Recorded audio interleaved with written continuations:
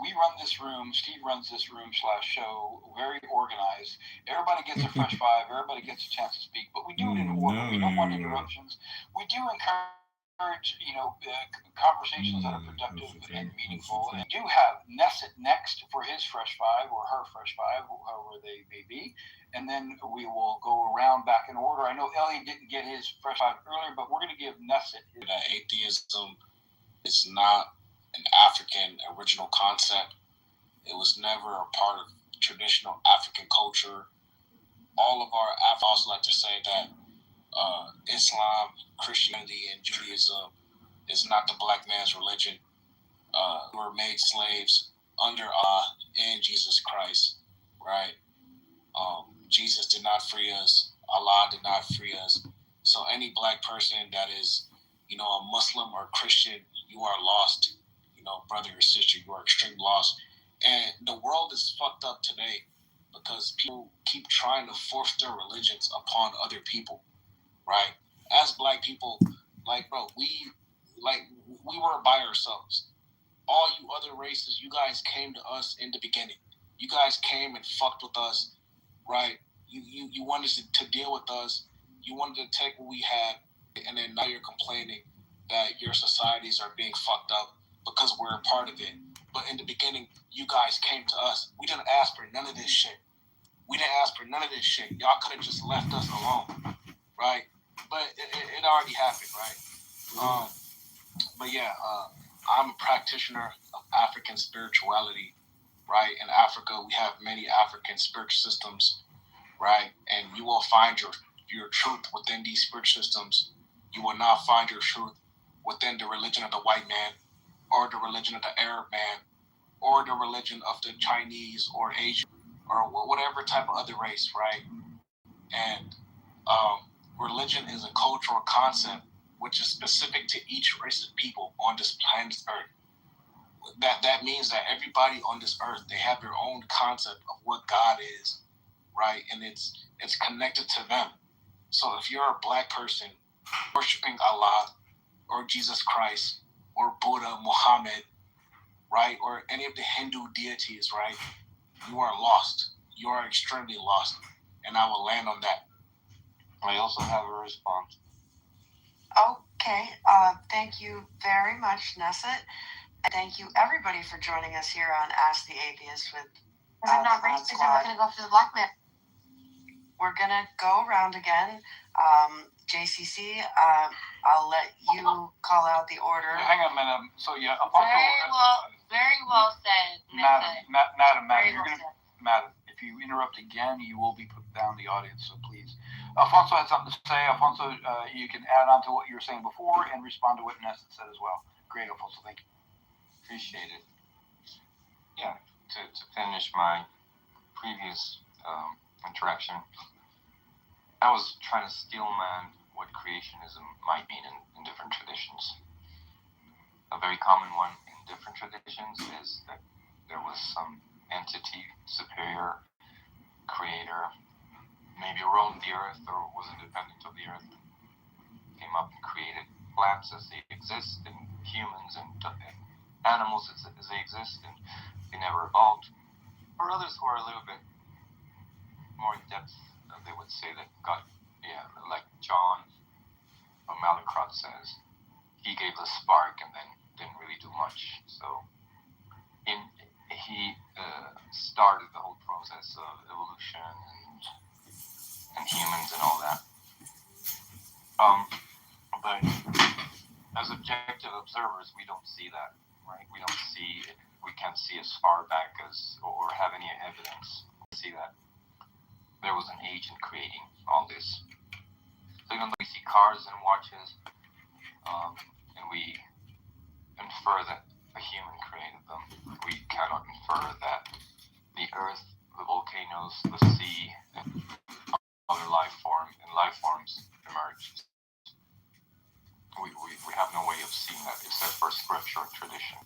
So I think we're at a loss if we believe that there was an agent.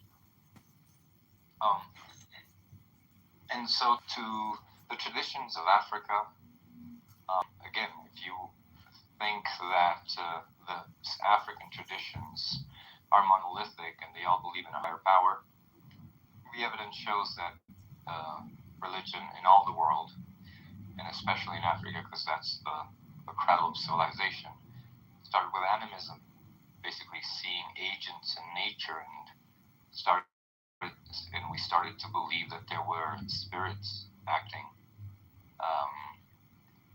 behind the scenes, and I think it's very poetic. It's beautiful in the human experience. But there's something that really worries and concerns me, right? There's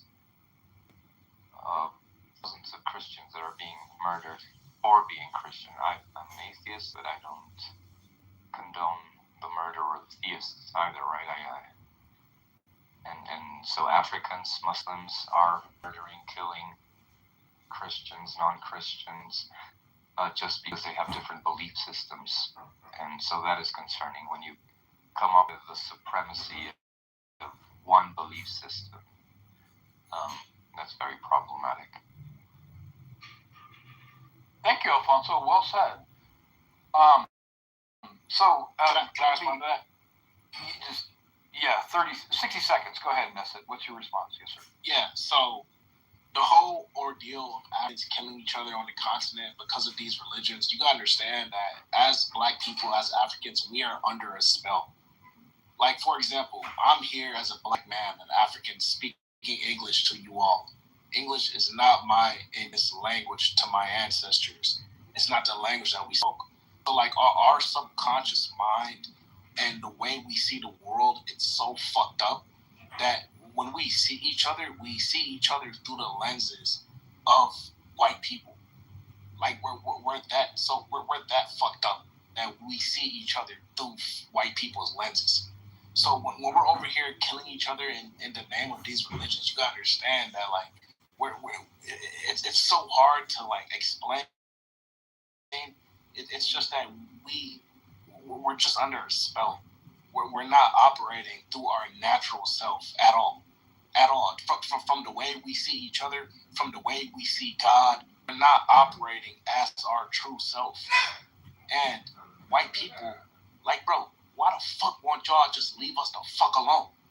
Just leave us the fuck alone. Stop coming to Africa, right? Stop implementing whatever the fuck y'all got going on. Just leave us alone. From the beginning, you guys came over and wanted to do whatever the fuck. We were perfectly fine. We were perfectly fine. I just want to contribute very quickly. Nesset, although I'm an atheist, although I'm a Jew, I consider myself a white person, and you have my personal guarantee. I have no intention of going down, and I absolutely, without question, will leave you alone. That being said, JCC, may I make a recommendation? Yeah, go ahead. I recommend that we go to Madam now, because I believe she's on her knees, Chomping giving us at the bit. blazing, chomping at the bit. But that's up to you. That's up to you. I think, Madam, you got like 2 minutes to respond to something and add something on topic or something different. Madam, are you there? All right, Madam. Well, I am God. I'm here. Okay. It's a lot going on. My very close friend has something to say. She's been listening. She has something to say. In reference to what we just currently discussed about. Let me tell you some little bit about history right now. You know, Black people sold themselves to their own people at one time. So did Europeans. Everybody sold themselves at one time to their own race. We can't be blaming white people for every problem on this fucking earth. Let me tell you something right now. Nobody is a problem. We're all human, and the race is human race. There is no fucking race that's to divide you and to conquer. Stop playing into the bullshit and come together and fight who's really ruling the world, which is 13 royal families ruling this motherfucking world. We should be literally taking back our country, taking back our earth, and telling these people not to rule us anymore. I'm telling you right now. Can I respond to that? No, you cannot. I'm going to respond to that and turn it back to JCC. Madam, are you finished? Okay, very good. I want everybody except Madam and the mods to turn down their... No, you know what? I'm not going to do it. I was going to say something very stupid. I'm biting my tongue. JCC, back. Good job, Steve. Good job. So, thank you, Madam's friend, for sharing that tidbit of information. Yes, Nesset, since you brought this up, I'll give you 30 seconds to respond because I want to pass the mic to I Am God. He's been wanting to chime in on the topic. So, what's your response, Nesset? Yeah, so with the whole, it's crazy that, Madam's friend brought this up because I was just speaking to my white colleague about this not too long ago, right? The whole deal with Africans selling other Africans. You understand that, yes, we're all humans, right? And even I would argue that we're not all human beings, but that's a different conversation. But you understand that, like, when white people encountered Africans during that time, we had a different mindset, right? There's a book. It's called the Iceman Inheritance, right?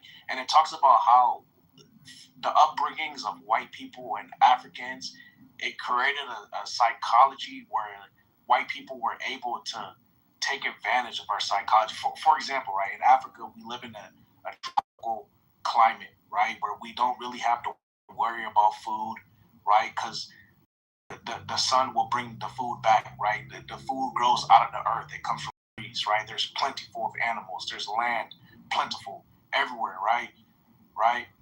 Minimal clothing, right? Whereas white people, they grew up in an environment where it was cold, harsh, right?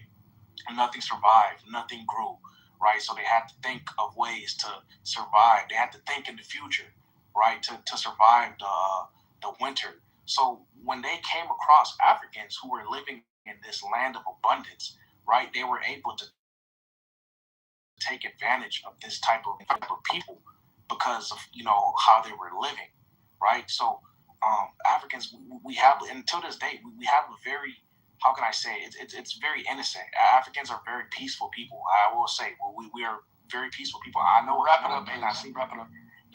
Yeah, I know it may not seem like it, but we are very peaceful, innate people in our hearts. We're just peaceful people. We Europeans are not peaceful people.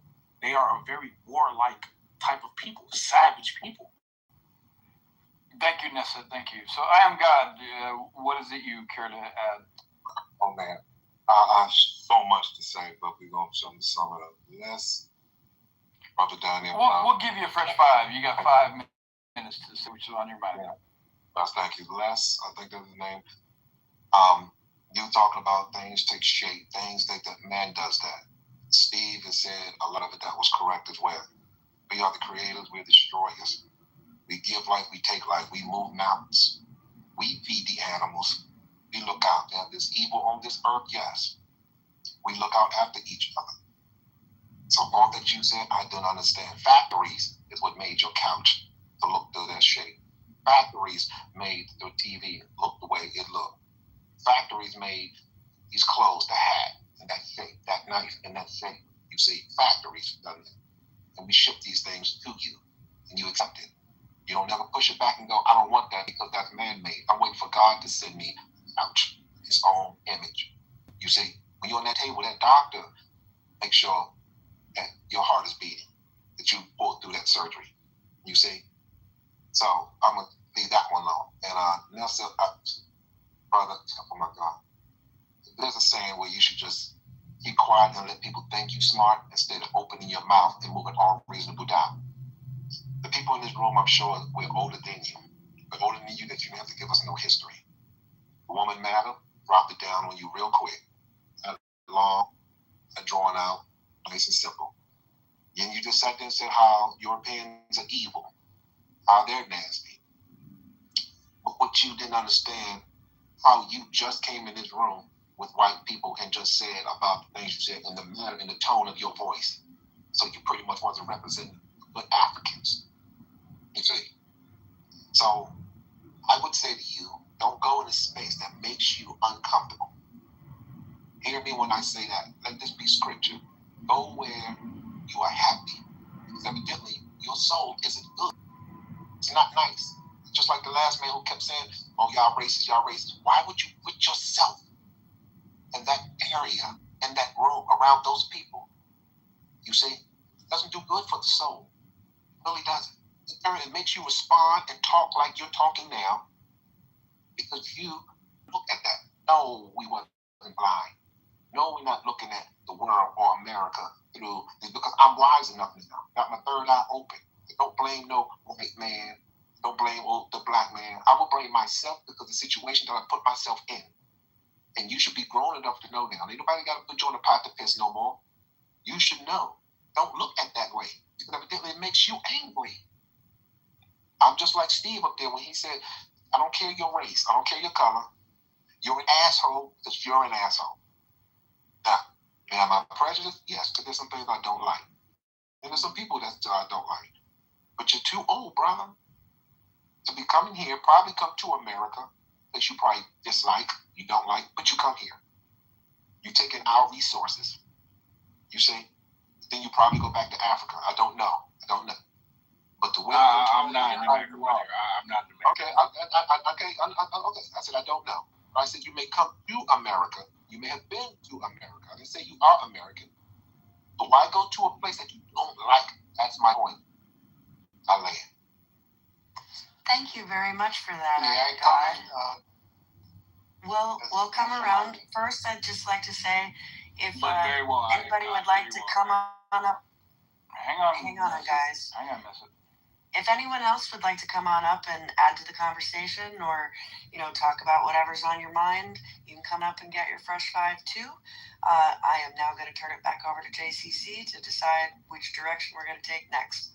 Excellent. Thank you, Violet. This is fun. I really enjoy this conversation. I want to, Elliot, we were chiming in when asking you to speak in hour number 2. It's now hour number 3. Elliot, you got a moment to talk, get your Fresh Five while we still got time for Fresh Fives, bro. What's on your mind, Elliot? Are you there?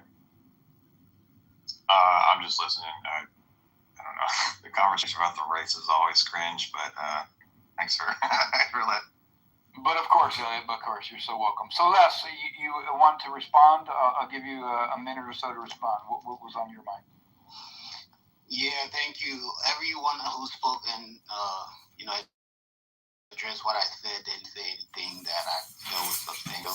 Like your guy Steve up there, I spoke about order. And then he's talking about cancer.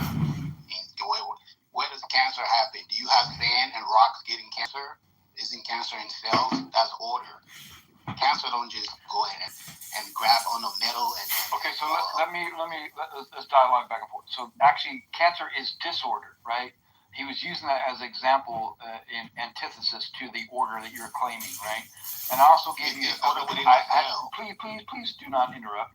I also gave you a response to rebut your intelligent design argument. I don't know if that's what you knew you were doing.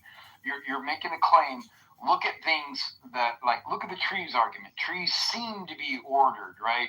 Therefore, there must be an intelligent designer behind these trees. There's nothing to conclude from that because we can see things that are ordered by intelligent beings like us, and then we can compare and contrast things that do not need a quote-unquote a designer. And that's why Steve brought up volcanoes, hurricanes, and tornadoes. Those are the opposite of order. And if you're claiming all things are from an intelligent designer, it doesn't follow because there's disorder in the same thing. So just because you see complexity does not mean it's intelligent design. Thank you. See, I was able to allow you to speak and you communicated clearly without interrupting you. Let me be able to speak. Okay? When we talk about volcanoes, does volcano happen in the air? It happened in the earth. That's order. Okay? It happened in a specific location. You don't expect planes to be flying underground. So your idea of disorder is happening within a specific vicinity that accommodates for that activity to happen in that location. So it's still ordered. So whatever you say about volcanoes, tornadoes, they're not happening in random places. Beautiful. Do not interrupt. 10 seconds before he said, let's dialogue.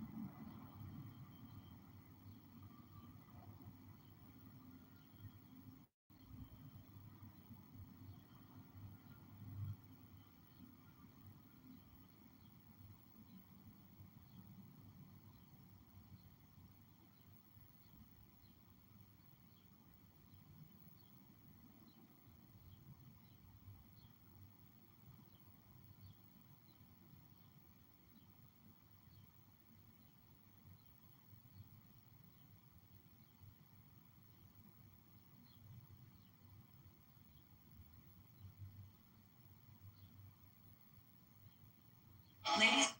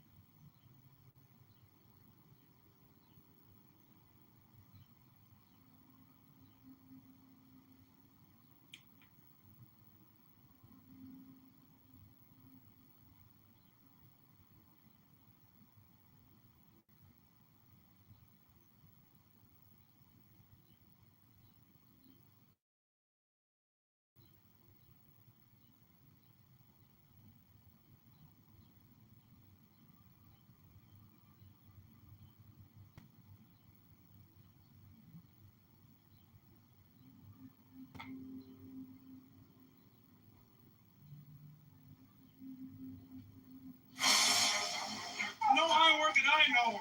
That's where the water at. You know,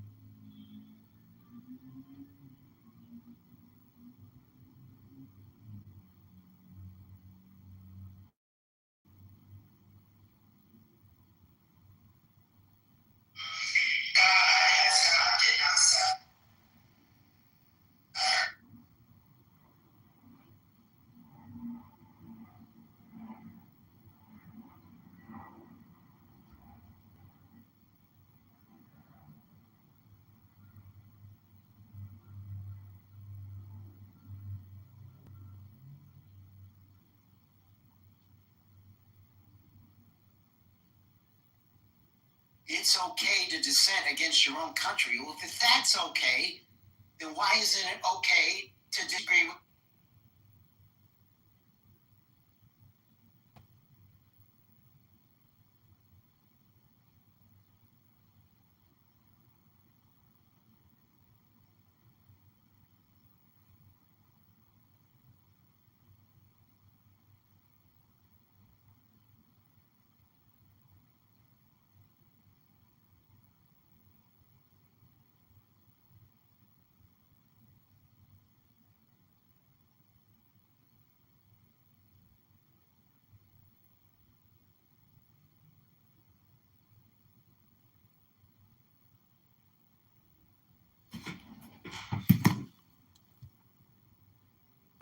He was on the United Nations staff at the United Nations College, Turin, Italy. He's part of the. They're going to get a cheap fight experience. I don't think it really mattered. I think that the. So I was gonna say real quick. So from my understanding, and I could be wrong, Spirit was intended to be like a.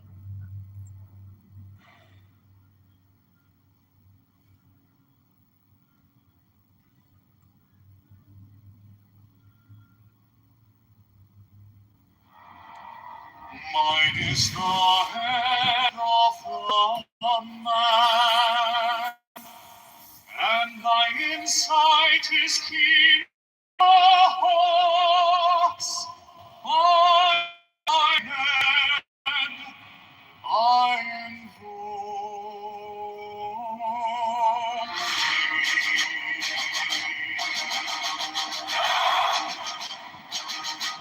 I am the only begotten child of my father and mother. My father is dead. My mother bore me with labor and pain and fear.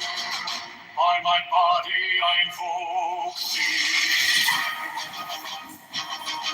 About me shine the diamonds of radiance white and brightness I invoke thee. Mine is the triangle, reverse the sign. Indeed of thee, O Lord, invoke thee. Is the garment of white, the flashing of my light I wear.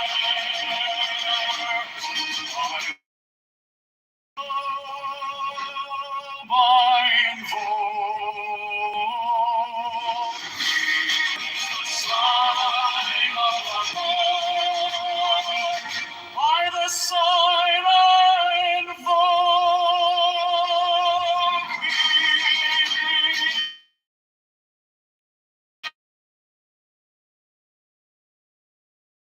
White and gold, figure of the intimidated.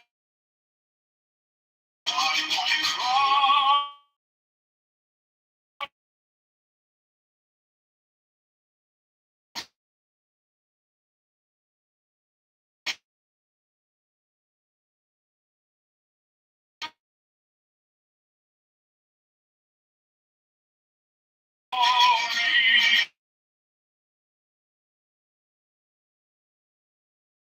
I invoke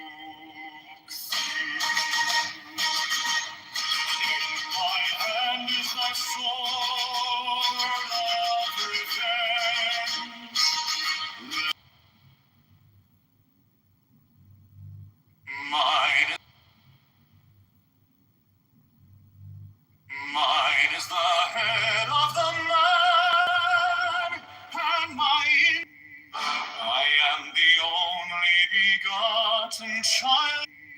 I am the only begotten child of my father and mother, my father is dead. My mother bore me with labor and pain and fear. By my body I invoke thee.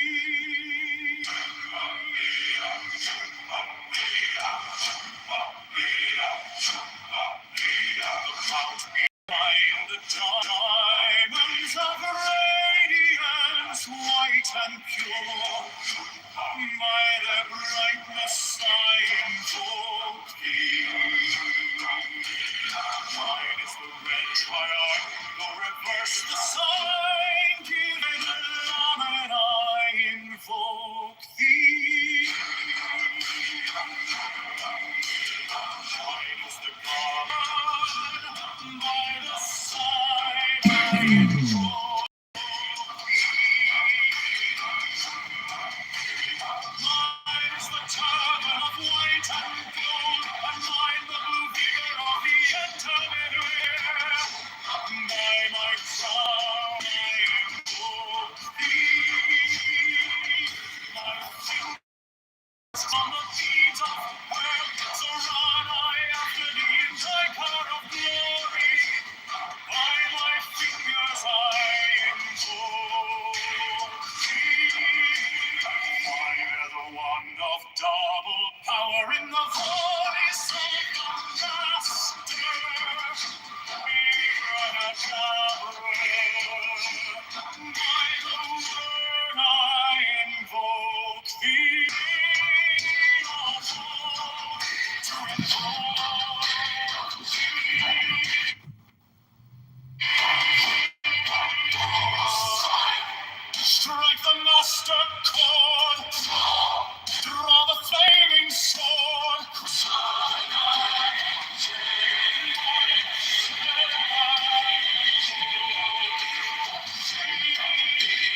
Eleven are the voices, abracadabra.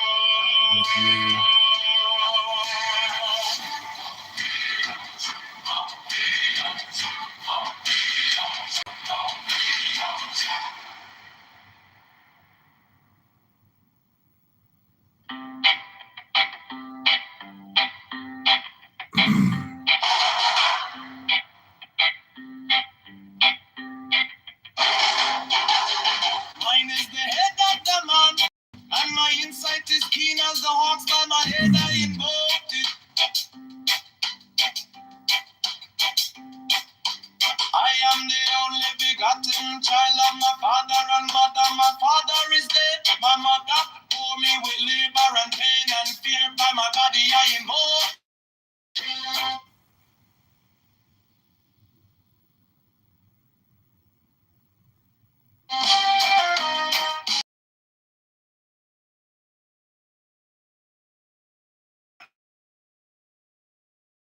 Huge frames. For the Nazis, the Germania was proof that the German people were descended from a mighty race superior to all others, and provided a direct link to their Aryan origins. And the words of Tacitus would resonate with one German in particular.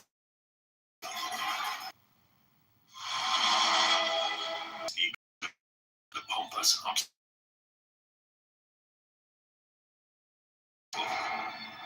They didn't want to make Mussolini too happy. They didn't want to make it. Just to say no and just to be very nonchalant about it. I think that Another of his properties is Palazzo in the Viesi, only a few miles away. The Count's treasures had been smuggled out in aggregates, hidden from the Germans beneath piles of farm produce. There were many cars that were going at the time on the town, so lots of were hidden under the waves. Could it be that the Essina's codex were the valuables?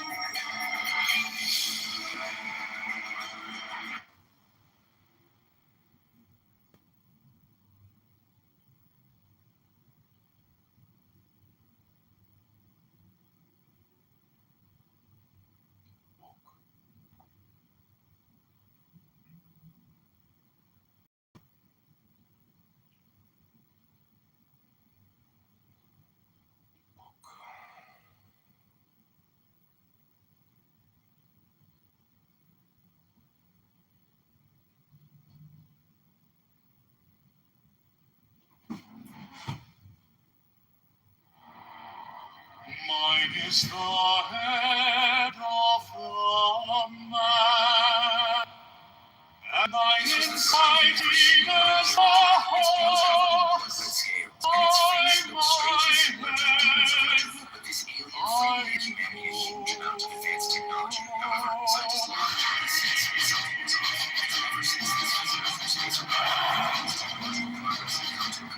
I am the only begotten child of my father and mother. My father is dead. My mother bore me with labor and pain and fear. By my body I invoke thee. Around me shine the diamonds of radiance white and pure. By their brightness I invoke thee. When I reverse the side, give them the safety of the by the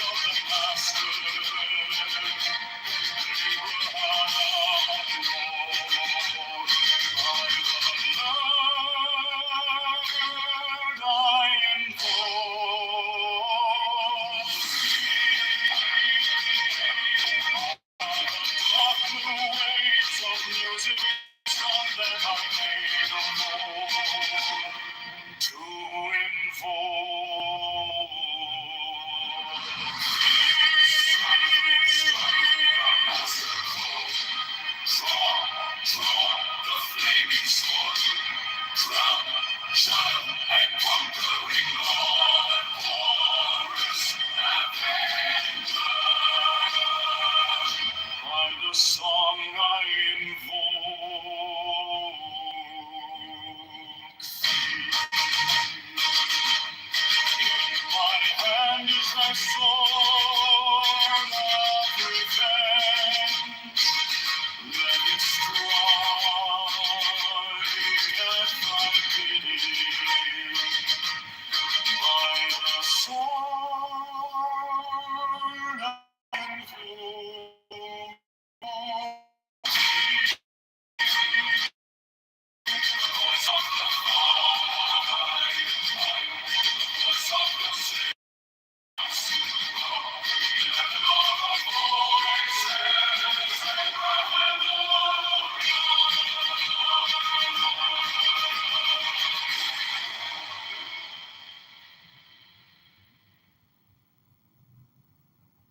Mine is the head of the man, and my inside is keen as the ox. By my bed I invoke thee.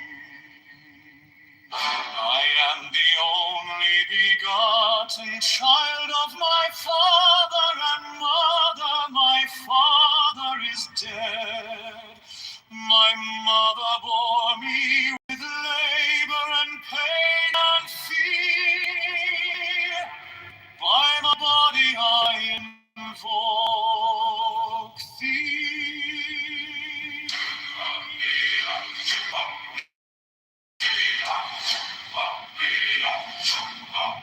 About me shine the diamonds of radiance, white and pure. By their brightness I invoke thee. Mine is the red triangle, reverse the sign, given of sun, saving thee of thee, Lord. By the Lamed I invoke thee.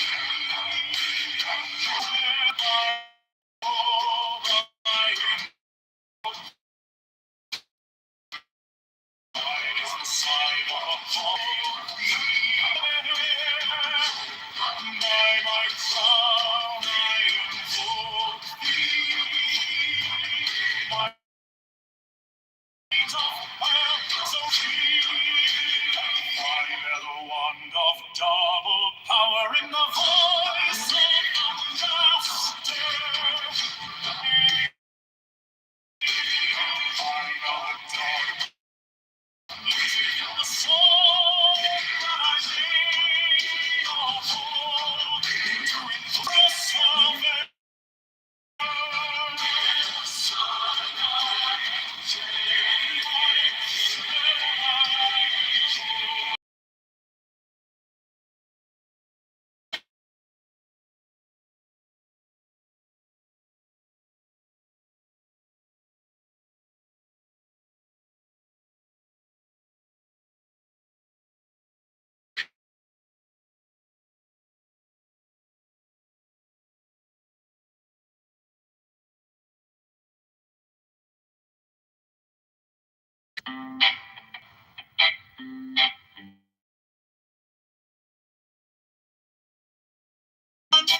And my insight is keen as the hawks by my head I invoked it.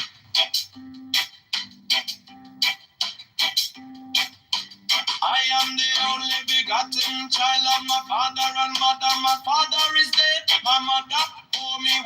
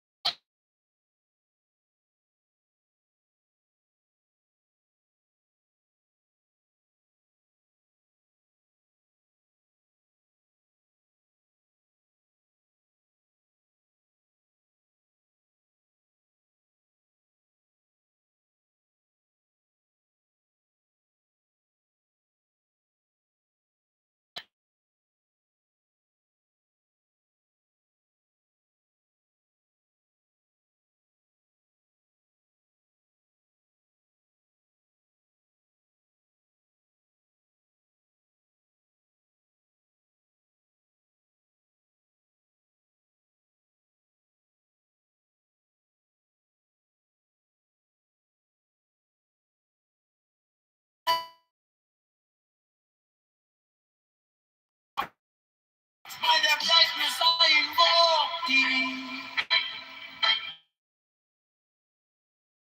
Mine is the red triangle reverse, the sign given of none. Set it be, oh Lord. By the Lamb and I invoke thee.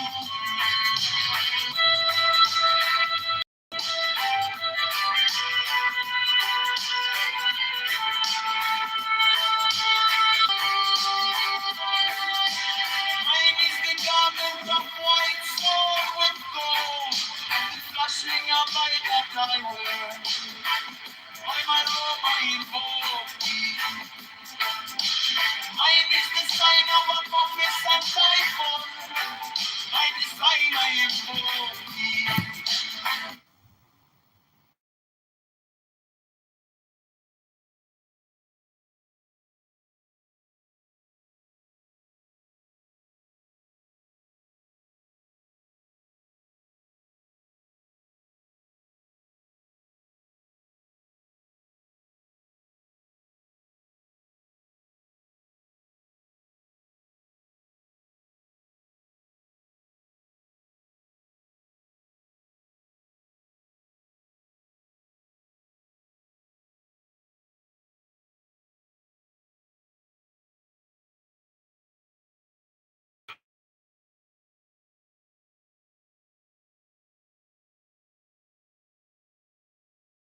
The standard last words for the show. Wish you all a happy trails until we meet again. Thank you, folks.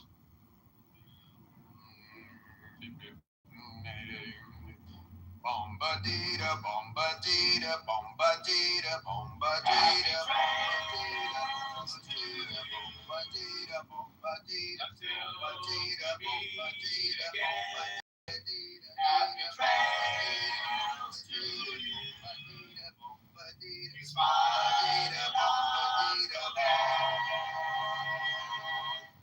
Who cares about the clouds when we're together? Just sing a song and think about sunny weather.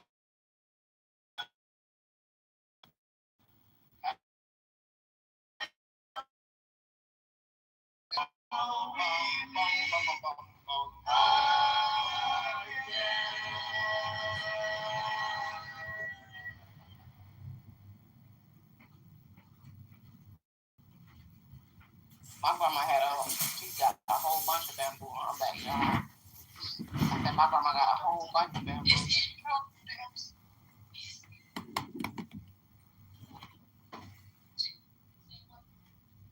To spirit, it's such a horrible comparison. That wasn't a comparison. That wasn't a comparison. Don't lie. It wasn't a comparison. He was reciting that they did it.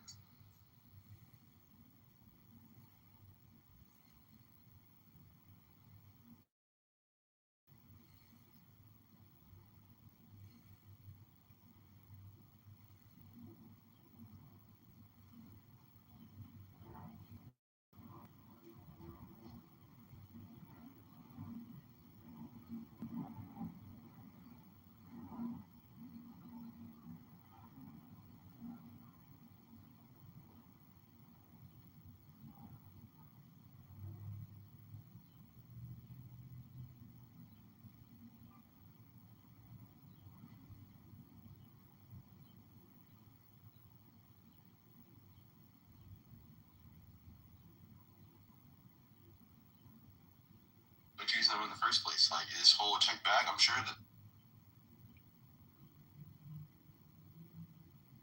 I am comfort.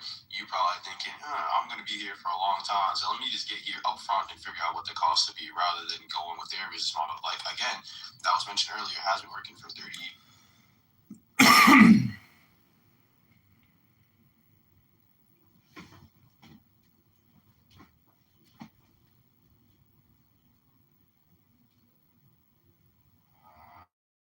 Mine is the head of the man, and my insight is keen as the hawk's.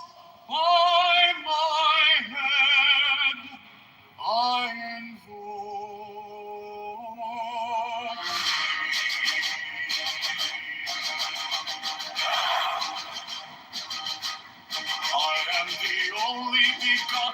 child of my father and mother, my father is dead. My mother bore me with labor and pain. Mega drop. By my body I invoke thee. About Welcome to the book club. Hello?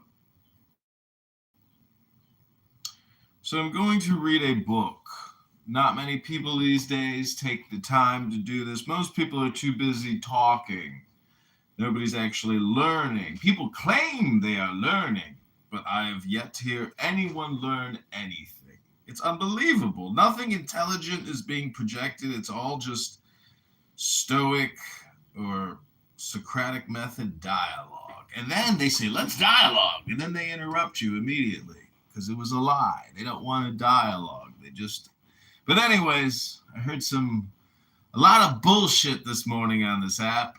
A lot of bullshit. A lot of shit about white people being the worst people on the earth, and that black people had the natural God, the magic God, but it was the Muslims and the Christians that enslaved and raped, destroyed the African, and they have the world's real religion. Wait, did you say Earth? Earth. Earth. Earth. Like Alf? Like Alf? Remember Alf? Or you mean Earth? Like the truth. Like the truth at your birth and at your death. Truth. The truth is the truth of the earth from your birth until your death.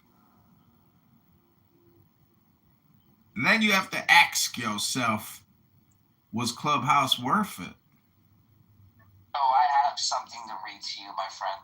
Okay, then you will be modded 3 minutes to 10 minutes. That's the book club rule.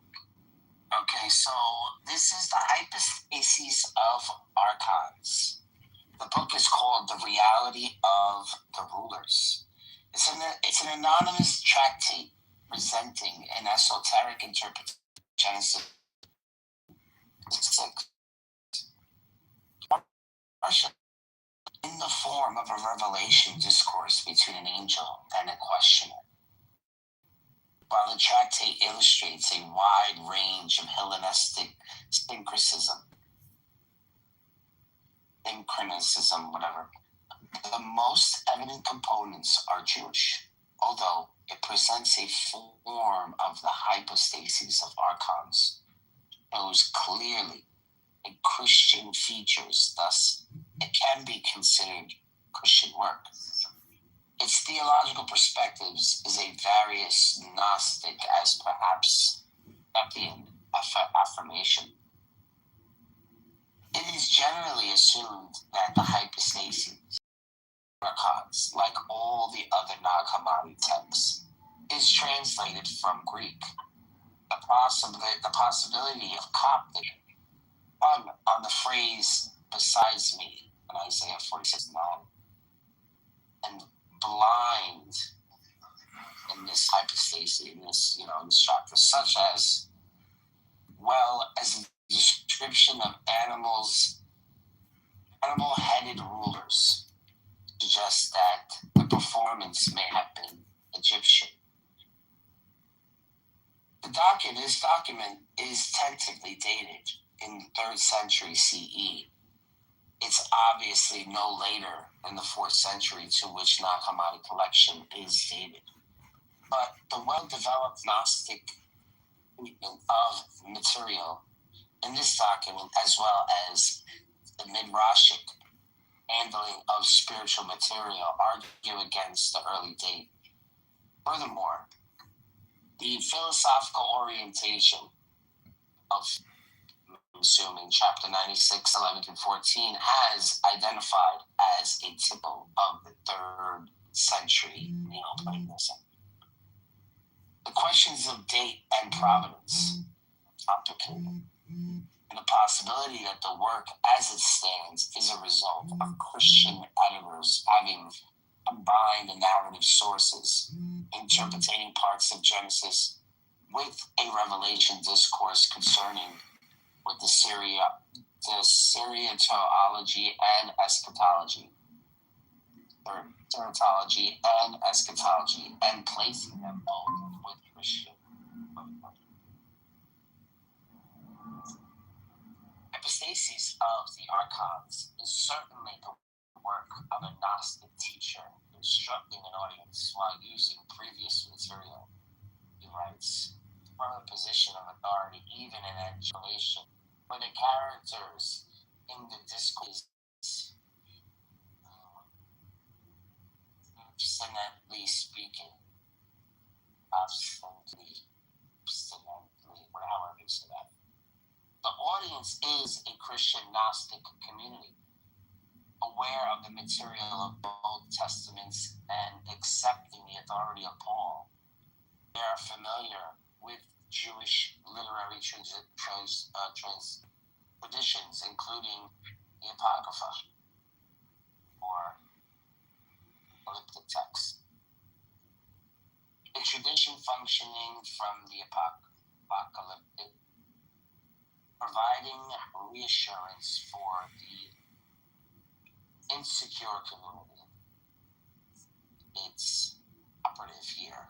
The hypostasis of archons and thus an esoteric work written for the self-conscious community, which probably felt pressure of Christian community that defined itself as orthodox and others as heretical. There are clearly some literary relationships between the hypostasis of archons and on the origin of the world, which follows this tractate in code. Second, both aim to draw a common source. Later, the latter mentions the book or books of Noria, in which the Ephesians also refer to. Which Epiphanius also refers to. It suggested that the hypostasis of archons is to be identified with that source, but without compelling evidence. There is a brief introduction quoting the great apostle Paul. The hypostasis of archons offer its mythological narratives. The main characters in the mythological drama which unfolds includes a blind ruler, Samuel, also called Daka, or Fools, and Yaldabaoth, who blasphemes against the divine, the spiritual woman who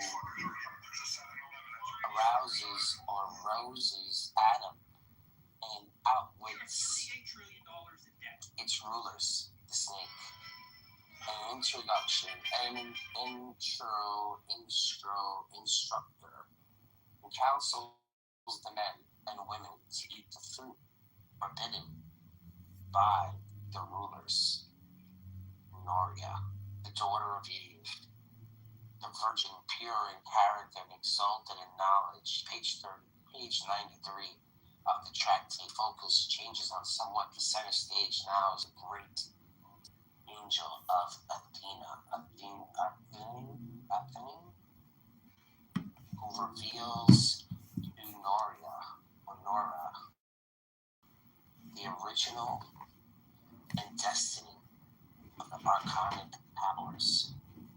Epistasis of Archon proclaims, as the title indicates, the reality of the Archon rulers. Far from being merely fictitious, imaginary powers and archons are all too real. These rulers indeed exist. This is a grim reality for the Christian Gnostics, who define their own spiritual nature in opposition to the ruling and enslaved authorities. Yet, as the document promises, the Christian Gnostics can have hope. Spiritual nature will be more lasting, and their heavenly destiny will be more glorious. In the end, the rulers will perish, and the Gnostics, the children of the light, will know the Father and praise Him.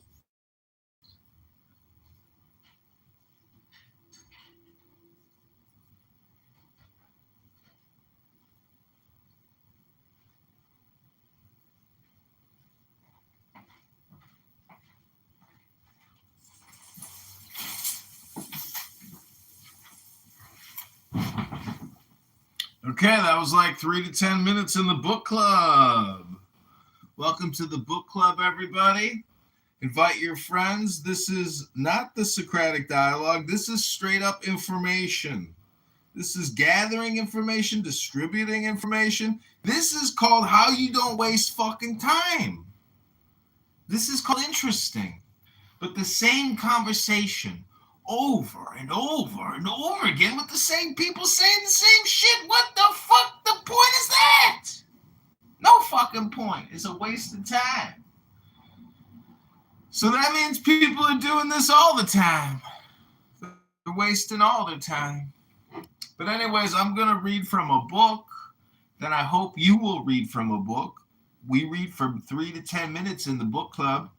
We don't talk about the books we read. We just read the books. That's the secret of my magic book club, is we don't waste any time. We just distribute information. You pick it up and you run with it. That's it. That's it. That's the whole show. That's the whole game. No more wasted time. No more opinions. And that's it. I'm going to book now. Here we go.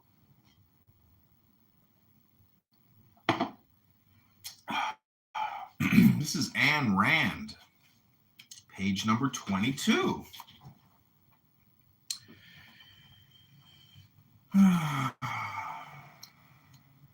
The process of concept formation does not consist merely of grasping a few simple abstractions, such as chair, table, hot, cold, and of learning to speak. It consists of a method of using one's consciousness, best designated by the term conceptualizing. It is not a passive state of registering random impressions. Oh, Megatron, the reason why I bought this book is because remember that day with Simon, we were like, we're going to... Yeah. I have some books in PDF. I haven't began to read them yet, though, because I got stuck having to do other stuff, like buy my car. Do you know what that's like?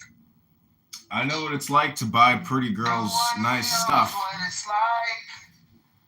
You know what's... Buy a car that... You know what's funny about this Ayn Rand is it's very... Simon is right. It's very good, but Simon does a horrible job explaining it. That's the funny part. Simon doesn't actually explain it barely at all. But when you read Ayn Rand, you're like, holy shit, this is pretty smart. Like, this is very advanced thinking. Okay, continuing on, page 22. It is not a passive state of registering random impressions. It is an actively sustained process of identifying one's impressions in conceptual terms, of integrating every event and every observation into a conceptual context, of grasping relationships, differences, similarities in one's perceptual material and abstracting them into new concepts, of drawing inferences, of making deductions, of reaching conclusions, of asking new questions and discovering new answers and expanding one's knowledge into an ever-growing sum. The faculty that directs this process, the faculty that works by means of concepts, is reason. The process is thinking. Reason is the faculty that identifies and integrates the material provided by man's senses. It is a faculty that man has to exercise by choice. Thinking is not an automatic function. In any hour and issue of his life, man is free to think or to evade that effort. Thinking requires a state of full focused awareness. The act of focusing one's consciousness is volitional. Man can focus his mind to a full, active, purposefully directed awareness of reality, or can unfocus and let himself drift in a semi-conscious daze, merely reacting to any chance stimulus of the immediate moment. At the mercy of his undirected sensory perceptual mechanism of any random associated connections it might happen to make. When man unfocuses his mind, he may be said to be conscious in a subhuman sense of the word, since he experiences sensations and perceptions But in the sense of the word applicable to man, in the sense of a consciousness which is aware of reality and able to deal with it, a consciousness able to direct the actions and provide for the survival of a human being, an unfocused mind is not conscious. Psychologically, the choice to think or not is the choice to focus or not. Existentially, the choice to focus or not is the choice to be conscious or not.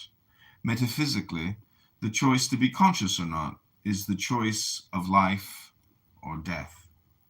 Consciousness, for those living organisms which possess it, is the basic means of survival. For man, the basic means of survival is reason. Man cannot survive as animals do by the guidance of mere percepts. A sensation of hunger will tell him that he needs food, if he has learned to identify it as hunger. But it will not tell him how to obtain his food,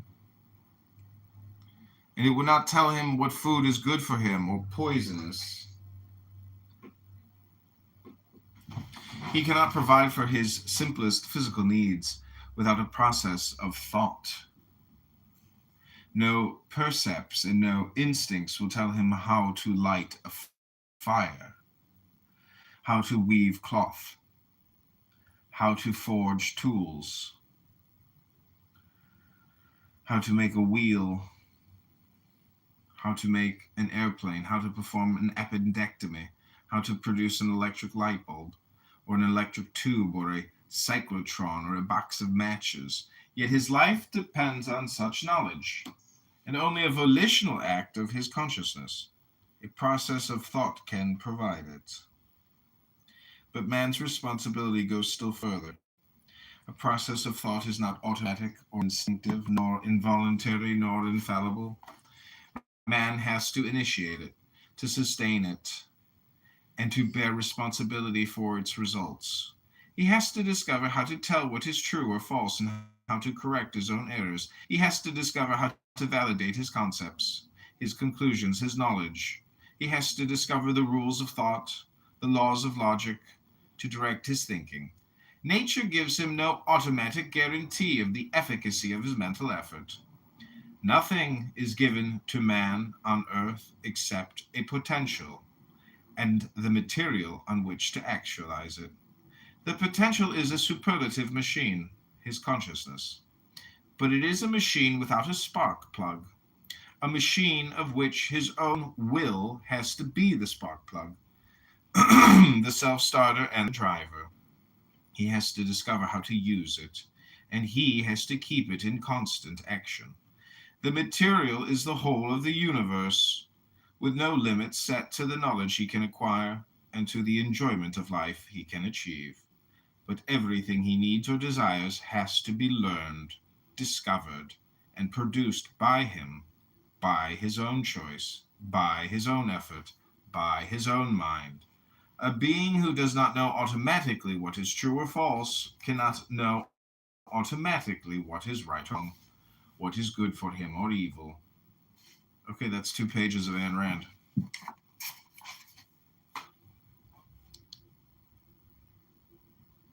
What a rant.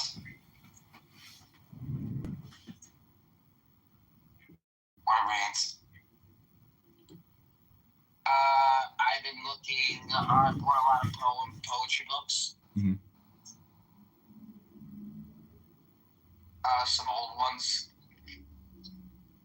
And then I got into this song yesterday. And it's because I saw TikTok. I'll show you the TikTok now. It was this black guy who was singing Tool. and he does it acoustically, and I never heard a song like this ever in my entire life. And I'm gonna share the fucking TikTok with you because it's very important.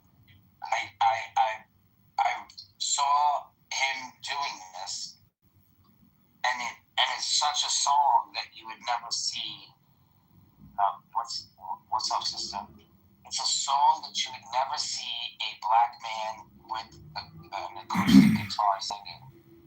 So that in and of itself was like, you know, like, shit, what song was he singing? And then when he sang it, he did it so good that it inspired me to learn the song yesterday. That's why I was singing it. Do you want to pin it or put it in the chat? Yeah, I'm gonna put it in the chat. I'm gonna put it in right now. And it's like a fucking. It's like, at first it looks like a goofy video. Like I didn't want to ruin like the picture I had in my head about who this guy was. So I started scrolling, and there were like moments where I was like, "Oh, this guy's really goofy." I was like, "So I don't want to ruin the video by looking at all his other goofy shit." So I just kind of kept it. You know what happens is when you find if you create a successful video on YouTube, what the creator does is they just recreate that successful video over and over and over again. There's these two guys on YouTube that like sing this one stupid song. It's like, I need a new heart and my heart is broken, now I got you. And then they feature like a girl or some who sings the song. They do the audio enhancement, but they got like 25 million subscribers and they're probably making a few million a year singing the same stupid song over and over again. A few million. If you do 500 million impressions on YouTube and you're a paid creator, that's $2.5 million in revenue. And every month YouTube pays out $1 billion to its creators. Meanwhile, Clubhouse gives you the option to get some gold coins that you can't even cash out. It's so stupid. This app is so stupid. It's such a waste of time. But not in the book club, because we're using our brain here to improve our brain. Yeah, no, the book club is superior. Yeah, superior. Carmen, welcome to the book club. We are reading books to each other here. Do you have a book you'd like to read, Carmen? Excellent. We also have Fatima here and Ben. Oh, it's so fucking good. And I'm not even gonna ruin it for you. Okay, Carmen? I'm not gonna ruin anything for you. Look at Megatron's PTR. He's got the Sephiroth, or the Tree of Life, overlaid on Mother Mary.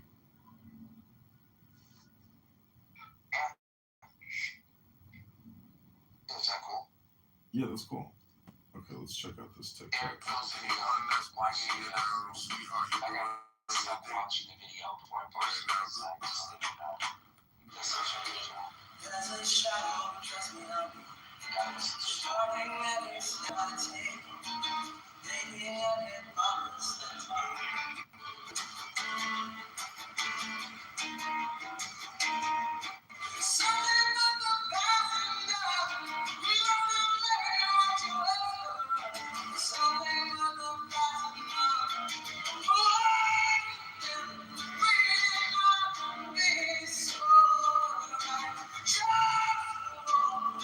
Yeah, that guy's getting laid with that song.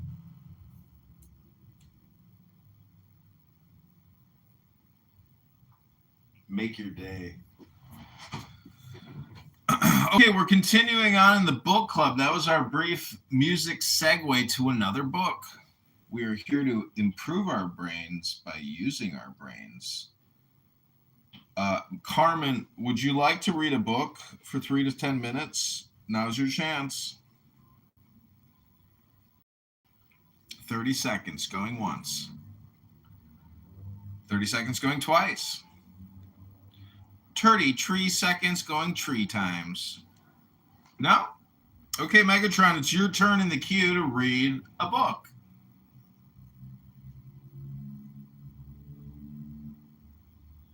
Do you have a book, Megatron? I want to read to you the lyrics to the song. And I'm going to read them as like a poem. And I'm not going to read them as an actual song. But I might have it playing in the background. Okay. now on my TV now.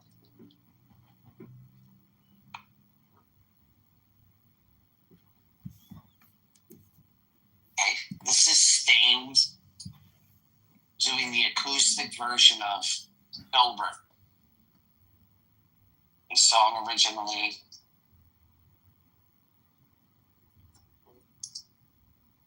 by Tool. Okay? This is Every Shadow's Just Behind Me. Okay, hold on a second. Let me lower this up. Listen to this though. It's very good words. It says every shadow just behind me. Routed every step I take. Breaking every promise empty. Pointing every finger at me. Waiting like a stalking butler. Pull upon the finger rest. But now the path is lessened. Just because the sun Jesus was a fucking listener. Nothing but the past is done. Jesus was a fucking listener. Nothing but the past is done. Why can't we not be sober? I just want to start this over. Why can't we just sleep forever? Just want to start this. I just want to start this over. In the second verse, I am just a worthless liar. Maybe just an imbecile. I'm a lonely complication. Trust in me and fall as well. I will find the center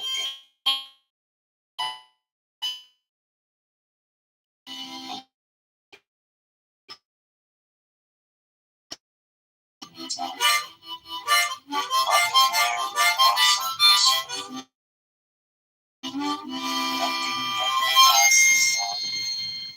Mary was a fucking listener. Nothing but the past is done. Why can't we not be so? I just want to start this over. Can't we just drink forever? I just want to start over this time. I don't know why I came with that verse. It kind of repeats the same thing for the second verse. I just think this was a great song. What do you think about that, Ron? This song is amazing.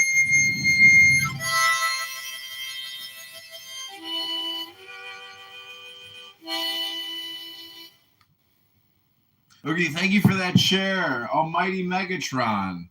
Welcome back, everybody, to the Clown House Book Club, where we are fighting the brain rot minute to minute. We are using our brains to improve our brains by reading what's called books. Many people have forgotten about books because cell phones have taken over their minds. They are no longer actually alive. It's the cell phone controlling the body. But here in the book club, we are liberating our brains from cell phones using books. That's right, ladies and gentlemen. We are reading actual books. These long forgotten pieces of paper with wisdom and intelligence embedded on the sheets. Welcome back to the book club.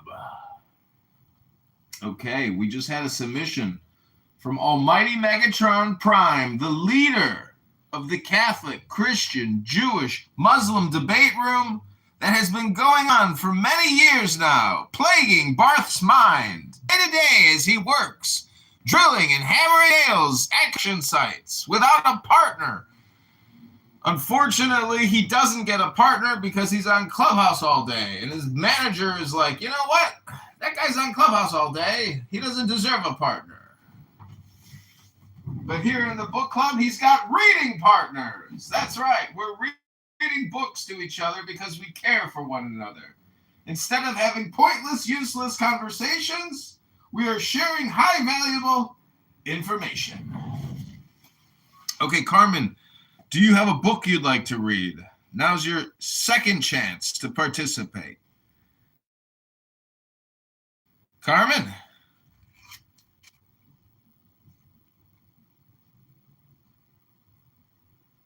Nope. Okay, Carmen. Carmen, we're putting you in the goo. The stage is only for participants. Sorry, Carmen. Okay, this is page number 24, Ayn Rand. I'm going to read 2 more pages from Ayn Rand, and then that'll be my Ayn Rand for the day. Then I'm going to move on to our super special bonus section just for the Gnostics. Page 24. Yet he needs that knowledge in order to live. He is not exempt from the laws of reality. He is a specific organism to a specific nature that requires specific actions to sustain his life. He cannot achieve his survival by arbitrary means or by random motions, nor by blind urges, nor by chance, nor by whim. That which his survival requires is set by his nature and is not open to his choice. What is open to his choice is only whether he will discover it or not, whether he will choose the right goals and values or not.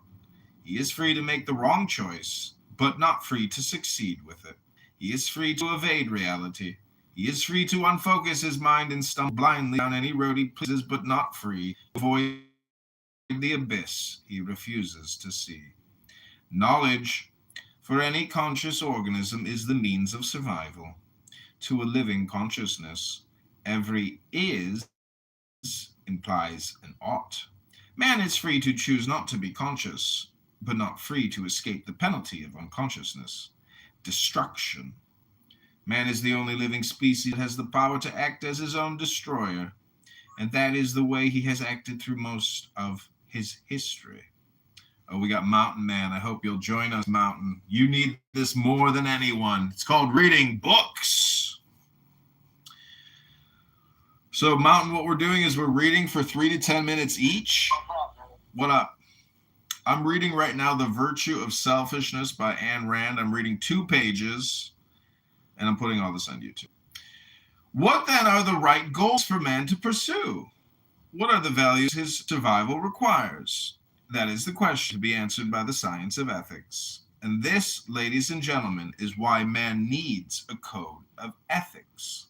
Now you can assess the meaning of the doctrines which tell you that ethics is the province of the irrational, that reason cannot guide man's life, that his goals and values should be chosen by vote or by whim, that ethics has nothing to do with reality, with existence, with one's practical actions and concerns, or that the goal of ethics is beyond the grave, that the dead need ethics, not the living.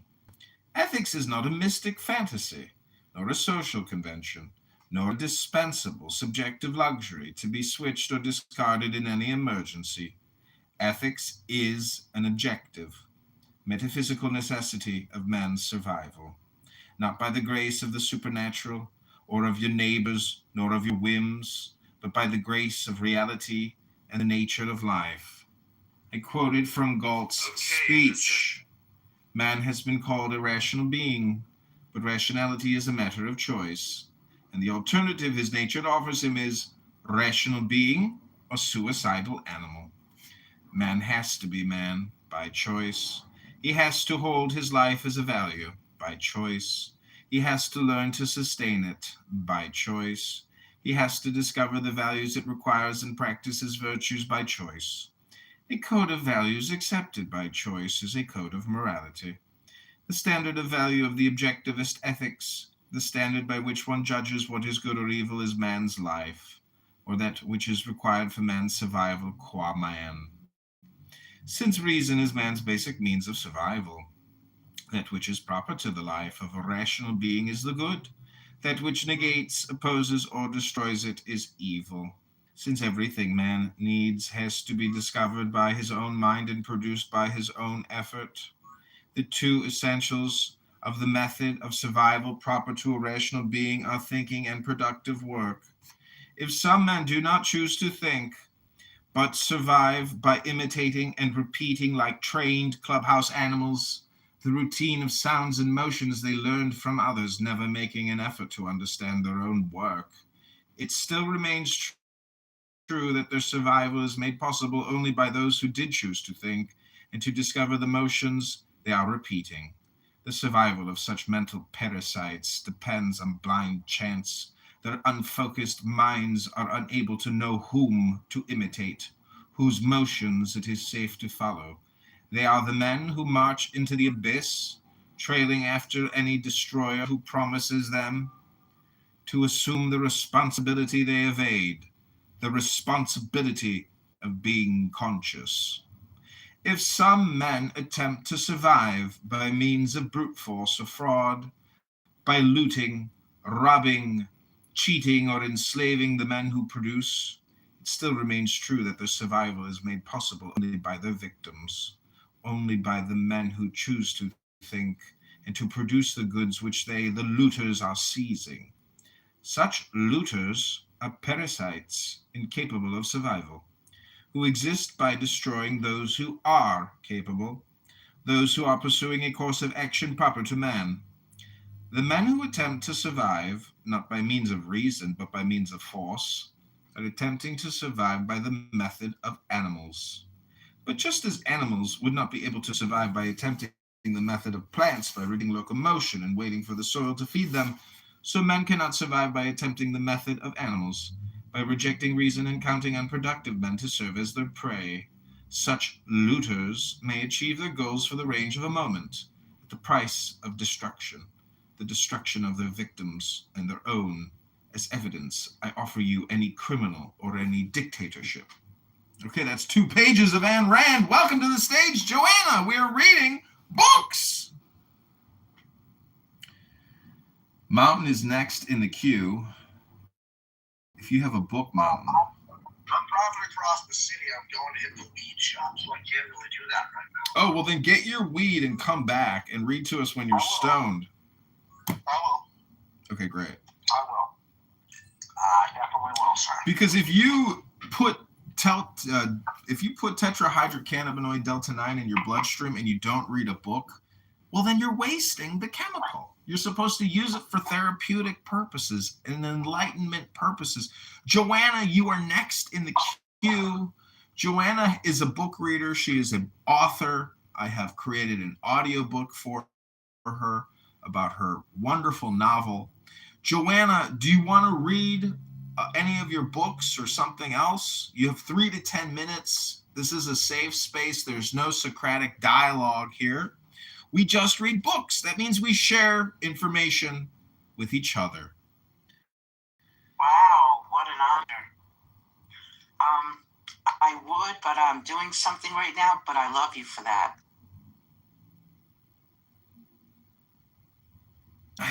Okay, we have Abba and Illumi. We also have Joe B. Again with my high intellectual presence. We have Illumi here, who is a holder of the Logos. Illumi, you get 3 to 10 minutes to read whatever you want, and once you read, you do get a mod badge in this room. Only book readers. Anything you want, 3 to 10 minutes. Let me pull something off the shelf. And Abba, you get to go in the queue too, Abba. There's room. We try to limit conversations to 30 seconds and book reading 3 minutes to 10 minutes here in the Clown House Book Club. No problem. Let us read. I've always liked reading this text to the ignorant masses. It is by R.T. Mullins, The End of the Timeless God. This book has given me the metaphysical chops to engage and reach enlightenment. Anyways, let us begin. Theological confusion number 1. God is temporal and timeless, or something in between. One major problem area in contemporary theology is a complete lack of conceptual clarity.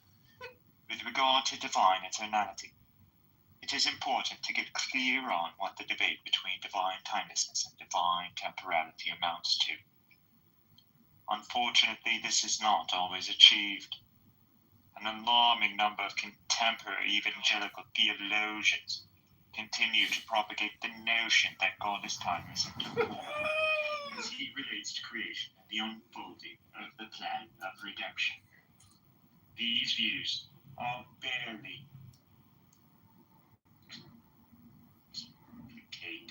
explicated any meaningful and plan of redemption. Any meaningful and coherent way. Usually there's a bit of nuance to such statements.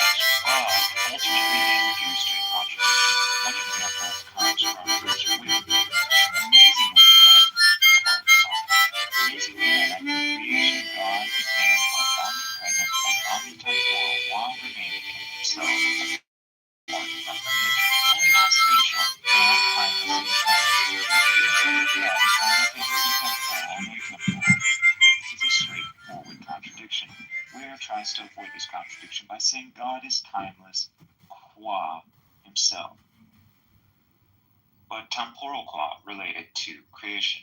The move he is attempting to make is intended to be analogous to a move made in the Incarnation. This will be discussed at length in Chapter 7, which focuses on the Incarnation. For now, it is worth pointing out why the move Ware makes is not analogous to the Incarnation. In the Incarnation, the quo move is intended to predicate the contradictory properties to different numerically distinct natures. For instance, only the human nature of Christ suffers while the divine nature does not suffer. With God's relation to creation, there are not numerically distinct natures for where to appeal to. There is simply the divine nature. The divine nature, it appears, is timeless and temporal on Ware's account. That is incoherent. Further, it is not clear to me that Ware actually understands what divine timelessness and divine temporality means. This is a persistent problem in contemporary theology. Closely related to the claim that God is timeless and temporal, one can find theologians saying that the atemporal God experiences time. Perhaps one might say God experiences time differently than we do. This is a mistake, however, because an atemporal God cannot experience time. To truly have an experience of time takes time, and this is not something a timeless God can do. Another common confusion that is touted about to find a third way. We need to get beyond the divide between timelessness and temporality, one might say, and find a third way between the two positions. Trying to find a third way is like hunting for a sniper in haggis. It is a futile hunt because it is nothing more than a trick perpetrated on the uninformed. When it comes to whether God is temporal or atemporal, there simply is no third way. The two positions God is are logically contradictory. If they were logically contradictory, like your pet is either a dog or a cat, you could find another option with logically contradictory properties. Either God exists or does not exist. There are no other options. In order to fully understand where these theological claims go awry, one must understand what divine timelessness and divine temporality each mean.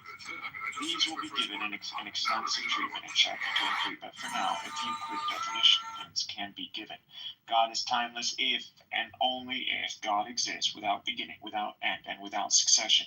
To say that God exists without succession means that God does not do one thing and then another. The life of the timeless God is not characterized by a succession of moments like temporal beings are. God is temporal if and only if God exists without beginning, without end, and with succession. The life of a temporal God is characterized by a succession of moments. In other words, a temporal God has a before and after in his life. He experiences one moment of time after another, just like we do. A timeless God does not experience one moment of time after another. Instead, a timeless God experiences his life all at once. With these basic definitions before us, we can see that the claim that God is timeless and temporal is false. God cannot have succession in his life and lack succession in his life. This is a straightforward contradiction. Further, we can see that there is no third way between having succession and lacking succession. Well, there appear to be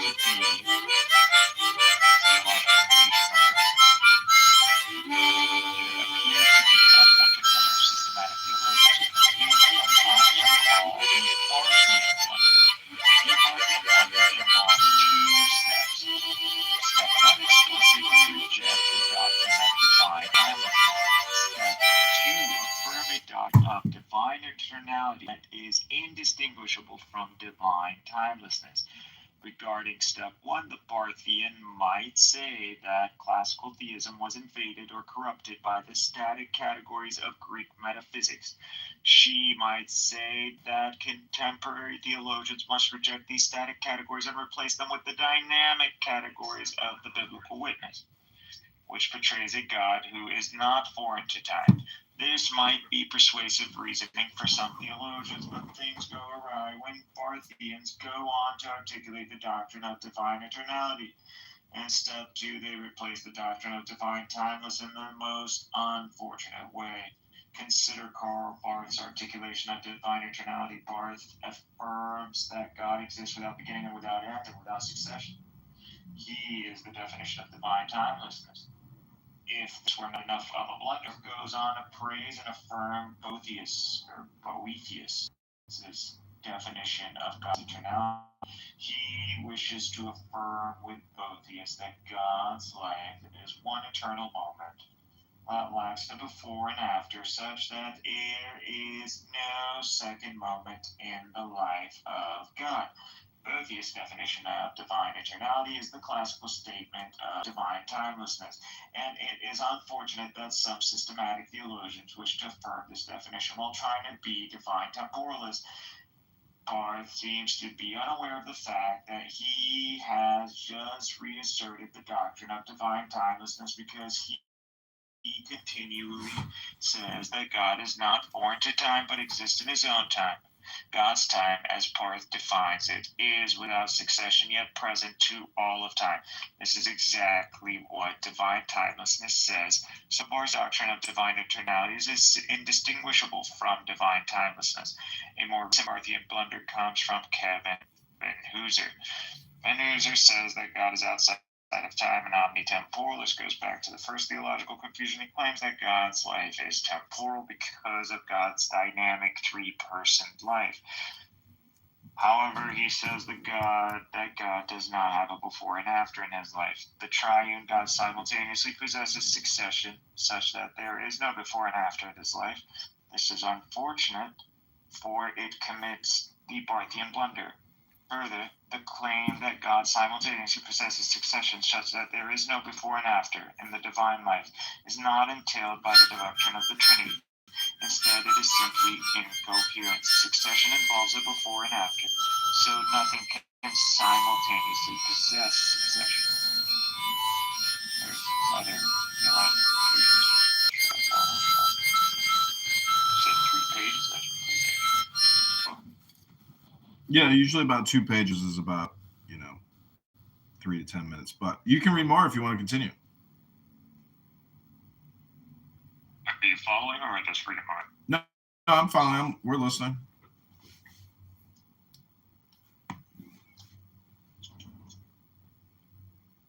Oh, I read this a while back. Going through this again.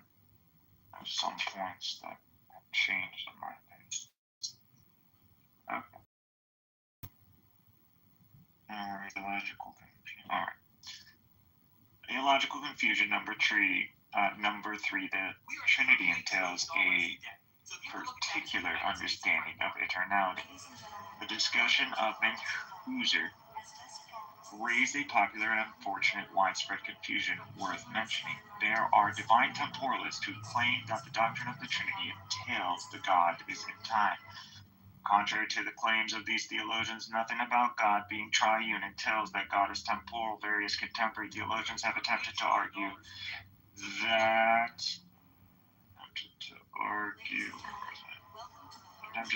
that the eternal processions of the Son and the Holy Spirit from the Father entail that God is temporal.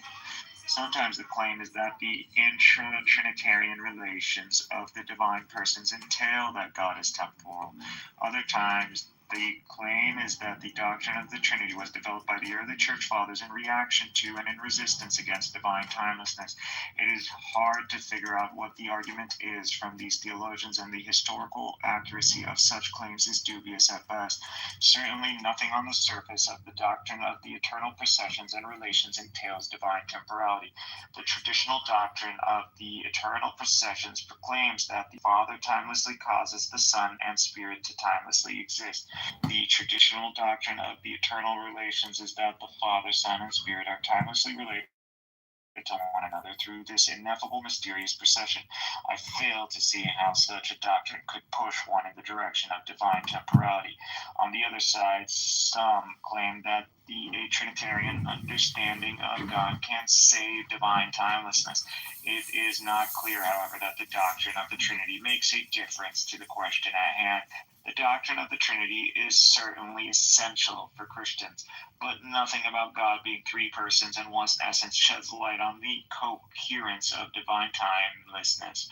In fact, I am only aware of one forceful and clear argument in literature that attempts to argue that only divine timelessness can accomplish or can accommodate the doctrine of the Trinity.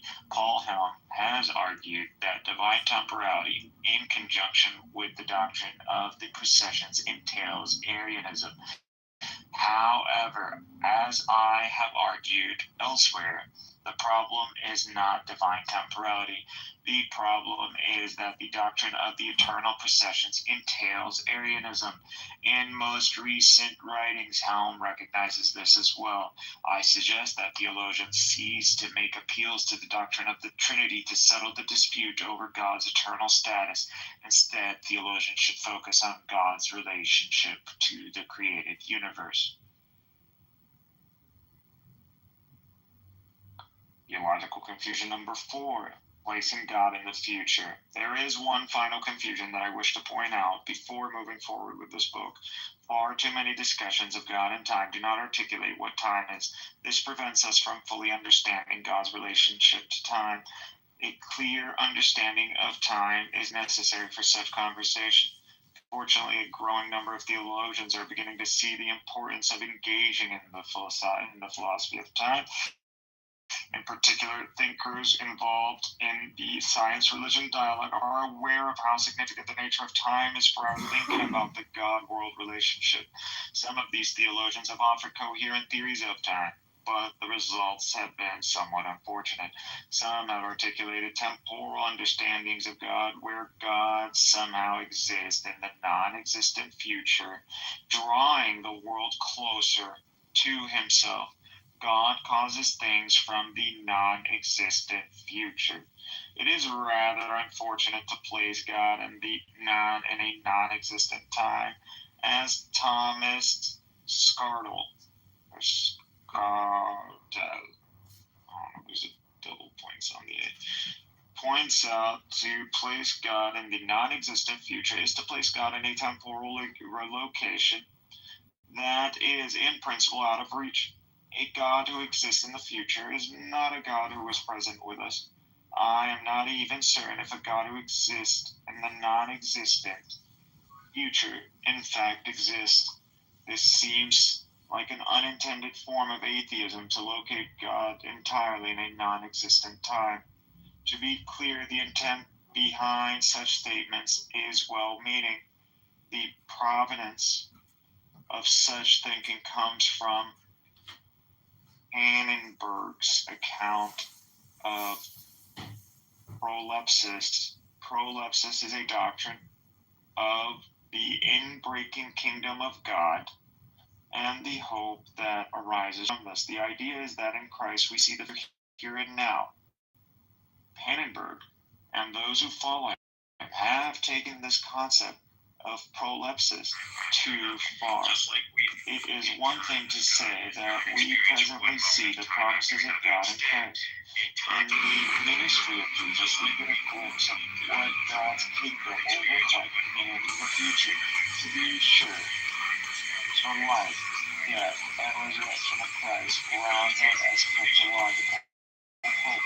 However, it is quite another thing to say that the future is literally pertaining to our present, or that God exists in the future, causing things to occur in the present. In the future is literally in our present moment of time. The future is no longer future. It is simply present. If a time exists at the present, it is present. Further, if God exists in the future and is causing things from the future, his actions are too late. life comes into existence, and then God said, let there be light. In the light of all these theological confusions, I cannot help but be reminded of Pannenberg's call noted here. There is a need for a deep critical engagement with metaphysics and traditional philosophical theology. If there is any hope of advancing our understanding of God's eternality and the nature of time, one must engage in metaphysics and come to a deep understanding of the classical Christian conception of God. It is time to go on a search for the time of God that Christians have believed in for almost 2,000 years. insisting she could do The the aim same of this thing, book brushing off everyone who tried to stop her. She walked straight up to the bucket, but her first attempt to grab an apple with her mouth ended in failure. Determined, she decided to try again. That is when it hit her. She suddenly couldn't breathe. It felt as though invisible hands were pressing down on her, holding her in place no matter how hard she fought. She put every last bit of strength into breaking free, but it was no use. The friend standing behind her noticed something was wrong and rushed over to pull her out of the bucket. At that very moment, the water inside began to boil. Anna's face flushed a deep burning red, and no matter how desperately she struggled, she couldn't pull herself free. In the end, Anna died in that bucket, and only then were her friends finally able to drag her out. Police arrived quickly after receiving the emergency call, but after combing through the scene, they found nothing out of the ordinary. That led them to believe this might be a paranormal case. Sure enough, after a thorough search, matters of historical theology, and often approach topics in an unsystematic and piecemeal way, which is rarely pointed out. However, is that the same is true of many other groups of theologians as well. Just think of certain Barthian theologians who proceed as if theology begins and ends with Karl Barth, or turn your attention to certain dogmatic Thomistic scholars who seem to think that nothing of great theological importance has transpired since the death of Thomas Aquinas, because the angelic doctor has solved everything. These groups of theologians appear to be rather ahistorical. To make matters worse, biblical theologians often accuse systematic theologians of not reading their Bibles, while systematic theologians often accuse biblical theologians of being unsystematic. In kind, the analytic philosophers of religion can easily accuse theologians of not reading their philosophy of religion. In the midst of such infighting, what is the analytic theologian to do? Will analytic theology be unbiblical, ahistorical, and unsystematic? My hope is the answer will be no, but time will only tell. The task set before analytic theology is one of serious interdisciplinary work. As it seeks to draw upon the rich resources of contemporary analytic philosophies, it must also draw upon the resources of biblical studies, systematic theology, as well as offer a deep engagement with the Christian tradition. In an effort to do this sort of interdisciplinary work, the analytic theologian will never be able to make everyone happy. For instance, the average analytic philosopher will have little patience for the amount of time I spend engaging the tradition, while the patience for the amount of time I spend engaging the tradition, while the average theologian will claim that I have not engaged the tradition enough. Finding a happy balance that will please all sides may be a pipe dream, but it is still a dream that I wish to pursue. The project of analytic theology is still rather young, and much work needs to be done if it is to accomplish this interdisciplinary task. My goal is to continue this project by addressing a central issue of the Christian faith, the nature of God and the God-world relationship. My aim in this text is to assess the doctrine of God that has captured the Christian imagination for almost 2,000 years. I'm not interested in views of divine timelessness that merely exist in logical space. Instead, I'm interested in examining the vision of God that has been profoundly shaped through the development of Christian thought from the early apologists to the present time. The understanding of God that I have in mind is the doctrine of God that stands behind the early Christology and Trinitarian debates. This is the doctrine of God that is contained in and stands behind the ecumenical creeds, as well as in many confessions that span the denominational divide. It is an understanding of God as timeless that becomes the a part of the doctrinal deposit of the early church fathers and is taken up subsequent generations of Christian thinkers in their attempts to flesh out the whole scope of Christian theology. The doctrine of divine timelessness is a solitary doctrine, and as such it cannot be examined in isolation from other Christian doctrines. The vision of the timeless God that has so enamored the church is one that is systematically connected to a particular set of divine attributes. These divine attributes are simplicity, immutability, and impassibility. As one shall see throughout the argument of the book, these divine attributes form a very tight package in Christian thinking. Any assessment of divine timelessness must involve an assessment of these attributes as well. These attributes are used to justify, defend, and articulate God's timeless eternality. For many classical Christian theologians and philosophers, these attributes are seen as not only mutually entailing, but identical. It is this robust classical vision of God that I shall be examining. I'll leave it at that. Okay, excellent work. You can read a book. You get a green bean. You did it. You read a book. You're a man again. A man reads a book. Okay, this is the Clown House Book Club. If you want to read a book, Abba, now's your chance. Do you want to read a book, 3 to 10 minutes? Or read poetry or lyrics? Anything you want, go ahead. So, I guess I can read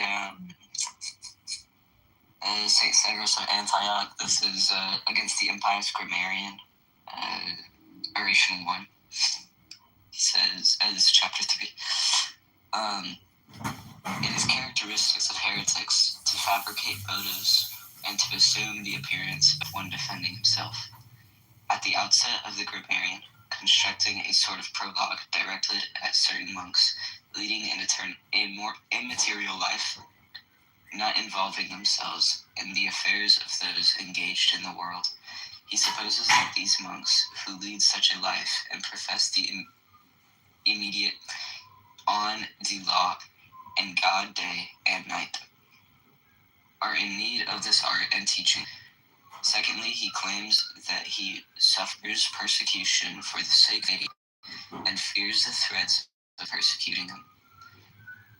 To these imaginary monks, concocted through a false account, I would say what Elijah the Tishbet said to the Israelites, who had so strayed from the service of God that they defiled a fly and consulted it for oracles and revelations.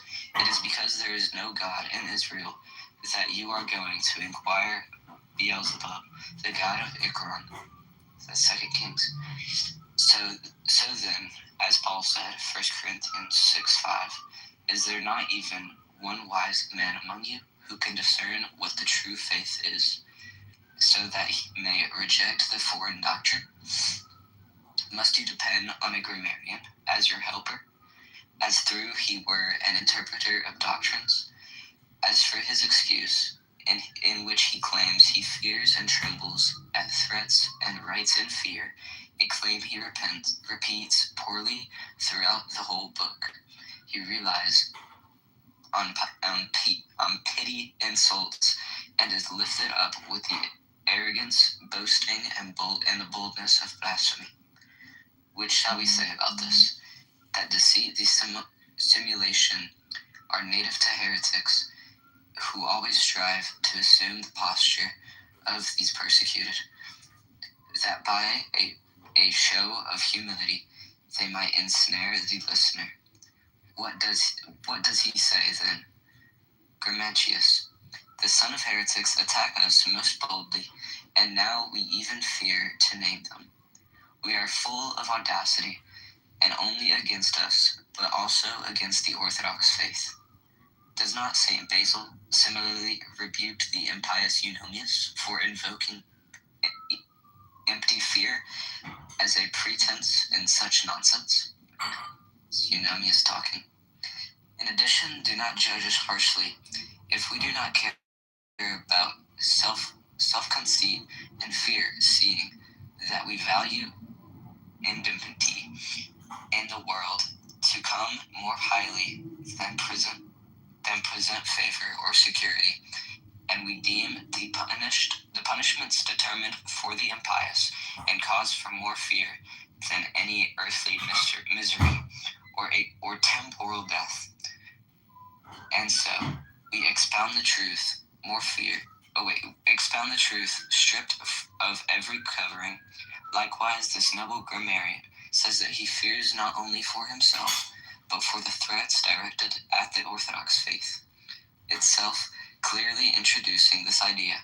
For Eunomius too said that having despised fear and temporal death and all other things listed, he would have preferred to write the truth openly, without a veil, and declaring that the threats from the impious, which are ordained by God, are especially to be feared. Mourn then, O listeners, with him who shifts the threats directed at the faith onto himself, and wishes as far as he can to fight on his behalf. So declare them, O valiant men, declare these threats, and you will find many listeners who will mourn with you. Alright, that was chapter 3. Are y'all tracking? This is Joanna. I'm listening. Okay. I'm with you, bud. Alright, chapter 4. That he has falsely claimed, without writing or demonstration, that we who confess one incarnate nature of the Word of God confuse and reduce flesh and divinity into one substance. The grammarian falsely claims, without document and without proof, that we who confess the one nature of God, the Word incarnate, confuse and reduce the flesh and the divinity into one substance. He say, they zealously anathematize the holy synod of Chalcedon, so as to bring forth into our very altar Eutyches and those who emulate his doctrine, and they proclaim without veil Christ's divinity and flesh as one substance and one nature. Nor are they ashamed to oppose Gregory the Wonder Maker, who says in his 11th anathema, if anyone says that the flesh of Christ is consubstantial with the divinity, and does not confess that he was in the form of God, existing before the ages, and emptied himself, and took the form of a servant when he became incarnate, as it is written, let him be anathema. Gregory Thaumaturgus, anathema 11. Nor do they revere Athanasius, the star of the Alexandrian city, who wrote similarly to the words of the wonder worker in his epistle to the Epictetus. What infernal pit has spewed forth the claim the body from Mary is the same in substance with the divinity of the Word, or that the Word has been changed into flesh, bones, hair, and the whole body? What an accusation! How subtle, how cunning, how fortified the testimonies of the fathers!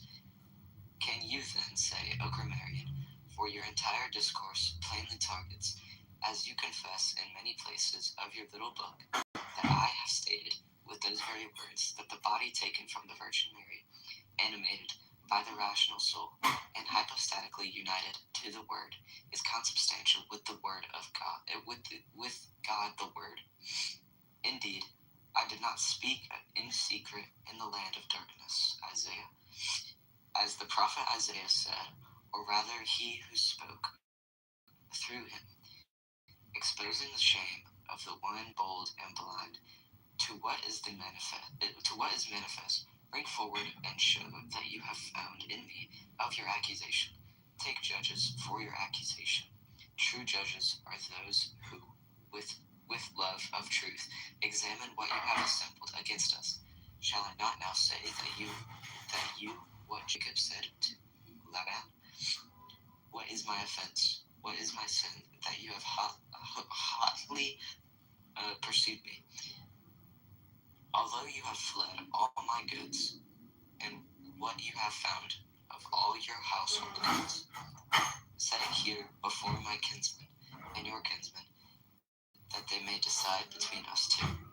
For the vessels of your house are those things which are wholly foreign to my house, namely to say that the holy body assumed from Mary is consubstantial with God the Word, or to say that the immutable and uncreated divinity of the only begotten was changed into flesh, or again, that the flesh was changed into the substance of divinity.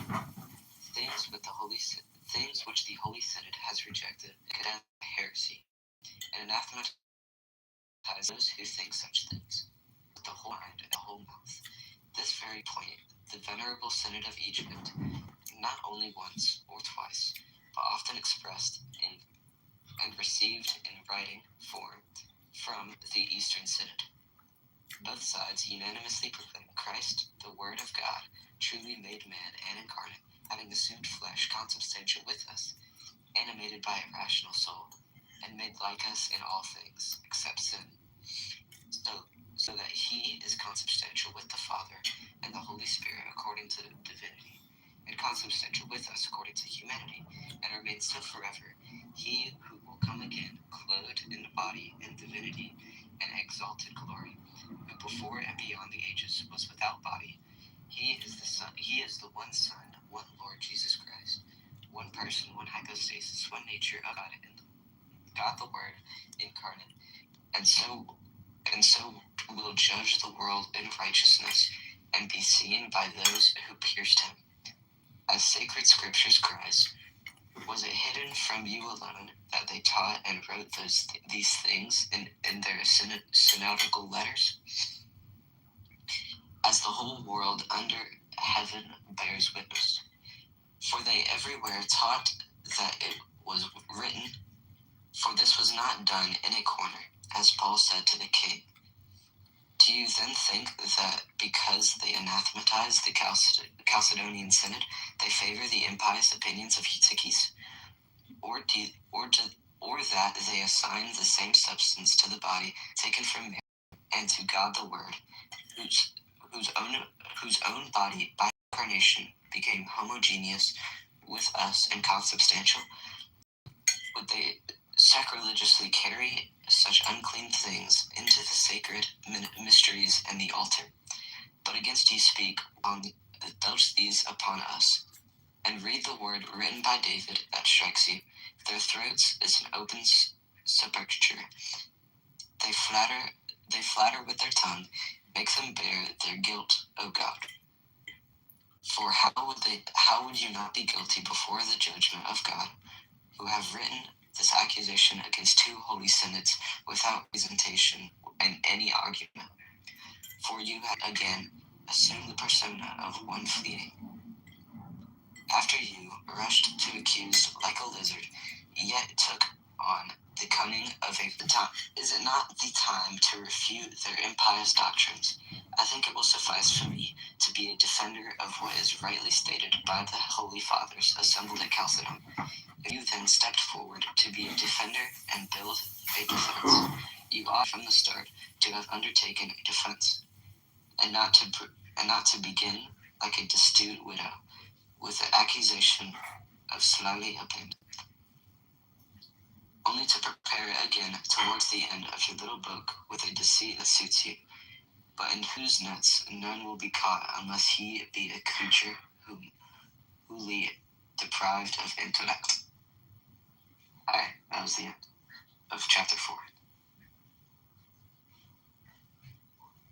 That was very good. I see what you're saying. I understand. But how is it going to get to a point where there's an attempt to resolve how Christ is human and divine? Yeah, that was just the introduction that Saint Severus made.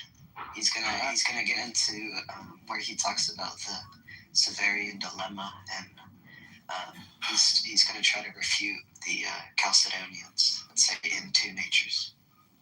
Alright, bro. I'm a Chalcedonian, so I want to hear this. The refutation on the accusation, first abandoned by him without argument, then later reaffirmed, wherein it is shown that this man falsely claims that we, in saying one nature, that is, one hypostasis, mean one substance, that he himself blasphemously claims composition made without change, and mixing, although it is in fact the formation of one hypostasis from two things of different substances.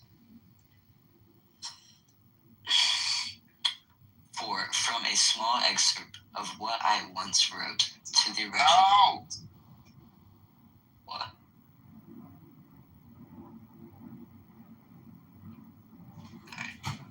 Alright. He's just busy with his personal life. Please continue. Alright. What I wrote to Richard Nephalius. He thinks I am liable to the charge of confusing and mixing substances, but I will immediately transcribe that very little sentence which he violently tore out of the fuller context of the discourse, and I will set it apart so that whoever encounters it may know that even taken on its own, it stands far removed from the accusation. For when I was speaking about the constitution of man, I say, the two together, soul and body, is one nature. How then could someone held any thought of confusion admit that the two together is one nature? For if from confusion they had been turned into something simple and one, how would the two together appear in the one? For the two together is indicative of composition without confusion and singularity, that is, in one hypostasis, and not at all of something simple. Such indeed is the human being like us, one nature and hypostasis from soul and body. St. Cyril talking. For not only in the case of those which are simple by nature is the term one truly used, but also in respect to that which to what has been brought together according to a synthesis. As man is one being who is soul and body, for soul and body are different species and are not consubstantial to each other. But when united, they produce one physis of man, even though the considerations of the synthesis, the difference exists according to the nature of those which have been brought together into a unity. These are not the very words of St. Cyril, which you recite with your mouth as if pretense to seem like ones who speaks rightly, while in your mind you do not hold them at all. For unless you have maliciously,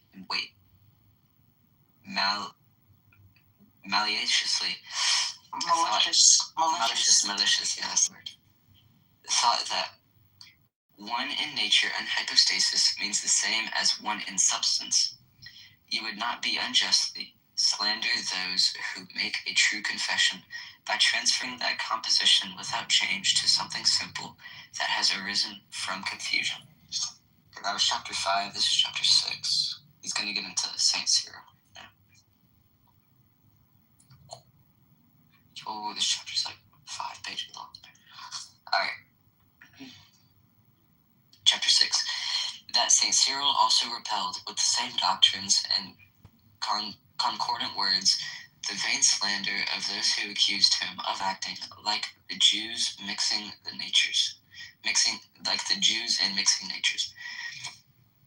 For just as the heretics then, so how you two are greatly concerned that the one nature proclaimed by the Orthodox be distorted into an equality of substance, as if to twist what is rightly stated. Listen to St. Cyril, who shares in the same slander with me and plainly repels it. For in the oration on the unity of Christ, after the first introduction of the person of his interlocutor, namely the one with whom he was conversating and disputing, he says the following. This is Cyril talking. B. If that case, both natures must have been confused and they become one. A. But who would be so misguided and stupid as to think that the divine nature of the Word had changed into something which formerly was it was not, or that the first change was some kind of transformation into the nature of the Word himself? This is impossible. We say that there is one Son, and that he has one nature, even when is considered as having assumed flesh, endowing with the rational soul. As I have already said, he had made the human element his own. And this is the way, not otherwise, that we may consider that this same one is at once God and man. Behold, St. Cyril himself said that Christ is one nature, understanding nature not as you and the demand of the impious do, as one and simple, that is, identical according to substance, but as one hypostasis arising from the non-confused composition of things that are not consubstantial with each other. Will you, then again, by removing a single sentence from the connected context of the discourse, that is, the sentence that follow and proceed, that are found throughout the entire structure of the oration, slander the wise doctor? Will you acknowledge indeed that he said that we say the Son is one and that his nature is one, but then also twist even his very words against him and turn his authority into a point of accusation? Will you say that he himself also wrote when he sent his second letter to Census? Cyril, for if in saying that one thesis of the word, thesis means nature, by the way, one thesis, one nature, we have been silent by not mentioning incarnate, but as it were, setting aside the dispensation of his incarnation, doubtless their statement would not have been incredible to them, as they pretend to ask, where is the perfection in the humanity, or how the essence like to us subsisted? Why then, you ask, did he now omit incarnate, and state badly, we say that the Son is one and his nature is one, without adding incarnate, but you slander and repel this impudent and unlearned mouth, is shut by words that proceed and follow in the passage you've excerpted, where he repels and removes any idea of change, and confesses the assumption of flesh animated by a rational soul.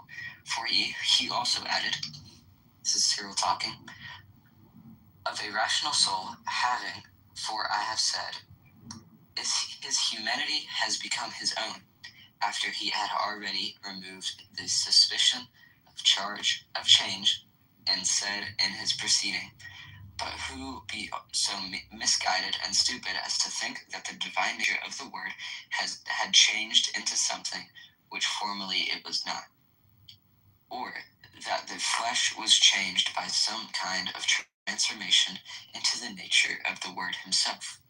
This is impossible.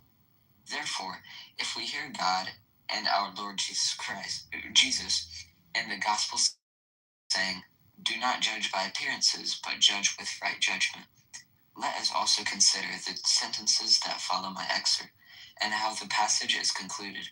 For in the writings addressed to Nephalius, I quoted the passage of the God-bearing Athanasius, which is found in the life of Anthony, the head of the Mosaic life and true philosophy, written in the form of a narrative which he recounts his struggle with the accuser and the subsequent victory, saying this. This is St. Athanasius talking now. Indeed, he who had thought he was like to God was was here made a fool of by a stripling of a man. He who in his conceit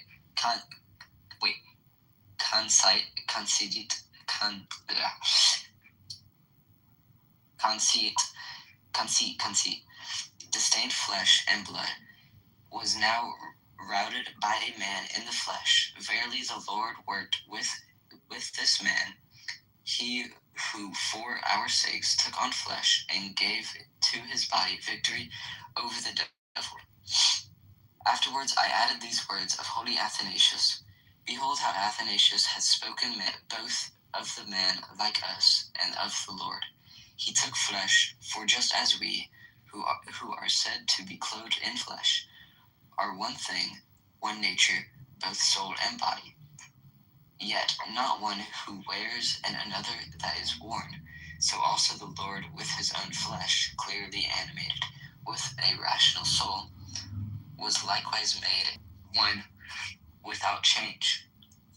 Why did you remove these and only transcribe one dissect sentence? Are you just? Do you rejoice in the truth, and are you zealous? Are you a zealous defender of the faith? For when you hear us proclaim that the union of the Word of God with humanity is immutable, you bring the charge of change, and in your ignorant booklet you question me, saying, this is the grammarian talking, which doctor of the church taught you this? O man, was it Cyril?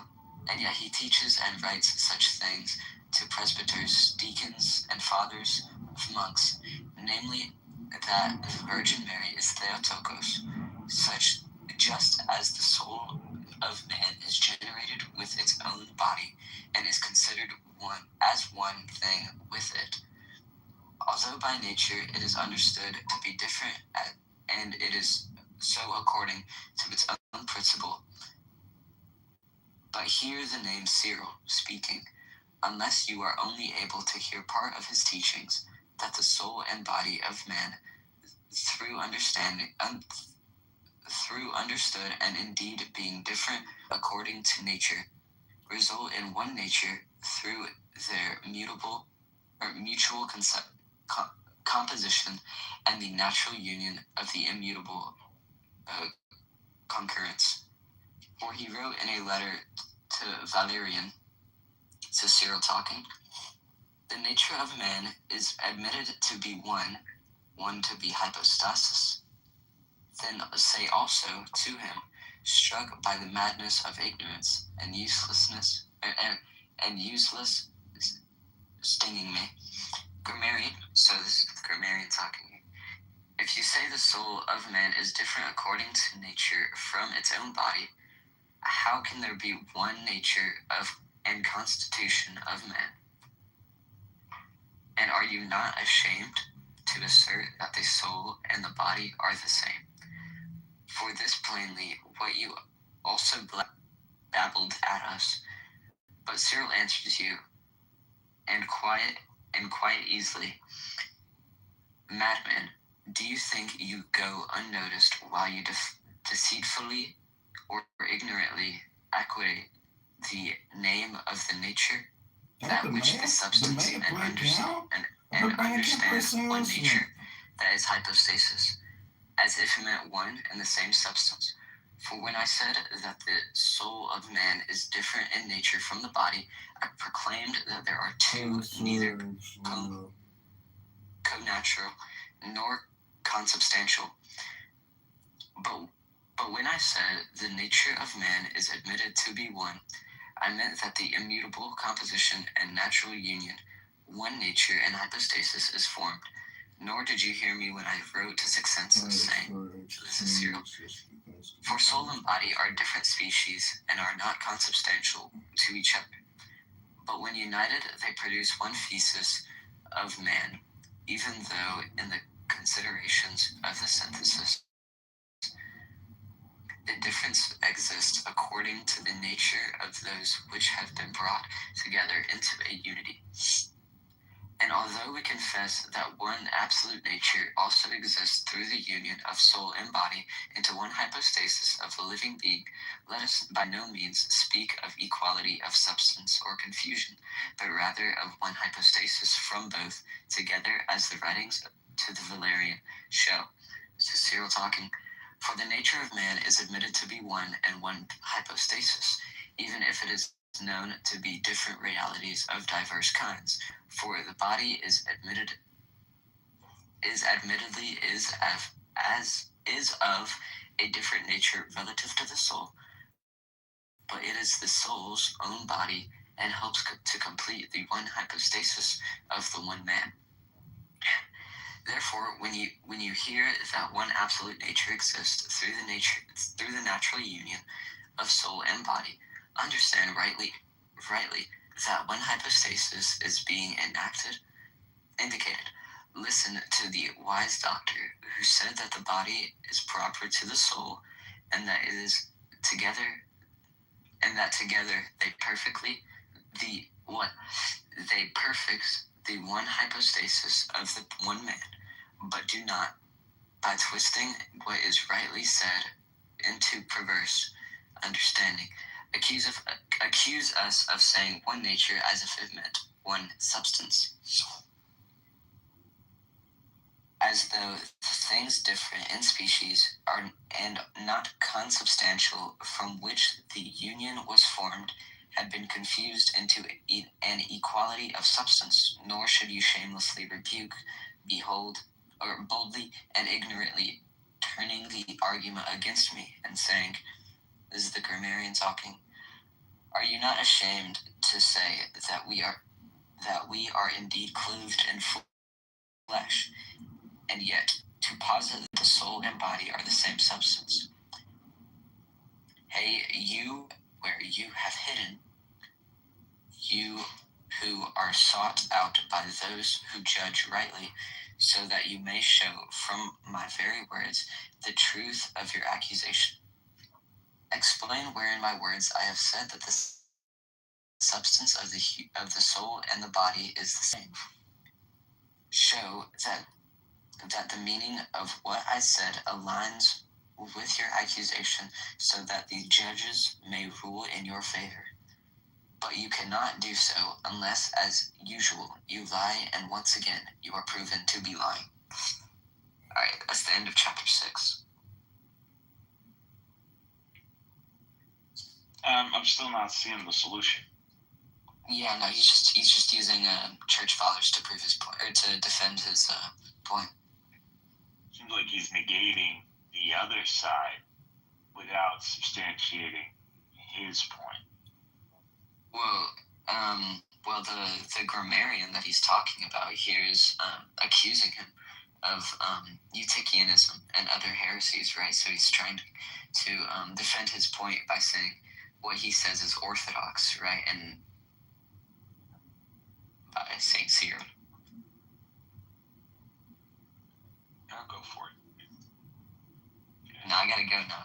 I don't know. I was hoping to hear like his analytics on the matter. Like, how is he gonna humanity? I understand the premise, like the humanity and the divinity, one nature, without mixing, without becoming a new nature. No demigod, no substance or transfiguration. Yeah. But still, it just sounds like you have two things and some sort of union. And yeah, there is a union. Together. There's a union into one.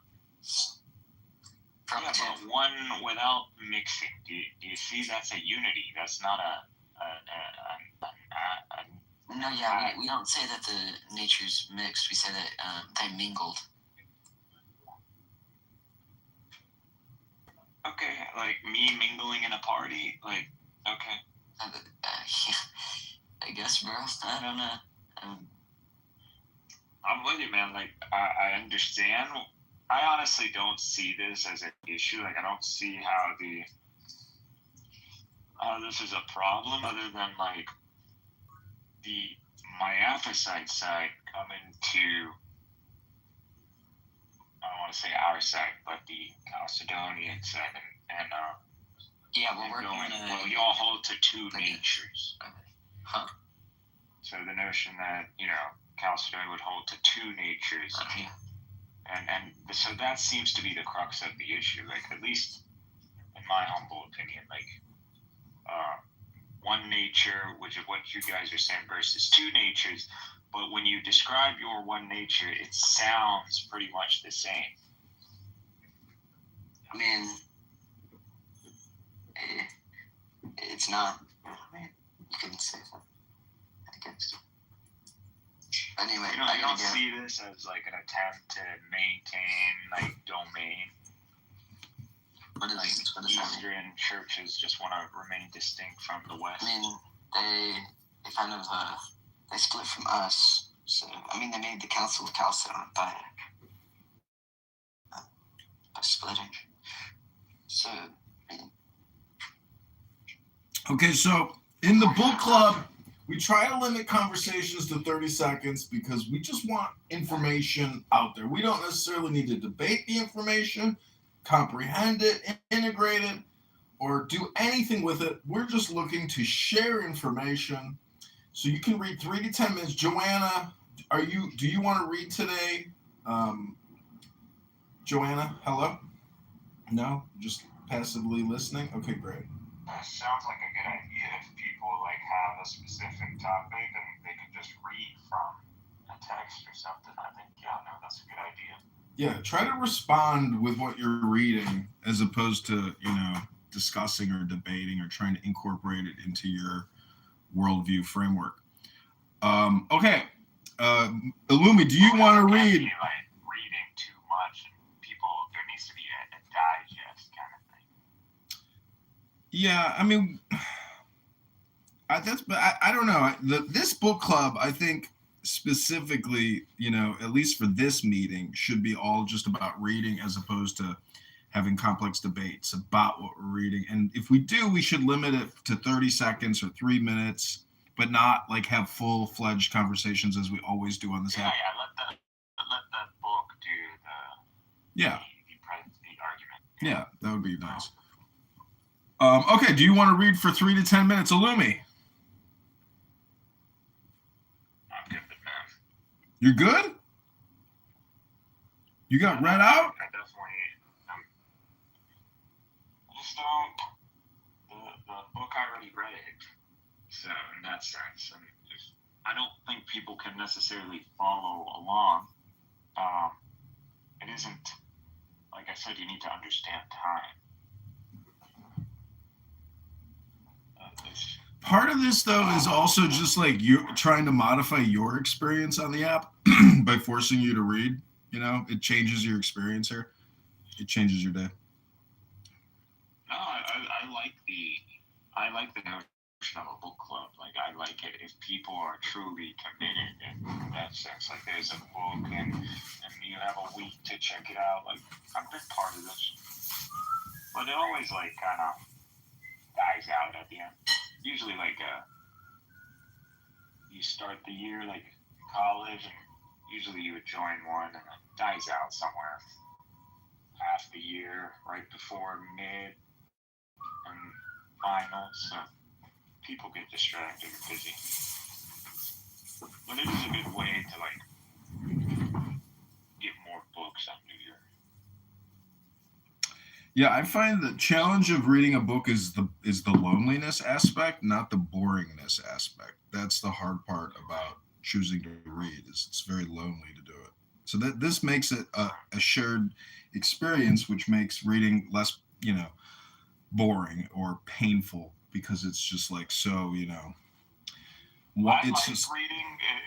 To me, it's not boring if it's a topic I'm really interested in. So it's like the books I get are stuff that I'm definitely looking into. So my thing, metaphysics, time, analytics, like, this is my guy.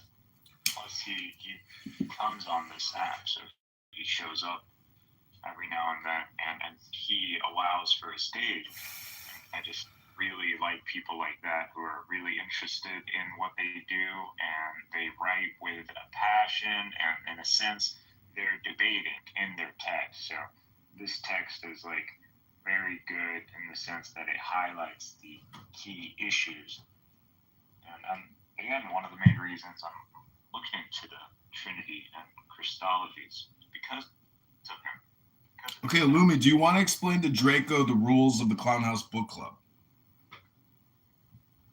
Yeah, so apparently we read for, you want to read like 2 or 3 pages or for 3 to 10 minutes. And, you know, and maybe get some feedback and we carry on.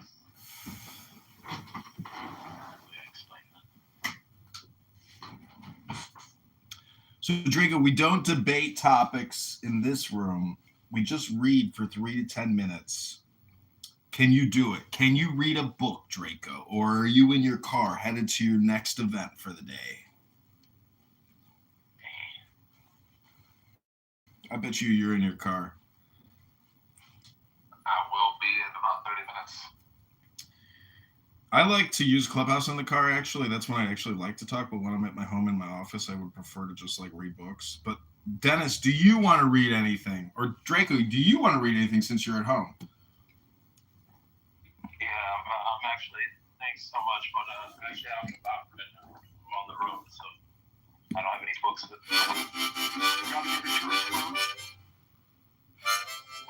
Draco, you got anything you want to read?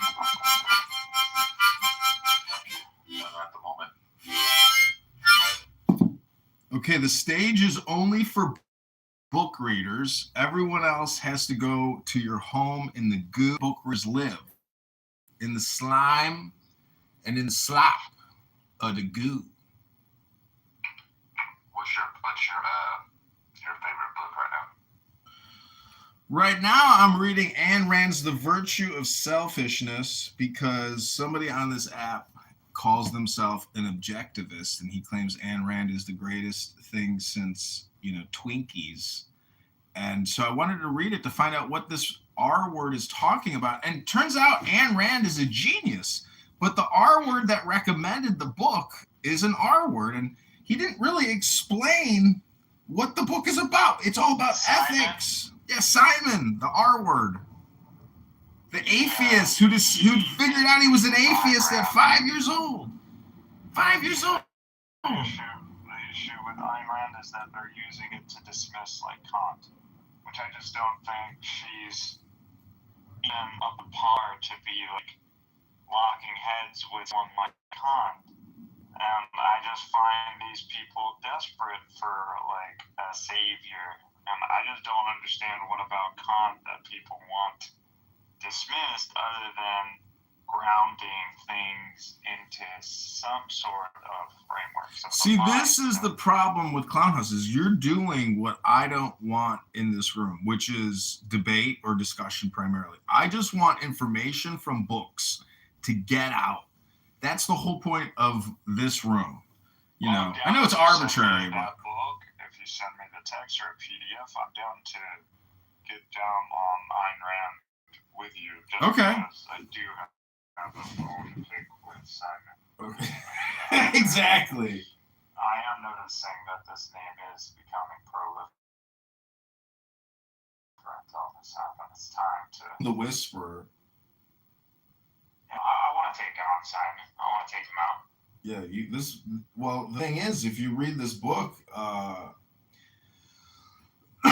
don't know how familiar he is with this particular work. He claims he's been studying Ayn Rand books for 14 years, but in my opinion, he explained it horribly, or he just doesn't really have full comprehension. But here's the PDF version of what I'm reading, The Virtue of Selfishness.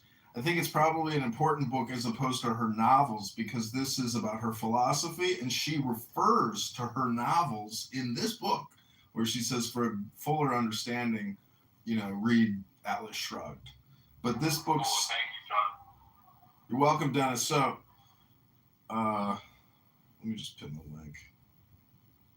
And I'm only doing this because, Simon doesn't seem like the worst person in the world. He seems like a nice person. but he can be so infuriating and frustrating. Because I call him a whisperer. He's just constantly whispering his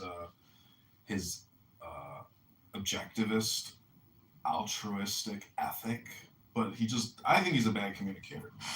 But anyways, what I'm interested in is trying to grasp the concepts in the book. I agree. Yeah. I want to grasp the concepts in the book so I can refute Simon or just mock him for not really understanding the true meaning. For example, the title, The Virtue of Selfishness, is a clickbait title. There's no virtue in selfishness. So she uses that as her clickbait title. And because the book really deals with subjective or objective ethics, and ethics is like something that you could discuss and discuss and discuss, and then you find out that the liberals have no ethics. They just don't. They claim they do, but then when you question the hard ethical decisions like abortion or taxation, all these, they have no opinions, and they're basically just unethical human beings. And this is why I think Ayn Rand is important, because you can force people into an Ayn Rand perspective. And I think Ayn Rand does a good job of disproving liberal philosophy and showing that it's a farce, in the same way that I think I can prove Muhammad, was a gangster, and that the Charter of Medina, the Constitution of Medina, to me seems like a gangbanger document. It seems like something that gang members have to write down. I'll do this with you. I'll commit to some time. Like, we can try to do this book club thing. If you are someone who's gonna commit to a methodology. Well, at the same time, you commit to providing, if you are coming to conclusions, that you would provide me an AI summary of what you believe to be these conclusions and your justification for these conclusions. It doesn't have to be anything big. It can just be however amount of words you want to use to justify that conclusion. That's all. So a page or whatever, that's AI now. But that's my thing. I feel like you can read, but if you're not digesting and you're not writing this down, you don't really have to write it. I get it. These days. Well, look at it this way. I publish live on YouTube and everything, so I get community guideline strikes when I speak about Islam and Muhammad, because the algorithm views that as racist, abusive hate speech against a protected class. Now, as a politician, if I believe Islam is an invasive political attempt to take over our Western governments through subversive religious means, I'm still censored. So to me, that's like all the proof that I need that Islam is a great tool in terms of fighting what I would view as, subversive political control. Anyways, I'm just saying that Google, YouTube, in my opinion, is so woke, and it's fully automated. It's not, bro. It is. They put a video on YouTube, and my shit, not only did it get banned, but my Apple ID account got black. So every time I try, if I'm gonna make, it is that serious, bro. They put me on. Well, what did you post? Dangerous organizations, like advocates for like criminal dangerous organizations. Yeah. Are you sure your Apple ID got flagged? Yeah, I literally had to go and I made a new email and everything. Was it a DS lockout? Like what's like? I'm not sure.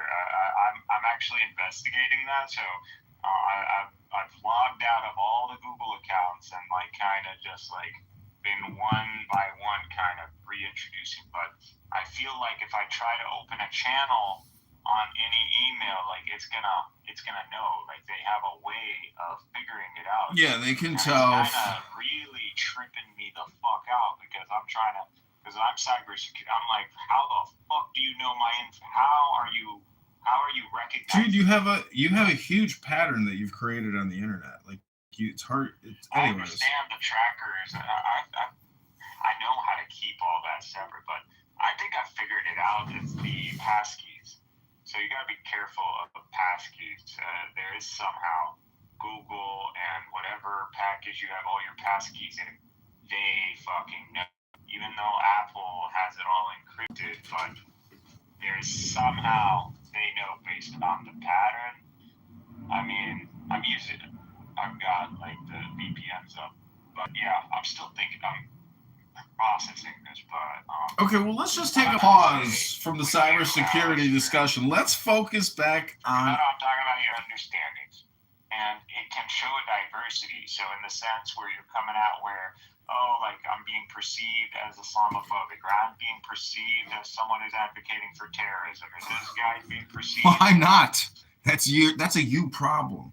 What I'm telling you is that, in my opinion, basically, I'm just an audiobook publisher, and that's how I think I can make my life better, psychologically, intellectually, but also maybe financially. But then also, you don't want any social media legacy. I'm just trying to improve my life by using. Locked out, and I'm gonna probably go to one of you guys. Well, there's, you can buy a Motorola burner phone for $40, activate it for 1 month at $15, and boom, you got a totally clean I'm internet really presence. worried it might be the payment info. That's what I'm worried, because when No, you get it's YouTube just membership, no. They can't. You can even modify your name a little bit, and trust me, that's not what it is. It's just your device. You just need a new device. It's like you're getting cookie tracked, and like it knows, because when you block people, it says, do you want to block them from future accounts as well? Because they can basically, pin the I accounts. deleted the Google ID. I understand what you're saying. Yeah, I'm just saying, don't overthink it. Because I've gone through 100 accounts. I've been blocked and banned and kicked a gazillion times, but they can't keep up with me because I can get new days me. So they report. And it's not like I'm making death threats. It's not like I'm saying anything, I'm just mocking people, not even like totally cruelly. I'm just like trying to like tease people a little bit. But this is the book club, where we want to focus our minds, our very existence, on reading what we hope will be very beneficial. And if you've invited people to the room, Megatron, if you want to invite people, if you want to read anything new, Dennis, if you have a book, Illumi, if you have a book, 2 pages I think is a good place to start. And if you're really flowing and you want to keep going, then you can go to 3 pages.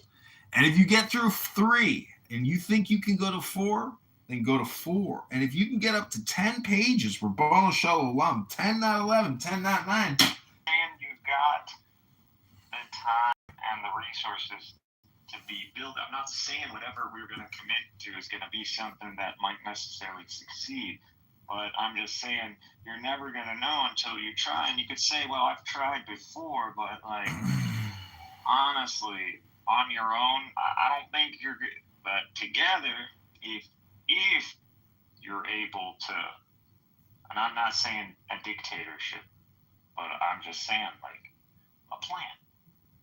We don't need a plan, and that's not important who we are. What's important, the thing is, Clubhouse brings together all the elements we need without even any type of pre-discussion or anything. We're doing it right now.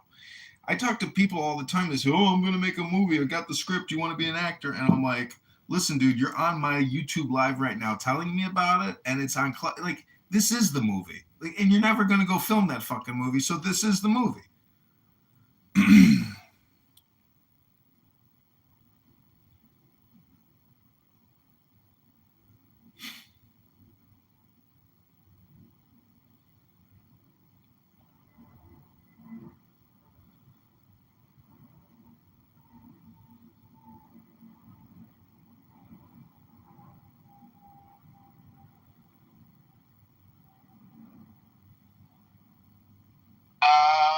What do we got?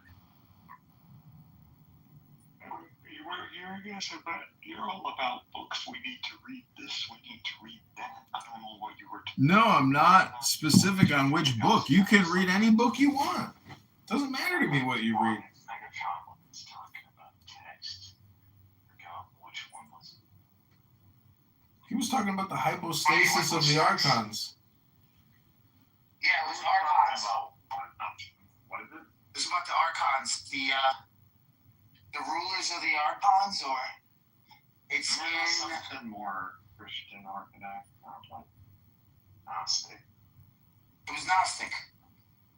The promise, or what is it? Gospel of something.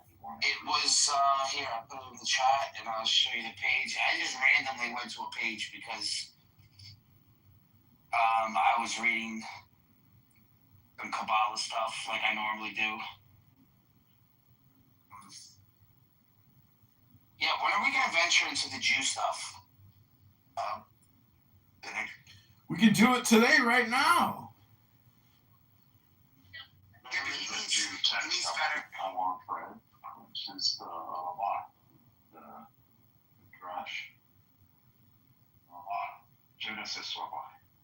I don't need Midrash because that's basically the New Testament. So Genesis Rabbah is not just.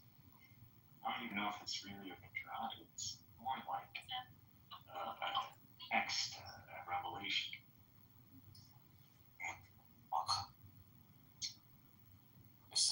What's this book?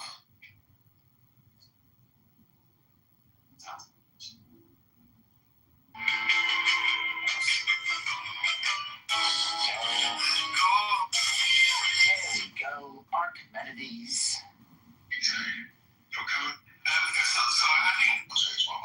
Let's do some layups though, because you're focusing too much on shooting. No, I never seen you do a layup. Never seen you once do a layup. No, don't see you do layups. Well, let me look this up. You just shot that. You just ran and shot the ball. That's not a layup. A layup is with one hand and you lift your opposite foot up. Yeah, good job. Okay. That was another running shooting thing. What is that? What was that?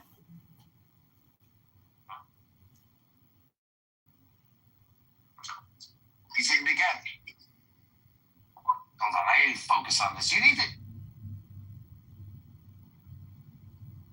Okay, he's busy working on layups. Dennis, the stage is for book readers. If you want to read a book or Illumi, otherwise I'm going to read a book. And I hope you enjoy my book submission. I hope it enlightens your day and you say, oh my gosh, that was pretty smart. But I'm going to get out of Ayn Rand. We're finishing up on page 26 on Ayn Rand. The next book I will be reading from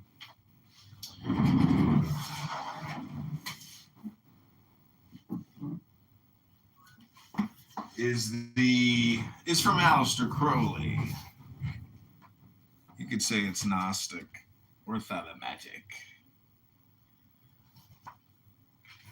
But this is called the Gnostic Anthem. I think I've read it before here. I think Illumi may have heard me read it before. It's called the Gnostic Anthem. So take the deepest breath of the day.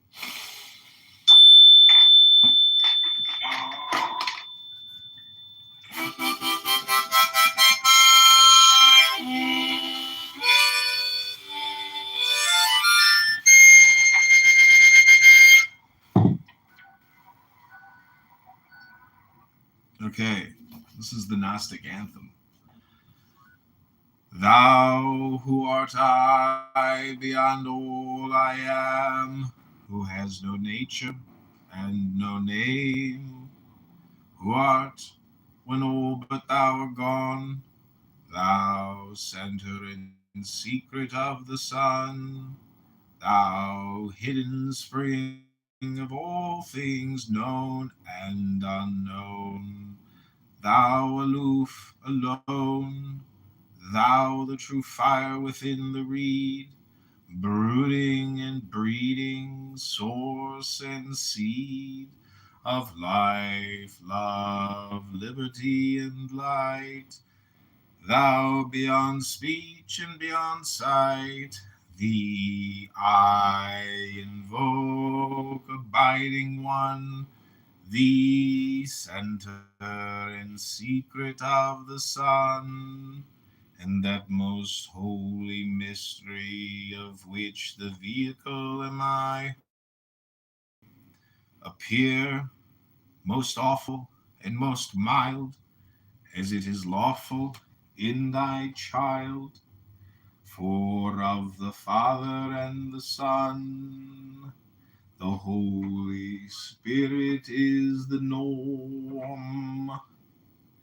Male, female, quintessential, one.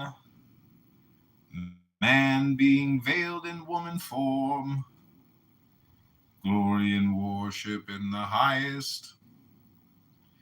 Thou dove, mankind that defiest, being that race most royally run, to spring sunshine through winter storm. Glory and worship to thee, sap of the world ash, wonder tree. Glory to thee from gilded tomb. Glory to thee, waiting womb. Glory to thee from earth unplowed. Glory to thee from virgin vowed. Glory to thee, true unity of the eternal Trinity. Glory to thee, thou sire and dam and self of I am that I am. Love is the law, love under will.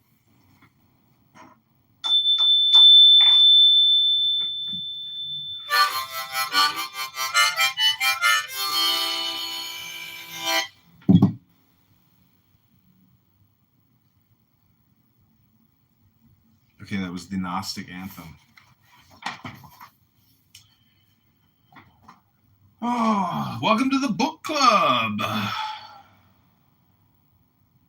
Dennis, did you like the Gnostic Anthem? Yeah, I loved it.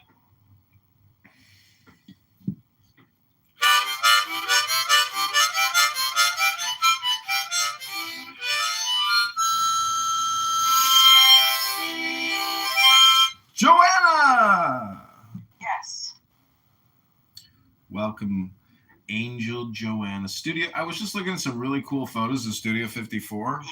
Oh my Wasn't it beautiful? gosh, what a scene. What a just like a pulsation of joy.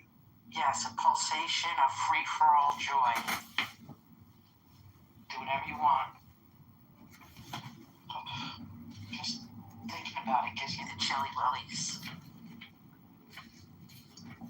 You want me to read part of one of my books? Yeah, please do so. This is from The Raven and the Rabbit. It's about Indians. The tribes get together each year and they do elaborate dances. So, a huge drum sat on the north side of the fire. As the moon climbed from behind the ridge, 5 men from the Kitover tribe began to beat the drum simultaneously. As the beats grew louder, women came forth for the grand entrance. Their performance was in honor of those who crossed over into the world of the Hashi-Naken. Their dresses fell to their ankle. Red and yellow glistened against the flames. Leggings of white wool were tucked into their knee-high boots. The beads clanked together as they danced. Each woman carried a pouch of deer skin and bells. The Corona tribe was well noted for their striking costumes. They danced around the fire in synchronicity to the beats of the drum. Shadows of the outline traced the grounds as they passed by. With smooth and memorizing movements, they continued to dance until the moon reached higher into the sky. Then the sound of the drum quieted lower and lower as the dancers retreated. The heartbeats of the drum continued to play softly as beautiful women approached the fire. She, the wife of Suwaki, began to sing. Both joy and grief she poured forth in honor of those lost. With her impressive tone, she could be heard from above the stars. The purity of her voice seemed the entire world could be healed. After she sang the last song, her daughters joined her. They all wore different variations of dress. Some with open sleeves, others with cloth and hide. Some carried fans and others shawls adorned with jewelry around their neck. The sound of the drum grew louder now, and they all accompanied it. Flutes and rattles and melodious tones to the song flew above to the birds and to the new life. Many songs familiar to children. When the last song was sung, they all shook their rattles and left the circle of fire. Then the men from the 3 tribes came out one by one to perform the animal dance. They wore tremendous headpieces, some of eagle, bear, and hawk, and crow. Masks were painted to adapt to the animal's representation, and Hachihi served tribute to the raven. Ayani and Amala made his costume to wear, and he was proud. Matu resembled the hawk in his marvelous headdress. One who wore a dark, heavy fur of the grizzly, and another bore wings that spread out from his shoulders to the 3 signs of the feathers that reigned over the raven. They bounced from one foot onto the other effortlessly, turning to the left and the right. And with amazing balance, they spun as around the fire in curious precision, chanting in unison to the spirit guides. Their shouts reached larger than life throughout the hills and the valleys. Thank you.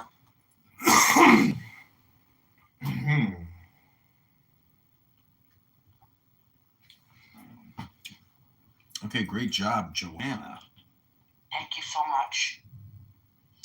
I'd love to co-author a book with you and publish it on Amazon. Maybe we could do a book about hypnosis and meditation and enlightenment. That would be very exciting. We could use AI to write it, put our little opinions at the end of like the AI chapter. Okay.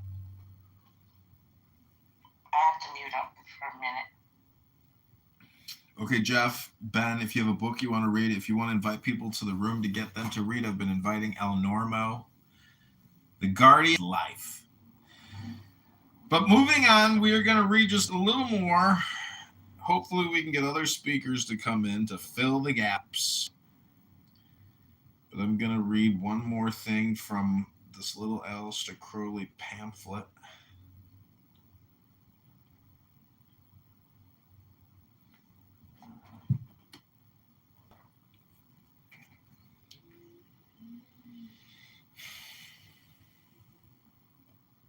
So take the deepest breath of the day.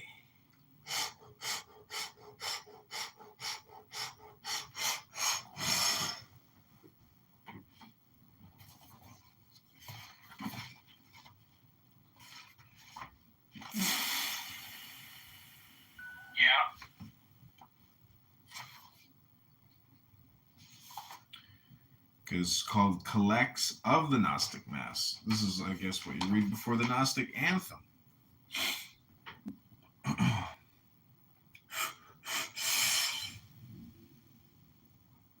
Lord, visible and sensible, of whom this earth is but a frozen spark, turning about thee with annual and diurnal motion, source of light, source of life, let thy perpetual radiance hearten us to continual labor and enjoyment, so that as we are constant partakers of thy bounty, we may, in our particular orbit, give out light and life, sustenance and joy to them that revolve about us with diminution of substance or effulgence forever.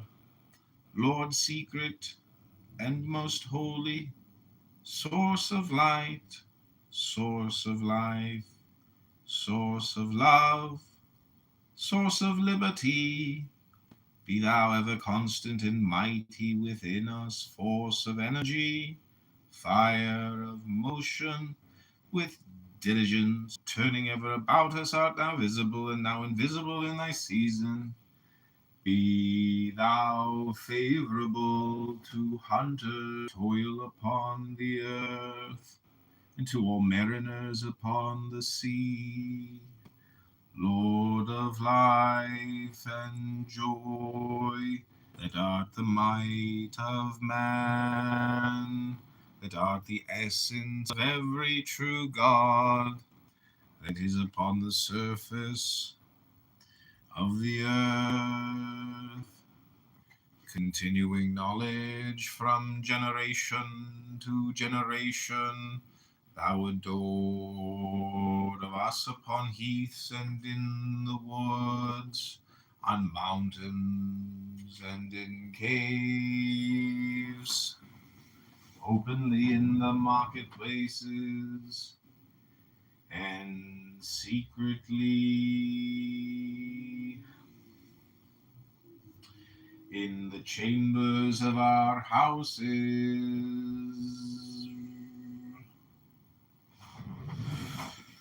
in temples of gold and ivory and marble, as in the temples of our bodies, we worthily commemorate them, worthy that did of old adore thee and manifest thy glory unto men.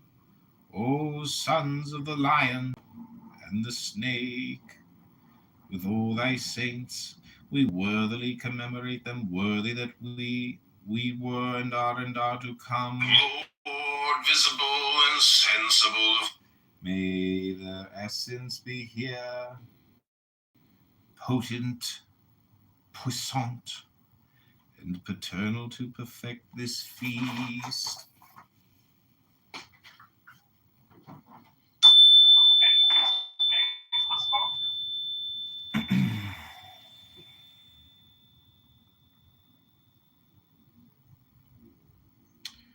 Okay, I'm going to play a little song here that I created on Suno. It's called Magic. Hope you enjoy. Mine is the head of the man, and my insight is keen as the hawk's. By my head I invoke.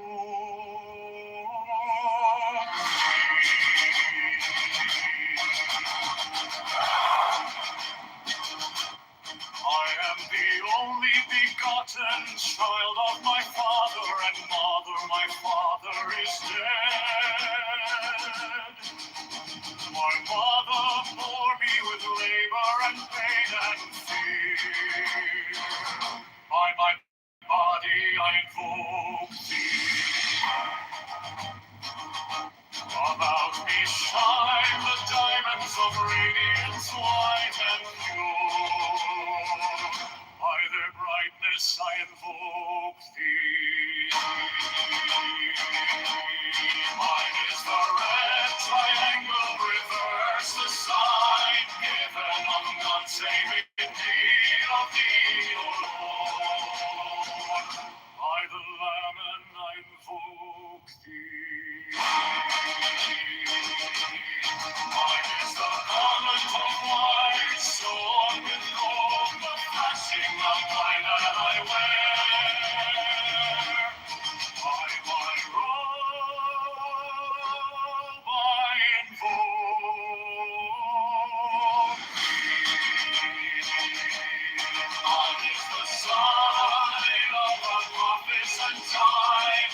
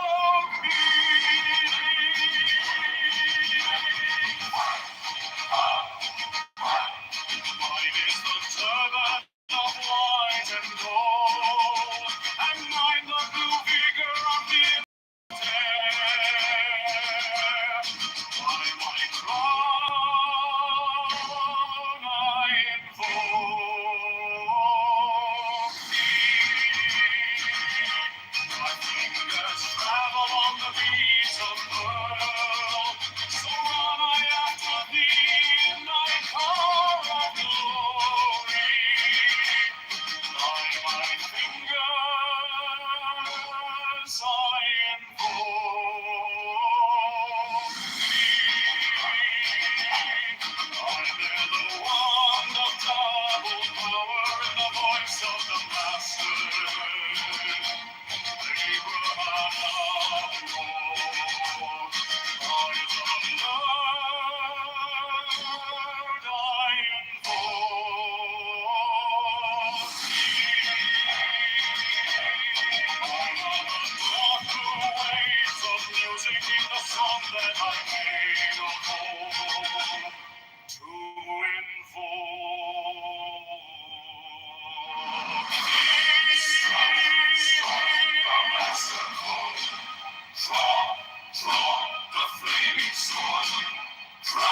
Child and conquering Lord, Horus, by the song I invoke.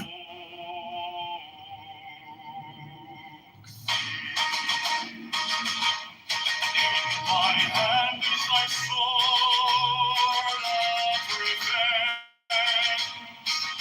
Let it strike at thy bidding. By the sword I invoke the voice of the cry, the voice of the sinners, living on the voices.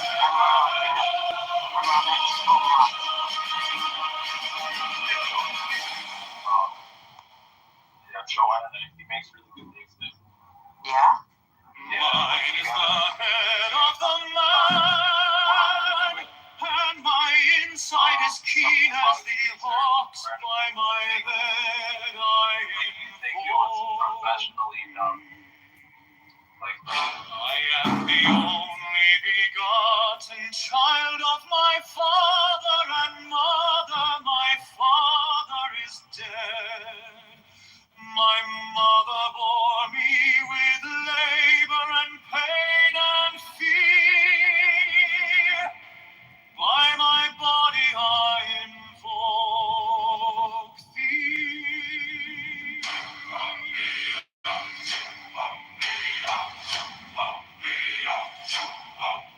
About me shine the diamonds of radiance, white and pure. By their brightness I invoke thee.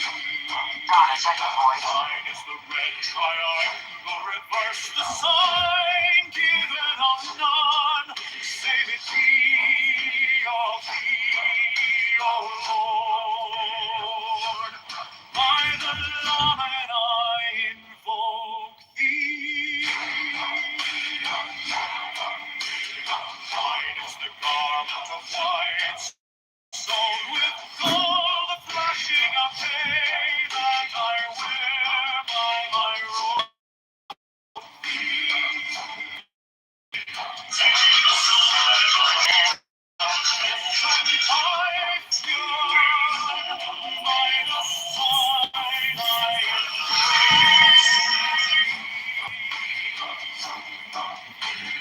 Mine is the turban of white and gold, and mine the blue vigor of the intermediate.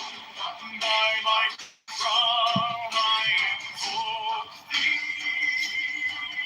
My fingers tremble on the feet of earth, so run I after the inside power of glory. By my fingers I invoke thee. Under the wand of double power in the voice of the master.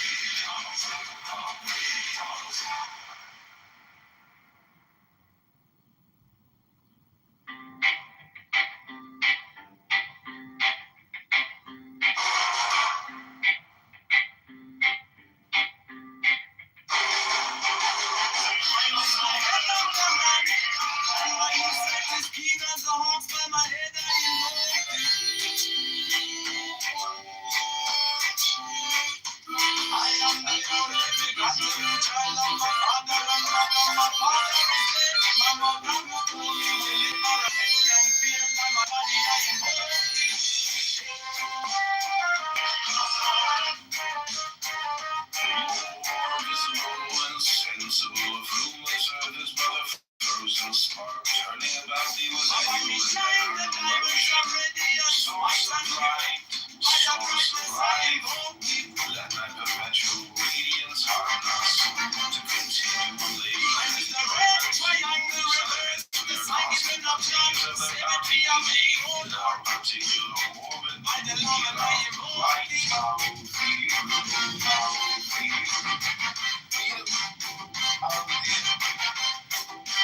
free mind is the garment of white, soul with gold, the flashing of light is a red of my robe, I invoke thee.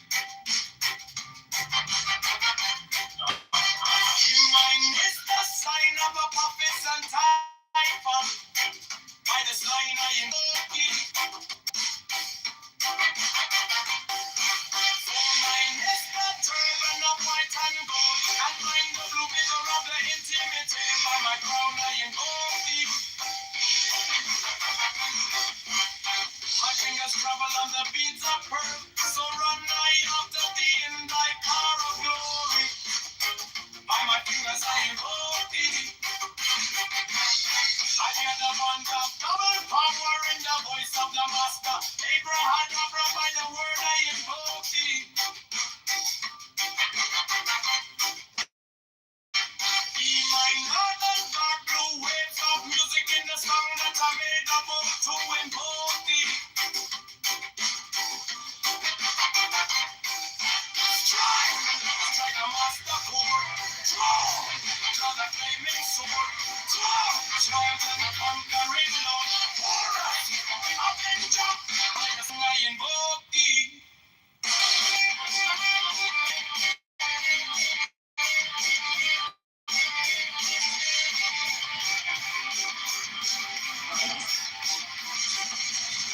In my hand is thy sword of revenge.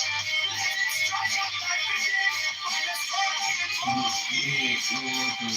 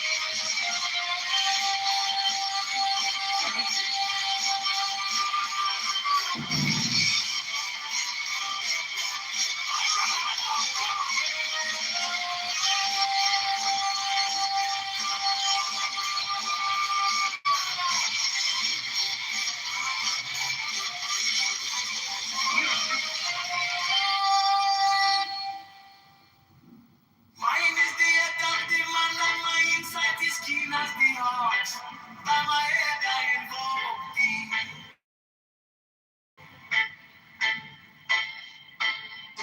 I am the only begotten child of my father and mother. My father is dead. My mother bore me with labor and pain and fear. By my body I invoke thee.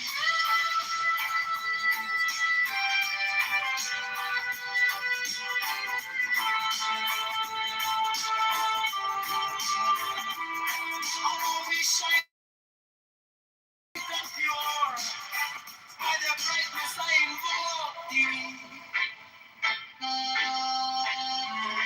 Mine is the red triangle reverse, the sign given of none. Save it be, oh keep me, oh Lord. By the love and I invoke thee.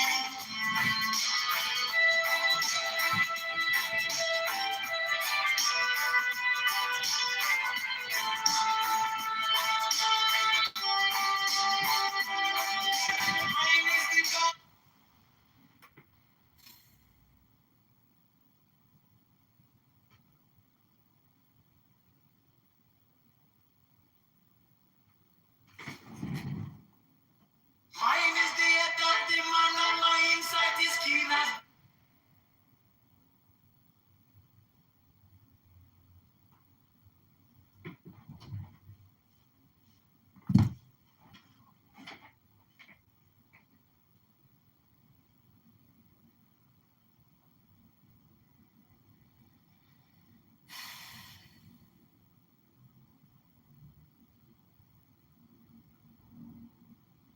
I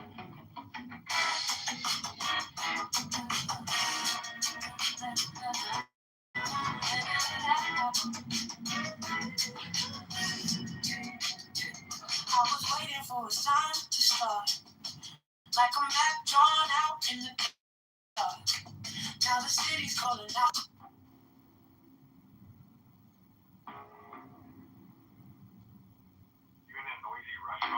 Give me the sign of the open night,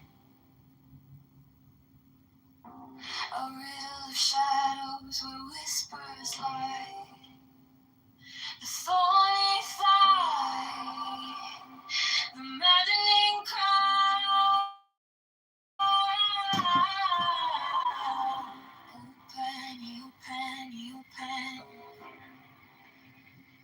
I am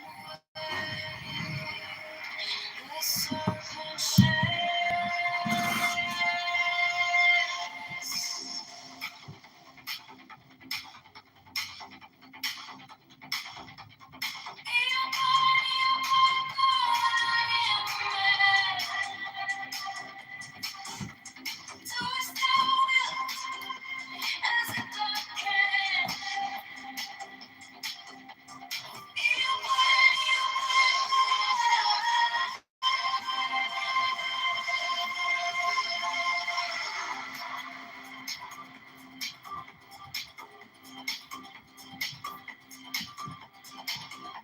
The eagle strikes with its jagged claw.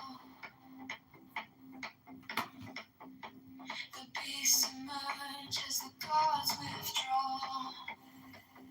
A storm of silence, a broken love. Not a care for the stun bugs.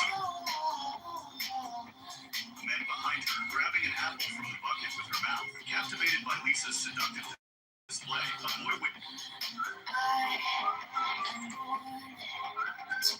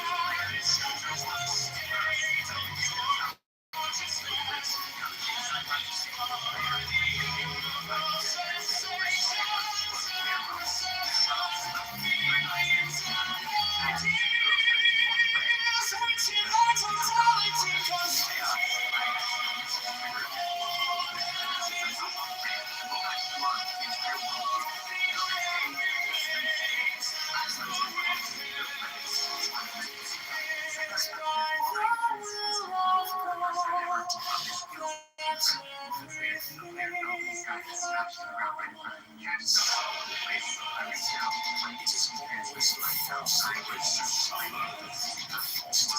and fears, ideals, false relationships between people, and the false in you are fury of pain.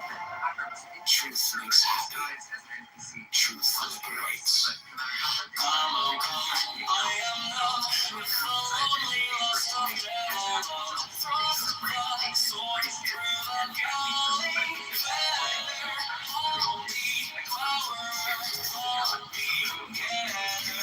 Give me the sight of the open eye and the token erect of thorny thigh and the word of madness and mystery.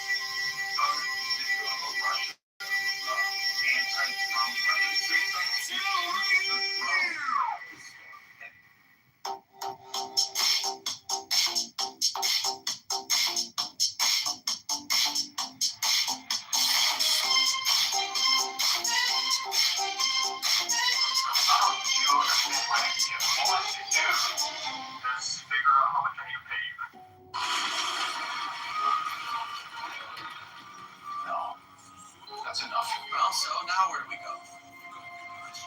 Anywhere but there. This time we're not taking the bait. Power signature emanating from that cave.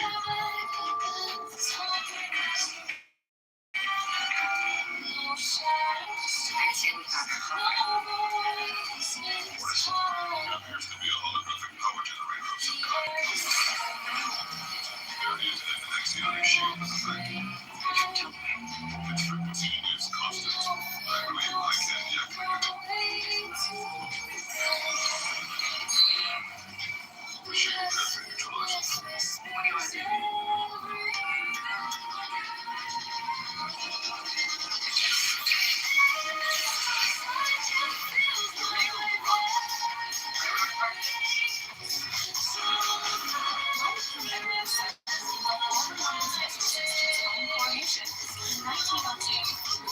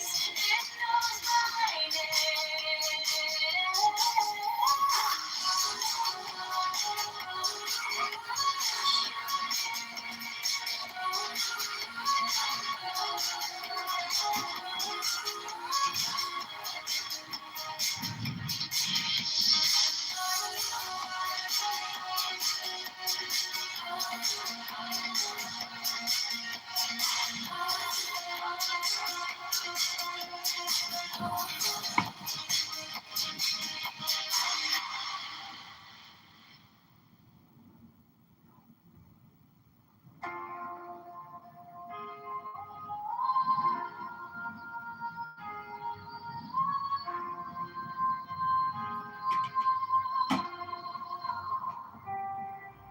thing, all things, spinning in the same groove, intertwined threads and remove proofs. No borders, no fences, no dividing the lens. Breath of the cosmos, where it starts, where it ends. Perfect, now let the flaws jump in the next little world, that's where light comes. Chasing the real, ain't no mirage. The waves in the silence, not in the collage. No need to fight it, let it unwind. Step into the rhythm of a trusting mind.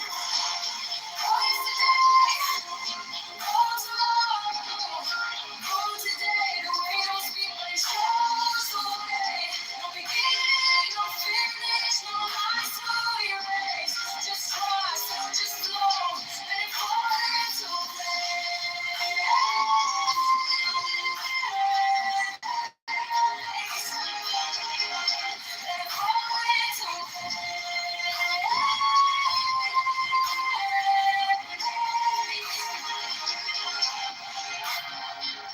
Words collapse like castles of sand. The truth's in the gaps where the wordless stands. Duality, some masculine layers off the face. Find the void and you'll find the grace. Tied to nothing. The weight drifts off, letting go of perfection. The chains unlock. Faith ain't the question, is the essence of fear. When you lose the division, the path is clear. No yesterday, no tomorrow, no today. The way don't speak, but it shows the way. No finish, no line to erase. Just trust, just flow, let it fall into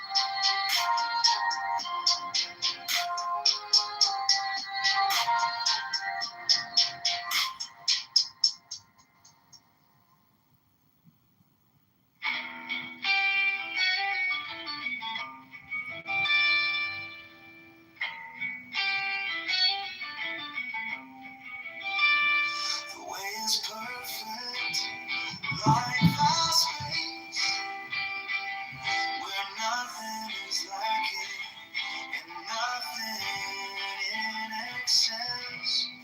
Indeed, it is due to our choosing to accept or reject that we do not see the true nature of things.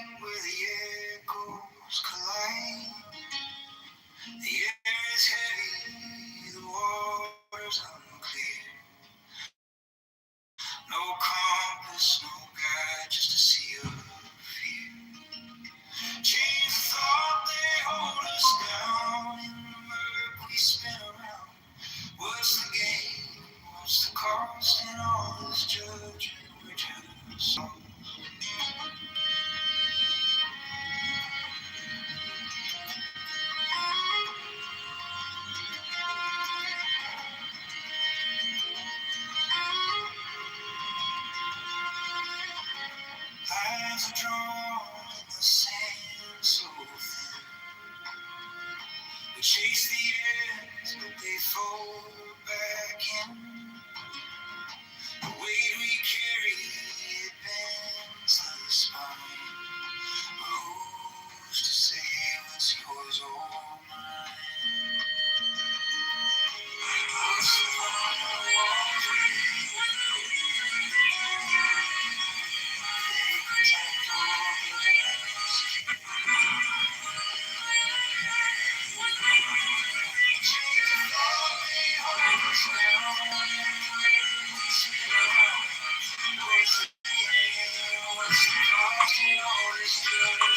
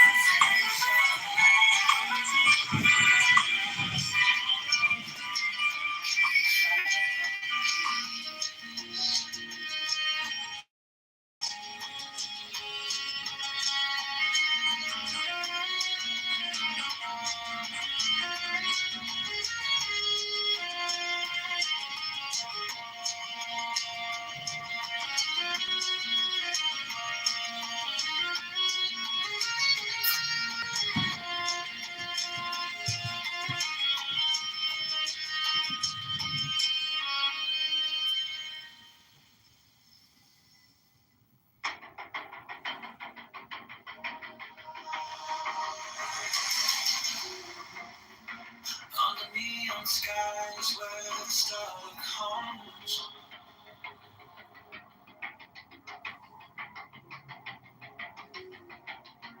shadows whisper truths as the bassline drums. The will is fire, unchained, untamed. No path is written, no soul is blamed. Thou hast no right but to do thy will. Feel the stars, let the silence fill your will.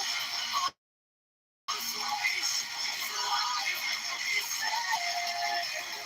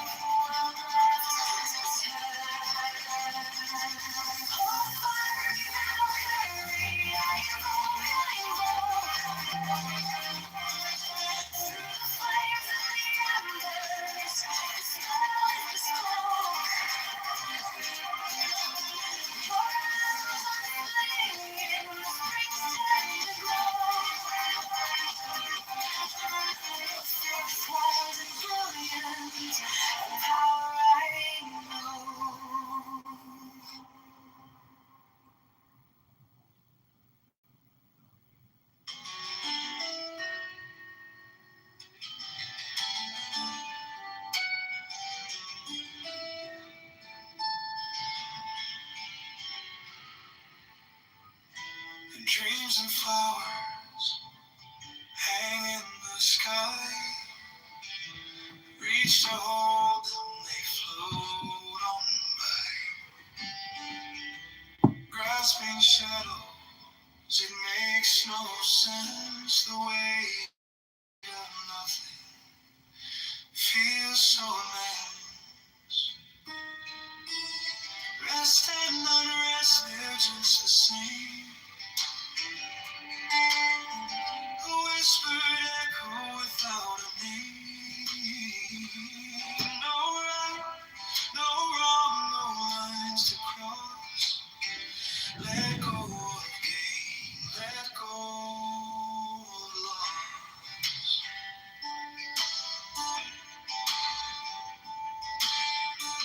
A mirror ripples with every glance. Truth and fiction caught in a dance. Mind it builds a fragile wall, but every duality is bound to fall. It's foolish to chase the air. There's nothing solid there. Rest and unrest, they're just the same. A whispered echo without a name. No right, no wrong, no lines to cross. Let go of gain, let go of loss. The world's a dream wrapped in disguise.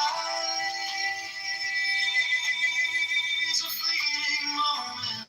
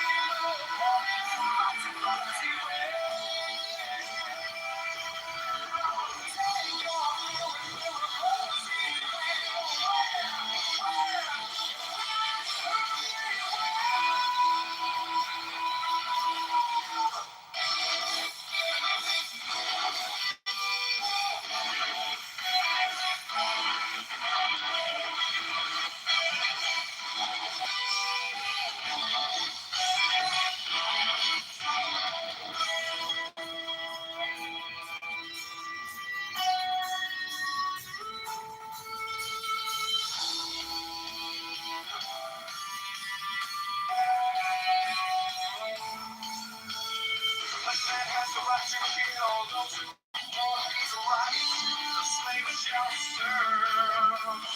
The man has the right to kill, those who want his right, the slave shall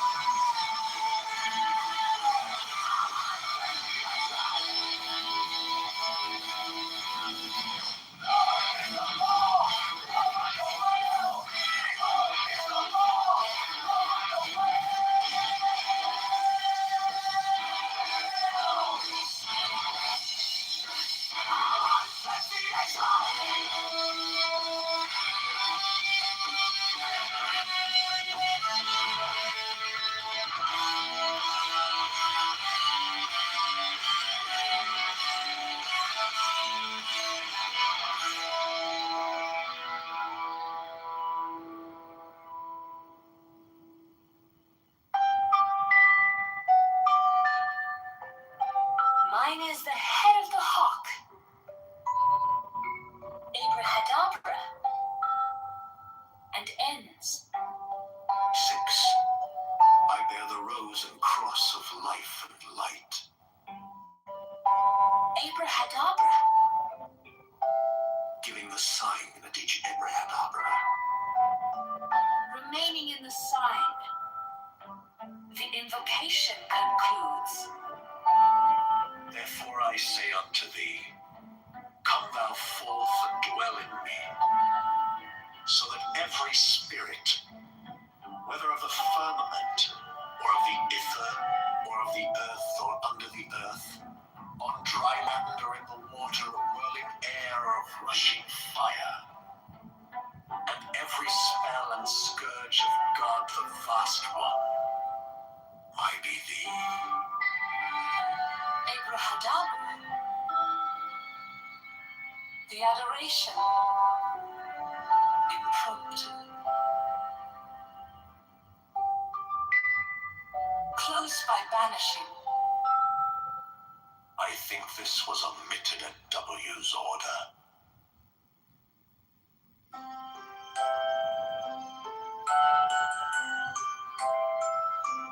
Mine is the head of the hawk, abracadabra, and ends. 6. I bear the rose and cross of life and light. Abracadabra. Giving the sign at each abracadabra.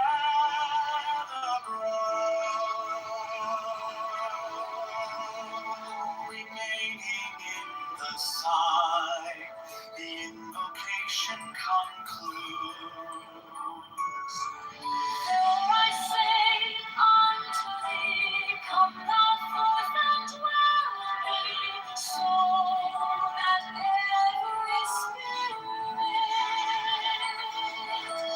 whether of the firmament, or of the ether, or of the earth, or under the earth, on dry land or in the water, of whirling air or of rushing fire, And every spell and scourge of God, the Vast One, mighty thee.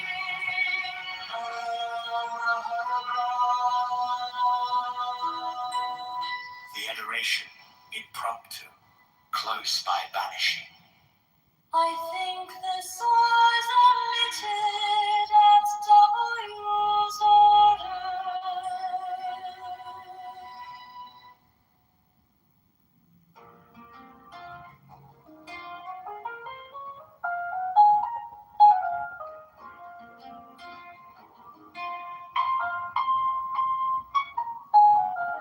Mine is the head of the man,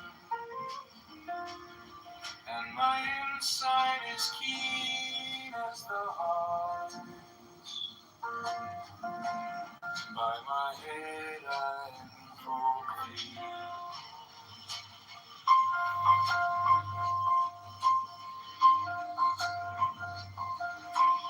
I am the only begotten child of my father and mother.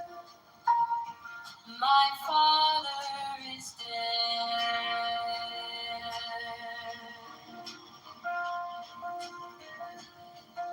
My mother bore me with labor and pain and fear. By my body I invoke thee.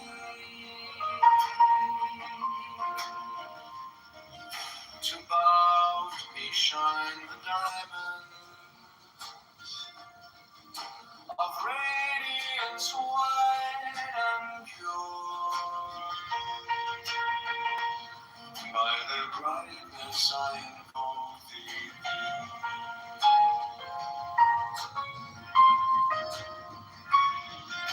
Green is the red triangle. Reverse the sign given of none. Save it be of thee, O Lord. By the Lamb I invoke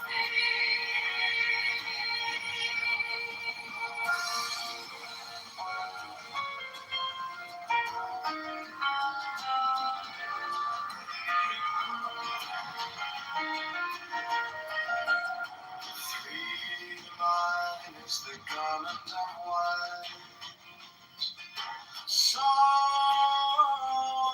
with gold, the flashing of eye that I wear.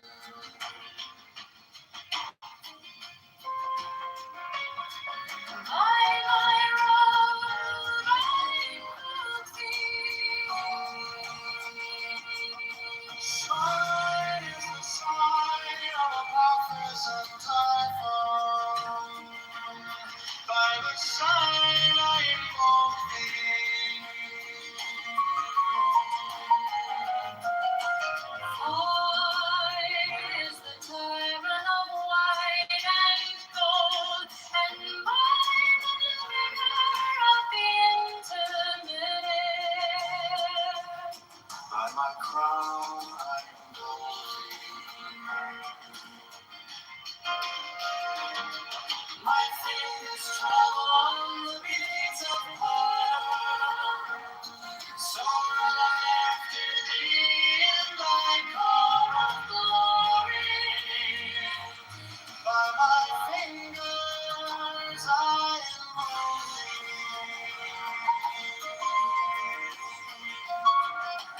I bear the wand of double power. In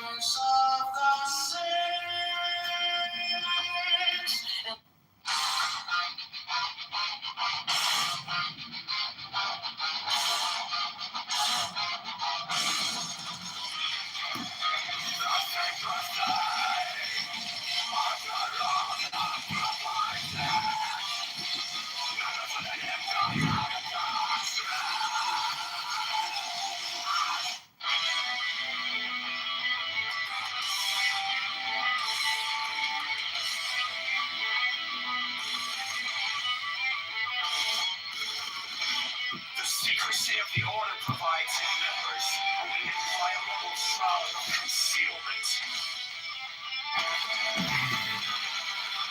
Cemetery, the crime of surrender, is not so great. A proportion of human misery is within extremely dangerous, if not impossible. It's insolent.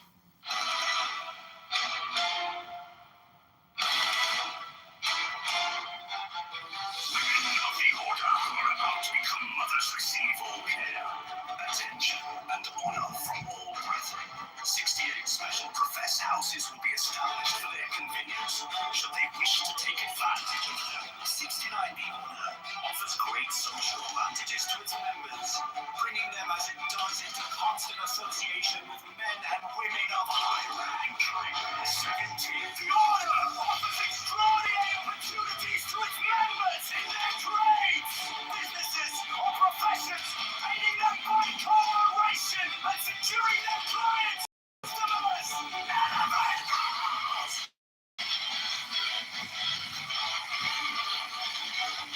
Elevators!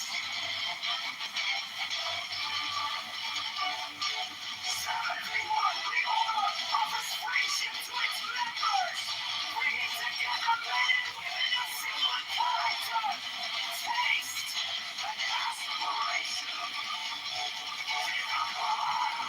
70 the secrecy of the order provides its members with an inviolable shroud of concealment. 70 the crime of slander, which causes so great a proportion of human misery, is rendered extremely dangerous, if not impossible, within the order by a clause in the obligation of the third degree.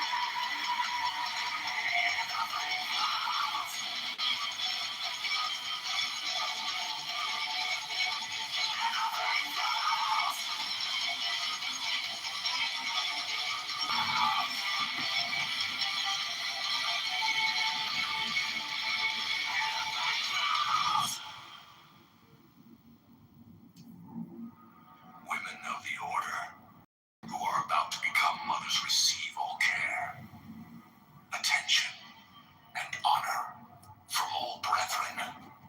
68 special professed houses will be established for their convenience, should they wish to take advantage of them. 69. The order offers great social advantages to its members, bringing them, as it does, into constant association with men and women of high rank. 70. The order offers extraordinary opportunities to its members in their trades, businesses, or professions, aiding them by cooperation and securing their clients or customers. 71. The order offers friendship to its members, bringing together men and women of similar character, taste, and aspiration. 72. The secrecy of the order provides its members with an inviolable shroud of concealment. 73. The crime of slander, which causes so great a proportion of human misery, is rendered extremely dangerous, if not impossible, within the order by a clause in the obligation of the third degree.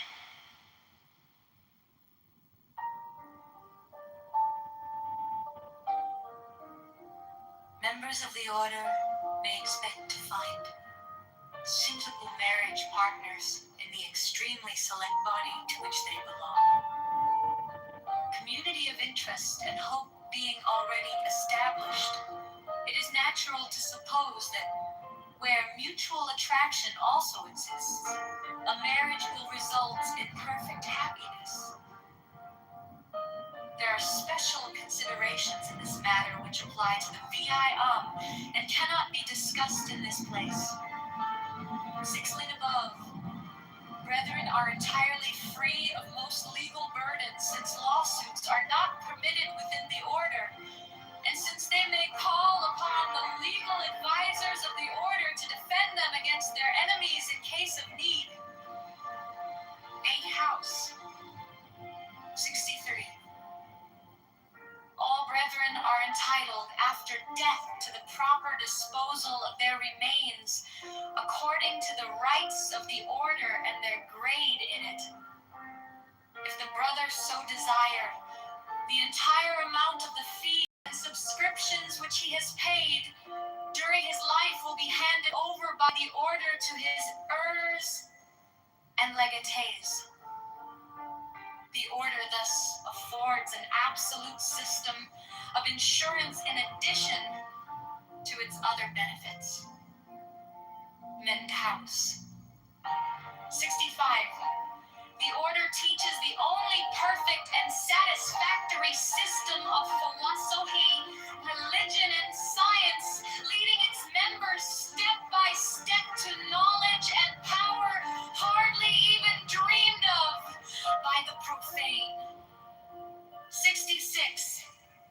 Brethren of the order who take long journeys overseas are received in places where they sojourn at the profess houses of the order for the period of 1 month.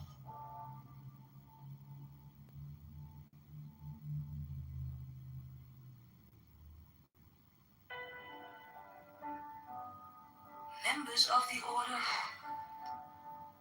may expect to find suitable wages, partners in the extremely select body to which they belong, community of interest, and hope being already established, it is natural to suppose that where mutual attraction also exists, a marriage will result in perfect happiness.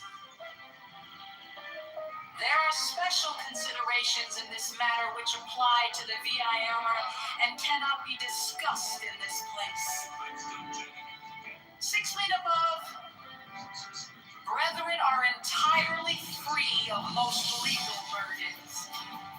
Since lawsuits are not permitted within the order, and since they may call upon the legal advisors of the order to defend them against their enemies in case of need. 8th house. 65. The order teaches the only perfect and satisfactory system of philosophy, religion, and science, leading its members step by step to knowledge and power hardly even dreamed of by the profane. 65. Brethren of the order who take long journeys overseas are received in places where they sojourn at the professed houses of the order for the period of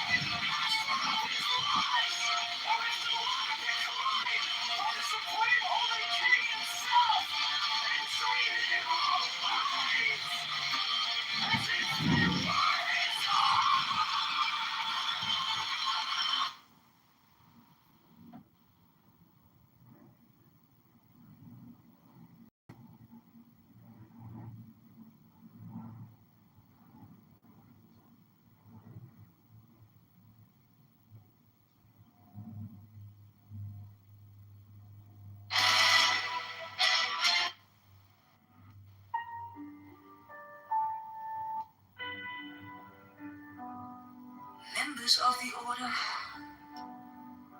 they expect to find suitable partners in the extremely select body to which they belong. Community of interest and hope being already established, it is natural to suppose that where mutual attraction also exists, a marriage will result in perfect happiness.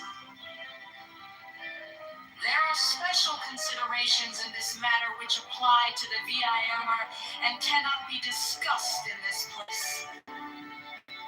6 feet above, brethren are entirely free of most legal burdens, since lawsuits are not permitted within the order, and since they may call upon the legal advisors of the order to defend them against their enemies in case of need.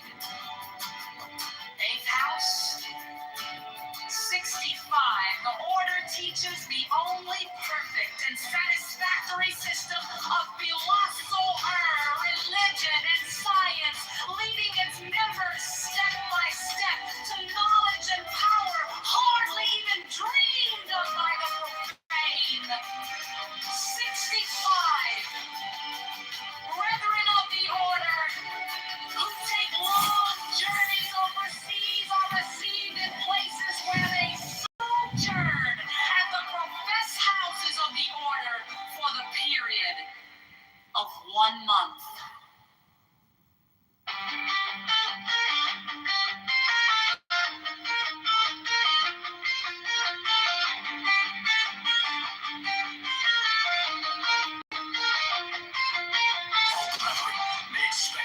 Cooperation in their pleasures and amusements from other members of the order. The perfect freedom and security afforded by the law allows the characters of all brethren to expand to the very limits of their nature, and the great joy and gladness with which they are constantly overflowing make them the best of companions. They shall rejoice, are chosen, whose sorrow is not feeling is strength, leaving laughter and delicious languor, frosted fire.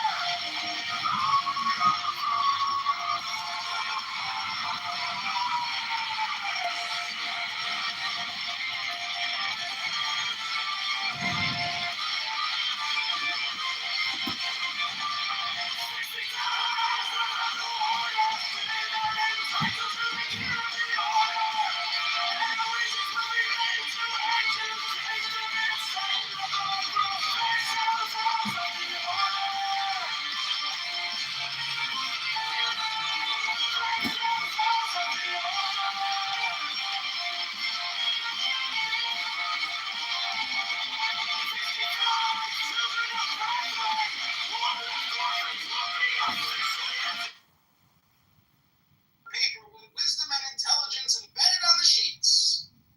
Welcome back to the book club.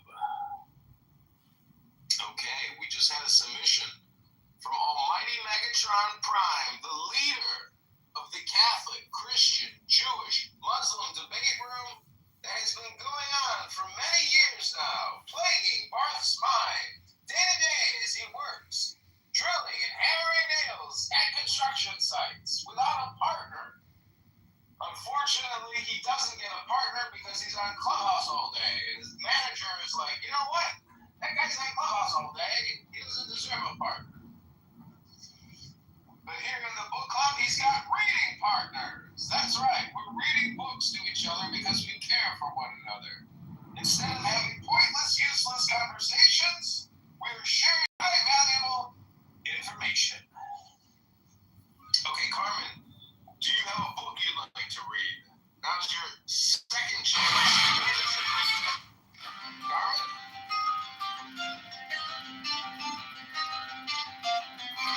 All brethren may expect the warmest cooperation in their pleasures and amusements from other members of the order.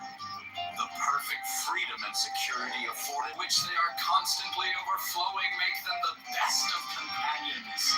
They shall rejoice our chosen, whose sorrow is not of us. Beauty and strength, leaping laughter delicious languor force and fire! Not a big fan of the heavy metal stuff, Joanna. I just want to. The order will be permitted to use the library in any of our profess houses. 47 circulating libraries will presently be established. 48 brethren who may be traveling have a right to the hospitality of the master of the lodge of the district for a period of 3 days.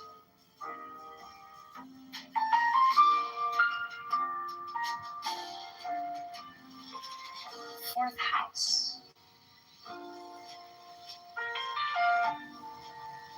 49 brethren of all grades may be invited to sojourn in the profess houses of the order by Grand Lodge, and such invitation may confidently be expected as the reward of merit. There they will be able to make the personal acquaintance of members of the higher grades, learn of the deeper workings of the order, obtain the benefit of personal instruction, and in all ways fit themselves for advancement.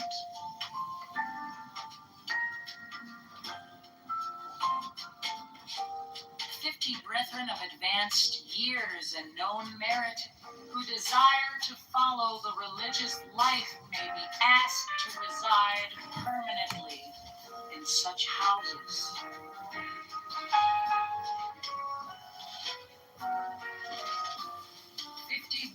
In the higher degrees, brethren have the right to reside in our profess houses for a portion of every year, as shown 2 weeks, this fit 2 months, GT 1 month, SGC 3 months, PRS 6 weeks, fit 6 months.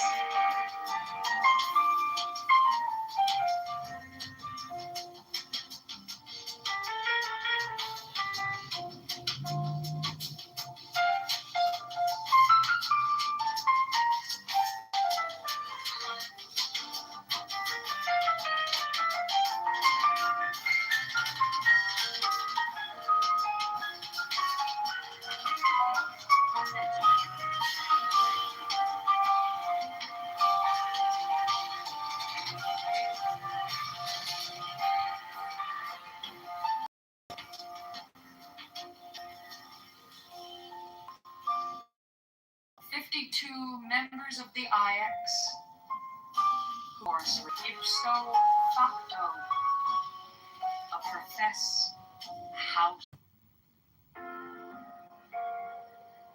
Members of the order will be permitted to use the library in any of our provost houses. 47 circulating libraries will presently be established. 48 brethren who may be traveling have a right to the hospitality of the master of the lodge of the district for a period of 3 days.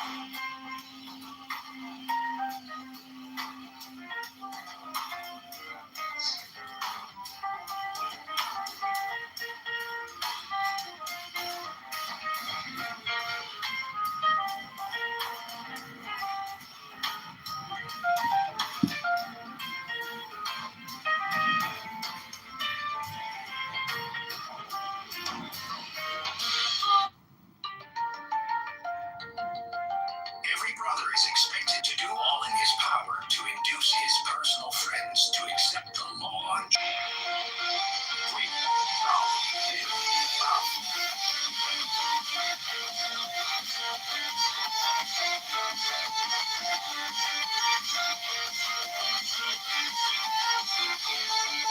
Fortunately, the brethren are bound to secrecy only with regard to the nature of the rituals of our order, so our word signs set it to the general principle. principles of the order may be fully explained, so far as they are understood below the surface, as it is written. The ordeals I write not. The rituals shall be half known and half concealed. The law is for all. It's to be observed the punctual performance of these duties, so that the report thereof is noised abroad, and the fame of it cometh even unto the throne of the supreme and holy King himself. Will weigh heavily in the scale when it comes to be a question of the high advancement of a brother.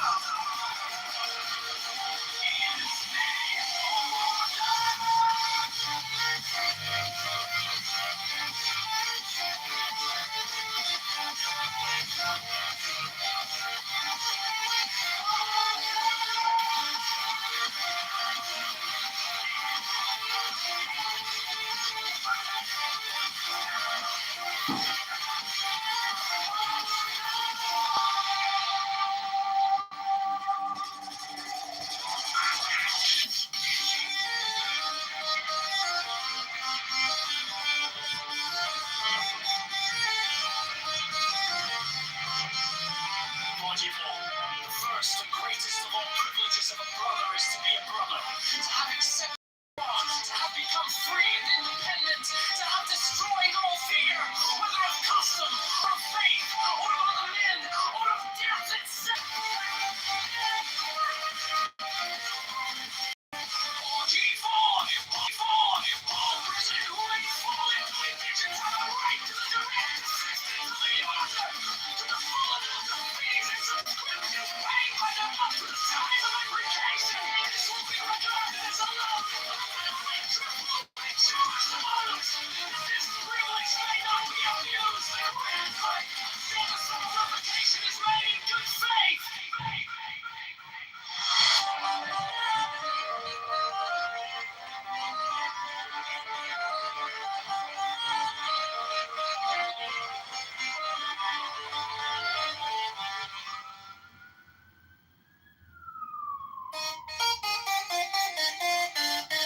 Every brother is expected to do all in his power to induce his personal friends to accept the law and join the order.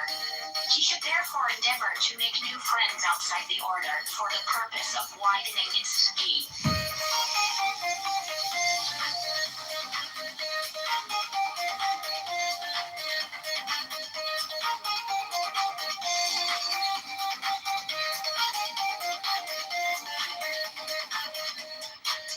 43. The brethren are bound to secrecy only with regard to the nature of the rituals of our order, and to our words, signs, etc. The general principles of the order may be fully explained so far as they are understood below the earth, as it is written, the ordeals I write not, the rituals shall be half known and half concealed. The law is for all.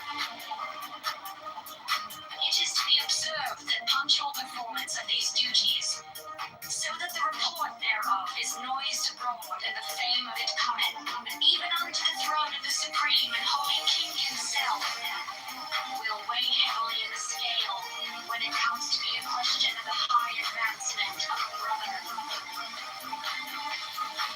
in the order.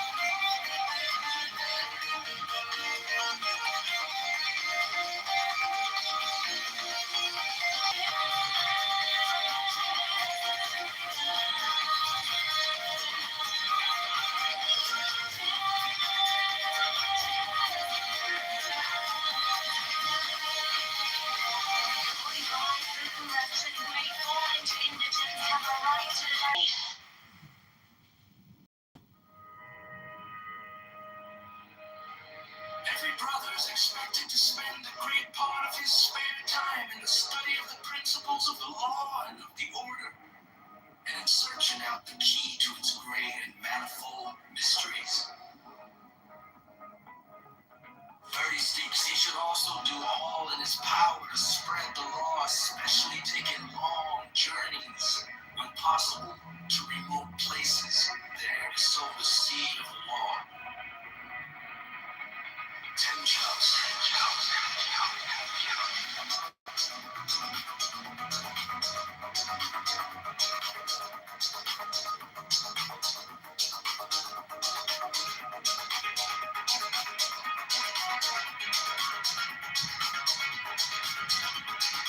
37, all pregnant women are especially sacred to members of the order, and no effort should be spared to bring them to acceptance of the law of freedom, so that the unborn may benefit by that impression. They should be induced to become members of the order so that the child may be born under its aegis. 38, the mother that is to be have asserted her will to be so in contempt and defiance of the taboos of the slave gods, she is to be regarded as especially suitable to our order, and the master of the lodge in her district shall offer to become, as it were, godfather to the child, who shall be trained specially, if the mother so wishes, as a servant of the order in one of its professed houses. 38 special professed houses for the care of women of the order, or those whose husbands or lovers are members of the order, will be instituted, so that the frontal duty of womankind may be carried out in all comfort and honor. 40. Every brother is expected to use all his influence with persons in a superior station of life, so-called, to induce them to join the order royal personages, ministers of state, high officials in the diplomatic, naval, military, and civil services are particularly to be sought after. For it is intended ultimately that the temporal power of the state be brought into the law and led into freedom and prosperity by the application of its principles. 41 colleges of the order will presently be established where the children of its members may be trained in all trades, businesses, and professions, and there they may study the liberal arts and humane letters, as well as our holy and arcane science patent.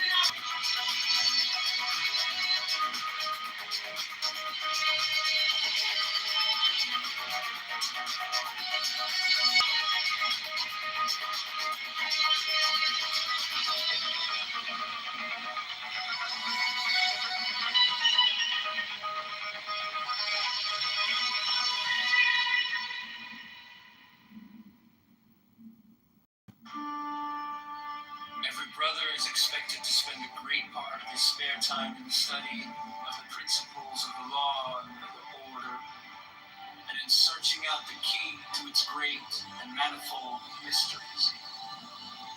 36, he should also do all in his power to spread the law, especially taking long journeys, when possible, to remote places, there to sow the seed of the law. 10 house. 37, all pregnant women are especially sacred to members of the order, and no effort should be spared to bring them to acceptance of the law of freedom, so that the unborn may benefit by that impression. They should be induced to become members of the order, so that the child may be born under its aegis.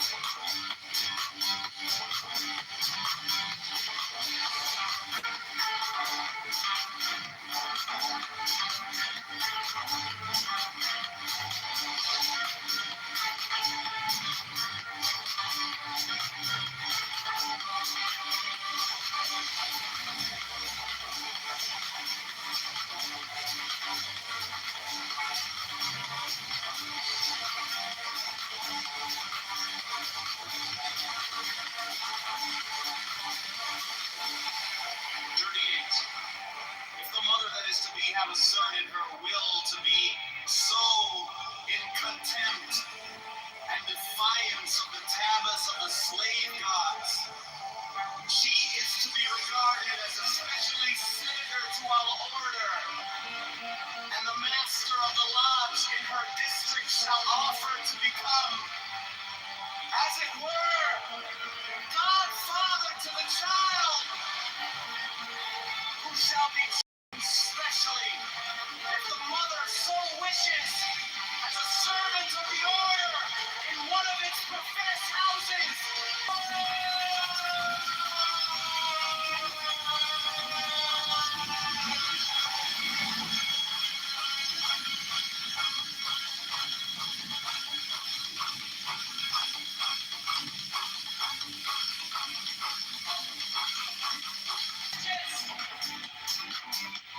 Ministers of state, prominent officials in the department, naval, military, and civil services are particularly to be sought after.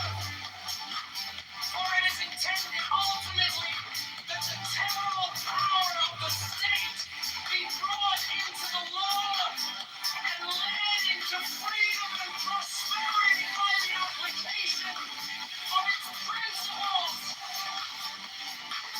According to colleges order will presently be established where the children in its universe may be trained in all trades, precisions, professions, and there they may study the liberal arts and human affairs, as well as our holy and arcane science, are expected to perform and power to make the place prosperous of such beings.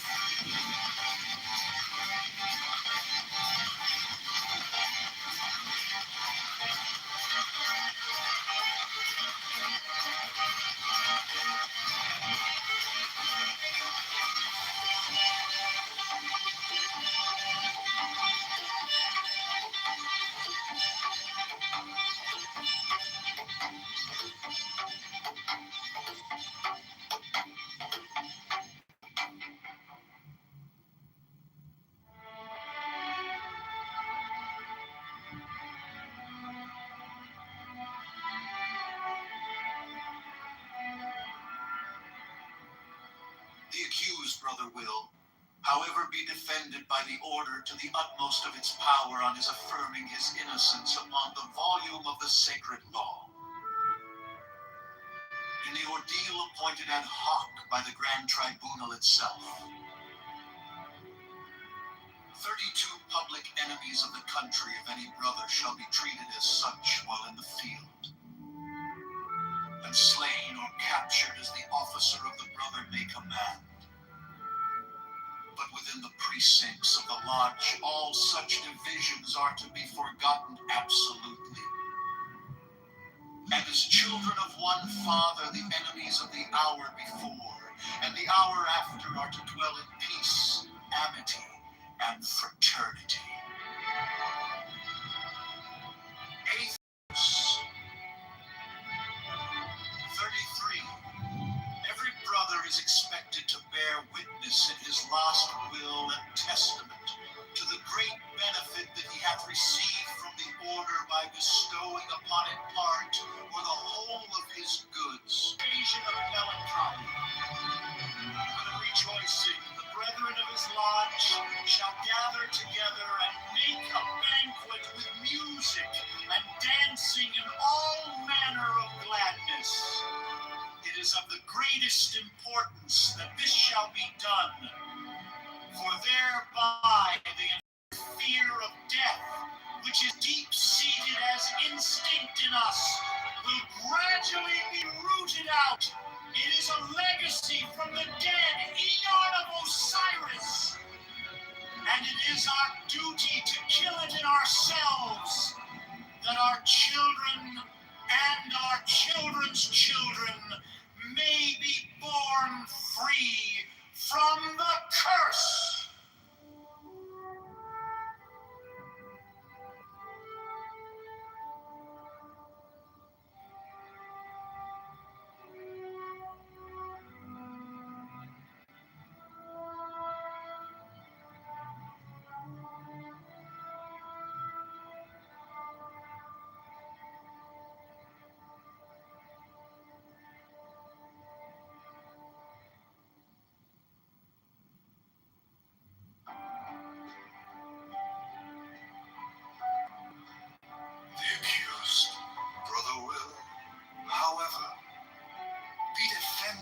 the order to the utmost of its power on his affirming his innocence upon the volume of the sacred law.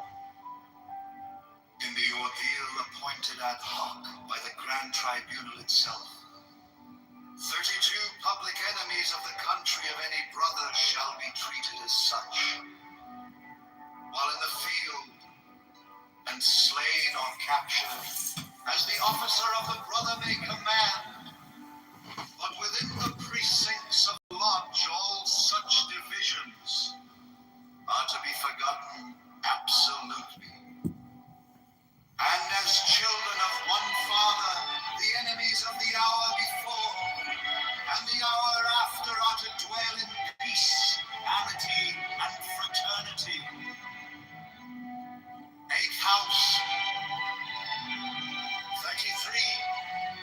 Every brother is expected to bear witness in his last will and testament to the great benefit that he hath received from the order by bestowing upon it part or the whole of his goods, as he may deem fit. 34. The death of a brother is not to be an occasion of melancholy, but of rejoicing. The brethren of his lodge shall gather together and make a banquet with music and dancing and all manner of gladness. It is of the greatest importance that this shall be done, for thereby the inherited fear of death, which is deep-seated as instinct in us, will gradually be rooted out. It is a legacy from the dead eon of Osiris, and it is our duty to kill it in ourselves, that our children and our children's children may be born free from the curse. Fear of death, which is deep-seated as instinct in us, will gradually be rooted out.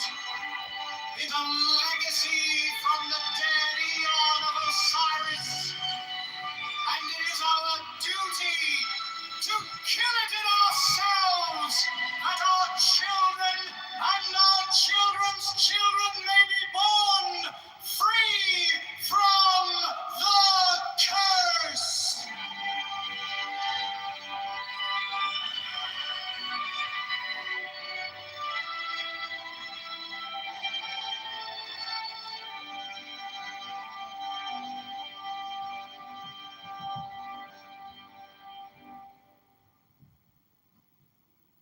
It is desirable that the marriage partner of any brother should also be a member of the order. Neglect to insist upon this leads frequently to serious trouble for both parties, especially the uninitiated.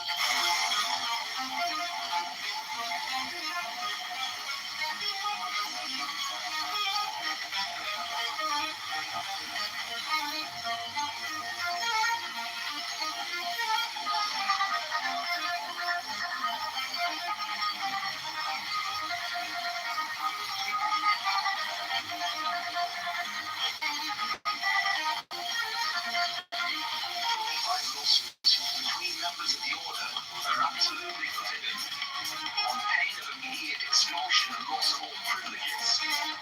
Even of those accumulated by past good conduct referred to in the second part of this inscription.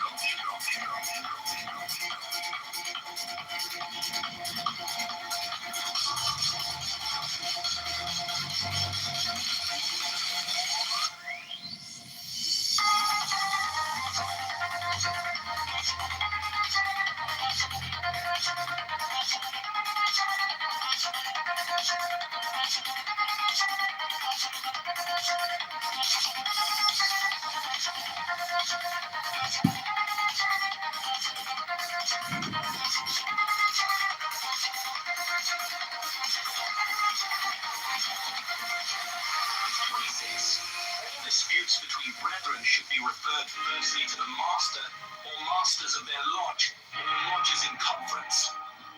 If a composition be not arrived at in this manner, the dispute is to be referred to the Grand Tribunal, which will arbitrate thereon, and its decision is to be accepted as final.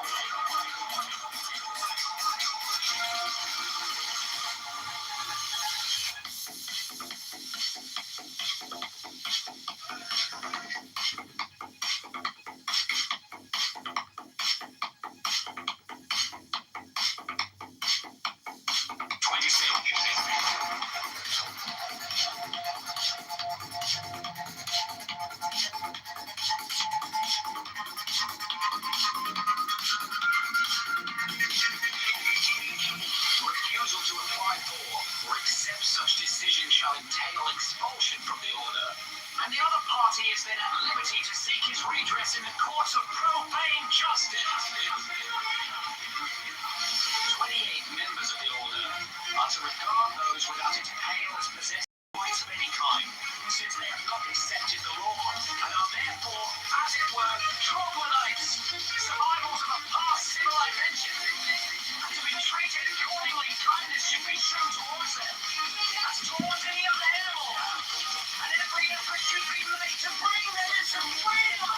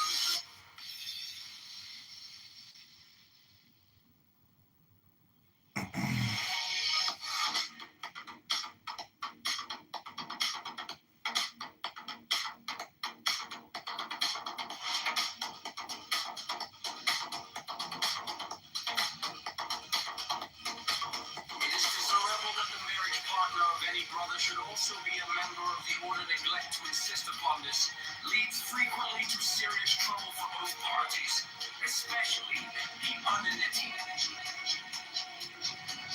25 lawsuits between members of the order are absolutely forbidden, on pain of immediate expulsion and loss of all privileges, even of those accumulated by past good conduct referred to in the second part of this instruction. 26. All disputes between brethren should be referred firstly to the master or masters of their lodge or lodges in conference. If a composition be not arrived at in this manner, the dispute is to be referred to the Grand Tribunal, which will arbitrate thereon, and its decision is to be accepted as final.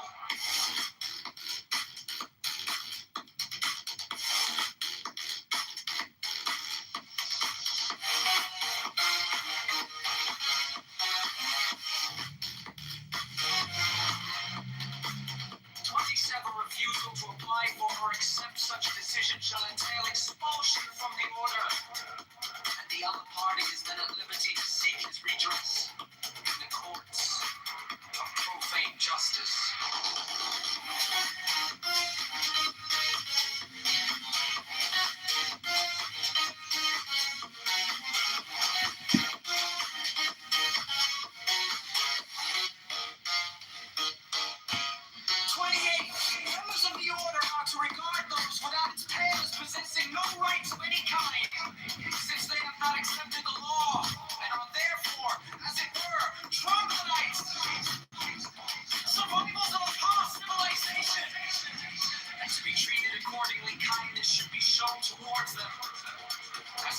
any other animal.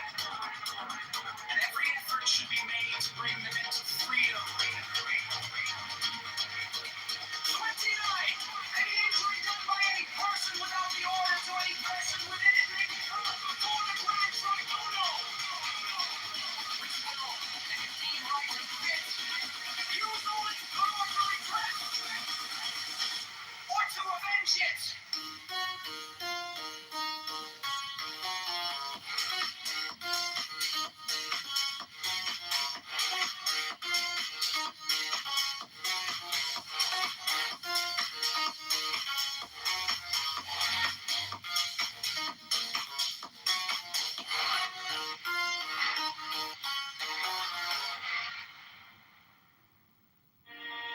Personal or domestic attendants should be chosen from among the members of the order. When possible, and great tact and courtesy are to be employed in dealing with them. 17. They, on their part, will render willing and intelligent service. 18. While in lodge and on special occasions, they are to be treated as brothers, with perfect equality. Such behavior is undesirable during the hours of service, and familiarity, subversive as it is of all discipline and order, is to be avoided by adopting a complete and marked change of manner and address. 19. This applies to all persons in subordinate positions, but not to the brethren servient in the professed houses of the order, who, giving service without recompense, are to be honored as hosts. 20. In case of the sickness of any brother, it is the duty of all brethren who know him personally to attend him, to see that he want for nothing, and to report, if necessary, his needs to the lodge or to Grand Lodge itself. 20. Those brethren who happen to be doctors or nurses will naturally give their skill and care with even more than their customary joy in service. 20. All brethren are bound by their fealty to offer their service in their particular trade, business, or profession to the Grand Lodge, for example. A stationer will supply Grand Lodge with paper, vellum, and the like. A bookseller offer any books to the library of Grand Lodge, which the librarian may desire to possess. A lawyer will execute any legal business for Grand Lodge. And a railway or steamship owner will erect a sea to it, that the great officers travel in comfort wherever they may wish to go. 20. Visitors from other lodges are to be accorded the treatment of ambassadors. This will apply most especially to sovereign Grand Inspector Generals of the Order on their tours of inspection. All hospitality and courtesy shown to such is shown to ourselves, not to them only.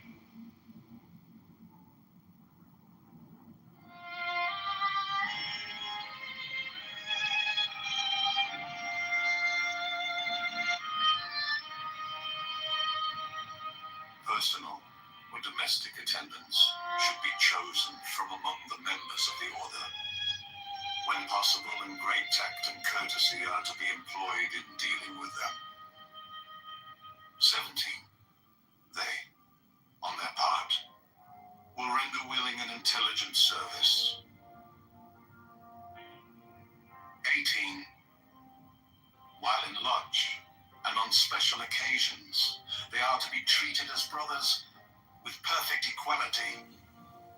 Behavior is undesirable during hours of service, and familiarity, subversive as it is of all discipline and order, is to be avoided by adopting a complete and marked change of manner and address.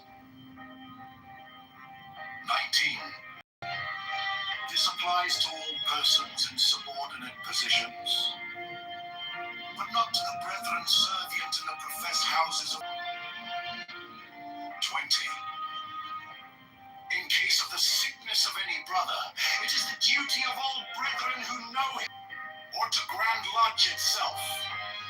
20. Those brethren who happen to be doctors or nurses.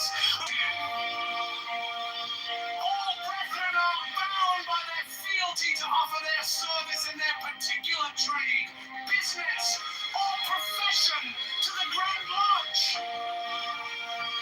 For example, a stationer will supply Grand Lodge with paper, vellum, and the like. A bookseller offer any books to the library of Grand Lodge which the librarian may desire to possess. A lawyer will execute any legal business for Grand Lodge, and a railway or steamship owner or direct to see to it that the great officers travel in comfort wherever they may wish to go. 20! Visitors from in the treatment of ambassadors. This will apply most especially to sovereign grand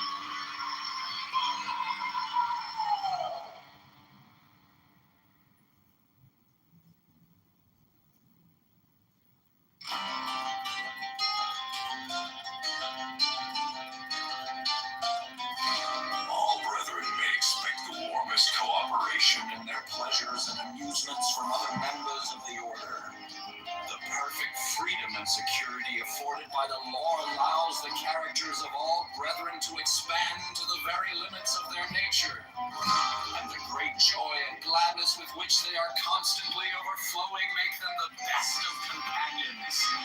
They shall rejoice our chosen, whose sorroweth is not of us. Beauty and strength, leaping laughter and delicious languor, force and fire are of us.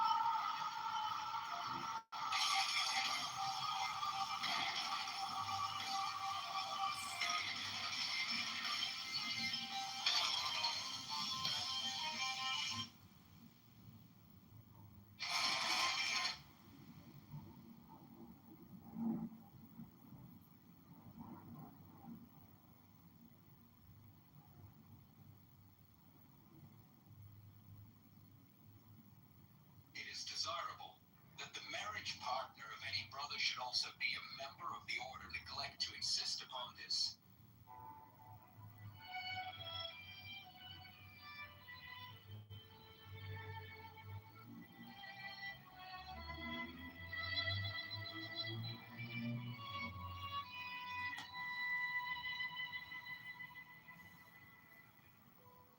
Every brother shall seek constantly to give pleasure to all brethren with whom he is acquainted, whether by entertainment or conversation, or in any other manner that may suggest itself. It will frequently and naturally arise that love itself springs up between members of the order, for that they have so many and sacred interests in common. Such love is peculiarly holy and is to be encouraged. All children of brethren are to be considered as children of the whole order, and to be protected and aided in every way by its members, severally, as by its organization collectively. No distinction is to be made with regard to the conditions surrounding the birth of any child. 50. There is an especially sacred duty which every brother should fulfill with regard to all children, those born without the order included. This duty is to instruct them in the law of the Lima, to teach them independence and freedom of thought and character, and to warn them that servility and cowardice are the most deadly diseases of the human soul.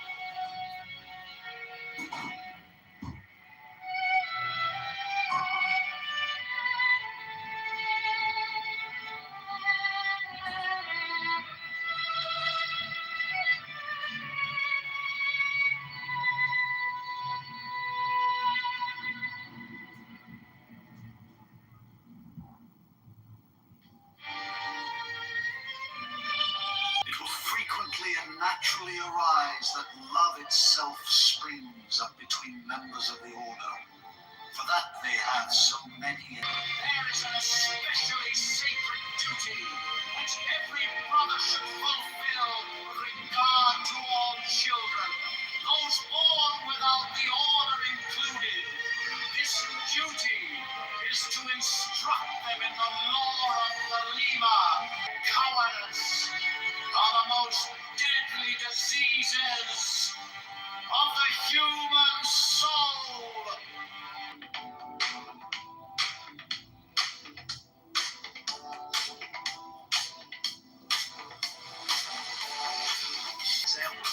To some brother who is in need, or allowing an example to some brother who is in need, or allowing an unused hall to be occupied by a lodge.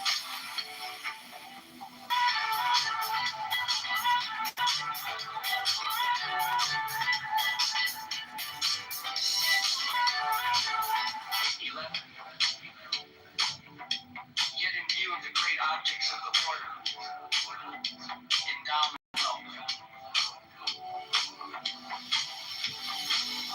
of every brother shall show himself solicitous of the comfort and happiness of any brother who may be old, not only to all material wants, but to his amusement. So that his declining years may enjoy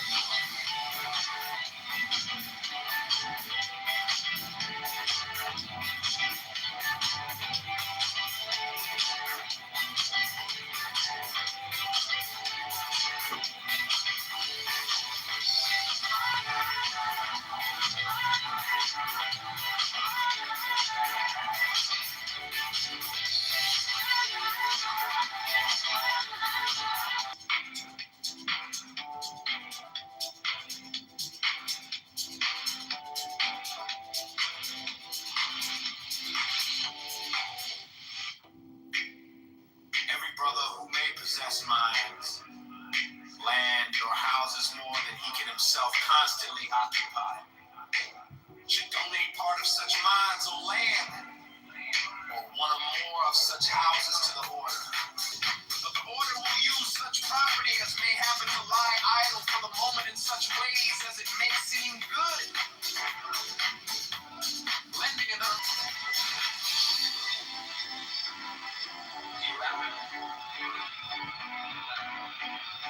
Yet in view of the great objects of the order, endowment is welcome.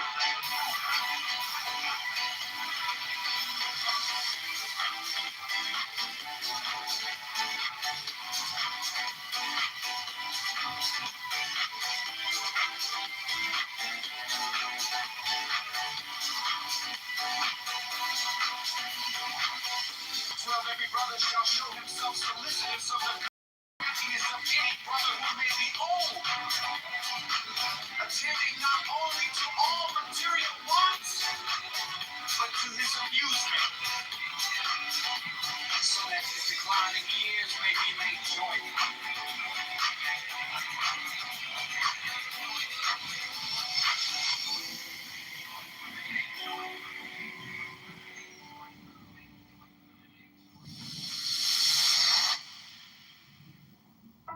The brethren shall be diligent in preaching the law of the Lima. In all writings they shall be careful to use the prescribed greetings, likewise in speech, even with strangers. 5. They shall respond heartily to every summons of the lodge or chapter to which they may belong, not lightly making excuse. 6. Brethren should use every opportunity of assisting each other in their tastes, businesses, or professions, whether by direct dealing with brethren in preference to others, or by speaking well of them, or as may suggest itself, it seems desirable, when possible, that when 2 or more of the same lodge are engaged in the same work, they should seek to amalgamate the same by entering into partnership, lest in time great and powerful corporations may arise from small individual enterprises. 7. They shall be diligent in circular emancipation of the profane.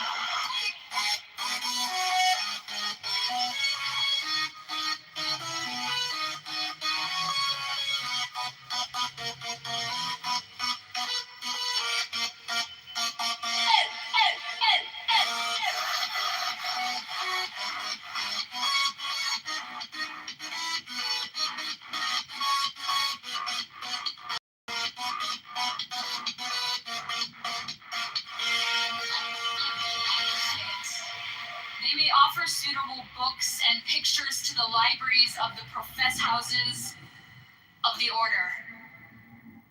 The brethren shall be diligent in preaching the law of the Lima. In all writings they shall be careful to use the prescribed greetings, likewise in speech, even with strangers. 5. They shall respond heartily to every summons of the lodge or chapter to which they may belong, not lightly making excuse. 6. Brethren should use every opportunity of assisting each other in their tastes, businesses, or professions, whether by direct dealing with brethren in preference to others, or by speaking well of them, or as may suggest itself. It seems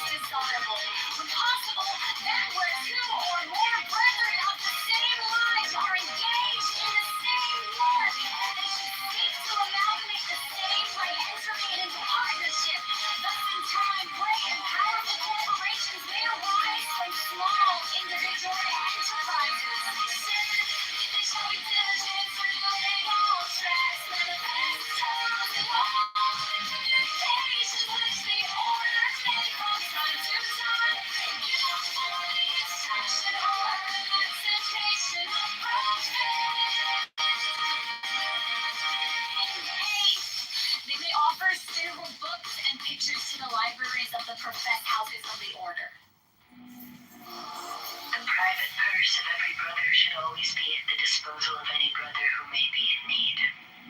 But in such a case, it is a great mischief if the one asking and the other consent. For if the former be really in need, his pride is wounded by his asking.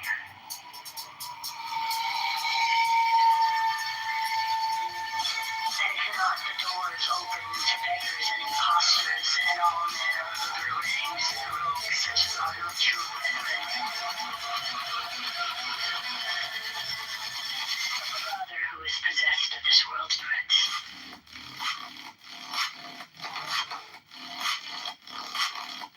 Should make it his business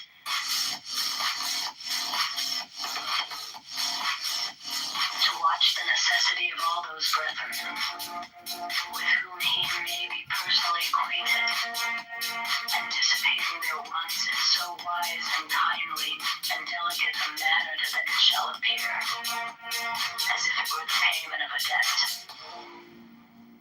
And what help is given shall be given with discretion, so that the relief may be permanent rather than temporary.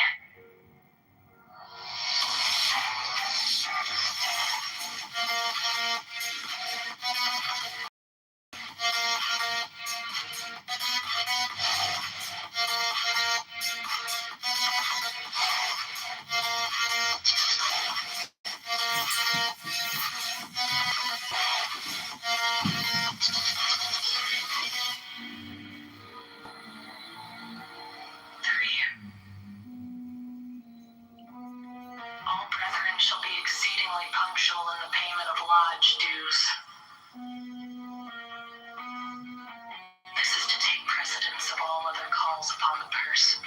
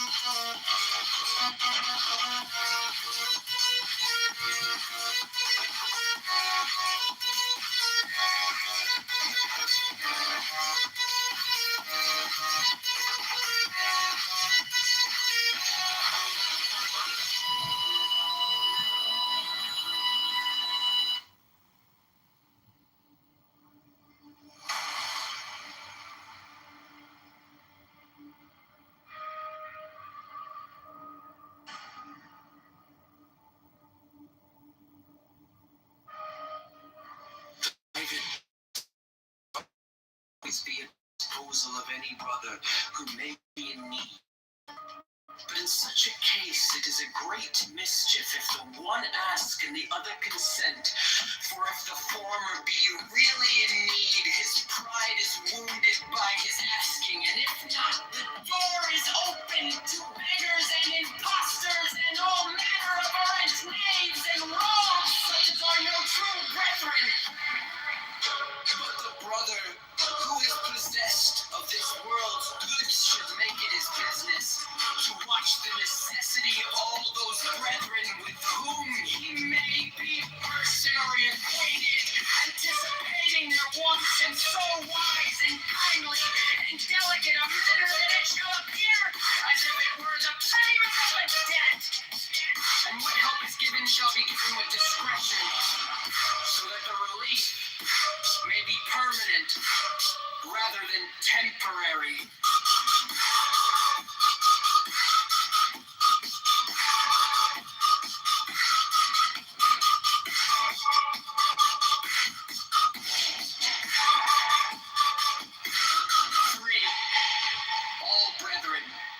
shall be exceedingly punctual in the payment of lodge dues.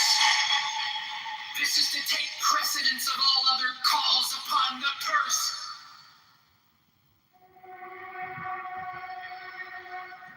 Do what thou wilt shall be the whole of the law. It has been represented to us that some persons who are worthy to join the OTO consider the fees and subscriptions rather high. This is due to your failure to explain properly the great advantages offered by the order. We desire you, therefore, presently to note and to cause to be circulated throughout the order, and the profane seem worthy to join it. These matters follow concerning the duties and the privileges of members of the earlier degrees of the OTO that pertain to general affairs, and for convenience we shall classify these as material of foreign heaven, but also by numbered clauses for the sake of such as understand not the so-called science of the stars. First, therefore, concerning the duties of the brethren, yet without order every duty is also a privilege, so that it is impossible wholly to separate them.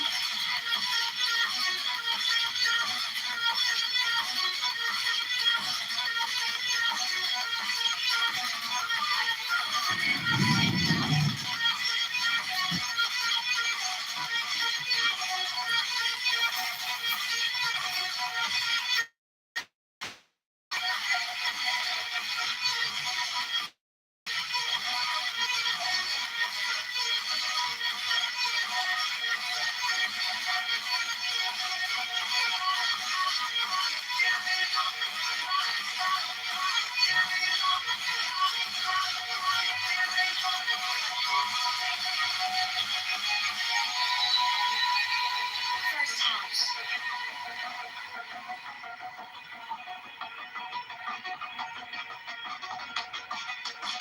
One. There is no law beyond. Do what thou wilt. Yet it is read for reverence, study daily in the volume of the sacred law. Liber legis, for therein is much counsel concerning this. How best we may carry out this will.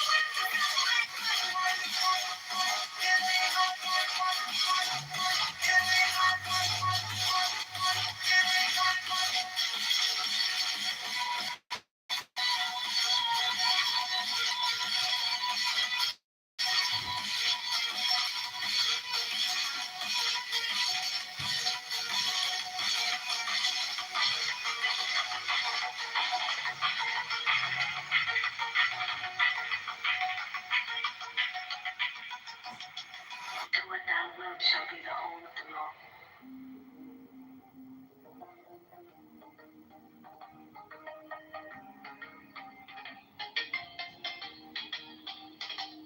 It has been represented to us that some persons who are worthy to join the OTO consider the fees and subscriptions rather high.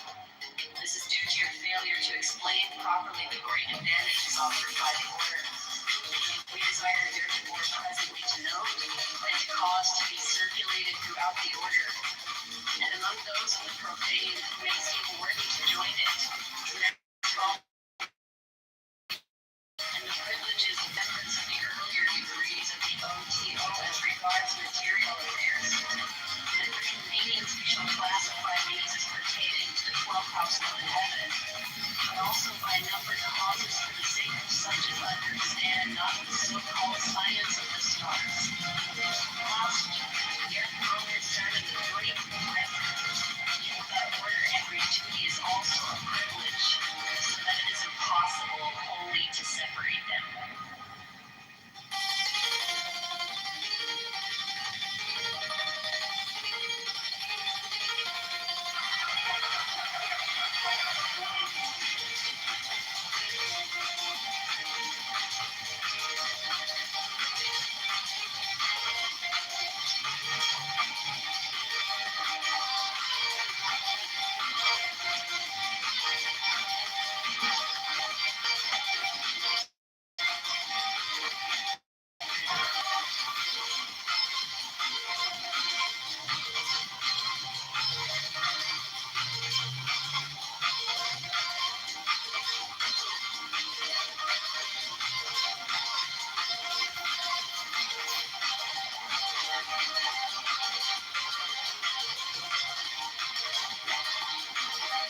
First house. 1. There is no law beyond. Do what thou wilt. Yet it is well for brethren to study daily in the volume of the sacred law. Liber legis, for therein is much counsel concerning this, how best they may carry out this will.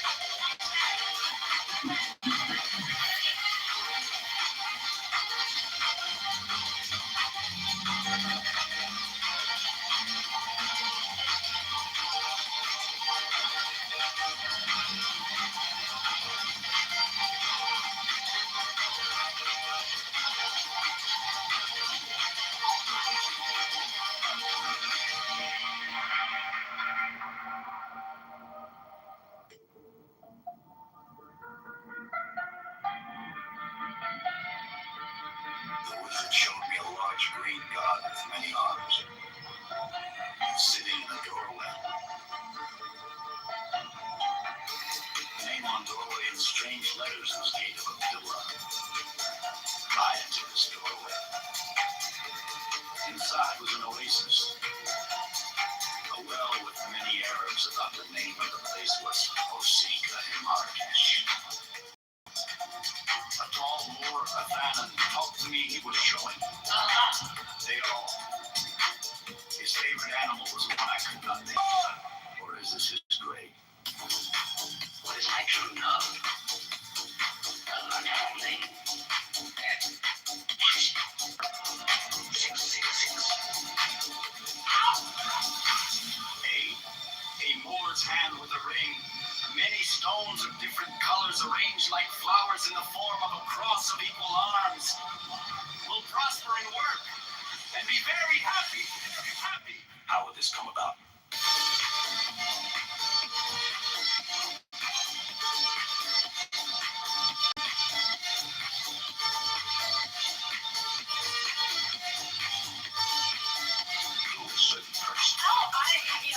A tall man with light mustache and an edge of feature had something to read.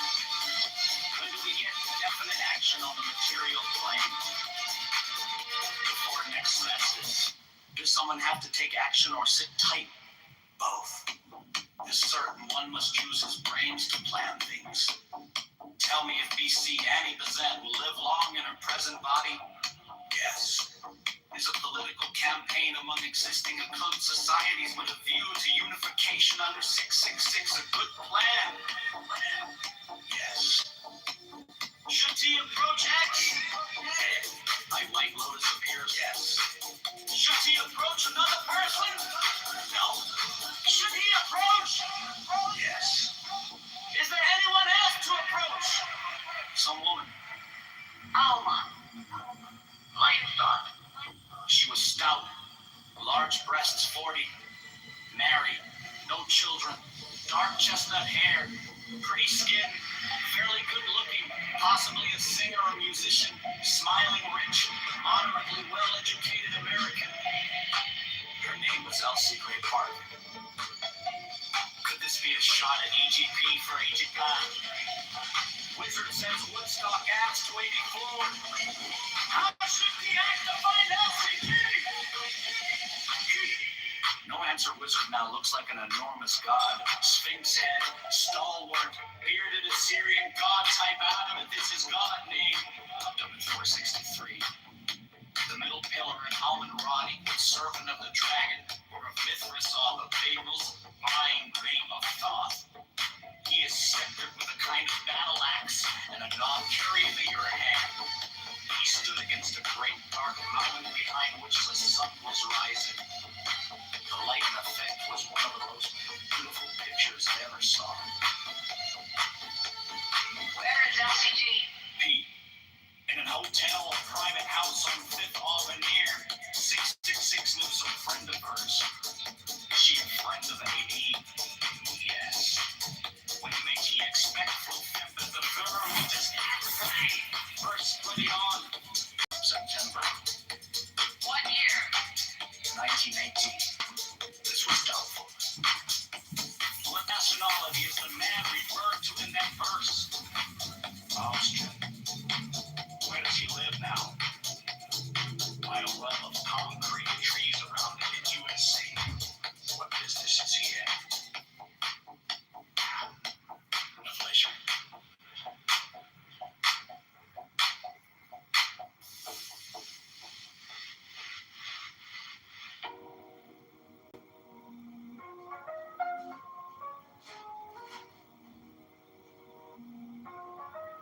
The wizard showed me a large green god with many arms sitting in the doorway.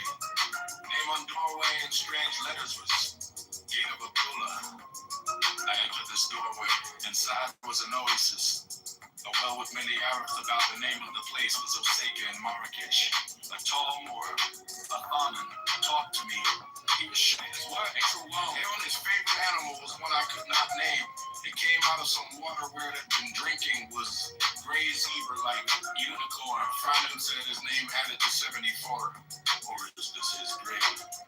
What is my true number? Hey, Hydrodon tree. Very interesting. Her magical name in his language was Anuita. 417 out of Noah's Ark. On flame plus 1 is Eddie the link. 417 plus 1 is 48. The 1 is of course the phallus. He was not a living man, but represented a white man named Haman. 417. Angel ruling Leo. He would carry on certain works. 666. How? Hey, a Moor's hand with a ring, many stones of different colors, arranged like flowers in the form of a cross of equal arms. 666 and prosper and workily very happy. How would this come about? Hey, through a certain person. O-I-B-B-I-O. A tall man with light mustache and angel had something to do with it. When do we get definite action on material claim? Before next solstice. Is said have to take action or sit tight? They certain one must use his brains to plan things. Tell me it's BC. 80% will live long in her present body. Yes. Is a political campaign among existing occult societies with a view to unification under 666 a good plan?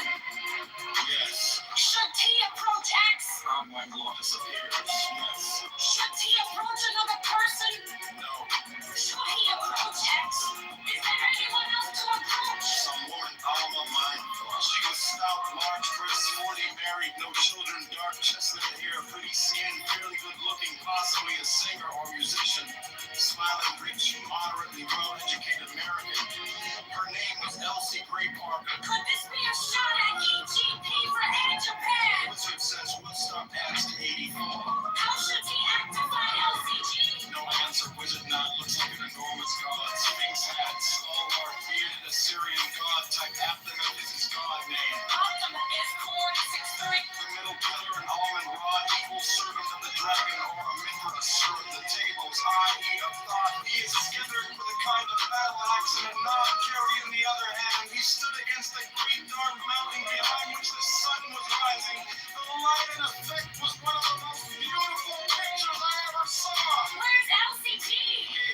In a hotel or private house on 5th Avenue near 666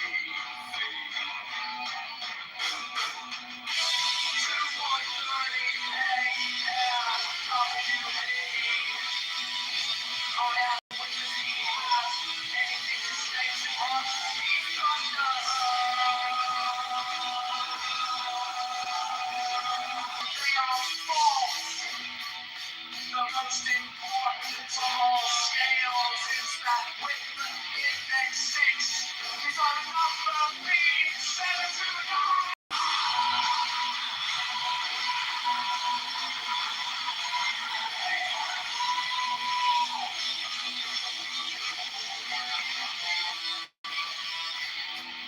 Seven to 9 is the numeration of number one trucking.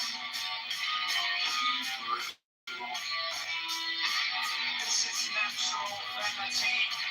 Let us, however, consider the scale.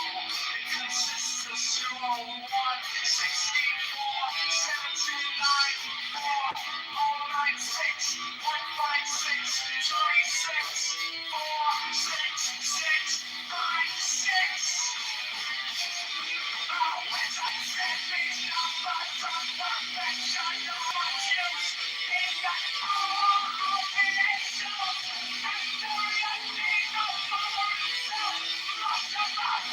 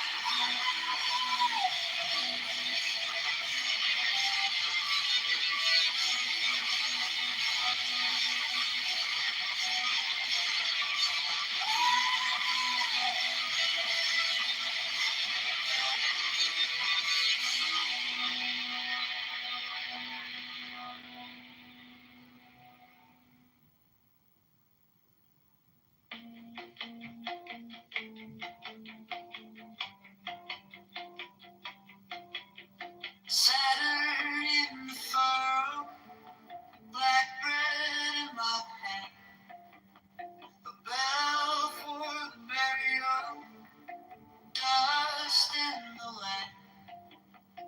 Jupiter at the table, fat wine full of plate, a clerk with a gold pin, walking through the gate. My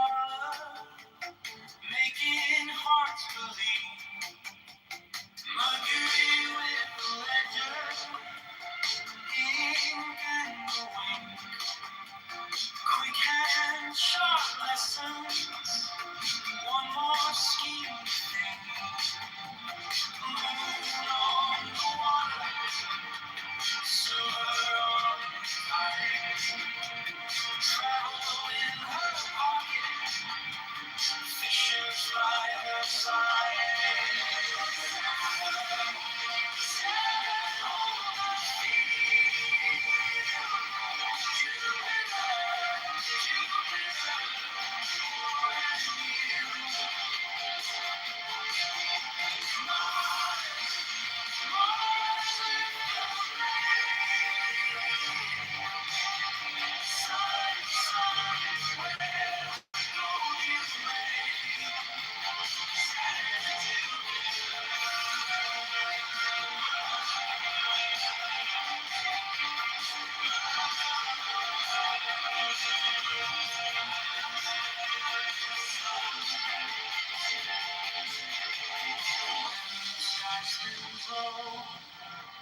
hear them naming glow.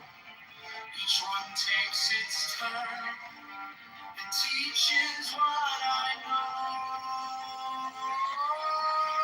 Stand on the field.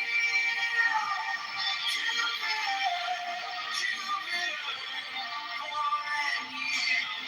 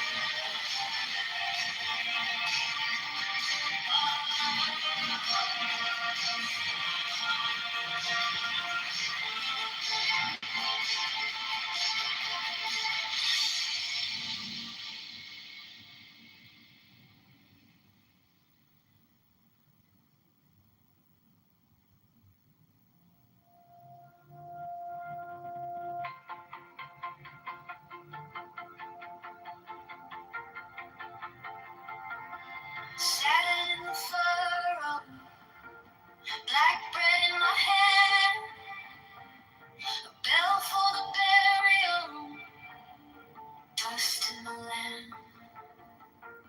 Jupiter at the table, fat wine full plate, a clerk with a gold pen, walking through the gate.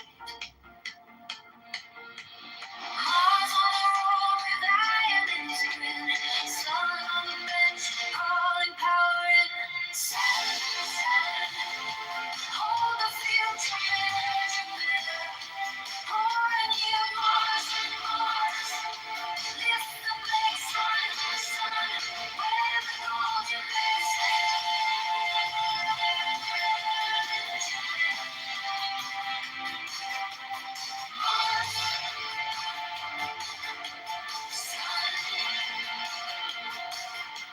Venus in the doorway, perfume on a sleeve, a song in the parlor, making hearts believe. Mercury with the ledger, ink and a wink, quick hand sharp lessons, one more scheme to think. Moon on the water, silver on the tide, travel in a pocket, fishes by her side. Saturn, hold the field together. Point you Mars, Mars, with the black sun, where the golden rays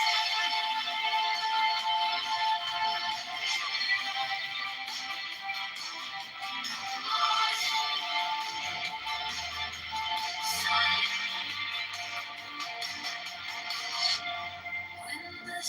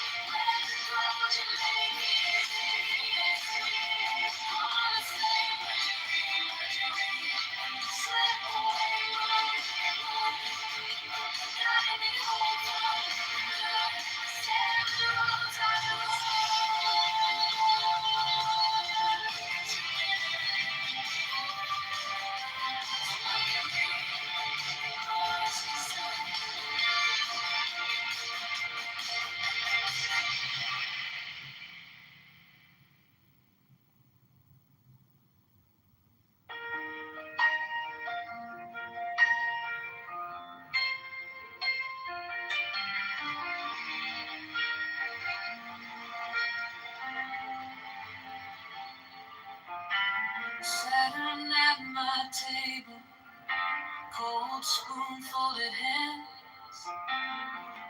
agriculture in the field, sorrow in the sand. Death walks quiet circles around the barn door line. Old boots by the doorway, and the rain on the vine.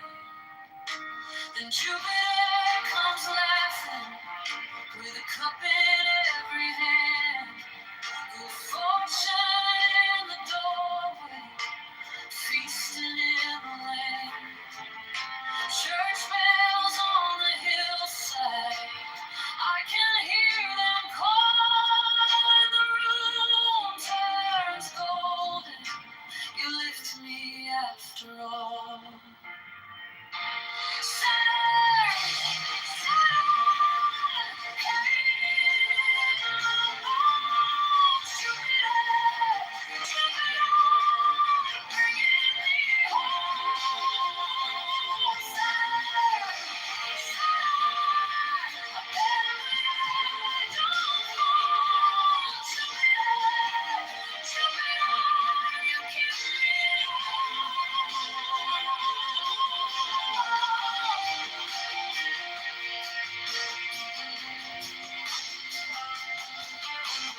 Mars in the red street, fist up, eyes on fire.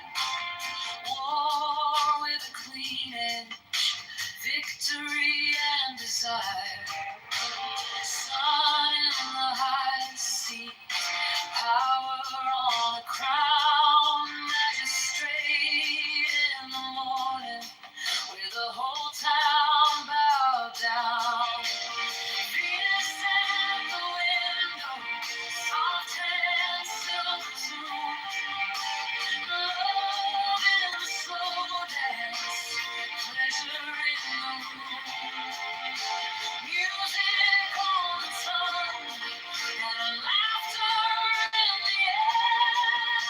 Mercury is laughing with a trickster's stare.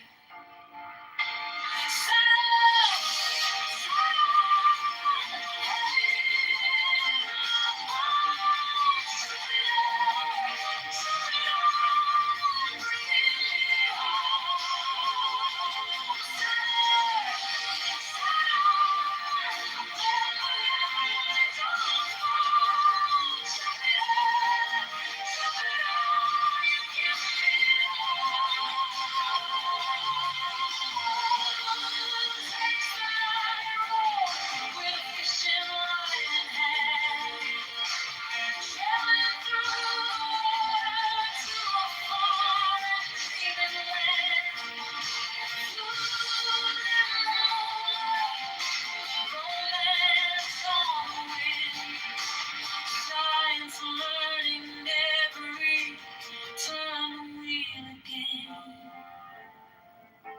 Saturn, Saturn, heavy in my bones. Jupiter, Jupiter, bringing me home.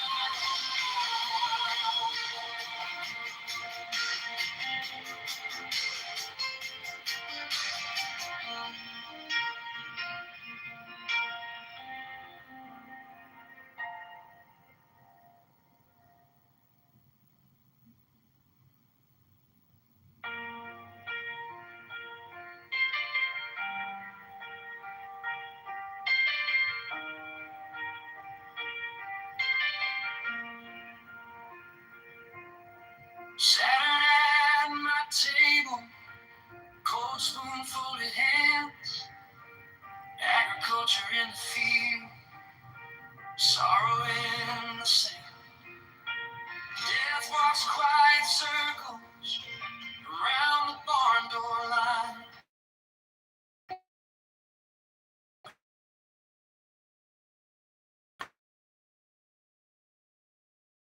comes laughing with a cup in every hand. Good fortune in the doorway, feasting in the land.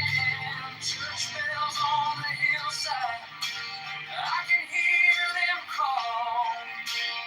When the room turns golden, you lift me after all. Saturn, Saturn, heaven in my bones. Jupiter, Jupiter, bringing me home. Saturn, Saturn, I'm in but I don't fall. Jupiter, Jupiter.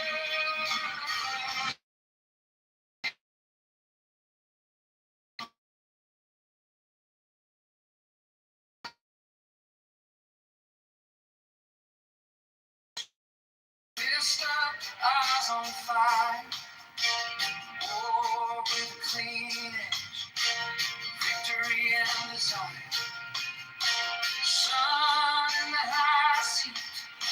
Power on the crown. Magistrate in the morning. With the whole town bowed down. Venus at the window. Soft hand, silver tune. Love extraordinary.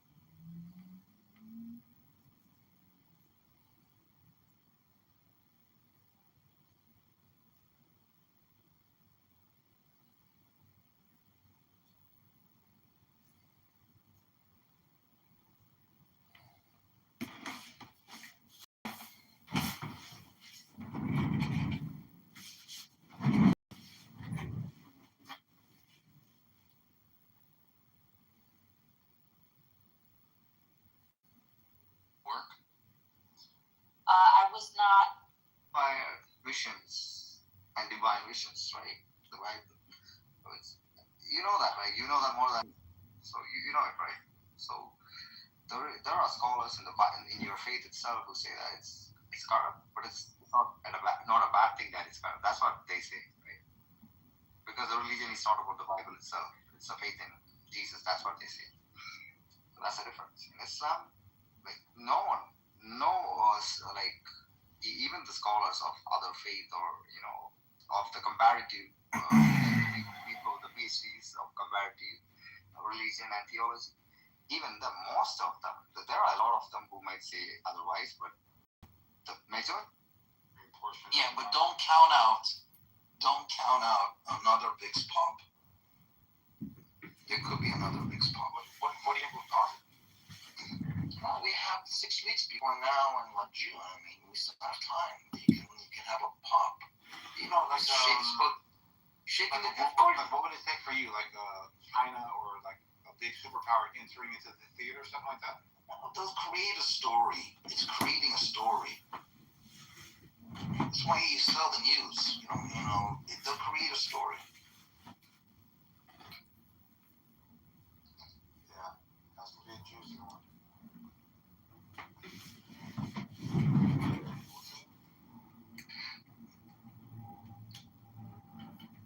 In other words, you gotta hedge.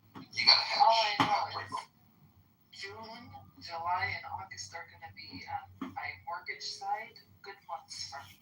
Very good months for me. And I'm about to stash. I'm about to start stashing.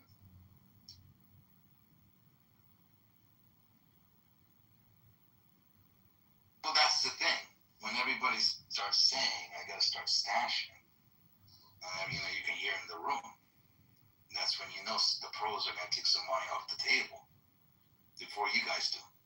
100%, but you gotta think about it. So right now, with there being more lenient, people who wouldn't be able to borrow are going to be able to borrow now with FHA loans. You're gonna have people just like right, we did this and then it crashed.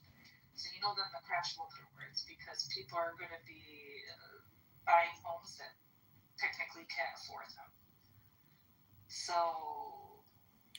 let's see for me, that's good. I'm going to be able to close more loans now, especially if they qualify for FHA loans. I'm going to be able to close more loans. I'm going to have more commissions. What are you doing closing loans? I thought you were in academia. You're too intelligent for this kind of stuff. Yeah, so I have multiple streams of income because I am intelligent. So, there was a time, let me just go get my mortgage license, but I'm going to brokerage. So, I do, loans on the side. It's good money. I mean, there should be, this large, influx of people entering into that market with this new guy coming in, right? Jerome Powell's replacement. And then because the FHA now has changed some of the guidelines in the FICO scores and going to be able to get FHA loans for homes.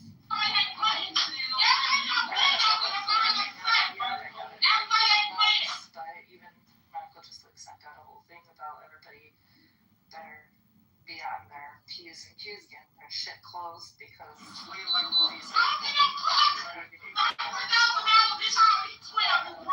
to be calling some clients that didn't qualify before. Yeah, isn't it you're able to stash? Isn't that contingent on people leaving money in circulation? People being able to access more money.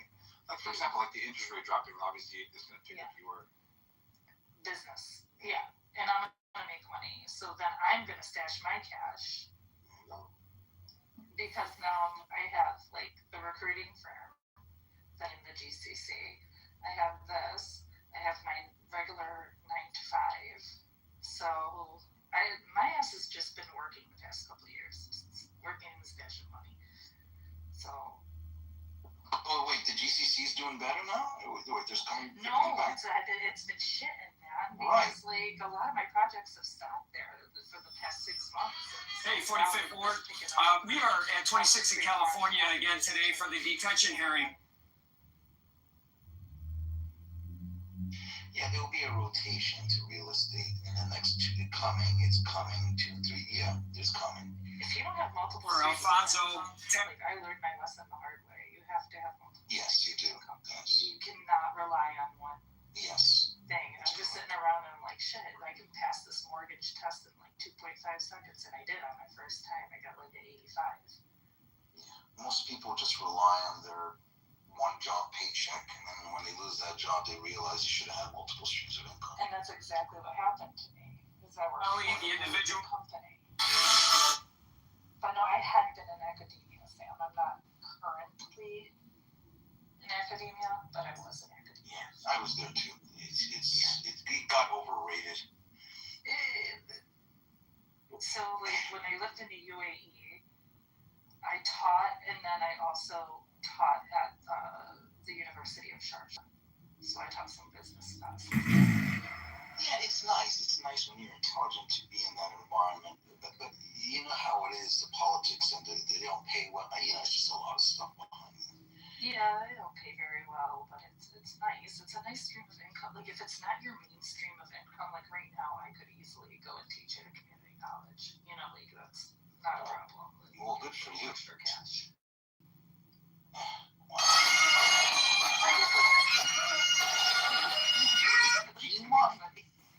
I like to make money. So if someone tells me, like, my mom sent this honey, you should have says, like, fuck it, I'll go and get the license for it. Why not? If this picks up, I'll go do that. If this picks up, I go do that. Just make a little money here and there. That's right. That's right. That's what I try to tell people. Look at them. What's it take you? Like, literally, from the time I said,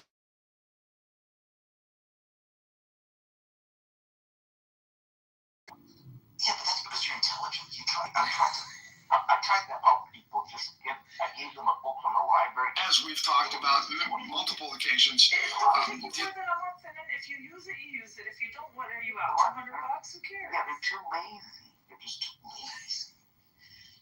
My friends like you have. Tony John, when I mortgages, like, what's extra money? Who doesn't want an extra, like, just on the side, making an additional $3,000-4,000 a month, not doing shit?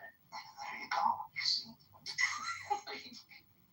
The amount of lazy people in this world, none of us average in the world is like The point is, when somebody tells me to stop, they tell me Thank you for coming. We want information to. There's no other country in the world that has got opportunities. Do you guys like the just the GoFundMe thing? Just the influencer thing just shows you how easy it is for people. It's so easy to make money in America. Like, people don't understand the Where Karen Coles is at. Been missing since 2018. I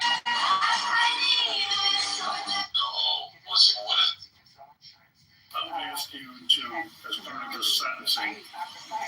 Because my friend, she's like a big manager for Estee Lauder. She puts me in the system, and once I get paid $30 an hour to go and, like, if I feel like it, go and do perfumes. If I'm bored, my kids are in college, I don't got shit to do. You know, go make freaking little bit of money here. That's gas money. Like, if you want to make money, you can make money. You can just pick it up off the street here. Yeah, I tell people that. I tell them this. I mean, you know, I wouldn't do that. Where's your pride? There's no other country. I keep telling people, there's no other country. Every day you have an opportunity to make money. I swear, every day I have an opportunity to make money. Upwork. I literally get contracts on Upwork all the damn time for $50 an hour. Drive you nuts. They don't like paperwork. They won't give you the loan. They make you go in circles and left and right. And then your job is tough. And you lose your job, you lose your residency, you lose your home, you lose everything. Like, and then you can't go out and just grab it. Process that you have to go through it. So, like, when you're in America, you don't got to go through any damn process. Like, you can walk out on the street. There's Uber. You can download an app for Uber, and you can start Ubering. There's so much ways that you can make money. Are they easy? No. But what else are you doing? Sitting around scratching your ass isn't going to get you nothing. What's unemployment? $350 a week? You can live on that? And in America, you can go online and fill out all the LLC forms, the escrow forms. But to go do that in the Middle East, oh my gosh. No, yeah, right. It took we me can drive 5 you years. nuts. Yeah, 5 years. Wow. That's persistence. me 5 years to register as a GC. And that's opportunity cost. Yes. Was it worth it? Yeah, it is right now. Not too much, but I did make some money. You can make money. We live in such a global. You can make money. When someone tells me, I can't make money, I don't have it. Go find another way to make a job. You might not make it in what you started off with.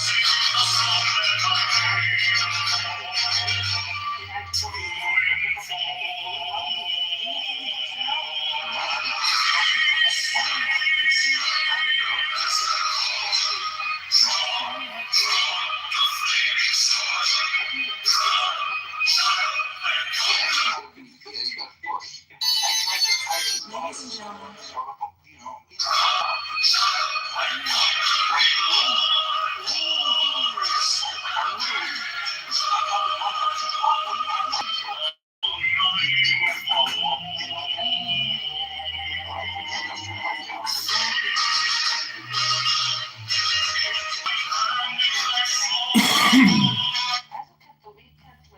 Sundays I take the day off. The Saturdays I work. I stuff to because I don't want. I know how much I'm spending. Conservative, Republican. Everybody, quick update. I hope you paid attention to the hearing yesterday with Pete Hank. They have expenses. They have college. Unfortunately, I'm upper middle class. We don't get shit. You are the disaster. Financially. Right. No day off. Damn. And some days I work 2 jobs. An income a year. What is it? That is a gem. Why? I like money. That anything happens to me. The money. It's not about the materialistic things. It's the security and more importantly, eventually, the freedom. The freedom I'm eventually going to have. Like right now, I do have a lot of free time that I can just do nothing and still make money. But I don't want to because I look at it as I can just be sitting here watching or talking. Like while I'm talking to you guys, I'm doing an Upwork contract for a company out in Wisconsin. They're paying me $45 an hour. I'm talking to you guys. I'm doing work.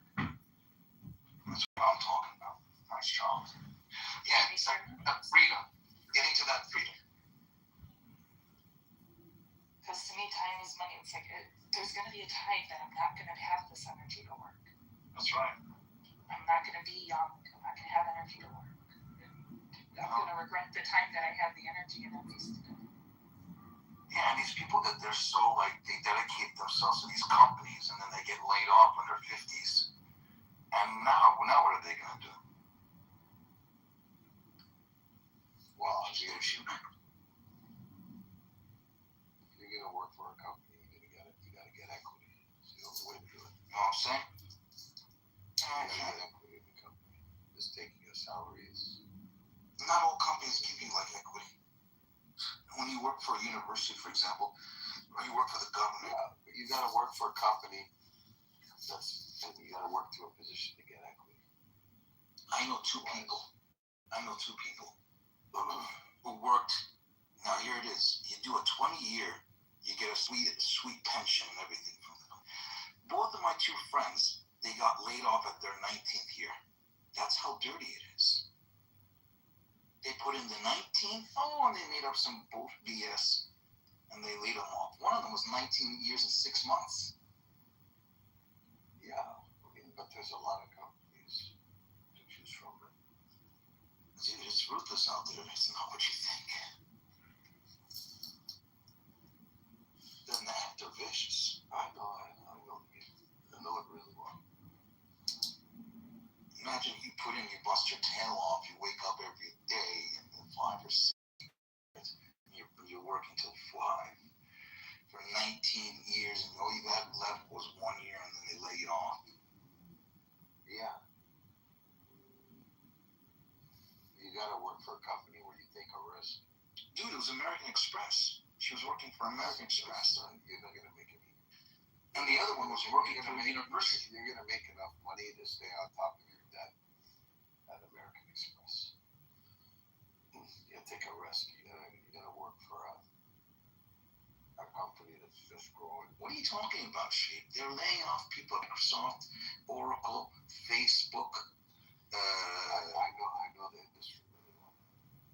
All these guys are getting laid off. The problem is, if you play it safe in your life, you're Yeah, but most people, they play it safe. That's the problem. No. When you have an average IQ person, they're going to play it safe. If you're going to play it safe, that's what you got to be prepared for. Or they don't know that. Or you got to hustle.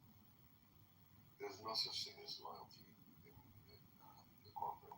Just you're on the P&L. You're in the cost line. There you go. You got it. So the young people listening, EBITDA's not looking good.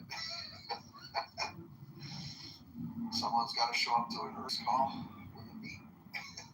That beat's going to happen, whether you have your job or not.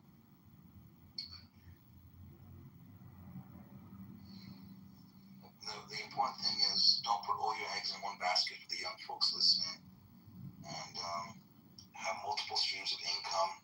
Spend your weekends, not just fun, but thinking of side projects to build on your, as protection. You gotta look out for yourself.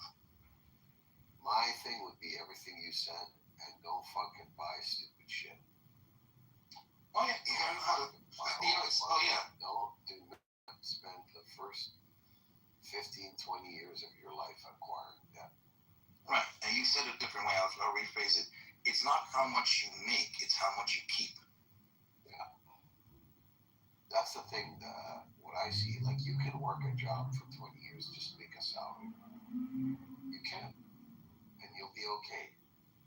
But if you start fucking piling up debt, buying fucking 5 TVs in your house, and all this stupid American dream nonsense. Yeah, and these guys, they buy these $100,000 Ford F-150 trucks. Fucking crazy. What are you doing? Fucking crazy.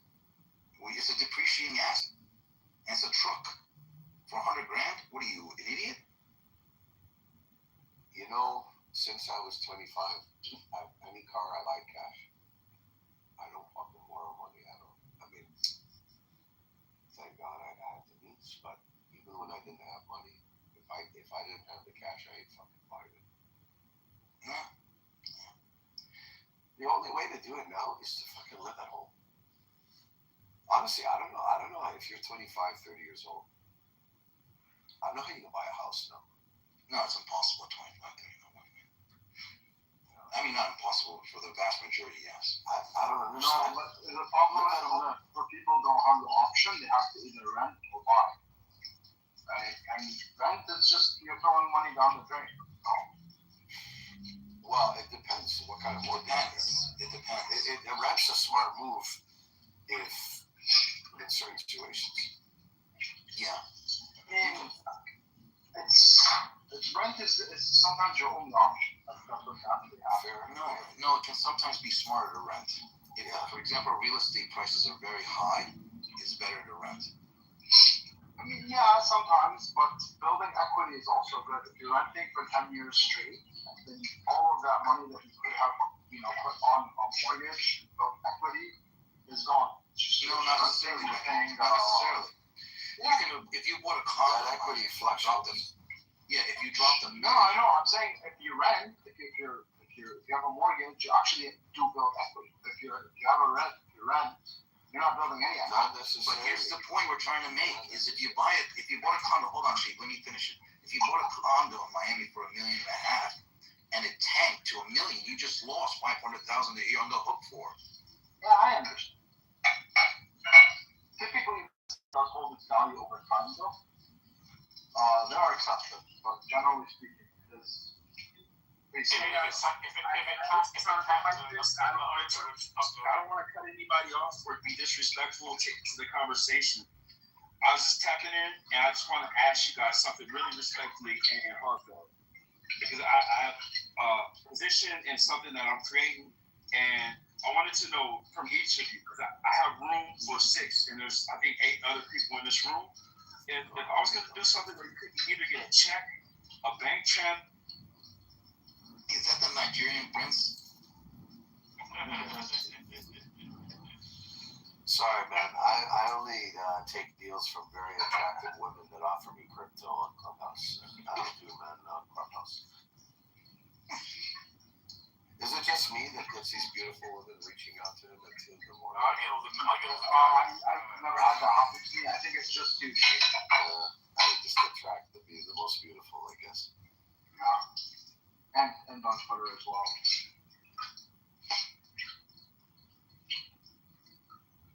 Look at this story. Let me just give you an example. Like this, Jennifer, am I audible? Yeah. Okay, like J-Lo, listen to this story. J-Lo and Ben Affleck bought a house for $68 million. They slashed it $8 million to 60. That's what I'm trying to talk about. It's crazy. I know. What kind of house is fucking 68? I'm saying that real estate is not like a. I don't think anyone in here is talking about buying a $68 million house. I know, but still, I'm just putting it relative. Like you go to, for example, like Miami. Where's that? It's called Park something. Spend money real quick on it. You could decorate a fucking room. I'm talking about like average people buying average houses or condos.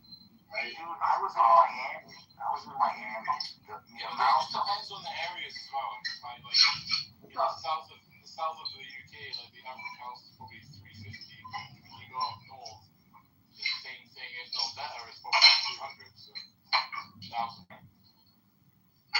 Dude, if I lived in America, I would definitely be in real estate. But Canada's just way too expensive.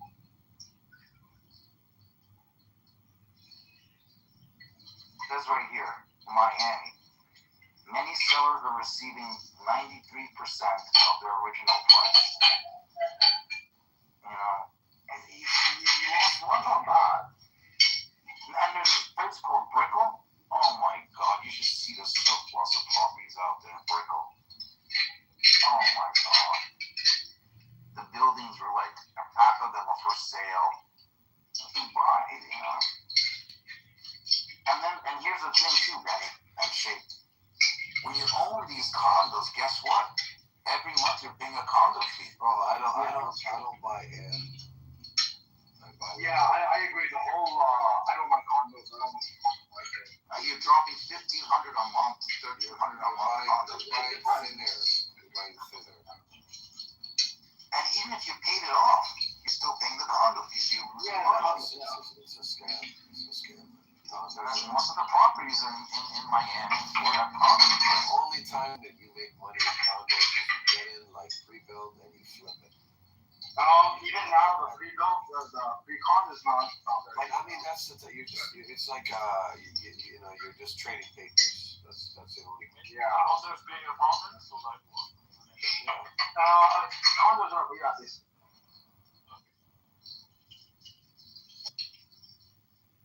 Yeah, I prefer housing, like actual housing, freehold housing. Yeah, good luck with that. Yeah, and then housing, okay, then you have issues with housing. Now you got to replace the roof. You got to replace your air. Do you know who else? Ideally, you would flip it and sell it. Okay, do you guys want to know who else lives in Miami?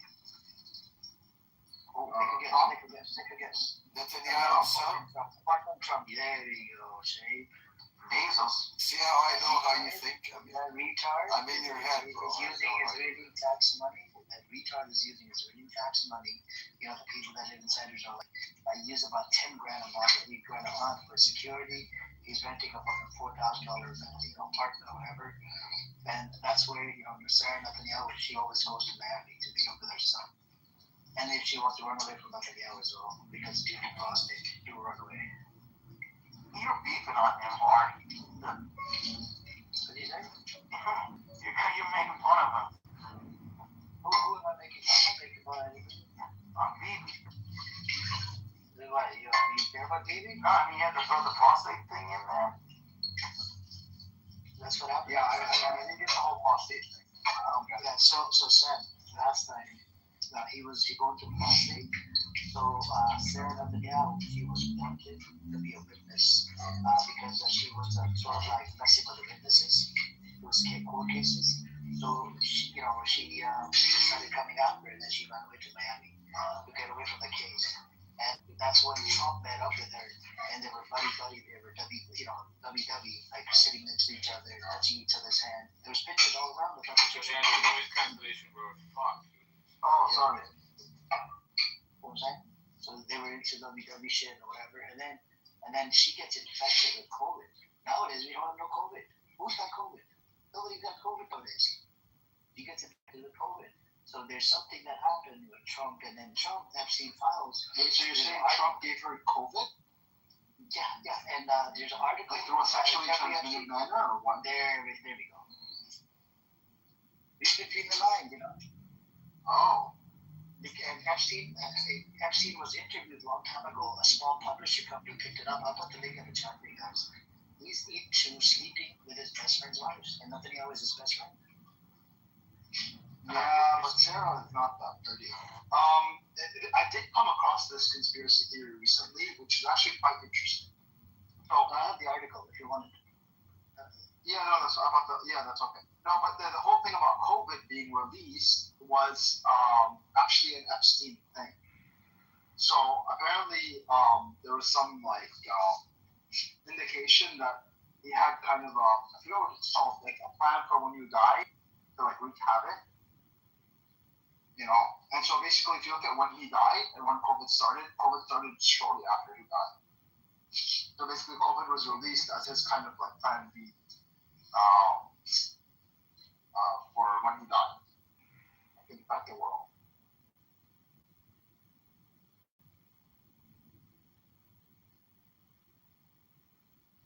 I don't know about that, but I was making a different point there. But anyways, yeah. That's where that was some weird ass little out there. You know? It was a weird one that I came across. Yeah. So Benny Sam is a doctor. Ask him. No, I'm retired physician. Yeah. What kind of doctor were you, Sam? I was an internist and infection specialist. Oh, okay. So long up your alley. Yeah, we talked back in my day in 2008. We had discussions about between 2020 and 2025. And we were discussing how there could be a viral outbreak in the Chinese marketplace storyline. And I was surprised it panned out exactly on time. Oh wow, you were actually having discussions about that? Yeah, 2008. Yes, when I was an infectious disease fellow. Yes. Who were you having these discussions? With our fellow infectious disease doctors. What, in China or? No, in the United States. And these are in formal meetings or just? We were at the university because we were discussing, because in infectious diseases you have, for example, there was the influenza pandemic in 1919, and then before that we had bubonic plague. So you kind of historically, you kind of do have outbreaks of infectious diseases historically. Do you follow what Bill Gates said something like this, like a big virus, global virus? He said. Yeah, he did say that. That's correct. Yes, you picked up on that one. Yes, you did. So you guys knew that it was going to happen? No, we didn't know. We make models. So you predicted that it would happen? Yes, I was surprised it exactly happened between 2020 and 2025, and exactly the same place. We said, but that's not to say. That's not now. Listen carefully. That's not to say it was a natural. Pandemic? And that's not to say it was a natural occurrence, but an accidental natural occurrence. That's not to say. So you don't think it was a natural occurrence? It was. Yeah. You know what? I'm in a position now. I'm retired. Yes, I'm not gonna say it was not a natural occurrence. How about that? Yeah, no, I agree with that. I think it was likely released. Either accidentally. I don't know if it was accidental. That's still kind of. You think it was accidental or? No, I don't think it was accidental. I can say that now, but back during when the pandemic was on, and I couldn't say these things on Clubhouse at the time. Why? What's stopping you? Because I have a medical license at the time, and I didn't want to get. You can get your medical license in jeopardy. That's true. So you were keeping information from the public? No, I was not keeping information, Benny, because when you make a statement like that, when you have a medical license, the board will come. What evidence do you have to support it? Then you're on the hook. That's why evidence do you have, Sam? How do you come to this conclusion? Well, I'm retired now. I can have a theory. Sure. Go on. Tell me. No, that's it. That's enough for now.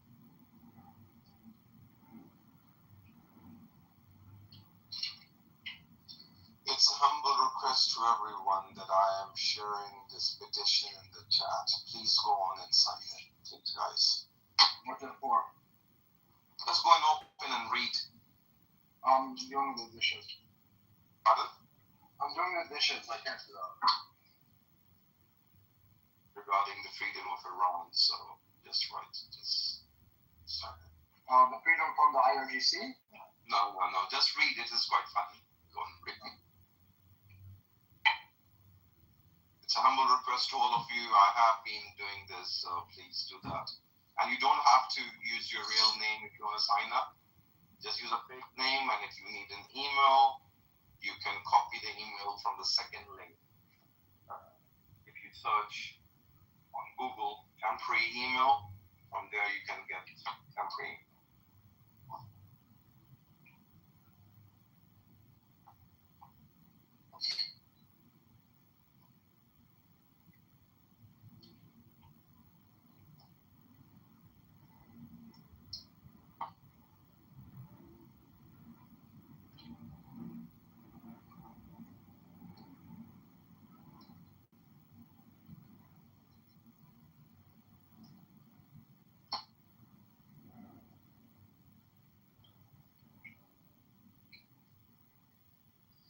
You gotta stop advertising your shit on their own respectfully. Did you even open and read that? I'm not gonna read it. Yesterday, start reading it put me to sleep. Okay. So, I've shortened it now. you should open up your room, right, and put a title. Raza Pahlavi scumbags come here and read the petition. Okay. And they will, they will probably click your account.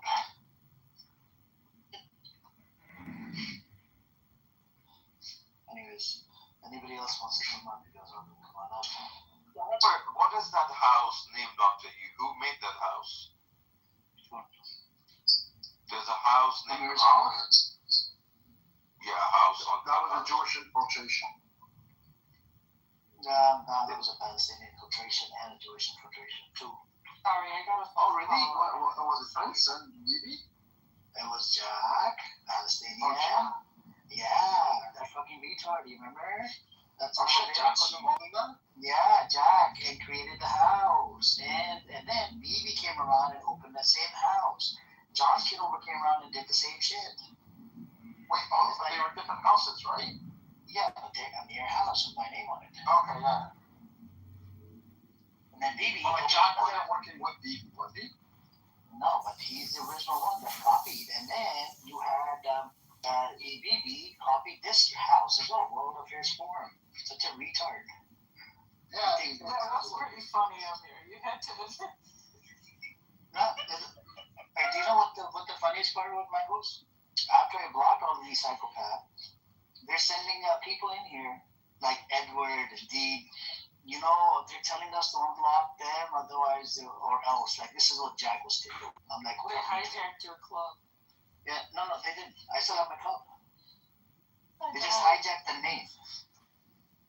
Because under your house, nobody else can open a room. It's sort of my followers. Just like me and Sam were saying, if they spent that much time making fucking money, Amir's getting paid per hour by Clubhouse. Amir makes good money on Clubhouse. Yeah. I don't make money.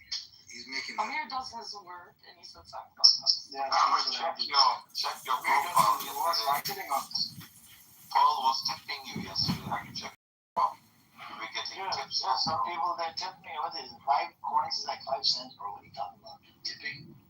I got tipped today in a room because I told the story of how my grandfather worked for Spirit Airlines and how they fucked him out of his shares after he died and his wife didn't get him. How much did he give you? 5 cents? 10 cents? Only 5 cents? I got 5 cents for that story. Listen, I got some political knowledge up in this video. You guys must be paying me. I don't do this. But they disagree with you. The Lebanese, they disagree with you. They're like, no, real is like, and the shape is like, no. We want to keep separate. We want the Lebanese identity. I was listening for a bit. Nationalism comes out. But this is the thing is that this is like micro, like micropathy or whatever, of like just what the Lebanese society is like. Here's a little sample. Mangoes, I want to ask you a question because I hear this brought up sometimes. I heard some guy ask you, are you North Lebanon or South Lebanon? What does that mean, North Lebanon, South Lebanon? What's that all about? Because people are like, they're very, because they predominantly think, like, when I tell people where I'm from in Lebanon, and they're not well versed in like how, like basically it's so mixed where I'm from. Like they automatically think I'm Druze or they automatically think I'm Christian because I tell them I'm from Jbel, which is northern Lebanon. And northern Lebanon isn't just northern Lebanon. There are different areas. There's Jbel, there's Trablus, there's what else is that place called? The crazy ass place that borders Syria. No, where there's a lot of Christians there. God, is that where it's at? Like where those Kurdish that we deported to Germany so they can cause their problems. Some of them. Oh man, you never heard of like the Lebanese Kurdish crew that's like ransacking Germany now with their mafias? We have. I've never heard of Lebanese Kurds to start with. Yeah, because we kicked their asses out and they went to Germany. They're crazy. Okay. Yeah. Where were they? I'm not going nowhere. Let me look at the map real quick. For some reason, I'm thinking I'm gonna. Matron? No, not Patron. It's let me look at the Lebanese map real quick. Because I have a Christian friend that's from there. Well, Yeah, go on. Yeah, the only time I heard about them was like I saw this Vice thing about these. I kept hearing about like these Lebanese mafia that are in Germany, and then I'm like, what the fuck are we talking about? Like we don't got people like that. And then so when they dived in, they were Lebanese Kurd. Lebanese Kurds? Yeah, they're not in Lebanon anymore. I never heard of Lebanese Kurds. No, they're there. It's like right. It's good. Yeah. One second, I got a phone call. I want to get over the number to you guys. Yeah, no. Anyways, what's up with you, Taco? What you been up to? Not much. I just check in periodically when Simone leaves. No, you don't like Simone. I forgave him, because I wanted to give him a second chance. Trump announced his plan to escort ships stuck in the Strait of Hormuz. Well, there you go. Now let's see what the oil prices are doing now. There you go. You support Trump. You're very. The oil price went down a little bit. Yeah, it's at 101. No, Ankara is Turkey. God. It's literally right by. God, it's like right up north. It borders Syria. It's like that region that borders like Syria, like Kuwait and stuff like that's where they're originally. But let me find. How do you spell the R? Aakkar.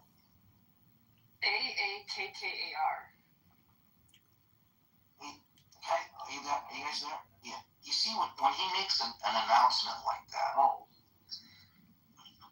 That's a government. Like it's a province. Yeah. Okay. Yeah. Just north of Tripoli. Yeah. Yeah. I don't know. Hey, I've never been up. It's a crazy place.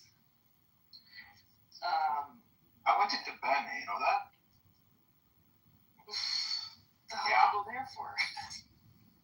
So one of my trips to Lebanon, I was like helping Syrian refugees. Yeah. And there was a lot of Syrian refugees that ended up in Tibet because it's the Sunni part of the whole Trablus. Trablus is Sunni, but like it's the poorer part of where this region. It's like Okay, they're called they're in Germany. They're Lebanese Kurdish crime clans in Germany, often referred as Arab clans or Ma'alami Kurds, are organized crime networks that originated from refugees fleeing the civil war in the 1980s. The Al-Azan crime family. Sounds like a Sopranos episode, huh? No, these guys are nuts. There was a whole Vice investigative thing. That's the first time I ever heard of that. So it says here there's 100 to 150,000 Kurds in Lebanon, mostly in Beirut and Yeah, I can see that. But like, there's the Al-Zain crime family, and there's these gangs, and they're in Germany, and they're wreaking havoc in Germany. There might be an escalation today. No, you believe it? Yeah, I would like to go to ball. I'd like to go to Oh, I've been About to time? many times. About time? I've heard it so much. Now you believe I it? got some crazy Baal stories. Like, of course, there's the Allah, the ruins. Yeah, that's what I want. Yeah, I've been there many times. I have lots. It's one of my favorite places to go in Lebanon. But Lebanon itself, Lebanon is a crazy place. I've got like friends that are from there, and I've got crazy stories.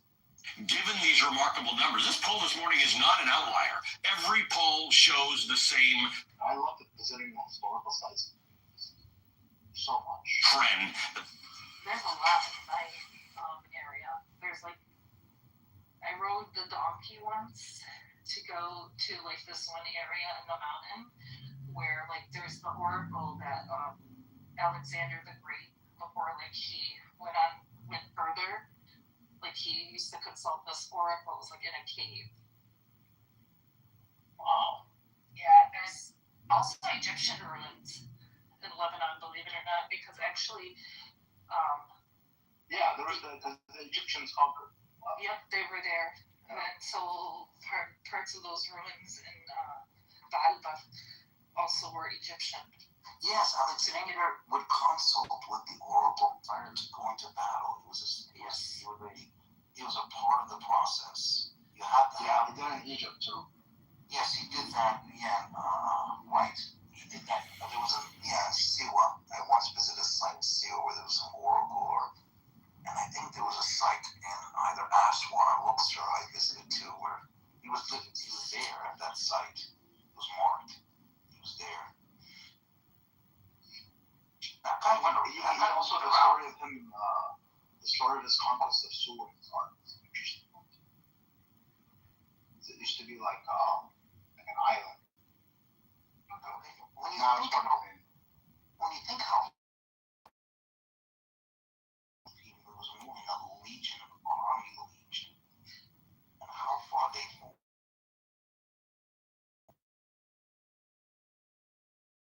You're right. He was very young. When he died, Yeah, in okay. his 30s. Yeah, mid-30s, yeah. Of an infection. Yep. And that's what they say. There's a lot of speculation. Yeah, he was. Yeah, possibility. But definitely, like he left his mark. Yeah. I mean, there's like what, 6 or 8 cities named after him. Yeah. And there's a couple named after his horse too. Yeah, he loved his horse.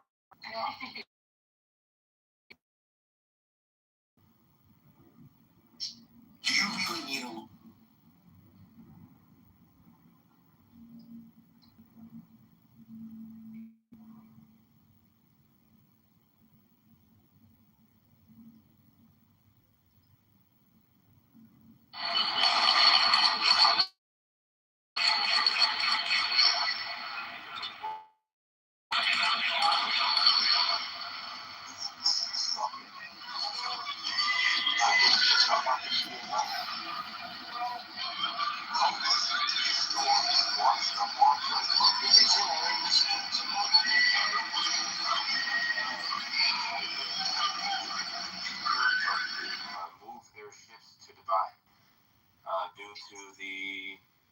Project Freedom announcement of Donald J. Trump starting Monday, Middle Eastern time.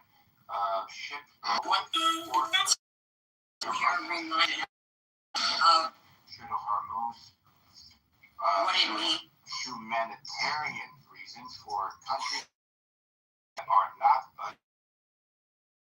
There are inhumane conditions for people that are on these ships, and these people need help. And America, as a sign of good, should allow these commercial ships to go uninterrupted. That's the statement. Humanitarian.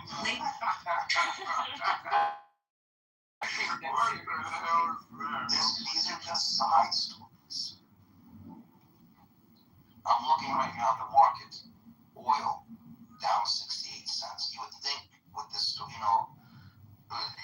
this kind of news, it would really move oil either up or down. Look at gold. Gold is down $16. With this kind of stuff, you would think gold would move. Nothing. It's just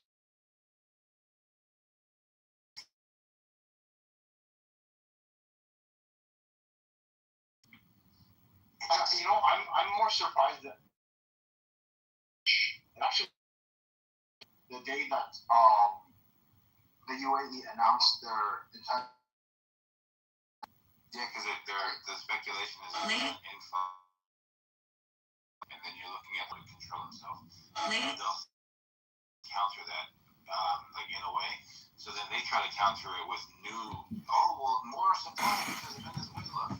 If you're looking at the exports right now, America right now. No, it's nothing to do with Venezuela. Okay, the day that the UAE it went up. That's correct. The oil went up. That's correct. What the hell? Yeah, so there's countering narratives as far as factoring the speculation component here. So they say, hey, Venezuela, United Arab Emirates would be like oil go down. But then this person says things like, yeah, we just have a friendly blockade sitting over here, and da-da-da-da-da. Then they're like, all right. But the blockade was already happening. Nothing changed as a result of that blockade. Right? All right, so if I announce today, this blockade is indefinite, would that factor into the speculation? Obviously it would, but I'm saying that but that's not what happened with the UAE. Nothing else.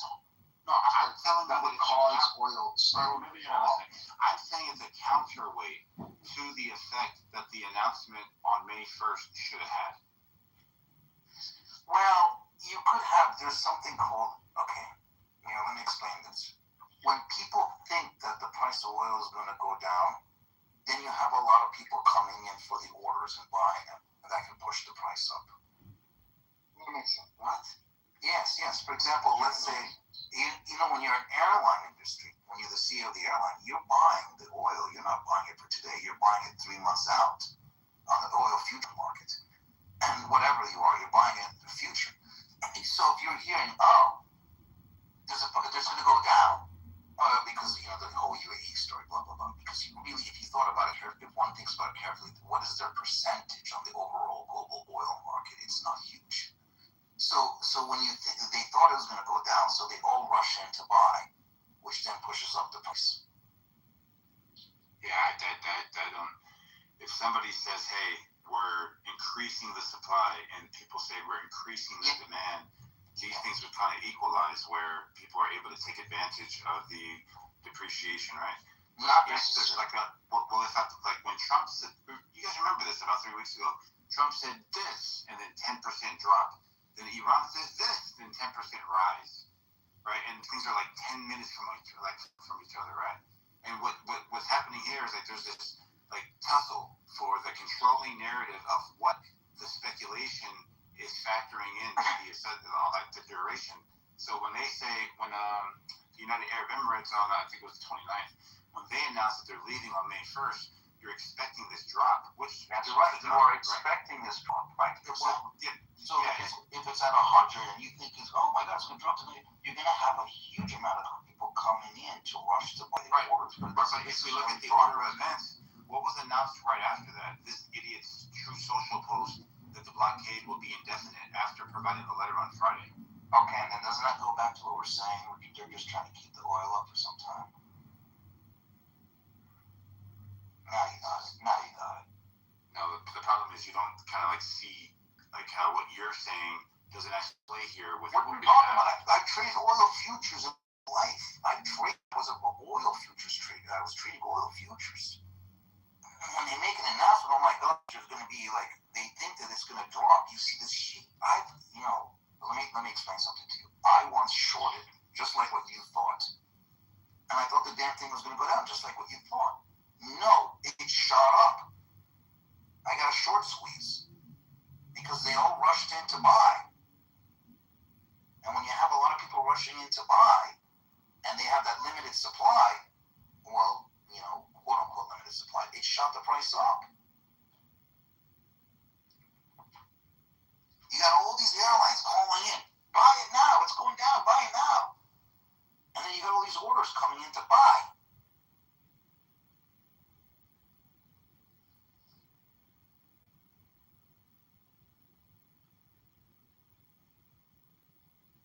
Hello? Where we go? No, I agree with you, Scott. It makes sense. You guys, it's like what happens is, my dad used to say, it's like all these elephants rush to this one door. And that's what happens.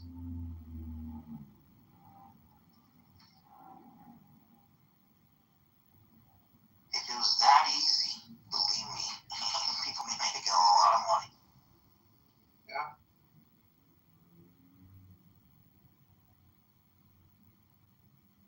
So, I got a question for you. Do you have, $100,000?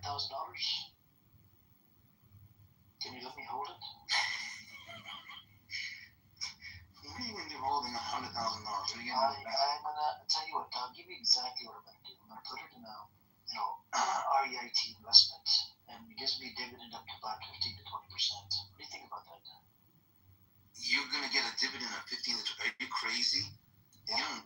You don't put something in with a dividend of 15 to 20%. I know you don't. I do. That's very risky. Because I go based on the track record of the company. All right, I know you're just playing around. The track record has a good track record.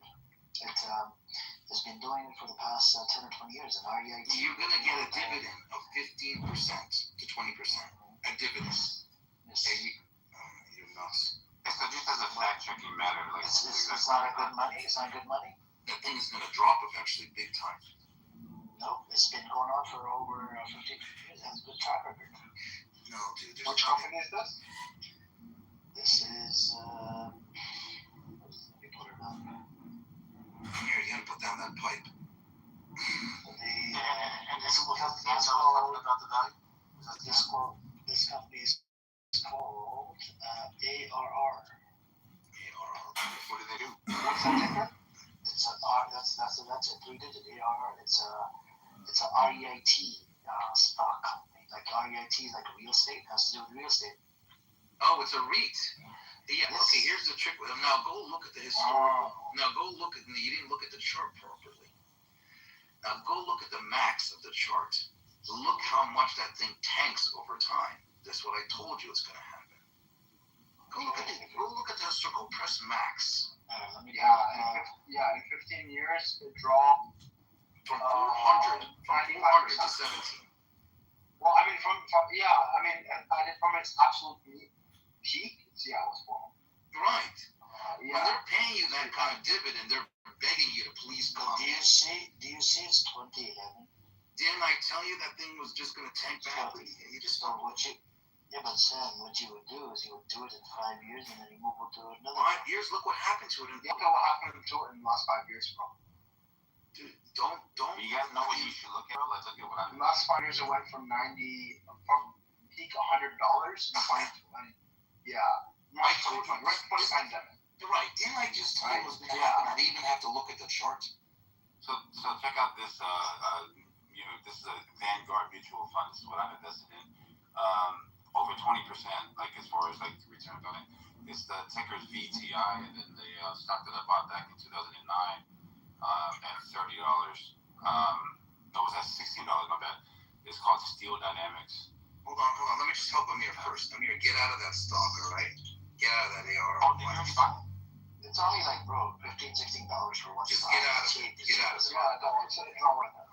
Yeah, next. Next, let me go to Samoa. Where you got Samoa? Yeah, if I keep it for a year, fucking, it'll give me enough money. Yeah, keep it for a year. It'll drop 20%. You might lose a lot of your. Well, so just as a factual matter, just like how the economy Now, is here. now, I can't tell you what to do with that. You can trade it. You can trade it. And what you do, yeah, you trade it. You trade it before Fed Day. You see, if the Fed cuts the interest rate, the REITs go up. And more likely than not, they are. So it's risky still. You got to keep. If the rates keep dropping, the REITs will go up. But I'm not going with that one here. There are better options for your money. Samoa, what you got? What ticker symbol? Yeah, so VTI ticker, Vanguard Total Stock Market ETF here. Oh, that's a good one. But just to close the door on like what we were speaking about, speculation and supply, right? Like if the supply stays the same, then the price of it, the demand would increase the actual price. But the announcement of there being more of a supply would just counter like any type of like increase in the value or in the price of the commodity, right? But that's how that works. Do you agree, Sam? You mean the outstanding shares? No, like let's say United Arab Emirates or Venezuela says we're gonna project 2 million more barrels than where we were at, but that increases the global supply, which would significantly drop. But then the speculation portion of the maximum demand would counter that, where it would just stay level, right? Like what you were saying, you're saying, hey, the price is $100. A whole bunch of people go and they buy for 3, 4, 5 months. If the supply stays the same, the price or the value of the oil goes up, the barrel goes up. But if the supply increases with it, it just stags out. Well, if the supply increases, theoretically, then the price will go down. If the supply is exceeding the demand, it goes down. Yeah, but if they stay even keel, they'll just cancel each other out. If it stays even keel, the price is as market price. Yeah. The price that people are paying at the market. Yeah. So when he was saying that, I think this was Benny. When Benny said United Arab Emirates, when they announced that they're going to be leaving OPEC and they're going to like increase, one would say, hey, this increases the supply side of the ledger, right? And then then you have to look at how much UAE contributes to the world supply of oil. Yeah, we're just going to add 2 million. Like I think it's from 3 to 5. It was 1.5. It was 1.5. That's fine. But any announcement? 1.5 million barrels a day is not a huge amount. Exactly. Global production. And they're not going to slash prices. They're not going to slash prices. So like this is like if you guys are looking at America right now in April, America moved from 3 million net as far as their exports to almost 6 million a day. Yeah, America has the ability to increase capacity rapidly. It's a different thing, but the point is that based on that sheer fact alone, UAE's intention to leave the oil market and to leave OPEC, wouldn't you expect, just based on that in isolation, wouldn't you expect the market to react by oil prices going down? Yes, exactly. Exactly, Benny, you nailed it. Wait, hold on. But then it is countered by what Sam just described. The more of the demand wipes that away. Yeah. So the more in demand for buying futures. Yeah, if not for actual oil. Yeah, like let's say that they're moving down a parallel line, right? If supply goes up by 3% and demand goes up by 3%, are you at the same point that you started? Of course. Yeah, but how's demand going up? Demand hasn't gone up yet. From what Sam just described. No. What Sam is describing is not actual demand for oil. It is demand for futures of oil. Yes, the future. So those are two different things completely. The point is that it was market forces that kept the price up, kept the price from falling, and then later kept the price going up even slightly. Right. If you're an airline executive and you saw it was 120 just 3 weeks ago, and you're hearing that, UAE, there may be a drop in the price, you're going to run and buy it, but you're not the only airline executive doing that. All right, so then everybody buys at 120, right? Hopefully not. All right, so like explain to me, like you said, hey, you're at $1, up $3-4 to 99 or something. Because they all came in, they were afraid they'll go up to. They rushed in. So then the demand picked up, right? Yeah, the demand picked up for a good price. Right now it's at 111. No, it's not. It is Brent crude oil right now. Oh, Brent. Oh, Brent. Yeah. Okay. No. Yeah. So I mean, look, the VTEC. I was talking about West Texas, but if you're gonna talk about Brent, it's different. Yeah. Yeah, so I was kind of so the ones that I'm invested in was Steel Dynamics back in 2011. I got it at $15 to pivot to the STD or STL, and this thing went all the way up to $190. Like at the most was $250. Like If you want to know a little trick where it's gonna average out eventually, is you take the low. The low is at 60. You take 60 and you take the high one. What's the high on the Brent? 115? I think it was like 119, I think. Okay, so this is what you do. You take 60 plus what? 119, so it's really a 120. Yeah. Divide that by 2, so 90. 90 to 95 is where it could level out eventually. 90, 95. Yeah. And that's what, if you look back at the chart, go back, that's exactly where it hit. 90 to 95. Go look at that Brent crude. Go look at it. Exactly what I told you. 90 to 95. Then they bought in. So did you see the HERZs? It has a dividend of 50%. Can you believe it? If you see 50% dividend, run away. Run away. Okay? Just run. Run. Don't even look at it. You know, there was a company out of Israel in Haifa. So it was at the shipping company, right? And it started offering I forgot the 3-letter code for it. It started offering 50% dividend because of Yemeni Houthis that they could not ship anything. So they were suffering. They wanted people to invest money.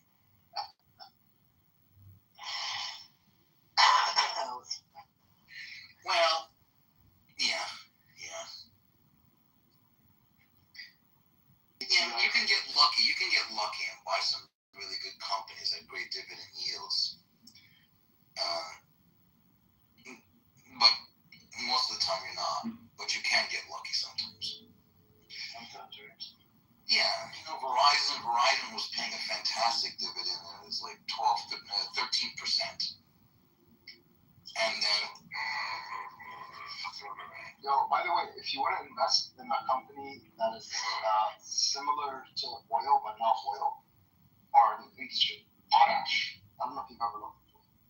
Oh yeah, potash. That's a good stuff. Potash is a great stuff. Oh man, you're potash. And Canada produces a lot of it. Yeah, are you from Canada? Yeah, I am. Yeah, I was just reading they just that company, the lead one, opened up a Nutrient? They opened up $1 billion investment in Washington State. In Washington State? Yeah. It was interesting. It was a port. What? A port for potash? Mm-hmm.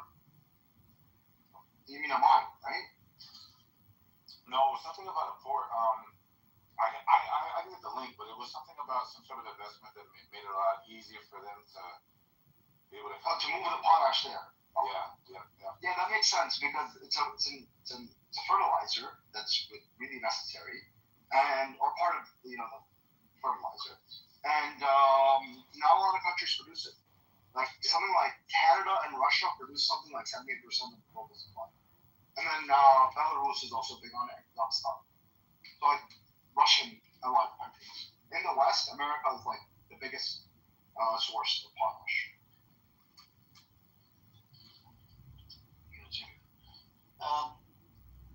So yeah, I guess it depends. But the thing is, if those companies are like $5 or down to $3 or some shit, the one that had dividends, what's the lowest they're gonna go down to? It's -1. Dude, what can happen is, as you can see, the chart got from 117. Let's say, let's say 20%. Make it simple. So 10% of 17 is 1.7 times 2 is 3.4. So if this damn stock drops from 17 minus 3.4, 14.6, you break even. You made no money. Yeah, but it depends. It goes up and down, right? I mean, that's why I said you can trade it if you're really that desperate to trade that particular stock. Like I said, you can trade it during like, when they're going to start saying, oh, the rates are going to drop. If you got a short thing, the Fed's going to cut the rates, then you can trade the REIT. But you're not a professional to know exactly how to time it. And they're gonna do what's called a swing on you. They're gonna drop that. You come in thinking you got it right because you got the right idea that the Fed's gonna cut the rates and the REITs go up. But guess what? They do a swing on you. They do what's called a search for stop losses. They tank it. They move it up and down. They stop you out. I just stay away from it, dude. There are better ways to make money than that REIT. I don't know, REIT, I thought it was kind of a bit hopeful because it has to do with properties. The properties, we see the freaking value of what's going on. Oh. You're one of these? Yeah, I mean, when does the value go down on properties? It's Actually, we're in a bubble now. Yeah, right. Well, yeah. And then you have to ask yourself, is the annualized return on the real estate, how much higher is it than the rate of return on real inflation? And then you factor in, those days of amazing annualized returns on real estate are behind us. I think there's still opportunity, but the bubble needs to crash. So that market needs to be yeah. But after the market crashes, I think real estate will come. What's your buying real estate to rent it? Yeah, I mean, the asset value is there. It'll go down, and then I think it'll go back up. But I wouldn't own right now. I wouldn't go out looking to buy. I'm going to get out of that. It might be a good time to sell, even. Depends on your situation. I don't really have any money invested like daily once. Because I like to test the water. No, dude, just for your sake, just go buy an index fund for now. Just chill out. I don't know if the index fund is available. Hey, what's up? Index fund is available probably like that. Of course, no, you can buy what's called an S&P 500 VU index fund, but you got to time it nicely. What you do is you time it when he starts tanking it, then you buy. And I can tell you exactly what levels to buy at. Do you do options, Sam? Yes, I do options, but not regularly, no. Okay. Why did they just roll? Because options are tricky. You see, my dad used to tell me, but options, you got to know two things. You got to know the direction and the timing. In other words, you buy a 3-month option, all right? Well, you got to be right within those 3 months. Not only within the 3 months, you got to be right that it goes up or down. If you're going to bet it's going up, you got to make sure it goes up, and it goes up in those 3 months, and it goes up big in those 3 months. So there are two variables you got to deal with now. So it makes it trickier. Time and price, yeah. Time and price, that's right. You're dealing with those variables nonetheless. Like, if I'm buying a stock, I'm not just gonna, put my money and then forget about it for the rest of my life.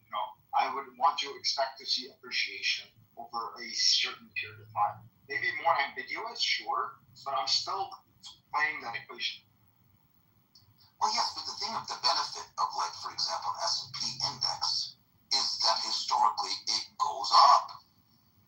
Yeah, sure, but the index, you're not making much money. Well, it depends. I mean, in the 20s, we were making 15% a year. One time it was 20% a year. Sometimes, but on average, it's like, what, 3-4? No, the average return on the S&P historically, I believe, is 10 or 12. Here, let's look at average S&P. I believe it's a double digit. Really? Yeah, let's say 10 years. There it is, 12. The S&P over 10 years delivered 12 to 15% over the last 10 years. Now, that's really good, man. Yeah, so 30 years, 10%. 10 to 3. Yeah. Now the question is, Yeah, inflation adjusted, you're making 6 to 7. Maybe 10. You still beat the bond. Yeah, sure, you're beating the bond, but that's not exciting. No, exciting is, now you want a little bit of risky stuff, Mark. I mean, you need to, honestly, and nowadays, you have to take risks. I don't see, this whole S&P play. Sam, it says 9.99 dividend right? So 0.99 dividend would be what, 12% or 13%? 0.99 dividend is 1%. Yeah, 1%. So 1 times 12 would be 12% for the whole year, right? No. It's per year. Annualized dividends. What the fuck? Man, so how much would I make on $100? $101? No, but you're just talking about this just a dividend. You also have growth. We just said the annualized return of 10 to 12, average annualized return over 10 years. The value of the stock is going to go up plus. Yeah, you have the appreciation, and then you have the guaranteed dividend. So, for example, let's say it makes 10% appreciation for the year, plus you get that 1% additional on the dividend, you made 11%. Okay. But the index, does it have a good track record of always going up, or does it crash as well? No, it crashes as well. The index. It'll average out over time. It'll average out. S&P. Be profitable. Yeah, what you want to do is you want to grab S&P on the big dips, because not only do you get it on a bargain price, the dividend goes up because the yield goes up because you're buying it at a lower price. Yep. So it says it's the code is SPDR, S&P 500. Spike. Yeah. Right now it's at $720. Yeah, you buy 1 share, 2 shares. Don't worry about it. It's just, you don't have to, the price is not the issue. Yes, but the annualized return is going to be, for example, if it's $70, right? It's 700, like you said, correct? Mm-hmm. And if it goes up 10%, it will now be 770. Yep. So your 1 share at 700, your 1 share will now be worth 770 if it goes up 10%. So do you have like a good track record? Is it always going up? Or it has yes, look at it 30 years. Right, let's look at the 30 year you're making 10% a year. Before inflation, after inflation you're making 7%. The S&P 500 is a bet on America, man. It is, yeah. It's an index fund. It's the top 500 companies. It's called the Standard & Poor's top 500 companies of the United States of America on the stock exchange. Yeah, listen, you'll make money, but like again, over the course of time, and not that much. Like I wouldn't put a lot of money to S&P because I'm not retiring off that shit, bro. Yeah, you should diversify and have some percentage of your portfolio in the S&P 500. I'm not saying all in on the S&P, but you should have a percentage of the portfolio in the S&P 500. I had an economics professor. I'll never forget this guy. He's an economics professor, man. And I asked him, dude, just tell me, what's your portfolio? What do you invested in? You know what the guy had? What? He had 50-50. He had the S&P 500 index, and then he had some other index. I was like, that's it? You mean to tell me you got a PhD in economics and you're doing this? He goes, and that's it? He goes, yeah. I was like, man, isn't that something? I mean, I guess he's just like an economics professor, but he doesn't care about. I don't know. Well, I invested a pretty large amount of S&P as you guys were talking. You guys want to take a guess? It's a pretty large amount. It's a very large amount. Okay, take a guess. What are you talking about? In the S&P, I just invested some money there. You bought right now? Yeah. Just try it out. How much money do you think I invested? $1,000. $10, bro. Want to try it out? $10? Dude, what? You're gonna make 16 after 30 years. I know. I just want to test it out, and then when I have some money. Test it out. This is not a. I want to give it a shot. 10 year, 20 year, 30 year. Anyways, I'm gonna invest more money later down the road. Once the market opens up, market's closed right now.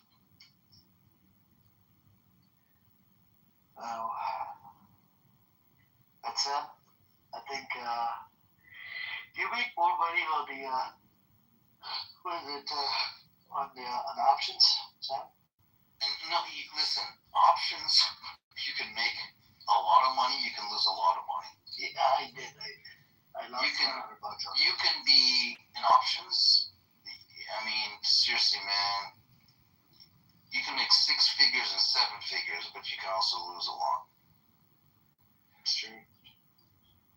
I did the bully market. Yeah, Ontario is on a block list. But if you were in Quebec, you would be allowed. If you're in Quebec. Oh, 1,000 for that. Hey, you want to drive to Quebec? It's already near. It's only like 4 hours drive. It's not about driving to Quebec. I could meet up with that psychopath Randy. You know, the claims to be guys. Randy lives in Ottawa. Oh, Randy lives in fucking Quebec. The guy that No, he lives in Ottawa. Okay.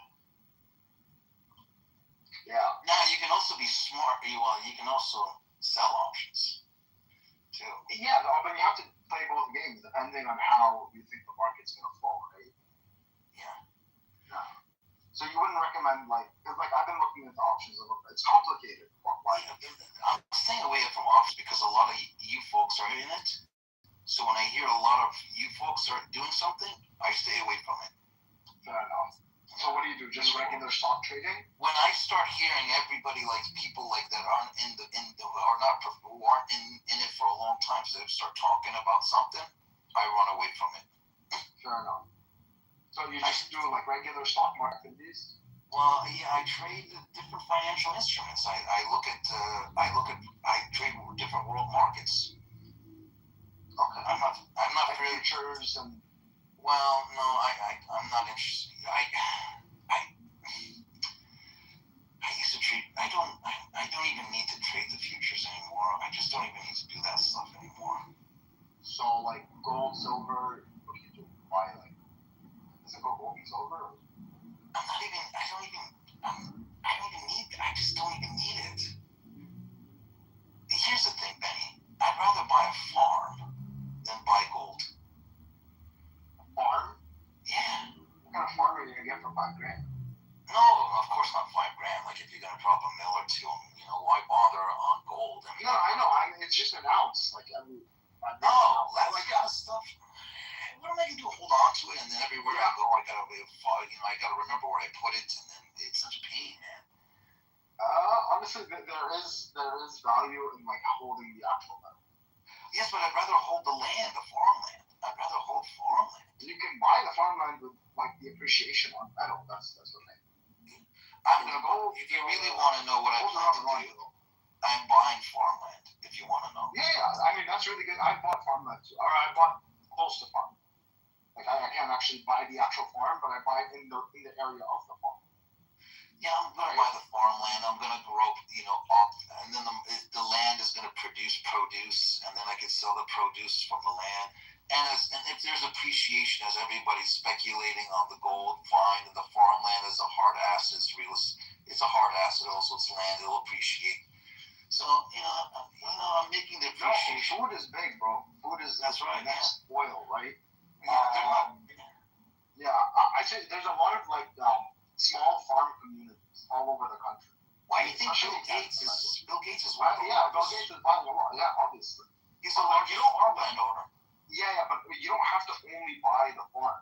So if you go to these small rural communities, there are residential lots that are vacant, right? Undeveloped, sorry. That you can buy for $10-15K. And those have massive potentials when food industries pick up. Well, okay, yes and no. You got to make sure there's a water supply in that land. Oh yeah, there's water supply. Okay. Especially in my case, because I'm talking about Canada, the north is fully open, and there's great potential not just for mining resources, but also just increasing our farm production over time. The northern Ontario is a great. I know some big heavy hitters who got into the farm. That's why it's kind of quiet. When it's really quiet about something, they're up to something. Yeah. So these big players, they already bought the farmland. They're getting ready for something. They're either getting ready for the new AI technology that's going to come in, that's going to make farm produce on scale. Have you seen the technology that came out now? The Chinese, they created these things that I don't know, call them large trucks. They go into farmland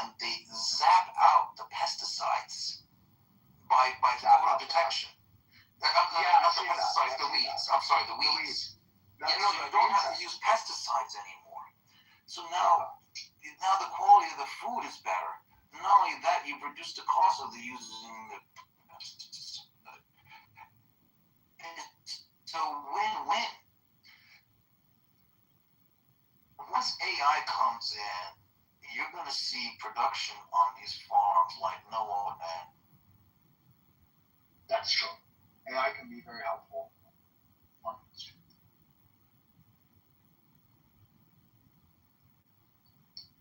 Yeah, Graham. It photo detects the weed and zaps it with a heat zap.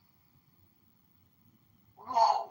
You know what pesticides? You know, the thing is, if I had a couple $100,000 right now that I could actually, and at the time, actually build this out, I would actually build a hydroponics system.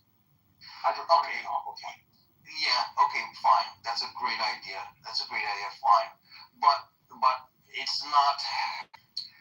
The problem with hydroponics and aquaponics is the equipment has to be replaced over a certain period of time because you have the fungi grow on the surface material and they start affecting the quality of the growth, and you either have to scrub out the fungi or replace the equipment. It's a little tricky, but maintenance, like it's not you need to be hands on. Very well, you go to Singapore. They have such a small. They want to be semi-self-sufficient on their food supply because it's a national security risk where you're dependent on the food supply outside. So they use invested quite a bit. Yeah, they learned from Singapore. That's correct.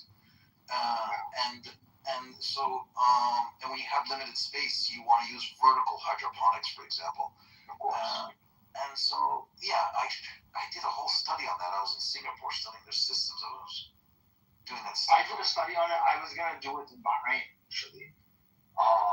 Specifically for tomatoes. Because tomatoes are one of the very valuable crops that you can grow on aquaponics, all the while still being, expensive in the market, as opposed to like leafy green, which are also like good, but they're shorter, obviously, farming season, so you can grow a lot more of them. But tomatoes are also, one of those big cash crops. Now, if you had the rooftop, if you had access to the rooftop, because I was in Egypt once, so I wanted to go rent. No. This needs to be like in the building. You get the sunlight, and you can get it's better. And then you can do a. I need to build a greenhouse on the rooftop, and considering Canada, we don't get that much sun anyways. Oh, Canada, no, that's different. I thought you were meaning Bahrain. In Bahrain, I would have done it outdoor. Yeah. Yeah, on the rooftop. Yeah. Honestly, yeah. Or I would build a greenhouse. But it's a great opportunity, especially now in the Gulf. Like if you want to do something like that, because they are all about food security right now. So these countries are the best. Yeah, they don't know how to utilize their space well. They just don't. Like in Egypt, if you see how many buildings and how much rooftop you have access to. If all these buildings just did mini hydroponics, they could bring down their food costs. But they're not using. They're just not using their brains, man. Yeah.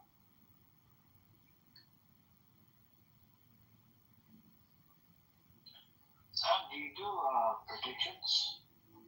Predictions? Can you predict what's going to happen tomorrow? Everything has. Yes, I'm here. Well, that's what the market is. The market is based on hope. The prediction of hope. But of course, about actual, unstable hormones or other stuff you can predict if it's. Oh, that poly market? No, I don't deal with that. Not poly. The legal one is the one that's allowed in America. It's a Kalshi. Don't bother with that stuff. Don't bother with that. No, I'm not ready. I'm asking you. I don't bet, bro. No. When I was younger, I did that silly stuff. Don't waste your time on that silly stuff, man. But you can bet on whether the Strait of Hormuz is going to open or not. You see what I'm saying? That's a tricky bet. I wouldn't take that bet anymore. No, but it gives you the year. Okay, and how do you figure that out? Okay. I'll read it out to you guys. I'll read it out to you guys. Sometimes you're in Matrix, you gotta go to different McDonald's, bro. Different McDonald's. Alright. So look, there's people betting on it, right? So Then why would you just go back, just go roll that table? Sam, we can't hear you, bro. Go to a different McDonald's. Yeah, I'm back. Alright. What were you saying? Yeah, boy, you gotta figure out how do you even up here with the odds? Change the voice quality to low. Click on three dots on the side. Sam, click on the three dots in the corner. Change the voice quality to low. You have to know.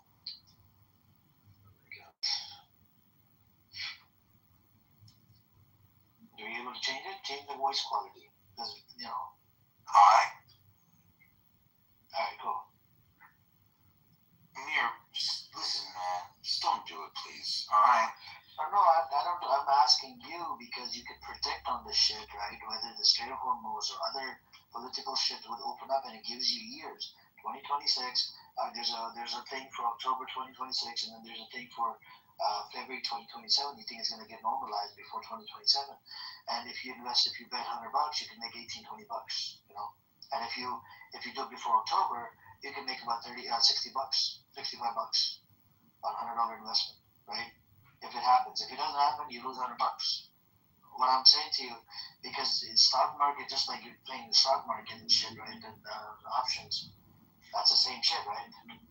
No, it would be similar to options, but not stocks. Because stocks you're buying assets. Here you're not buying anything. You're just placing a bet.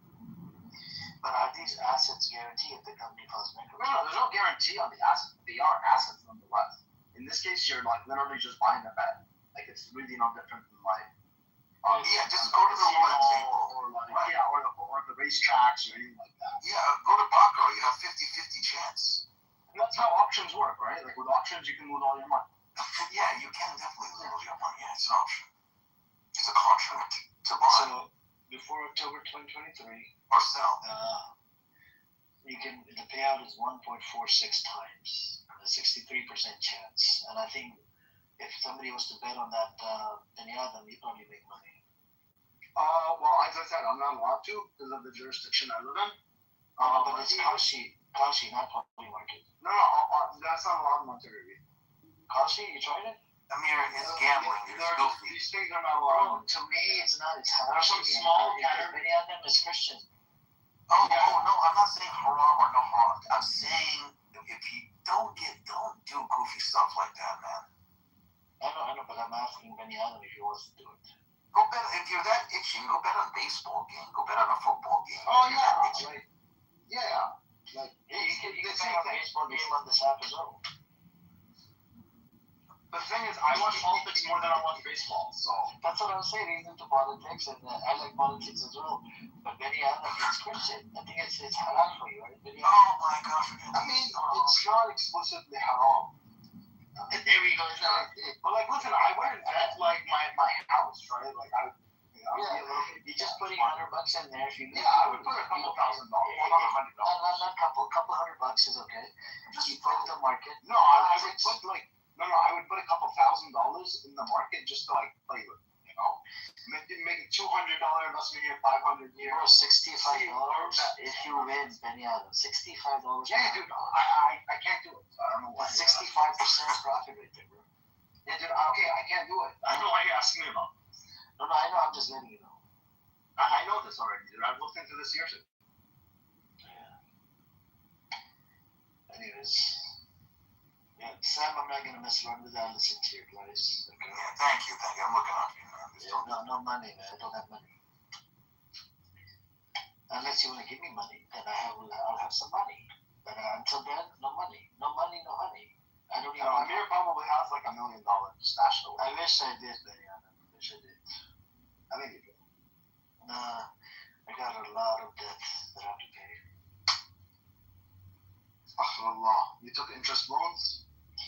Thanks to COVID, man. I took it from the government. Lost a lot of money.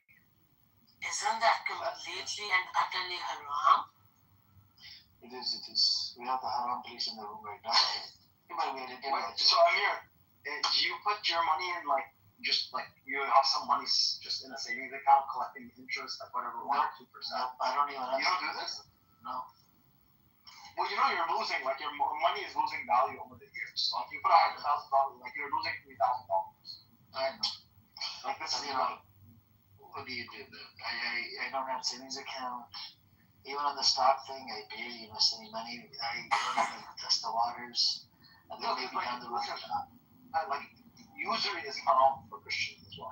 Okay, right? But the thing is that I would say that 1 or 2% basically keeping up with inflation. I don't think that would be haram. Like I think it's more like 20, 30%, even 5, 6%. Like anything above inflation, I would say now you're getting into the haram, right? But I think I don't know. What do you think about that? I don't know. Look, it depends how you, like you remember Moha? He used to justify the alcohol. Yeah, that's not the same thing. I'm saying that back then they didn't really understand inflation as well as we do today, right? That money loses its value over time. So it's not riba. Like I wouldn't say that it's usury if you're just countering inflation. I got you. Yeah. If I had the money, I don't think I'll do it in savings. I'll probably do it to play around with the stock market, different stocks or whatever. The halal stocks if possible. You don't have all of your stuff, like money in stock, right? Some tucked away. I know. That's what I'm saying. I don't have some tucked away. Just whatever I make, it goes to the bills.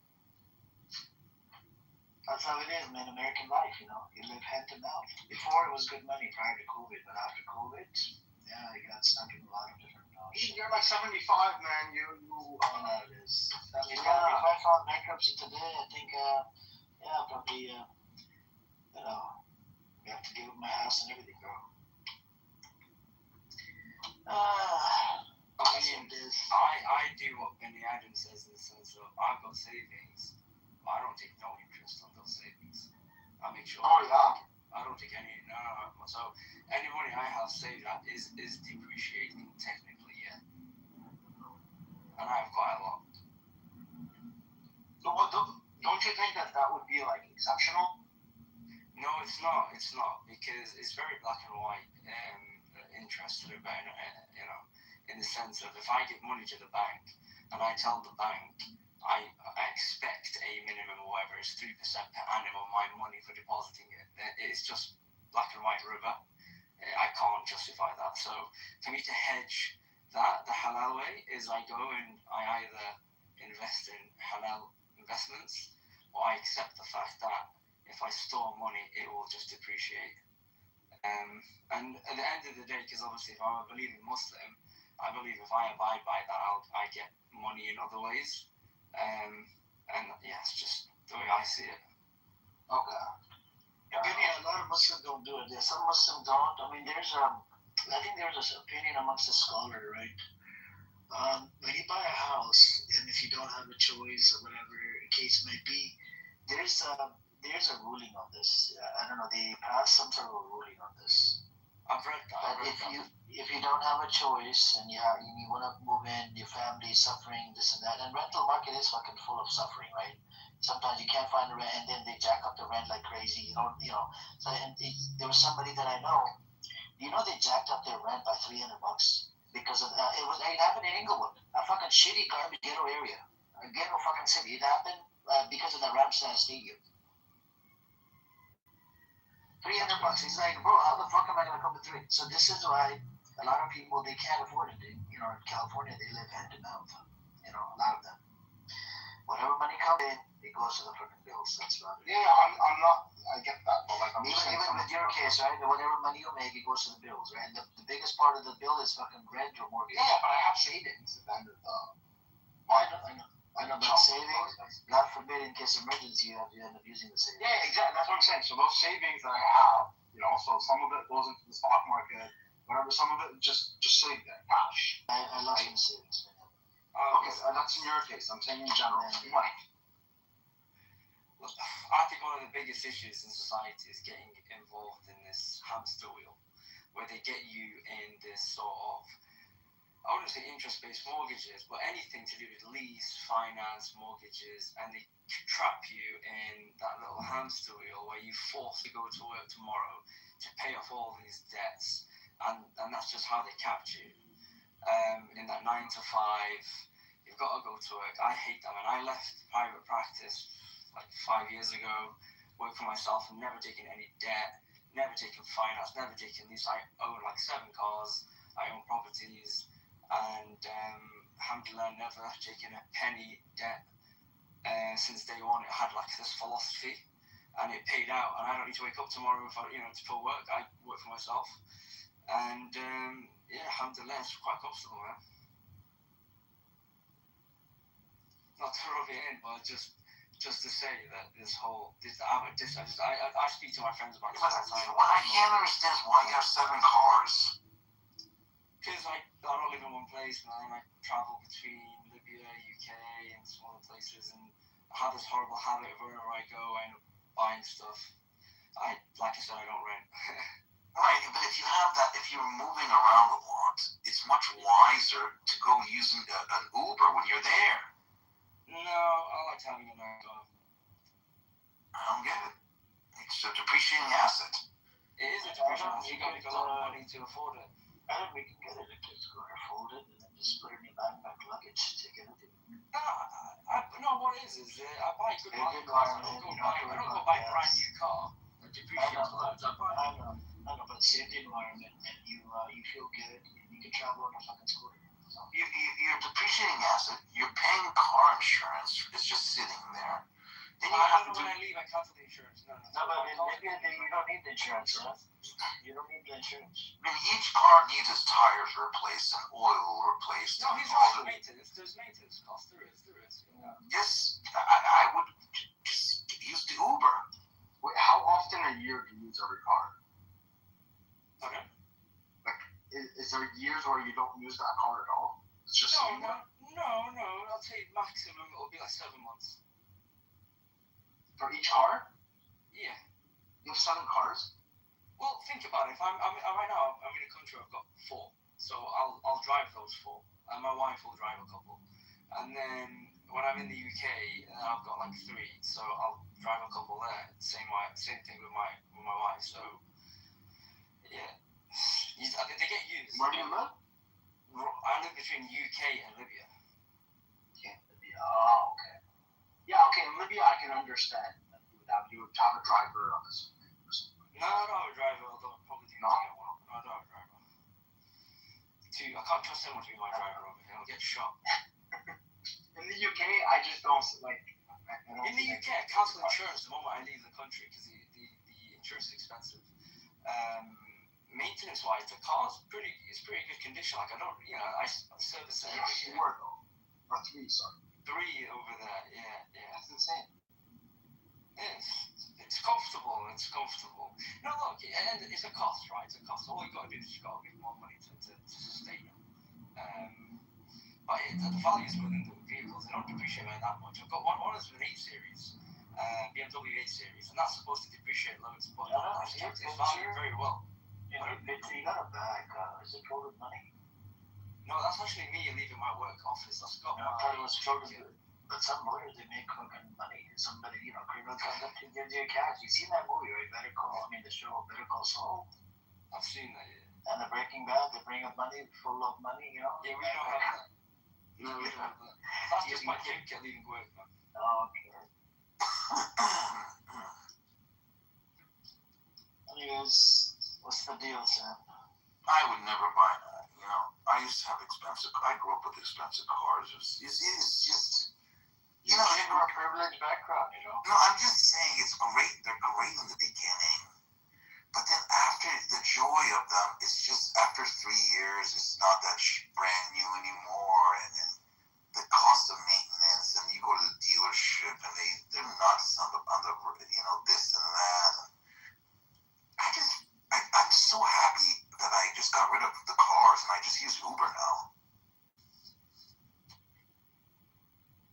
I used to use Uber during university. Oh, God knows I used my fair share of Uber. but it's just, I'd never go back to that, ever.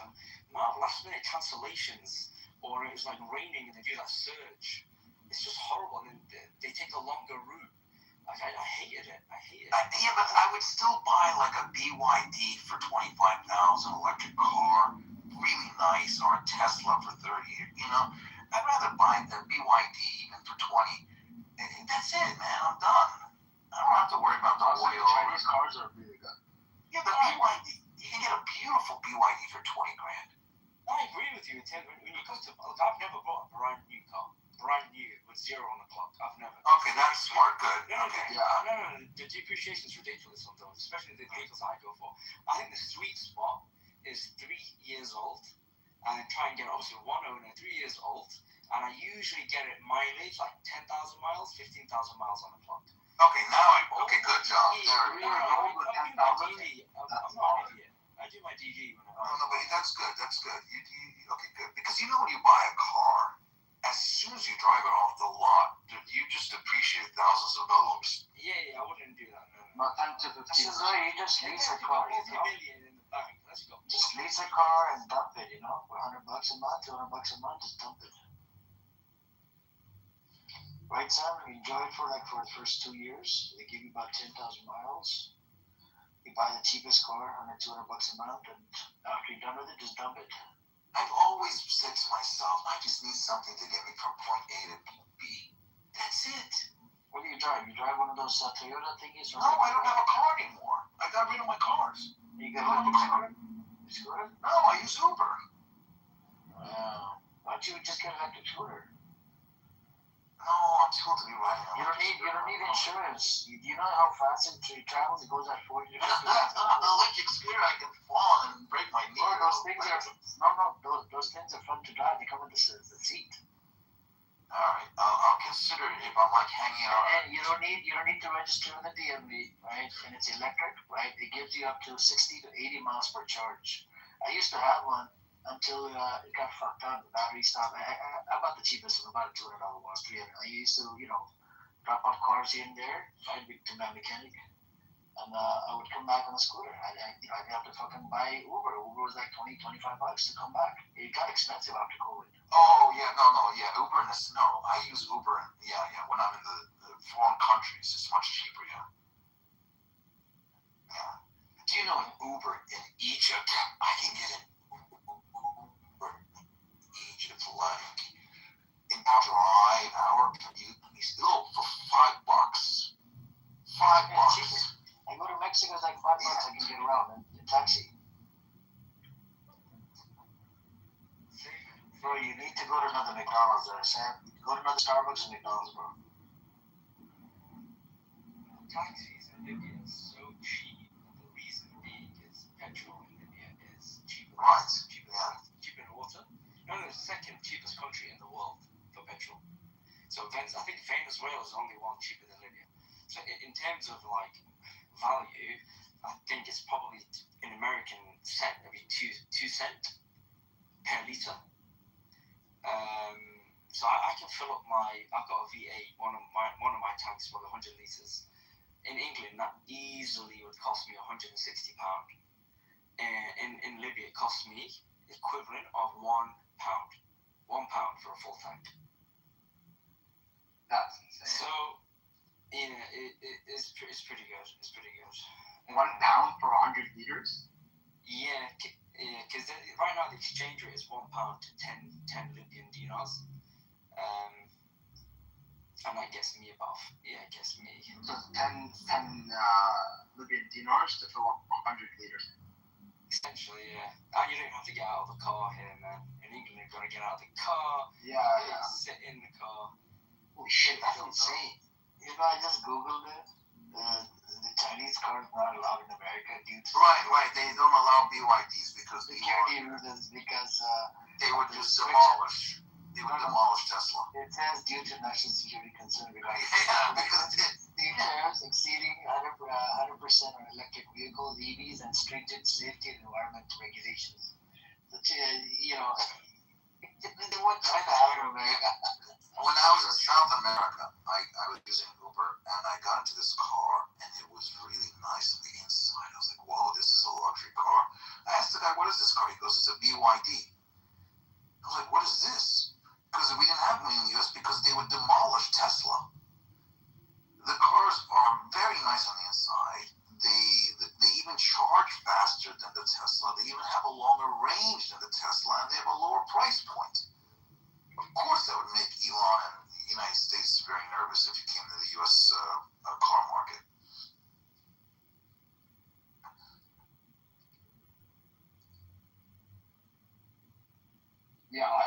Chinese cars in Dubai, they're not really nice. They're very nice. They work quite well. You know, they're cheap as fuck.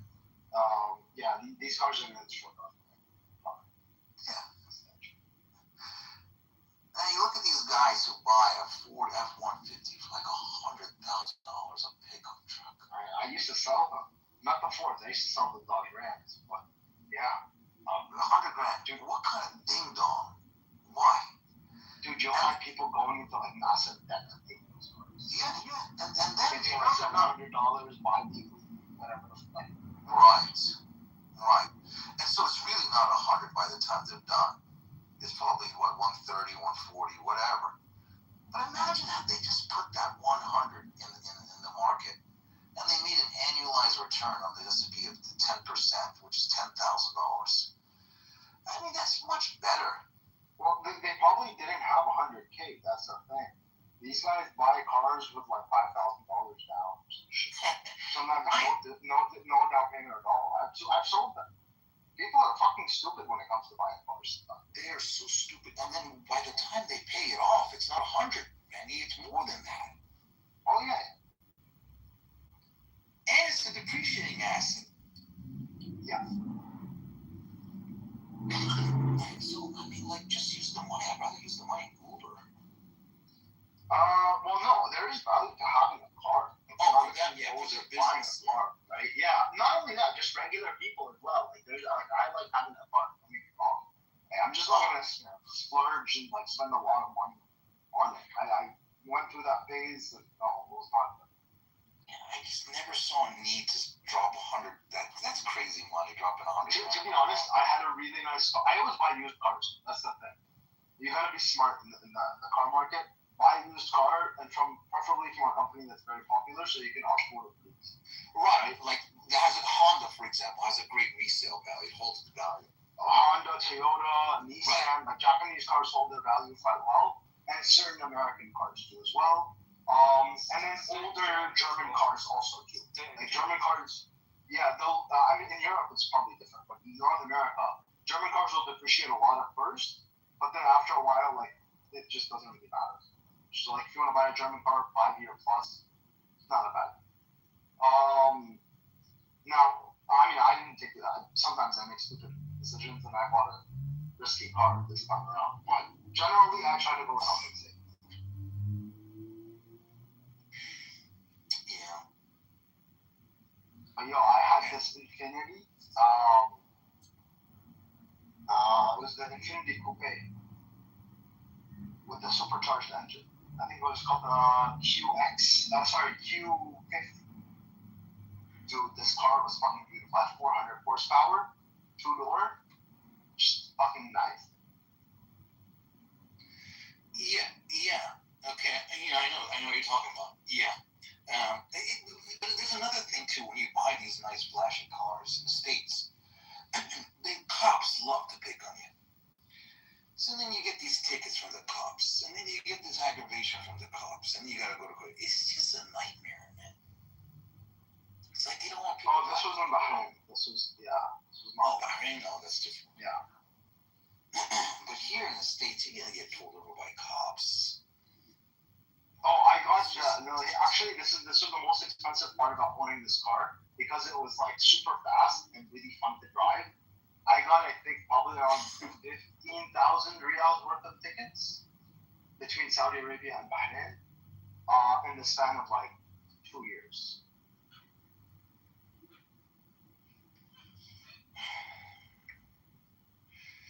How much? It's about more than like around $4,000. Are you serious?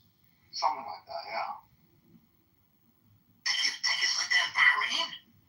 Oh yeah. And it's by camera. That's the thing. Like you don't really have now. Not one ticket. You said in 2 years. Yeah, in 2 years, about $4,000 roughly. Dude, I was crying over like. Hey, what's up, Edward? We were talking about cars and Chinese cars. Why are they not allowed in America?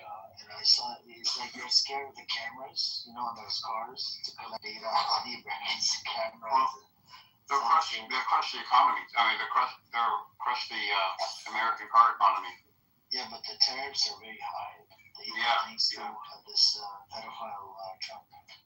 He keeps the tariffs high, and so that they won't be undercutting American cars. But American cars really are still shit. I don't understand. They have no comprehension of supply chain or anything, like good manufacturing practices, anything. It's crazy. Toyota's doing a good job.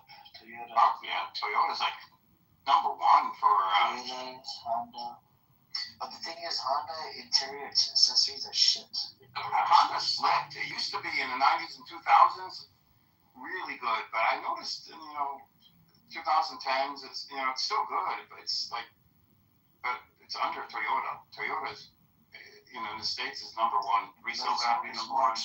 Honda is more expensive than Toyota. No. Yeah. I can't imagine that. I mean, Toyota's like, there's so much money. So much.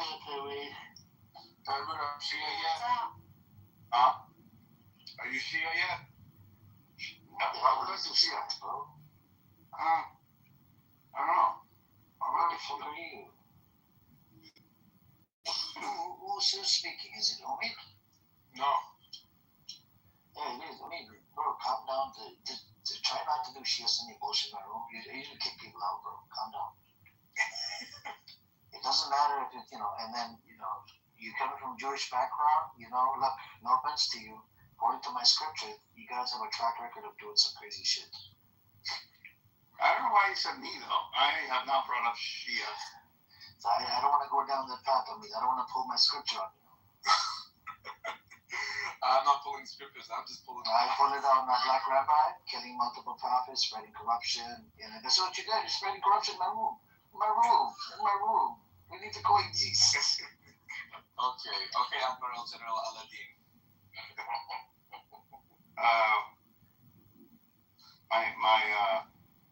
My mother got in an accident actually Friday, and she's fine.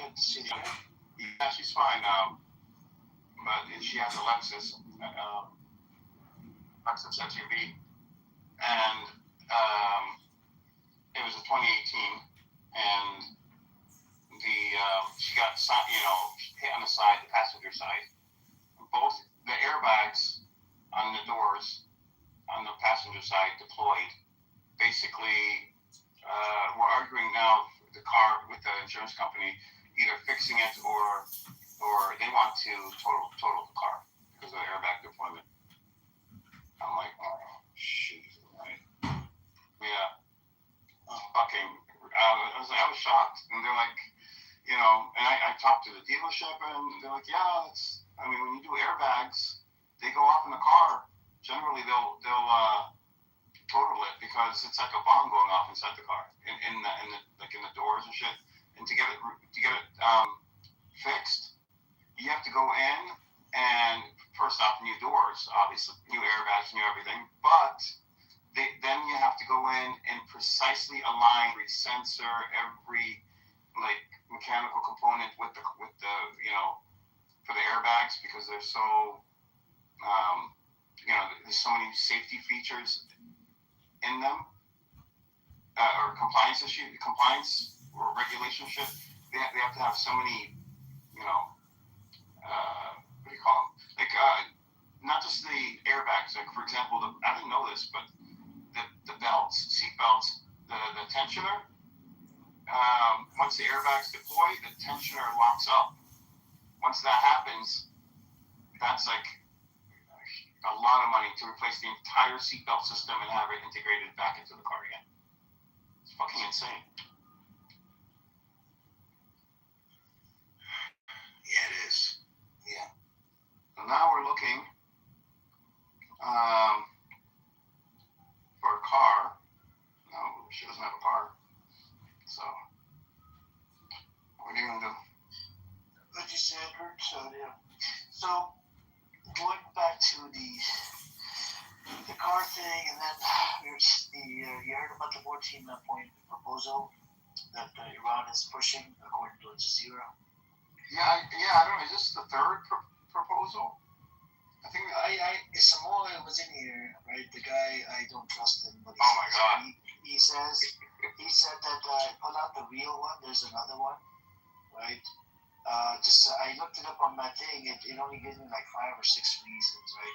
First, it's the blockade part, and remove the aggression for good. No more aggression. You know how the same points on their original plan, right? Yes. And no more hostilities and no more blocking of the Strait of Hormuz. These like 5 or 6 the same points from before. Yeah. So, I mean, it seems every time, like, we don't actually see the exact come up communication that they have, like, when it comes to the, points like that, outlining a ceasefire agreement, even with the Palestinians. Remember, we never saw exactly what something was. We only, leaks here and there. They said the plan was leaked on Axios. Yeah. And I'm gonna look for it. He said he was supposed to put a link. I don't think he put a link in the chat. I'm gonna have to look it up. He said there was a leaked plan by Axios and maybe Al Jazeera. I don't know if they picked it up on this, but Axios always gets the leak part. Yeah, I trust Axios. They have connections.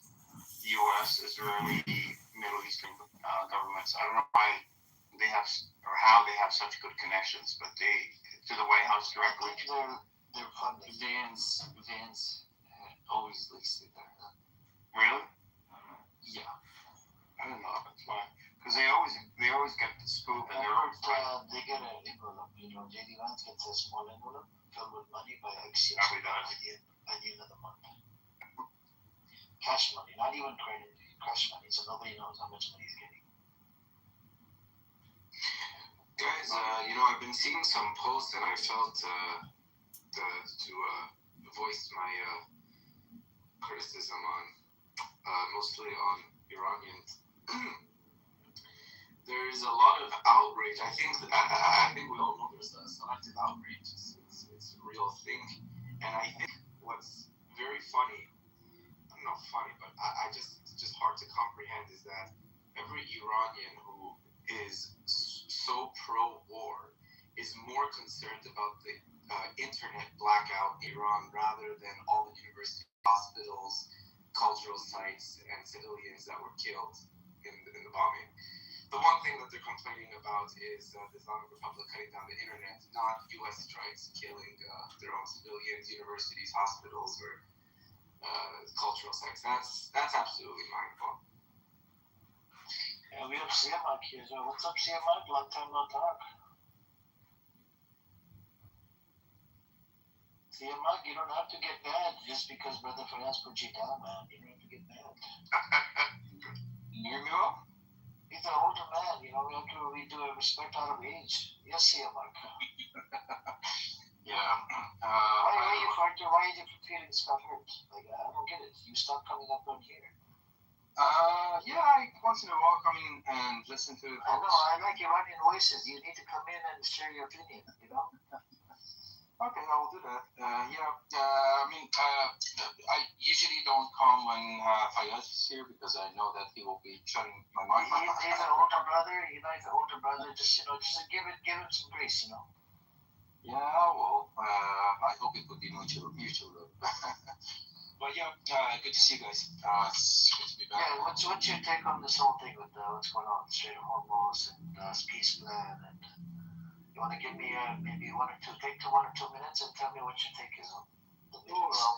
Yes, I haven't heard much from the folks today, but my take is that we are in a temporary ceasefire at this point, and the war may break down at any point.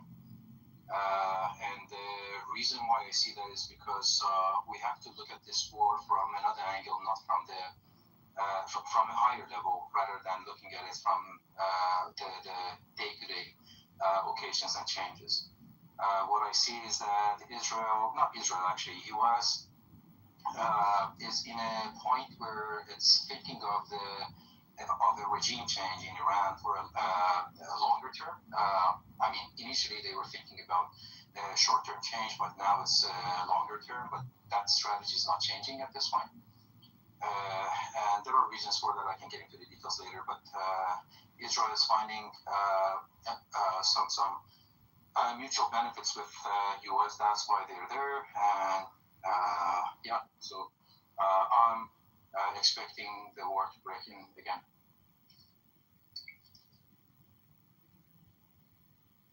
If I can respond to that, it's possible, you know. I think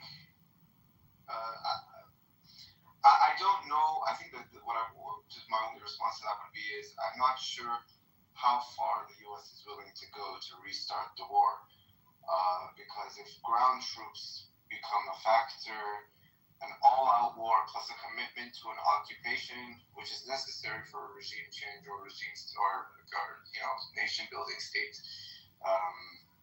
stabilization. It doesn't seem to me that the U.S. is willing to bear that high of a cost for it, especially if Trump went into this under the impression it was only going to be 3 days, 2 weeks at the most. So yeah, that's my.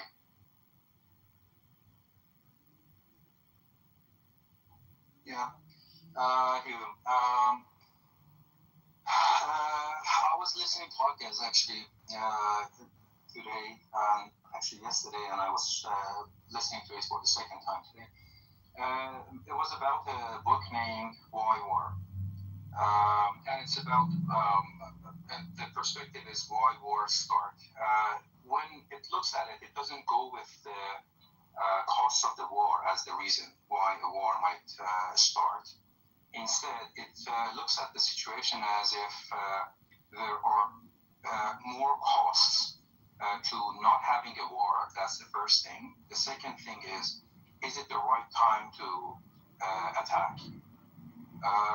It was having a lot of perspectives. I don't want to get into all of the details, but one of the reasons why one country might start a war as security, the other one as the timing, how weak the other opponent is. I think Iran is in a very weak situation right now, both on the leadership and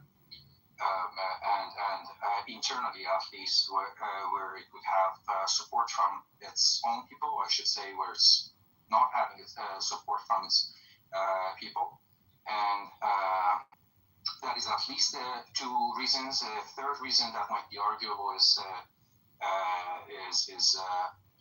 the army and how Iran is weaker in with an army perspective. That's not the right word. Sorry, about military perspective. And with that, a war might break in because U.S. would find the right time right now. Definitely Israel is finding that time and would persuade the states more, but the states is also in that state. So my point is would U.S. look at the cost of war, or would it look at the big opportunity after a few decades, whether or not it's the right time? Well, I think part of the perspective the U.S. had, or especially Israel had, after October 7th, Israel clearly used this as an opportunity to decimate through not just Hamas, but also the Patriot attacking Hezbollah, and then, the collapse of Syria. From the perspective of the Israelis, this was a weakening of Iran's regional posture. Therefore, which is why they started the 12-day war. They believed this was the time to strike, and it didn't work in the 12-day war. And now in February, they got the U.S. on their side. And they always assume that all they need is a little push to collapse. I think the assumption, thinking that, yes, okay, Iran is in a weaker position, but the idea that they just need a little push for it to collapse completely, I think this was very misguided and very miscalculated. And I think we're seeing that right now. I think part of the reason why Trump moved the war from the air to the sea is because he saw that he wasn't getting the results he wanted from aerial bombardment. So he assumes that he can get a better deal if he chokes, Iran's economic exports. Going back to war, it depends what he believes he can get out of it. Because for 40 days he did an aerial bombardment with Israel. They killed leaders. The regime didn't change. Well, actually, no, never mind. If you listen to Trump, the regime did change. But he still's not getting what he wanted. So I think the U.S. goals, or at least Trump's goals, have been consistently changing. If he could get regime change, he would like that. If not, he would have been fine with Venezuela scenario. If he can't get that, he wants to see what he can get. He'll take what he can get, essentially, so long as he believes it makes him look stronger. And it looks like he can get more than his predecessors. But as of now, I just don't see it. I don't see what else he can get out of it. And I think the situation in the Strait of Hormuz is going to end in a stalemate. I don't think either side is really going to win. I think like some sort of diplomatic resolution is inevitable. But given the negotiation team that Trump has in his administration, it's clearly not going to be a clean negotiation by any means at all. It's most likely going to end. I don't know. It will be messy, regardless.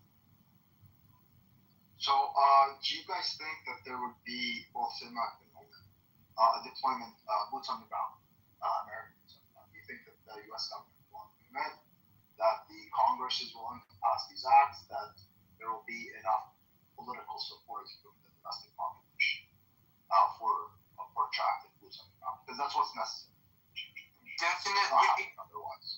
Definitely, in terms of the American public, there was very little political support. I mean, compared to 2001 and 2003, America right after 9/11, there was a lot more public support. But in 2026, the American public, both on the left and the right, are very much opposed to it. Don't get me wrong, Trump has his base of people who will support him no matter what. But on a grand scale, I would say the public support is just not there. I agree. With regards to public support, I agree. But when it comes to political support, I would say it's the same. I would say it's the same because you don't have as many war hawks today as you did under this administration. I mean, it sounds contradictory. I know there are quite a few. There are, but I don't think they're as. I think there's more.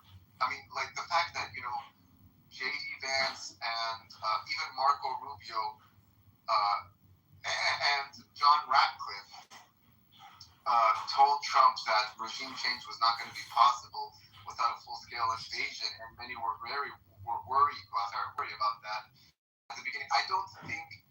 I think the political support there does exist, but it's not as strong as it used to be 10, 20 years ago. And if they're going to put boots on the ground, I think they're not going to go any farther than try to Targ Island. If there is going to be boots on the ground, I believe it will be to try to get Targ Island. But no, that's not really boots on the ground. What I'm saying is like an actual invasion of mainland Iran, I think is highly unlikely. Because one of the things that triggered the ceasefire right now, like it just followed a whole firefight between Iran and the U.S. where the U.S. lost 3 aircrafts and was just barely able to rescue 2 pilots that fell into Iran. I mean, I think that was a very high stakes situation for the U.S. It was unexpected. They were caught off guard, and it was too close for them. And that's what caused the ceasefire. I don't know if they're willing to go back and risk another operation that could end up in a situation where they do lose more pilots, they do lose more casualties, and then they can't rescue them because they were just barely able to rescue these 2 pilots. And I think if they lost not just casualties, but pilots to Iran, it would be a national embarrassment, which is something Trump really wants to avoid. He may do a raid here and there. Maybe. No, that's the furthest I would see boots on the ground going. And the troops that they have there now are optimized for hit and run operations. Yeah. I think. What does AMAC think? Let me share my opinion as well. Actually, I don't the situation this way. I look at it again from a higher level. So thinking of, is it worth it for the U.S. To attack Iran with boots on the ground? Is it something that they need right now? This would be more important than thinking whether or not it's, that small operation that they had to rescue the pilots was a failure. Because if it is worth it, then they will come, they will have boots on the ground, and then they will attack with maximum force that they have. And believe me, we like it or not, they will win because they have maximum amount of weapons that Iran cannot even counter any of them. Not any of them, but a lot of them. So that's not how that works, though. Just because you have superior firepower. Yeah, exactly. But that's my point. So because they have the superiority in weapons, it doesn't make it reasonable for them to attack. And we have to look at the reason why they would attack. So what I see is that in the long term, during the past few decades, and that's how I look at it, the problem is Iran has tried to change the rules, especially in the past 3 decades. They have tried to change the rules in the region.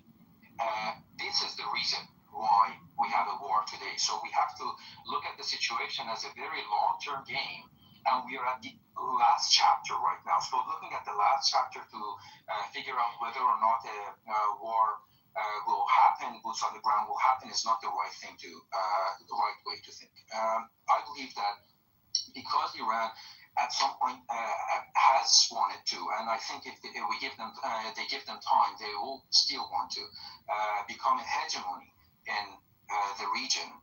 And that is the reason why they have created proxies. They want to go after the nuclear weapon and nuclear power and so on and so forth.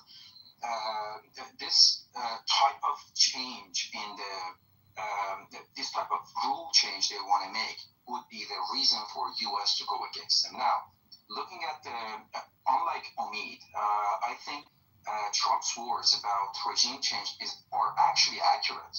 He's not making jokes. He's not making fool of himself. Although everyone looking at it, including myself in the first days when I heard that, I was like, God damn it, this guy is going crazy again. So do you think regime change is capable without boots on the ground? So, no, wait. We have to first define what is regime change. Okay, that's the important piece. To Trump, regime change is the stability he's looking after. Stability is not probably the right word, but having the peace of mind that that hegemon is not going to be created and it won't continue to be generated. That's the definition. I agree with you, but let's think Trump-wise, okay? Let's think Trump's mindset. And this is the mistake that we have made, I think, as people who have been analyzing the situation. At the time when he said regime change... Pardon me? Okay, don't listen to him. Go ahead. I think you're kind of pontificating as to what you think Trump means by regime change. But it's actually pretty evident. It's pretty evident that Trump knows what regime change means. No, to a certain extent. I don't think the regime change to him means changing the name of Islamic Republic Iran to Iran. That's not the regime change. That's the regime change we think is regime change to him, evidently, is picking the next person that's going to be the ruler of the nation. Even if that system of it. Okay, but he hasn't agree with you. Do you think that that's possible without boots on the ground? This isn't that all about. No. I don't think that. So you're again jumping to the last step. rather than today. Today, we are dealing with an Iran who has no leader. Right now, there are a group of people trying to make ruling out of that group, and they cannot come to a conclusion how they can agree with the same with some specific terms with the states. If they could, Trump was happy, and he would have called this a final regime change. Right now, the way that I see it is that this regime, those people who are at the ruling, they cannot make their mind, so a face-off needs to happen. Similar to what happened during the previous battle. I call it battle intentionally. I can call it operations as well. I'm not calling it war, and I have reasons for that. But I would say that during that operation, they had a face-off. Khamenei was killed, Larijani was killed. Actually, that was a face-off by Israel, I think, not by the States. But anyways, some faces are gone.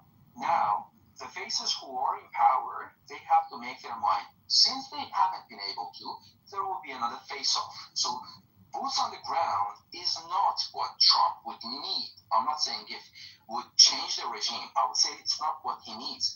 When he says a regime change again soon, I'm expecting him to say that, is another face-off. That's not going to work for Iran. I think we can agree on that, right? Venezuela would think about Iran. I don't think Trump would think about Iran. Trump is thinking about U.S. Trump is. I'm saying with regards to regime change, that's not going to, this, what you're describing as the Venezuela model is not going to work in Iran. In Iran, you need more of a Taliban, an Afghanistan model, and that didn't work out at the end of the year. Compared to Afghanistan, but you're compared with Saddam, right? Even with Saddam, same thing. When they came in, they took out the bomb, then you had a resurgence of all of the terrorists, right? And the Shia leadership that was in charge of Iraq was actually just loyal to Iran. So yeah, you made a power vacuum.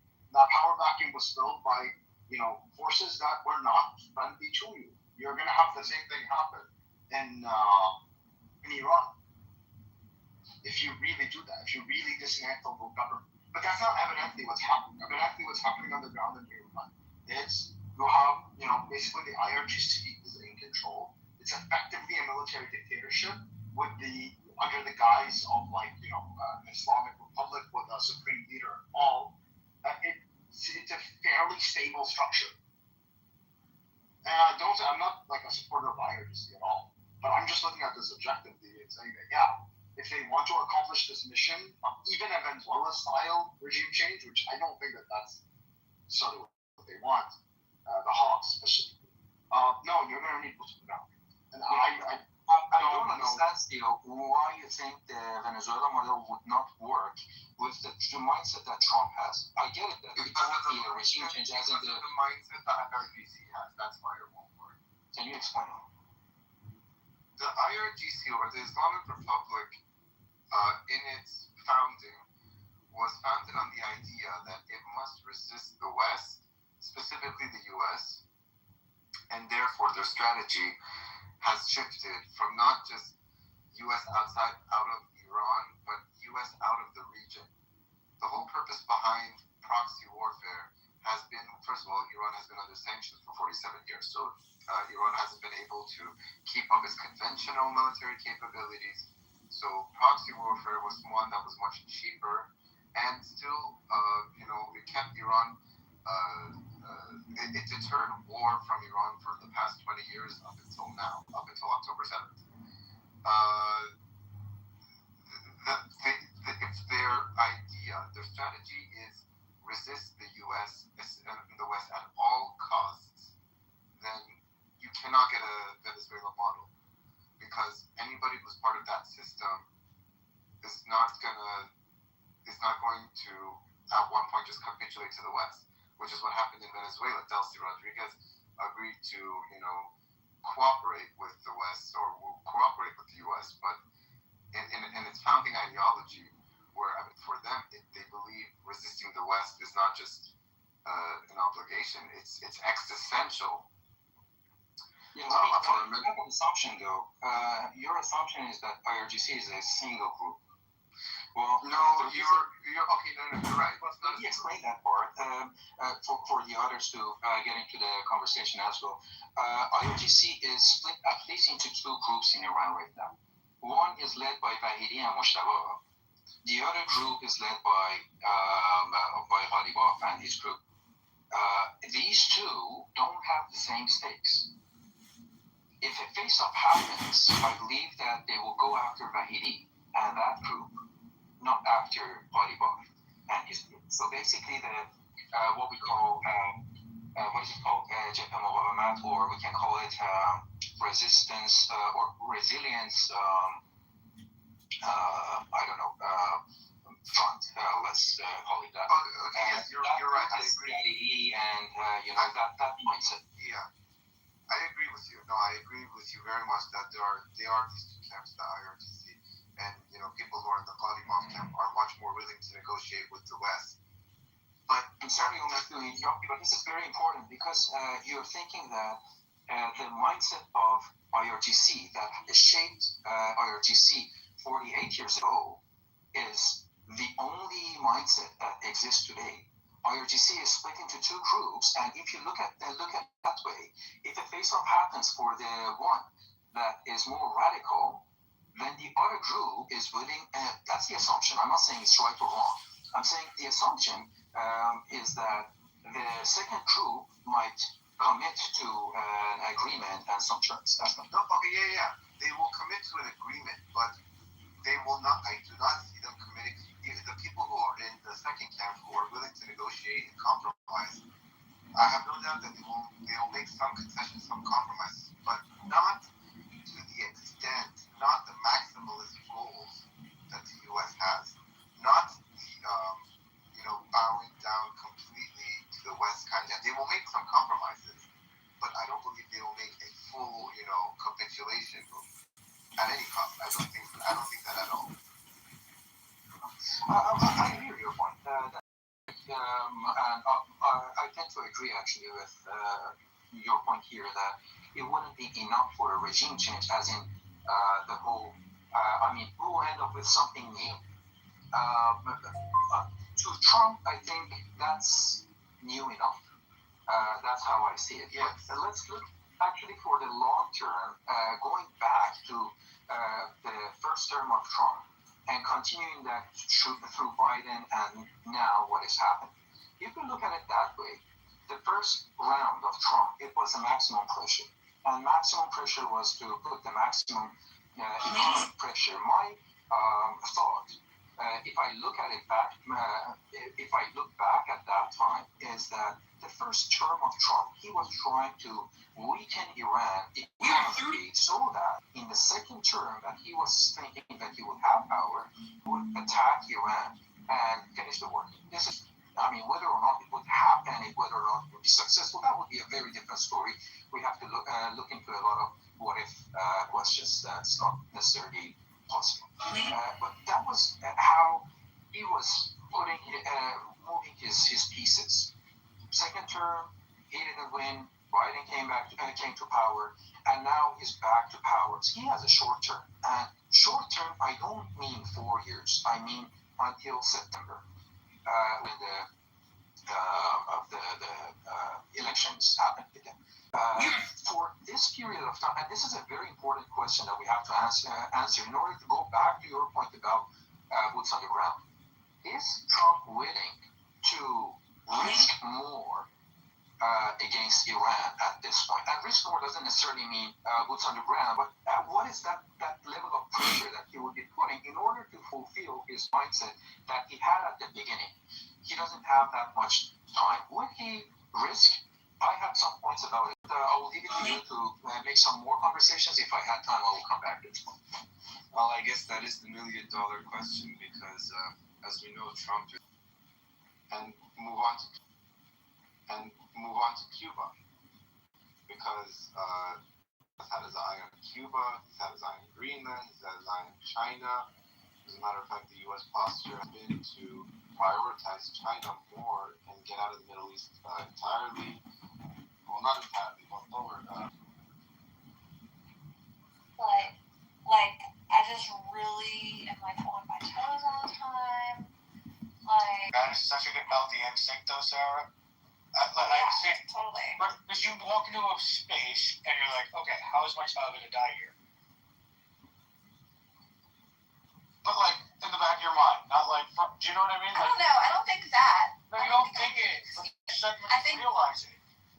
No, I think it's more just that, like, I'm really worried about, like, I'm watching people all the time. I'm looking for social cues. If my gut says get out, I'm like, hey, guys, let's get out of here. I can't tell. I've learned that is such a like, I've had people who I hung out with, like, we're never alone with my kids, but, like, I end up finding out things about them far later. I lived in Mexico for a while, and there was this That's because you talk so much, dude. You've got my problem. If we talk to people, do you talk to all the strangers in your vicinity? Only when I like the dangers.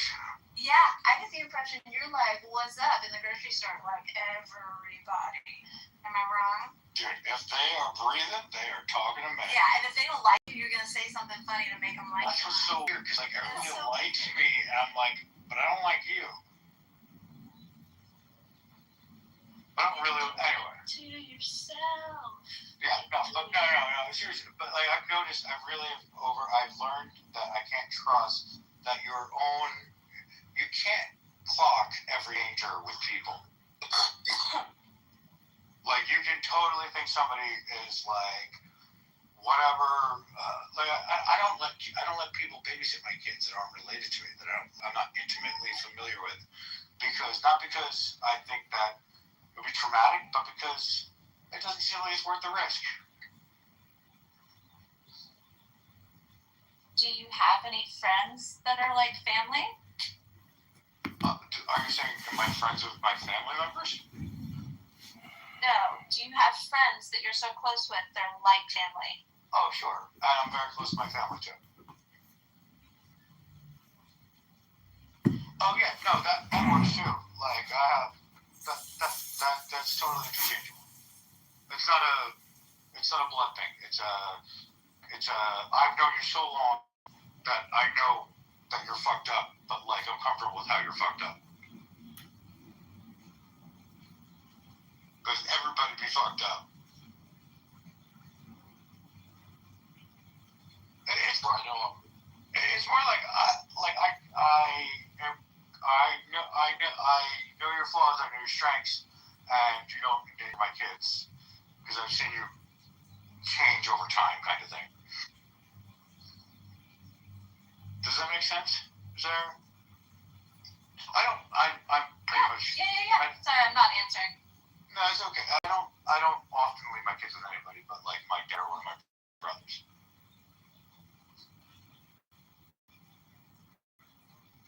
Yeah, I would trust a stranger over myself.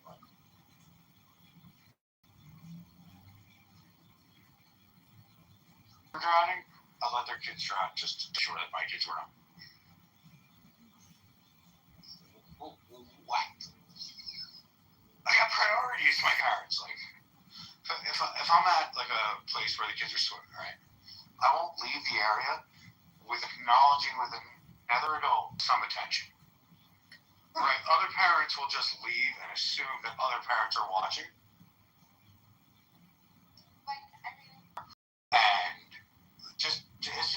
And I don't know. I understand what you're saying, but I'm saying, like, do you really think that that's the norm? Like, No. do you think that most parents will walk away, or Yes. that they No, they do. When you're in a group, so as a single dad, I experience this.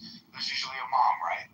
So I have to go out of my way to make sure somebody knows that their primary guardian isn't there, right? Like, do you know what I mean? Like, because a lot of these people are like couples, so there's like dual guardians. So I go out of my way for it, but like people will walk away when neither of the parents are there. What'd you do with all this stuff?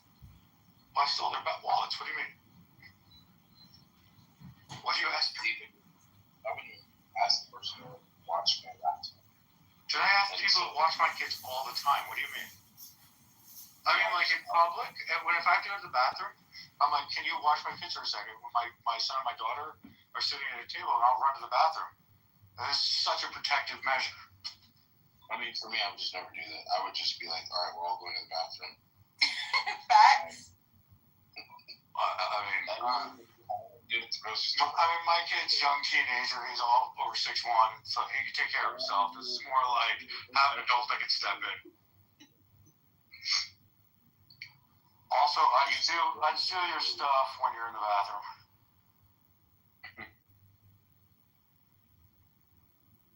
I'm on a different Hey, level. do you guys want to hear how dirty I am?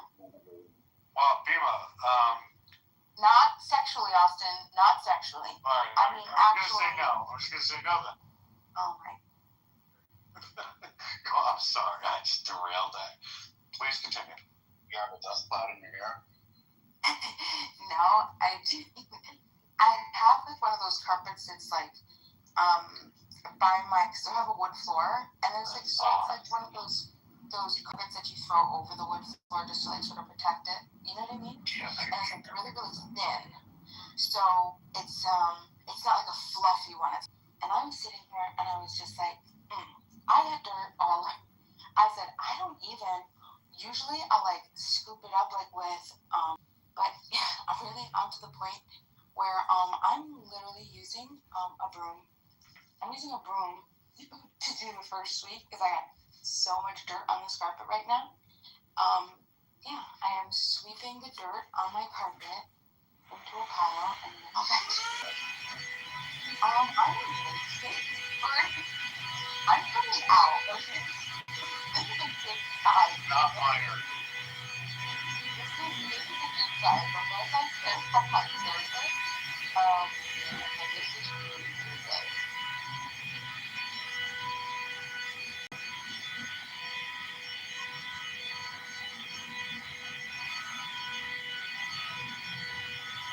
Now, I have to make sure that I get that, but yeah, I just see this on my this and I go, okay. You're right. But yeah, it's definitely a stage.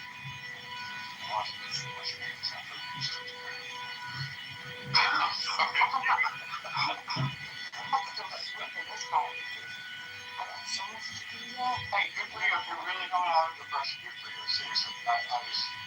You say like this is the thing. Like I have a problem. Like I have a lot of like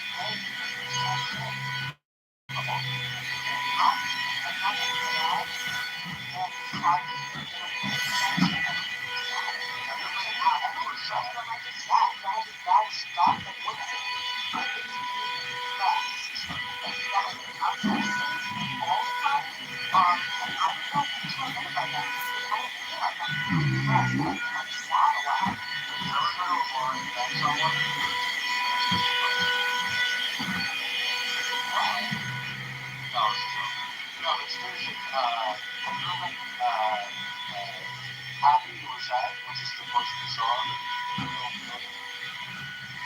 But you're like, oh my god, I'm sad. I'm feeling something. It's happy, it's also sad. It's so hard to reconcile these things. But it's totally different. I mean, I think the whole thing was in college, I broke up with a girl and started listening to sad songs. And my friend broke up with her, but I felt like listening to sad songs. Why? So that's, can you say that you were depressed at that point? No, I was happy we were over. He was feeling his feelings. He was trying to feel his feelings, it sounds like. Literally. I don't say that there's all, like, literally, you're trying to, like, this is how I feel. I'm fully engaged. I want to get to it. It's like, it's a healthy thing.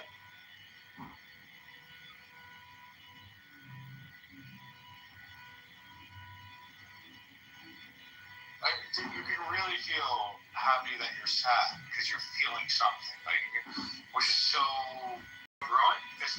You know what I mean? But it actually, you can really feel it. It's a bizarre process. Sorry, I'm jumping in and out of that.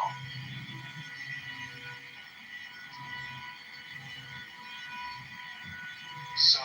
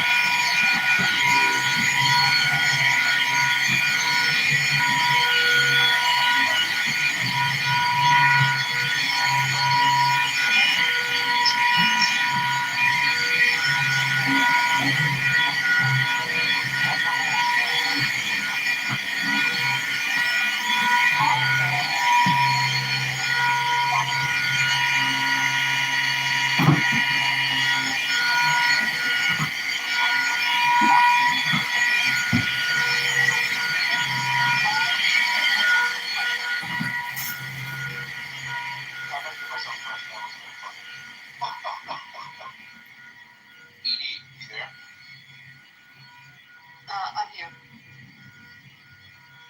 Is this your account from way back, or is it something different? Is this my account from way back? So you remember when we had the, I don't know what group that was, the fighting racism thing with racism? Oh yeah, this is the same account I've had, yeah. Okay. Yeah. Do you ever see any people from those days? Yeah, I was there. I was fighting on the other side. Some months ago, Usama was back online, but that was months ago. Sometimes I'll see Nassar. Yeah. Occasionally I'll see him pop on. But nothing was close to like 6 months. Damn, true. I don't know what's going on with that guy. Remember who was going to try to run for mayor or whatever? I don't know what he's up to. Oh, yeah, oh my gosh. Well, it's like short letters. Yeah. He makes videos on Facebook. On Instagram. Yeah, I saw him somewhere. Maybe it was Instagram. I have to come across him, and I was like, huh? But I think those guys like stopped talking to him. Like, so I don't even think they talk to him anymore. Him and Usama had beef for a moment. Yeah. Because Usama was sad about something, and then the guy was like, yo, stop being so depressed all the time. You're killing the mood. He's like, I don't want to hear people be depressed. But did you low-key just say, yo, stop killing the mood, kill yourself? I was texting somebody, where did everybody go? The room totally cleared out. Yeah, I showed up. I have that effect. Yeah, always when Austin shows up. But yeah, no. So I mean, Nasser, I haven't been in a room with him, but I'll see him like in a room occasionally. That was pretty recently, so I think he's back on. Okay. Yeah, I don't really talk to them. I don't know. Wow. That was a strange little group. Yeah, it was. Something didn't go well. Really? They tried to get past that, but I think something kept dragging, and they were just like, maybe are you becoming Muslim? Like, yeah, right, exactly. Muslim, Islam. Yeah, I thought when she said that she met the mom, that the mom loved her. That's at least the story she was saying. And then I never spoke to her about it after that, or her to speak about it. Something went wrong at the same time. That was more at the moment, but just escalated. Yeah, because they're not gonna. The family's not gonna let him marry a non-Muslim. It's just not gonna fucking happen. You know. So I don't know. It's like you let one little drama seep in, and then it just creates so many little fractures. Mm-hmm. Yeah. Oh, and Simon just like he only responds on Instagram, and he just sends memes. I'm like, hey, how are you doing? It's been a while, and he just posts a meme that's so irrelevant. He's so weird though. He was probably the fucking weirdest of the bunch. I never really understood him. They are not okay. He sent me a video of a young person getting beat up, and I was just. Oh my goodness. Wait, why does that sound like Monica. We could be related. Oh, hey, how's it going? Hi, Bernie. Hey, do we know each other? Oh, we played a game yesterday, but no, you couldn't. Yeah. What were you saying, Kristen? I said we played a game yesterday. We played with Derisive, but we don't really know each other.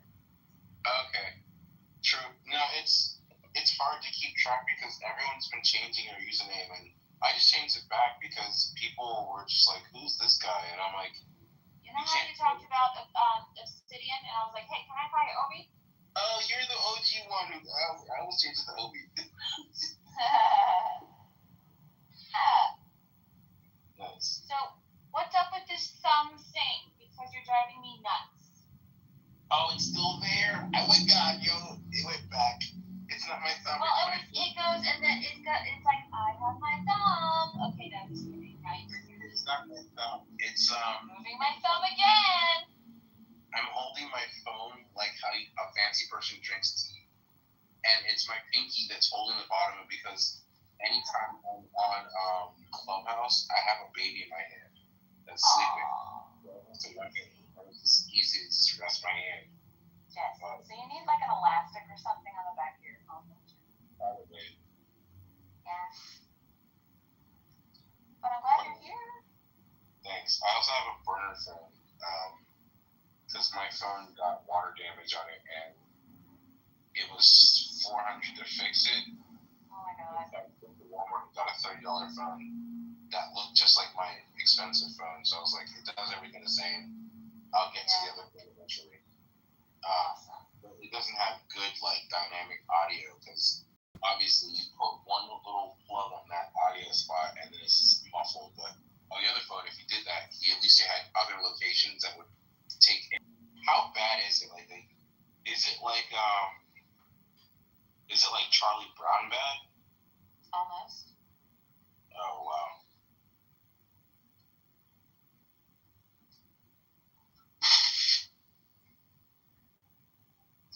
Edie, is this the same house that Fury was in, or is this like a new house after whatever happened? Oh, after the snatch that we usually have? Yeah, that's after. That's after we all broke up. Was it really that bad? Tipping points? Exactly. There were some tensions before, and people weren't being honest about how they felt about certain things, and that just kind of blew everything up. Yeah, I think we're like, I mean, I know Serendipity and I were like, if this is how, Yeah, it's interesting to see the change in dynamics on the app because I came in when everyone was complaining about how the app used to be, but from my perspective, it was still pretty booming. And they have like how many followers? Like 20 people, and that's probably a variable why it seems like not a lot of people on the app like it was before. Oh, hold on, I smell food. okay. Oh. Poop alert. Okay, sorry.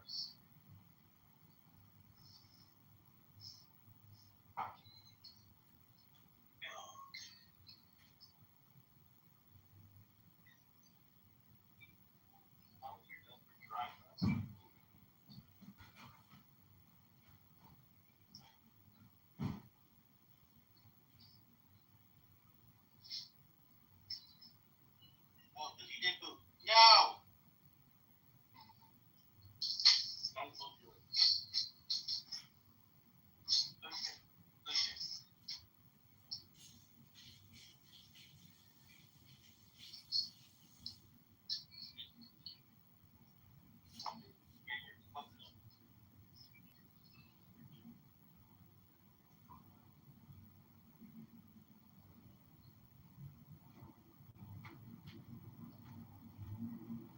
Wait, am I still muted or am I? Oh, you're unmuted. Yes.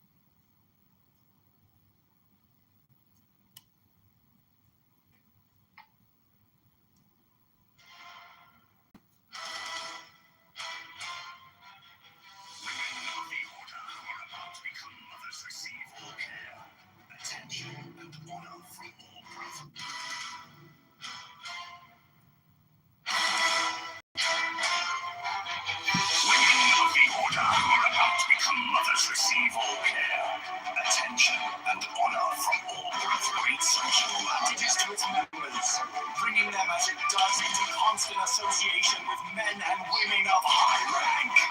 17 cooperation and securing their clients or customers. Elevate those!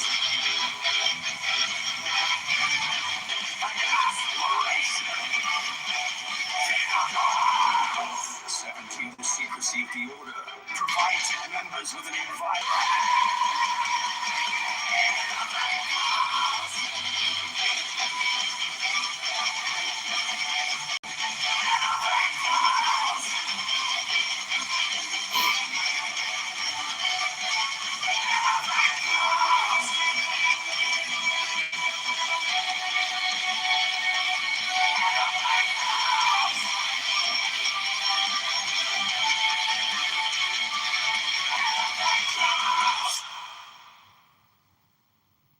Chicago Mayor Brandon Johnson is a fraud.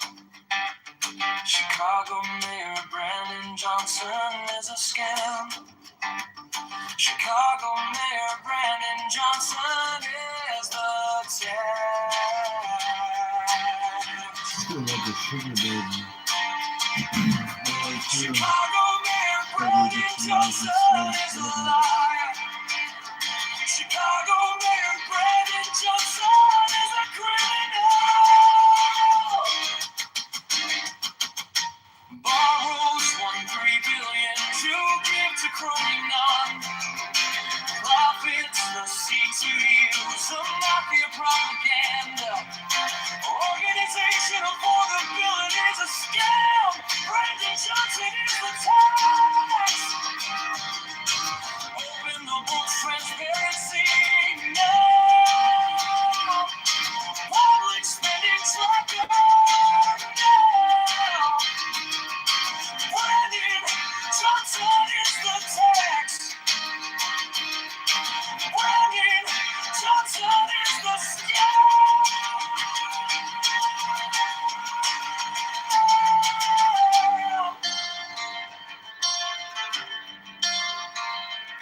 Reparations for black slaves is a scam.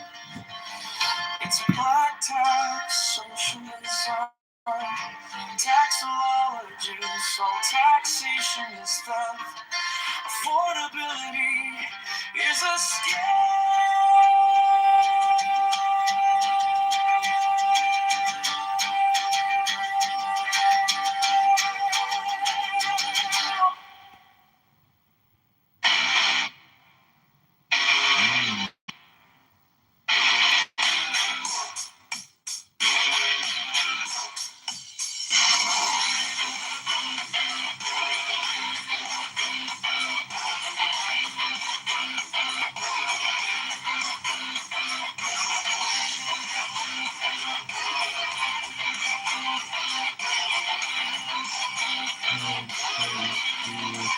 Chicago Mayor Brandon Johnson is a fraud.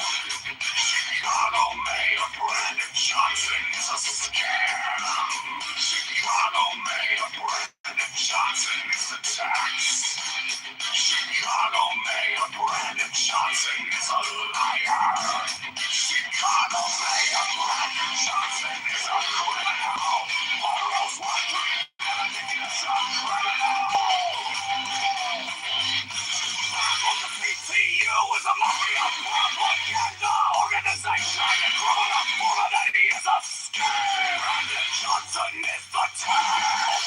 Transparency now. Expending tracker now. Brandon Johnson is the snake. Brandon Johnson is the scam. Reparations for black slaves is a scam.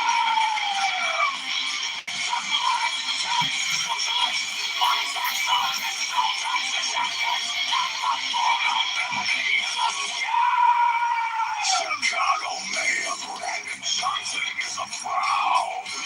Chicago Mayor Brandon Johnson is a scam. Chicago Mayor Brandon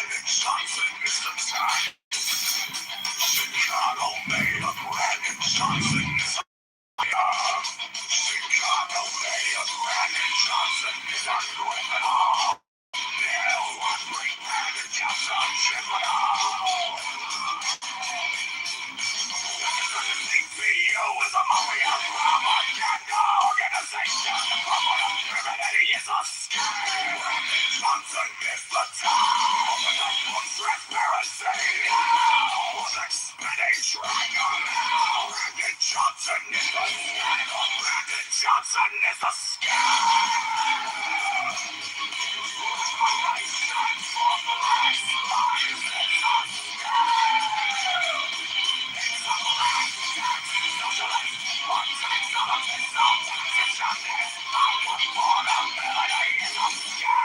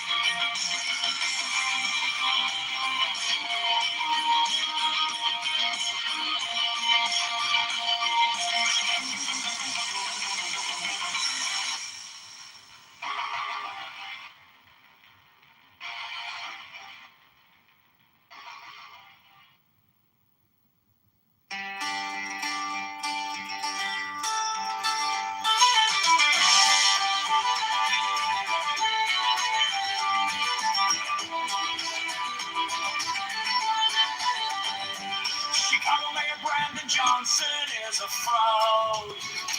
Chicago Mayor Brandon Johnson is a scam.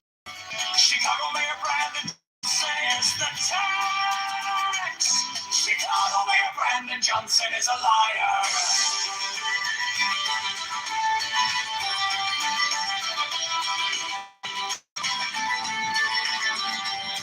Chicago Mayor Brandon Johnson is a criminal. Borrows $1.3 billion to give to Crotty Nine. Profits the C2U is a mafia propaganda. Organization affordability is a scam. Brand is a scam.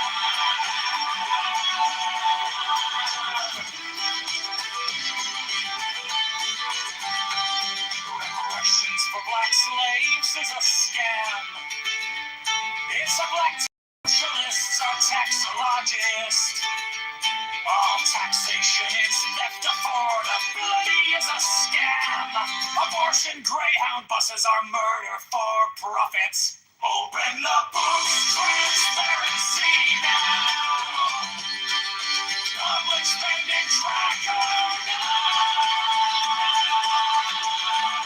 Brandon Johnson is the tax. Brandon Johnson is the tax.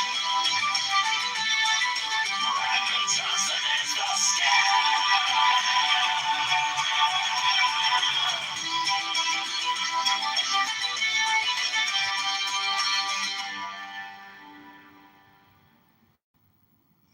Chicago Mayor Brandon Johnson is a fraud.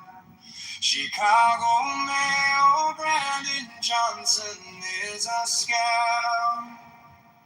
Chicago Mayor Brandon Johnson is the tax.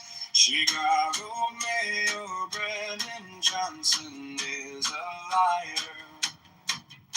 Chicago Mayor Brandon Johnson is a criminal. Borrows $1.3 billion to give to crony non-profits. The C2 is a mafia propaganda. Organization affordability is a scam. Brandon Johnson is the tax. Open the books, transparency.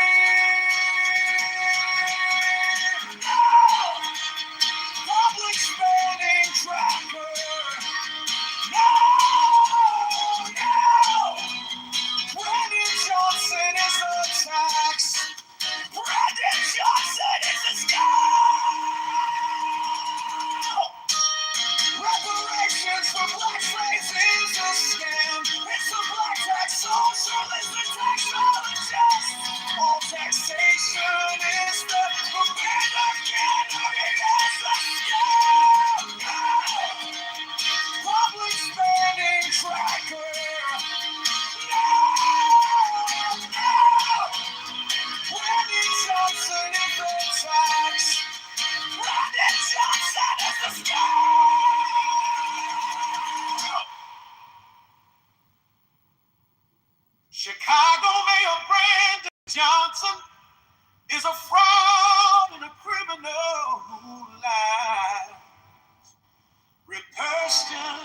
socialism for black slaves.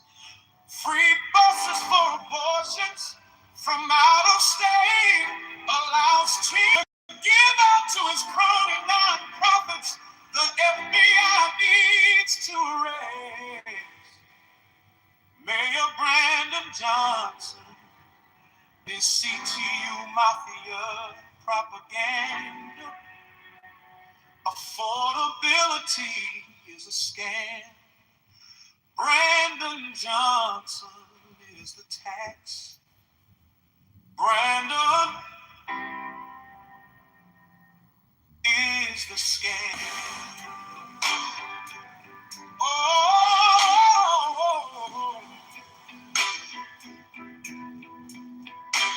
Chicago Mayor Brandon Johnson is a fraud and a criminal who lies. Repercussions and socialism for black slaves. Free buses for abortions from out of state. Allows teens to take over streets and cause chaos.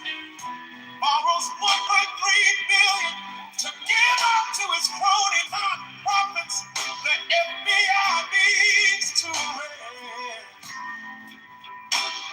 Mayor Brandon Johnson and his CTU mafia propaganda. Affordability is a scam. Brandon Johnson is the tax. Brandon is the scam.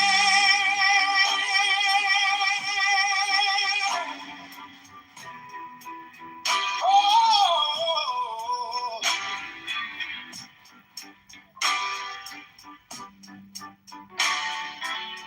Chicago Mayor Brandon Johnson is a fraud, criminal who lies. Reverses socialism for black slaves. Free buses for abortions from out of state. Allows teens to take over streets and cause chaos. Borrows $1.3 billion to give out to his crony nonprofits. The FBI needs to arrest Mayor Brandon Johnson and his CTU mafia propaganda. Affordability is a scam. Brandon Johnson is the tax. Brandon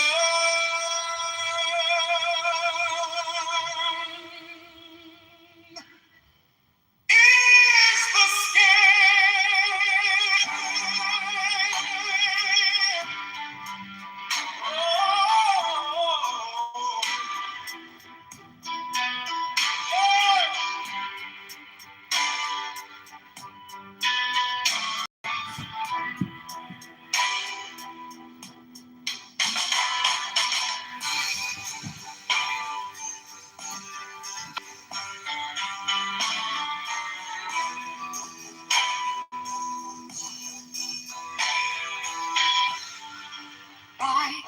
Strike the master chord, draw the flaming sword, crown child and conquering lord, Horus, avenger,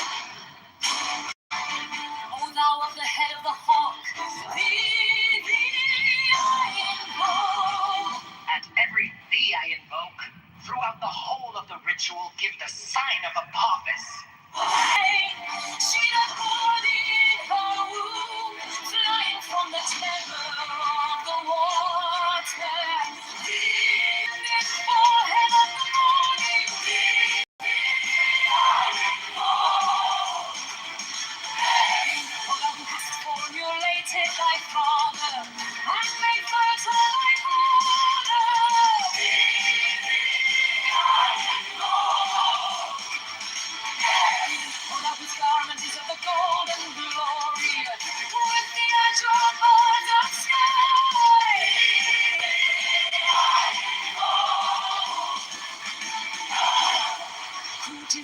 avenge the horror of death, thou the slayer of Typhon. Thou who didst lift thine arms, and the dragons of death were as dust.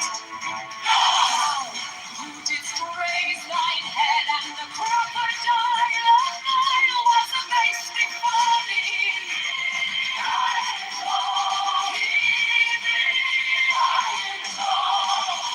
Bones menace hide the universe with night, the impermeable blue.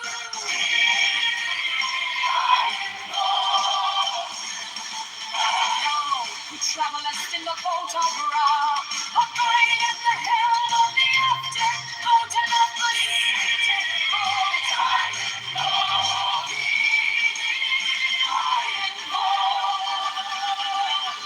Thou who bearest the wand of double power.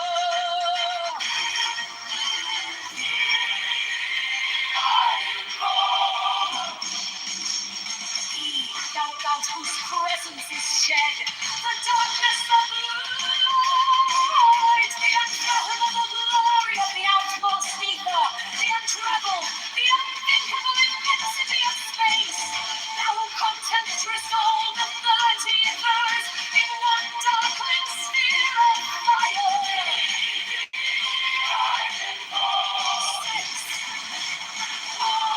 Thou who bearest the rose and dross of life and light.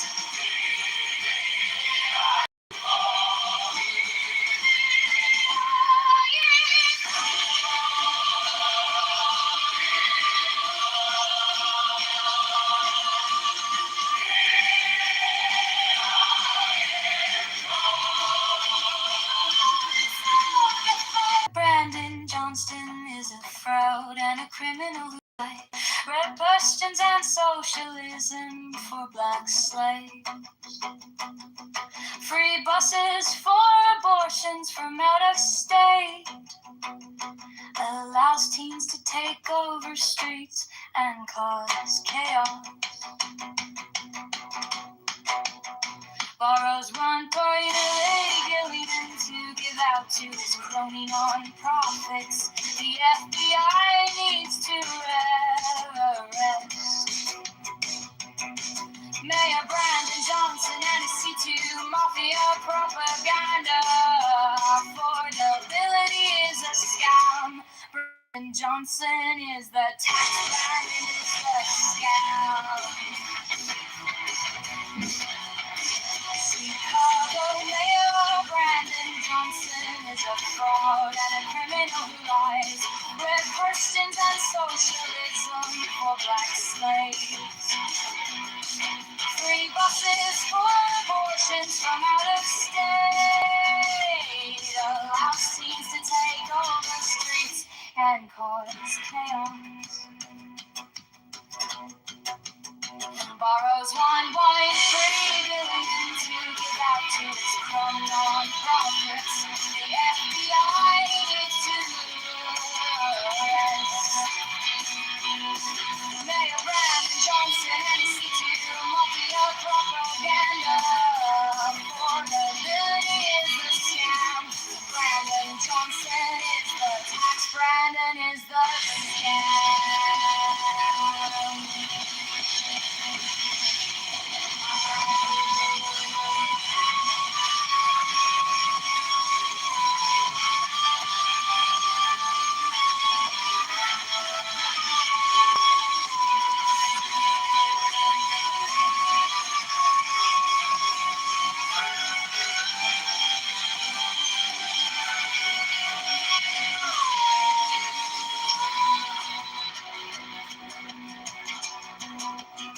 Chicago Mayor Brandon Johnson is a fraud and a criminal who lies. Red persons and socialism for black slaves. Free buses for abortions from out of state. Allows teens to take over streets and cause chaos. Borrows $1.3 billion to give out to his crony non-profits. The FBI needs to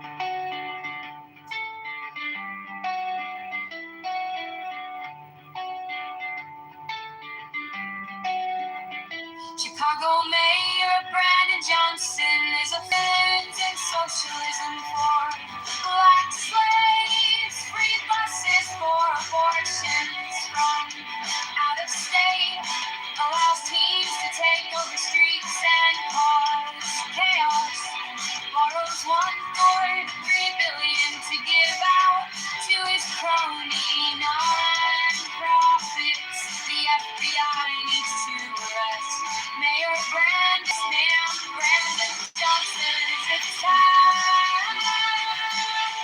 Brandon is a scam. Chicago Mayor Brandon Johnson is a fraud and a criminal who lies. For Christians and socialism for black slaves, free buses for abortions from out of state, allows teens to take over streets and cause chaos, borrows $1.3 billion to give out to his crony non-profits. The FBI needs to arrest Mayor Brandon Johnson and his CTU mafia propaganda. Affordability is a scam. Brandon Johnson is a tax. Brandon is the scam.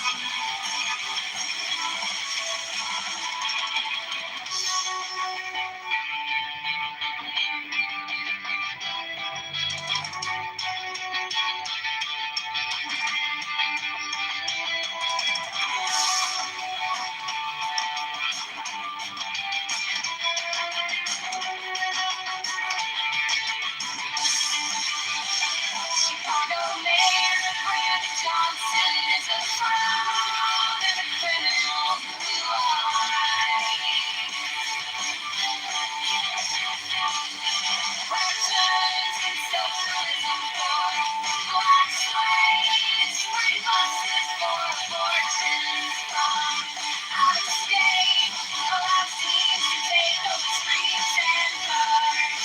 Chaos, borrows $1.3 billion to give out to his crony non-profits. The FBI needs to arrest Mayor Brandon Johnson and his C2 mafia propaganda.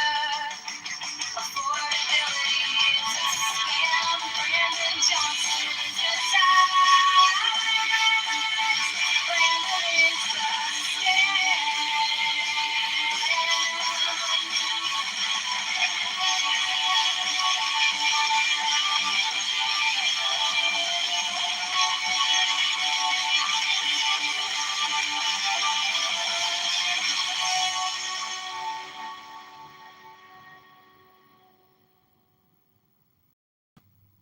Chicago Mayor Brandon Johnson is a fraud. Chicago Mayor Brandon Johnson is a scam. Chicago Mayor Brandon Johnson is a scam. Chicago Mayor Brandon Johnson is a liar. Chicago Mayor Brandon Johnson is a criminal.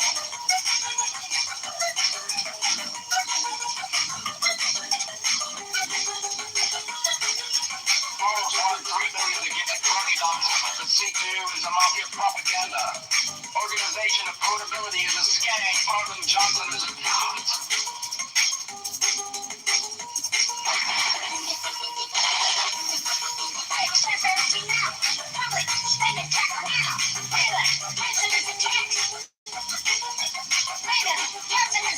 Reparations for black slaves is a scam. It's a black tax.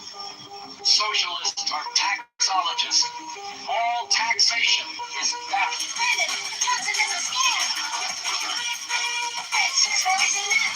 Brandon Johnson is a tax. Brandon Johnson is a scam.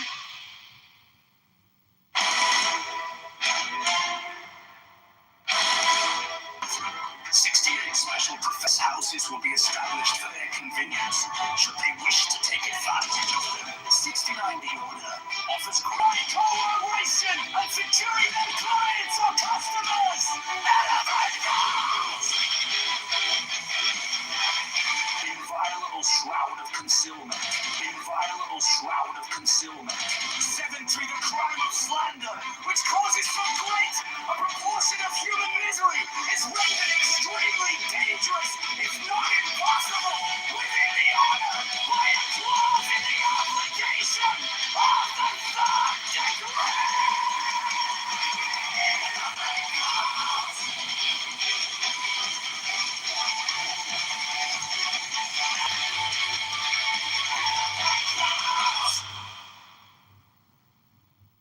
Chicago Mayor Brandon Johnson. Mayor Brandon Johnson is the tax.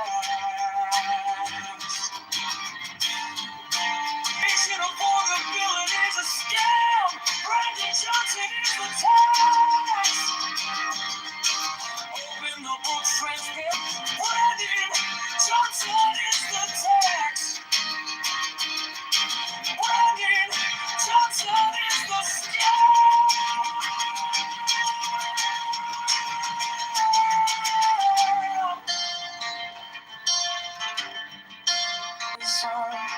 Taxology, so taxation is theft. Affordability is a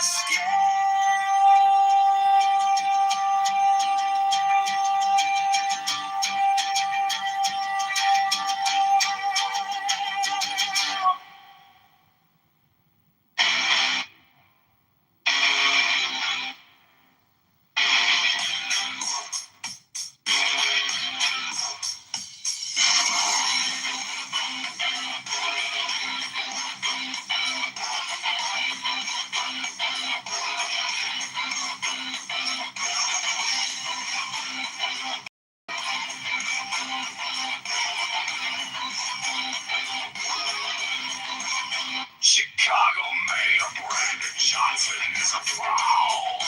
Chicago Mayor Brandon Johnson is a scam. Chicago Mayor Brandon Johnson is tax. Chicago Mayor Brandon Johnson is a liar. Chicago Mayor Brandon Johnson is a criminal. Morals, one criminality is a criminal.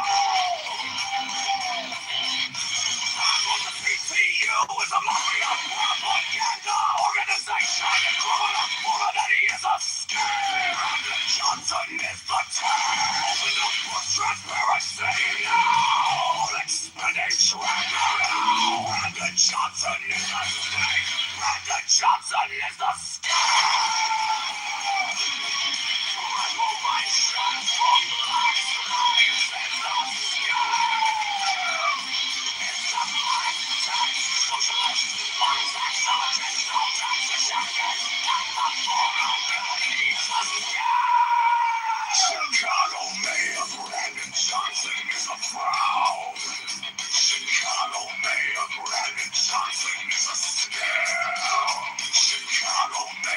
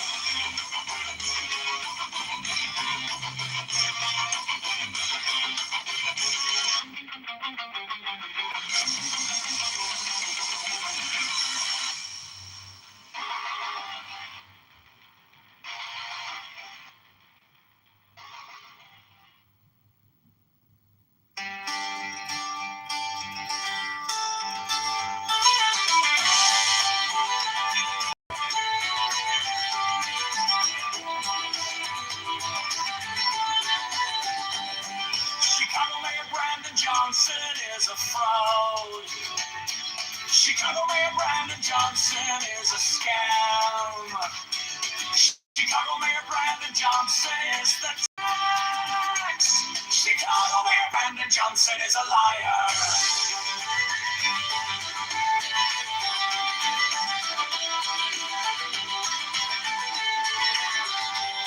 Chicago Mayor Brandon Johnson is a criminal. Borrows $1.3 billion to give to Cromie-Non. Profits the C2U is a mafia propaganda.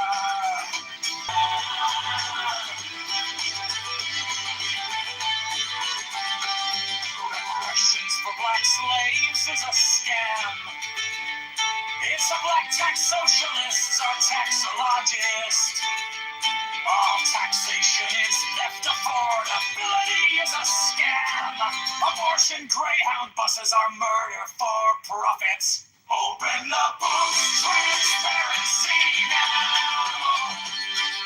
Public spending tracker now. Brandon Johnson is the tax. Brandon Johnson is the tax. Brandon Johnson is the scam.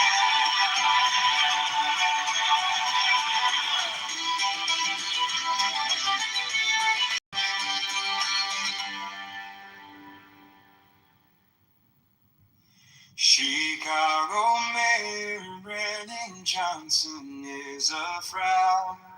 Chicago Mayor Brandon Johnson is a scam. Chicago Mayor Brandon Johnson is the tax. Chicago Mayor Brandon Johnson is a liar.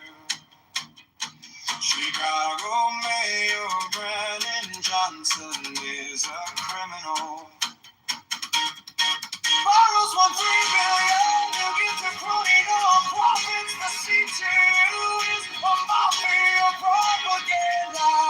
Organization of affordability is a scam. Brandon Johnson is the tax. Open the books, transparency.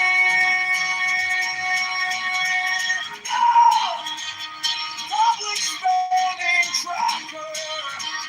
No! Brandon Johnson is the tax. Brandon Johnson is the scam. Reparations for black slaves is a scam. It's a black tax socialist and taxologist. All taxation is the propaganda.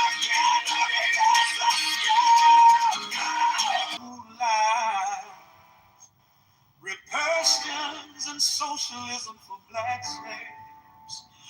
Free buses for abortions from out of state.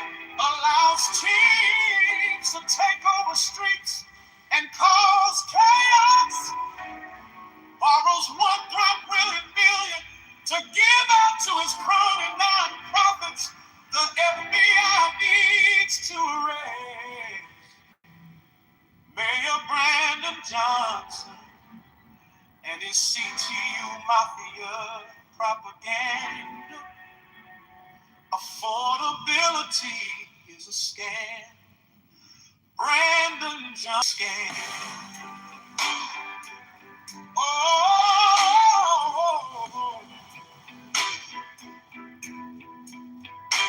Chicago Mayor Brandon Johnson is a fraud and a criminal who lies from out of state, allows teens to take over streets and cause chaos, borrows $1.3 billion to give up to his crony non-profits. The FBI needs to arrest Mayor Brandon Johnson and his C2 mafia propaganda. Affordability is a scam. Brandon Johnson is the tax. Brandon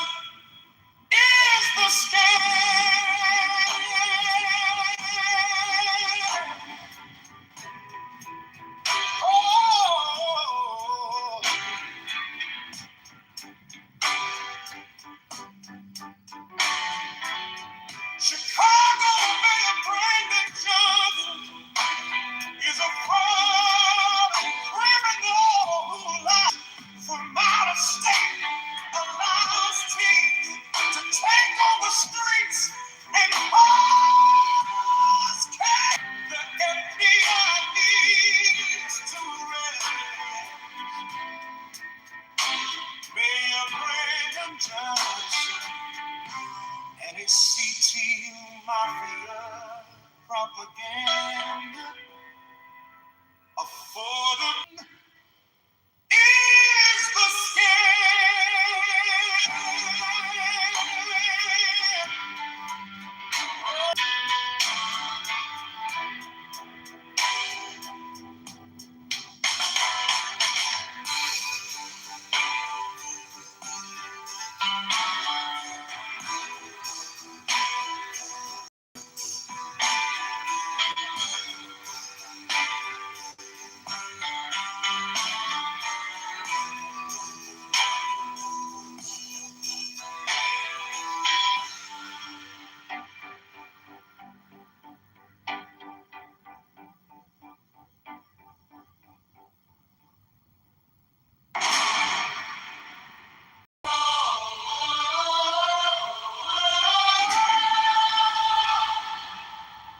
Strike, strike the master chord. Draw the flaming sword, crown child and conquering lord. Chorus. At every thee I invoke, throughout the whole of the ritual, give the sign of Apophis. The only begotten child of Osiris thy father, and Isis thy mother, he that was slain. She that bore the morning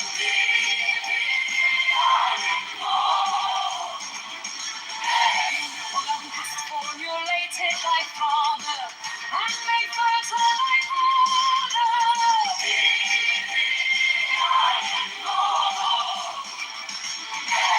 for thou whose garment is of the golden glory, with the azure birds of sky. Who didst lift thine arms, and the dragons of death were as dust.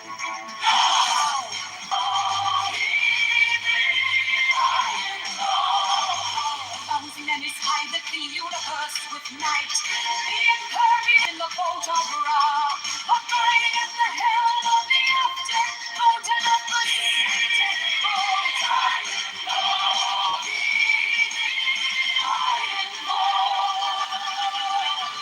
Thou who bearest the wand of double power.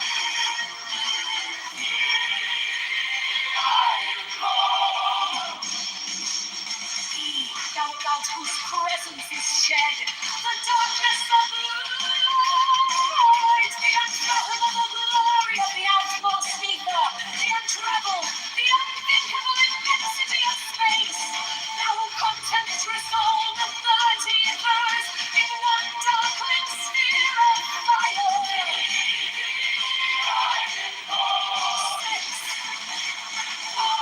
Thou who bearest the rose and dross of life and light.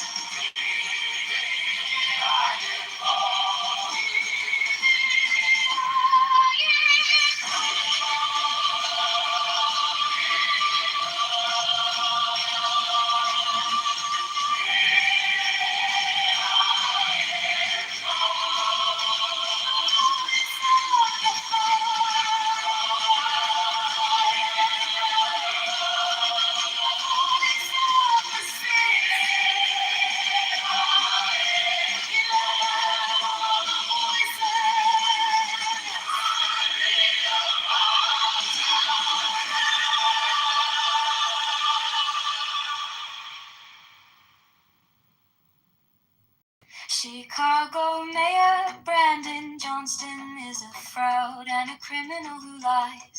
Red questions and socialism allows teens to take over streets and cause chaos. Borrows $1.8 billion to give out to his crony non-profits. The FBI needs to arrest Mayor Brandon Johnson and his C2 Mafia propaganda. Affordability is a scam. Brandon Johnson is the tax man and is the scam. Chicago Mayor fraud and a criminal who lies. Red Christians and socialism for black slaves. Free buses for abortions from out of state. Allows teens to take over streets and cause chaos. Borrows 1.3 billion to give out to his crumb non-profits. The FBI needs to arrest Mayor Brandon Johnson and C2 mafia propaganda. Affordability is a scam. Brandon Johnson is the tax. Brandon is the scam.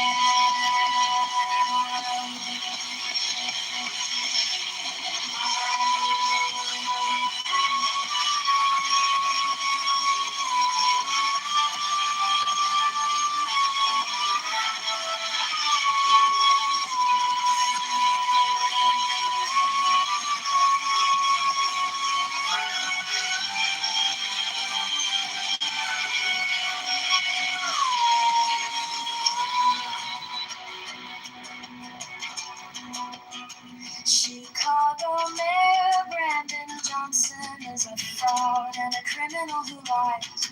Repressions and socialism for black slaves.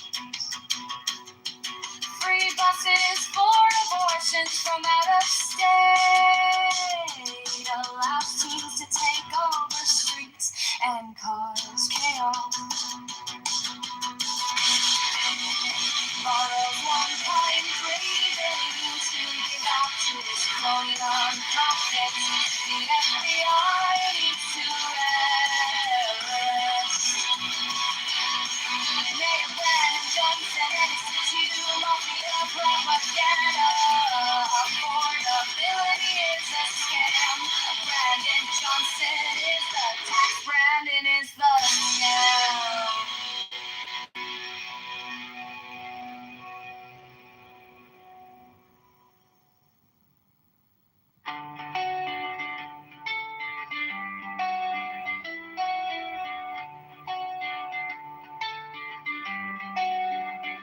Chicago Mayor Brandon Johnson is a fraud and a criminal who lies.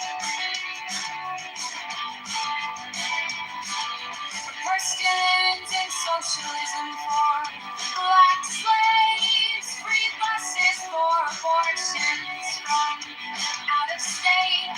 Allows teens to take over streets and cause chaos. Borrows 1.3 billion to give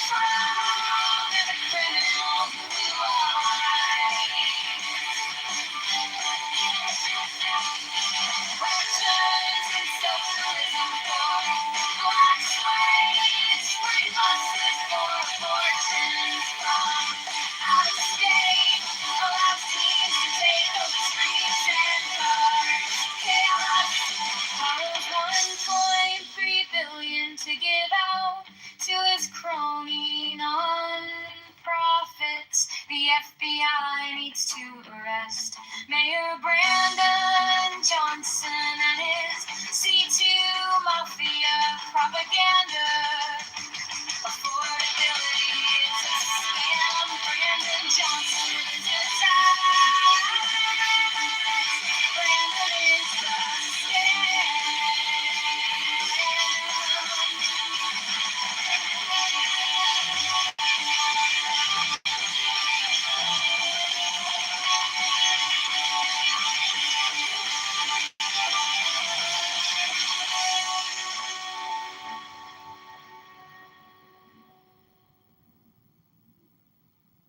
Chicago Mayor Brandon Johnson is a fraud.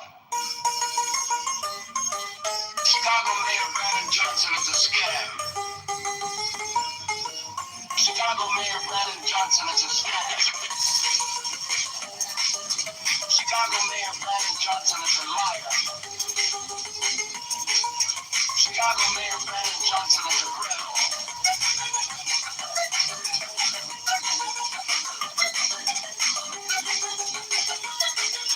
Boroughs want $3 billion to get their money done. The C2 is a mafia propaganda. Organization portability is a scam. Brandon Johnson is a cop.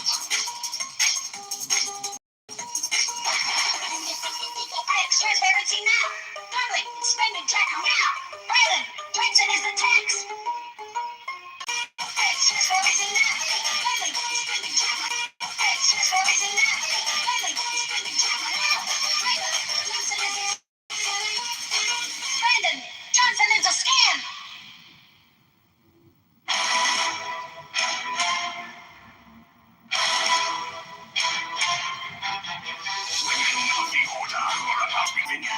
Should they wish to take advantage of her, 69 The Order offers great social advantages to its members, bringing them as it does into constant association with men and women of high rank.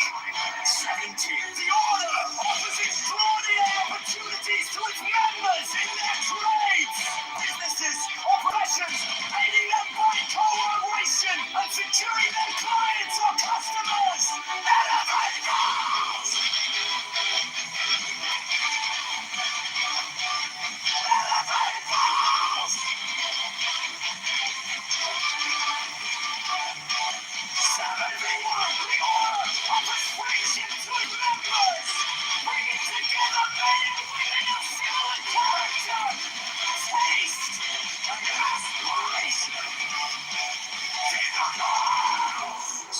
The secrecy of the order provides its members with an inviolable shroud of concealment. 7 the crime of slander, which causes so great a proportion of human misery, is rendered extremely dangerous, if not impossible, within the order by a clause in the obligation of the third degree.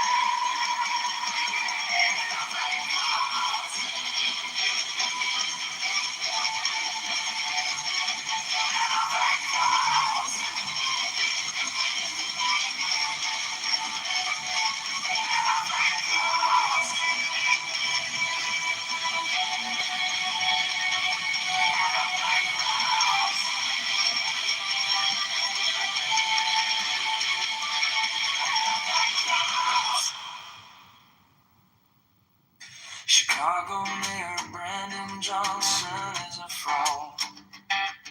Chicago Mayor Brandon Johnson is a scam.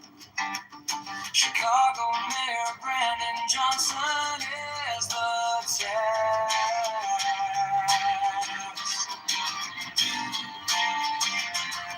Chicago Mayor Brandon Johnson is a liar. Chicago Mayor Brandon Johnson is a criminal.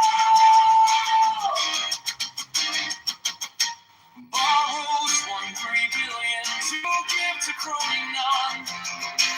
Profits the C2 use.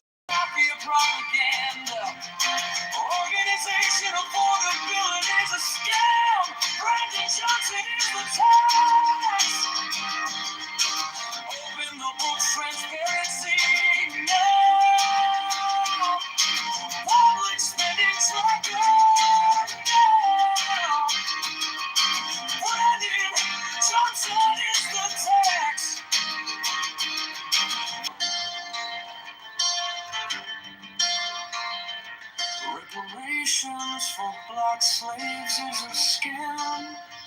Affordability is a scam.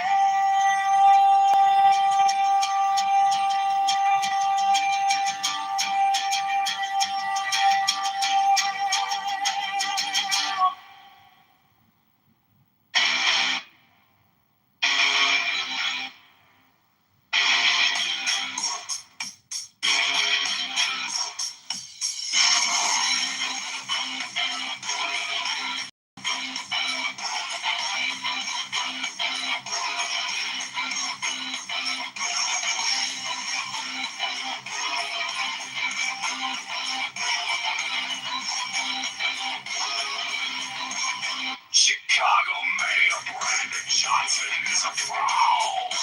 Chicago Mayor Brandon Johnson is a scam. Chicago Mayor Brandon Johnson is a tax. Chicago Mayor Brandon Johnson is a liar. Chicago Mayor Brandon Johnson is a criminal. All those white women is a criminal. PTU is a mafia propaganda organization. Criminality is a scam. Brandon Johnson is the tag. Open up for transparency now. Expedition now. Brandon Johnson is the snake. Brandon Johnson is the scam. Reparation for black slaves is a scam. It's a black tax, socialist, black taxation, no taxation, and affordability is a scam. Chicago Mayor Brandon Johnson is a fraud. Chicago Mayor Brandon Johnson is a scam. Chicago Mayor Brandon Johnson is the tax. Chicago Mayor Brandon Johnson is a liar. Chicago Mayor Brandon Johnson is a criminal. Nails one bring Brandon Johnson criminal. CPU is a mafia propaganda organization. Criminality is a scam. Brandon Johnson is the top. Open up for transparency now. Expedition now. Brandon Johnson is the scandal. Brandon Johnson is the scam. Reparation for black slaves is a scam. It's a black tax, socialist, black technology, no taxation, our affordability is a scam.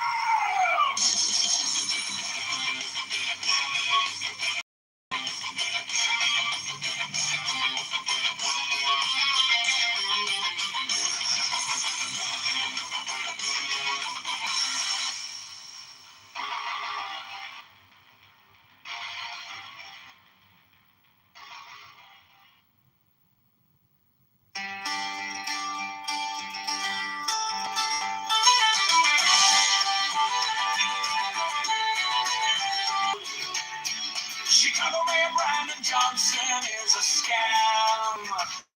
Chicago Mayor Brandon Johnson is the tag. Chicago Mayor Brandon Johnson is a criminal. Borrows $1.3 billion to give to Crenon. Profits the C2U is a mafia propaganda. Organization affordability is a scam. Brandon Johnson is the tax. Open the books, transparency now. Public spending tracker now. Brandon Johnson is the tax. Brandon Johnson is the tax. Brandon Johnson is the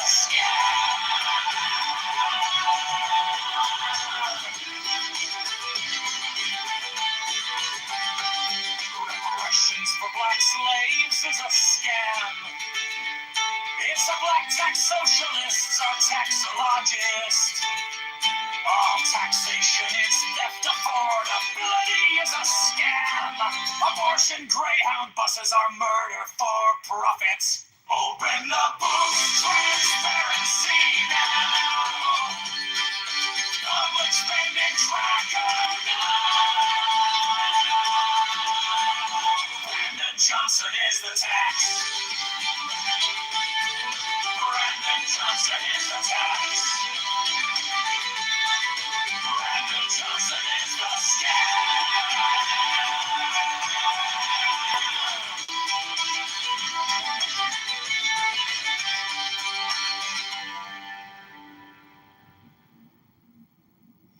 Chicago Mayor Brandon Johnson is a frown. Chicago Mayor Brandon Johnson is a scam. Chicago Mayor Brandon Johnson is the tax. Chicago Mayor Brandon Johnson is a liar. Chicago Mayor Brandon Johnson is a criminal. Borrows $1.3 billion, you get to crony no profits. The CTU is a mafia propaganda organization of affordability is a scam. Brandon Johnson is the tax. Open the books, transparency. Brandon Johnson is the scam. Brandon Johnson is the scam.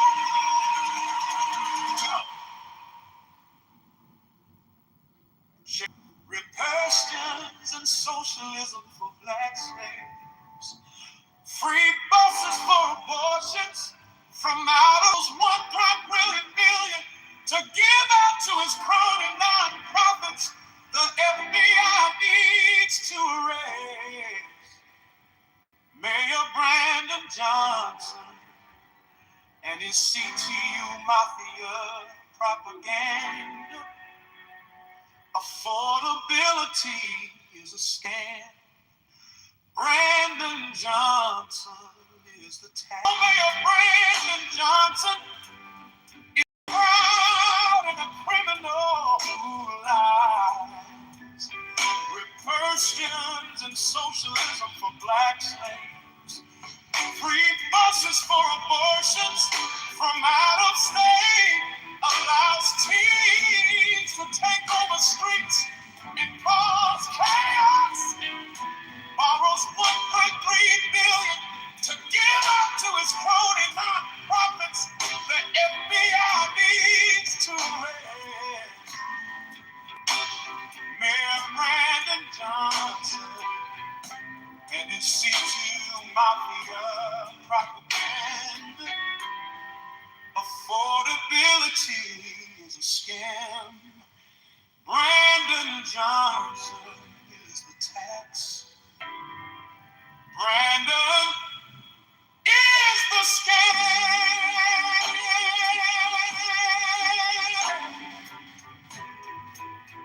Oh.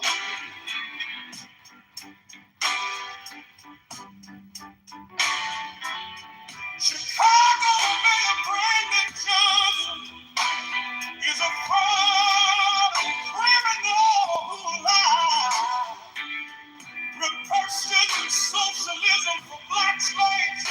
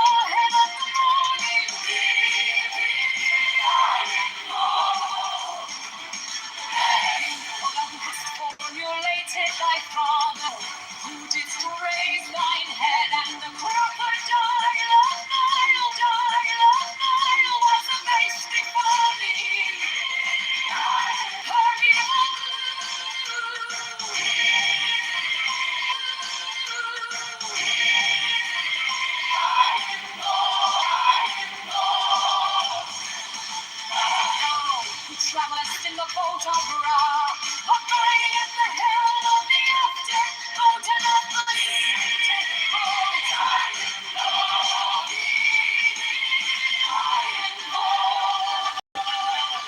Thou who bearest the wand of double power,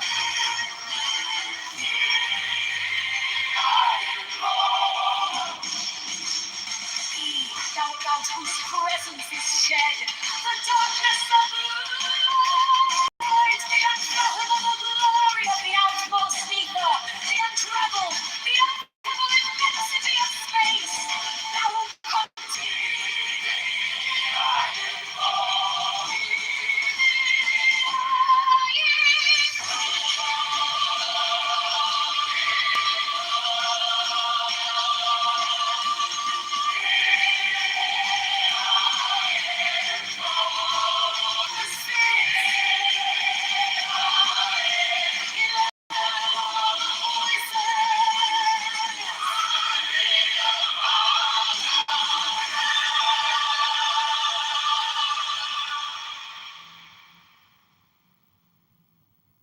Chicago Mayor Brandon Johnston is a fraud and a criminal who lies. Red questions and socialism for black slaves. Free buses for abortions from out of state. Allows teens to take over streets and cause chaos. Borrows $1 billion illegally then to give out to his crony non-profits. The FBI needs to arrest Mayor Brandon Johnson and his C2 Mafia propaganda. Affordability is a scam. Brandon Johnson is the tax. Brandon is the scam. Chicago Mayor Brandon Johnson is a fraud and a criminal who lies. Red Christians and socialism for black slaves. Free buses for abortions from out of state. Allows teens to take over streets and cause chaos. Borrows $1.3 billion to give out to his crumb non-profits. The FBI needs to arrest Mayor Brandon Johnson and his C2 Mafia propaganda. Affordability is a scam. Brandon Johnson is the tax. Brandon is the scam.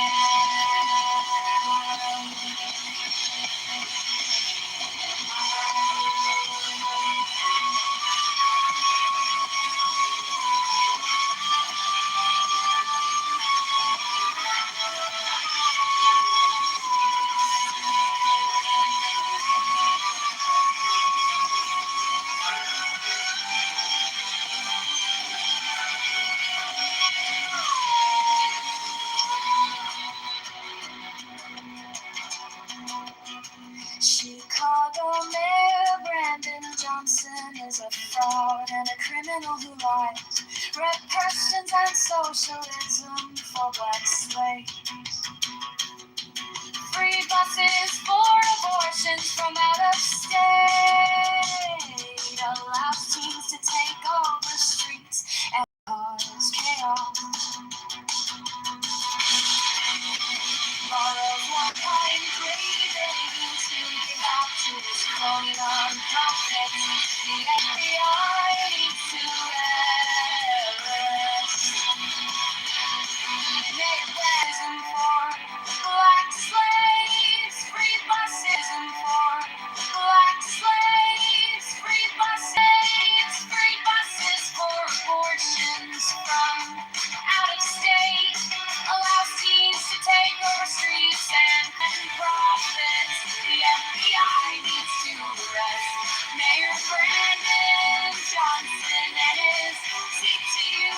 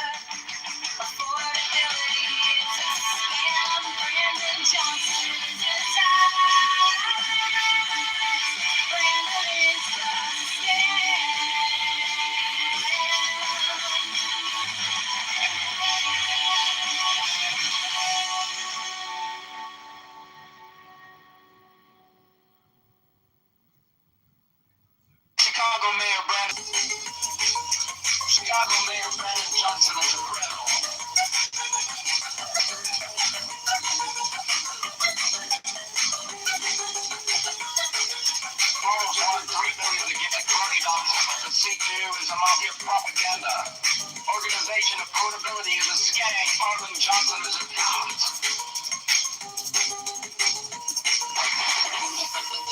Transparency now. Transparency now. Public spending check now. Taylor, Johnson is a tax. Taylor, Johnson is a scam.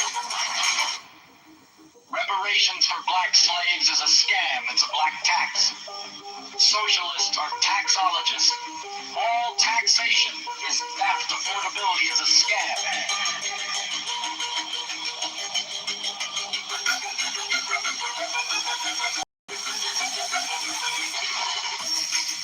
Transparency now. Public spending check now. Labor, Johnson is a tax. Brandon, Johnson is a scam. Transparency now. Public spending check now. Labor, Johnson is a tax. Brandon, Johnson is a scam.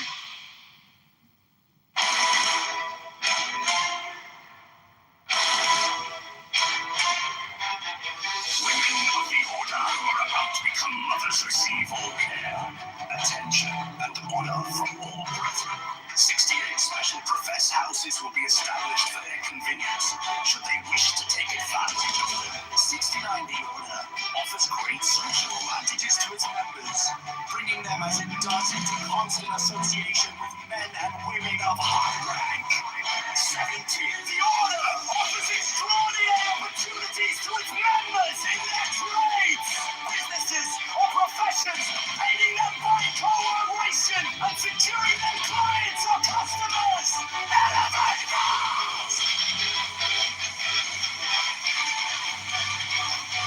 Elevate goals! 71 The Order offers friendships together men and women of similar character, taste, and aspiration.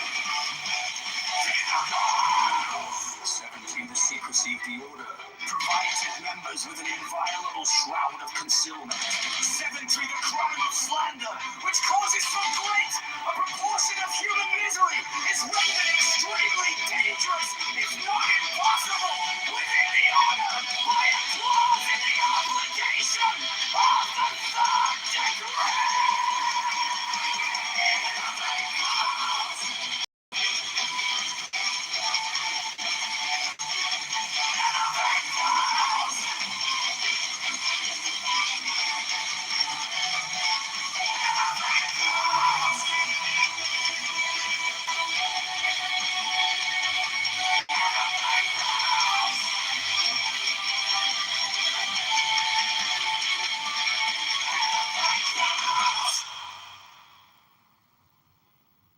Chicago Mayor Brandon Johnson is a fraud. Chicago Mayor Brandon liar. Chicago Mayor Brandon Johnson is a criminal. Borrows $1.3 billion to give to crony non. Profits the seat to use of mafia propaganda.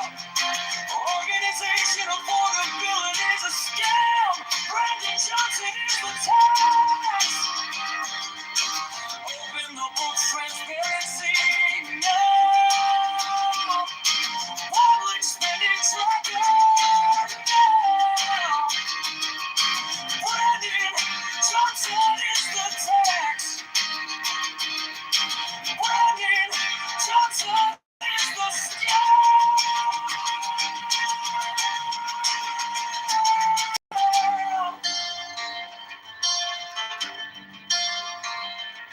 Reparations for black slaves is a scam.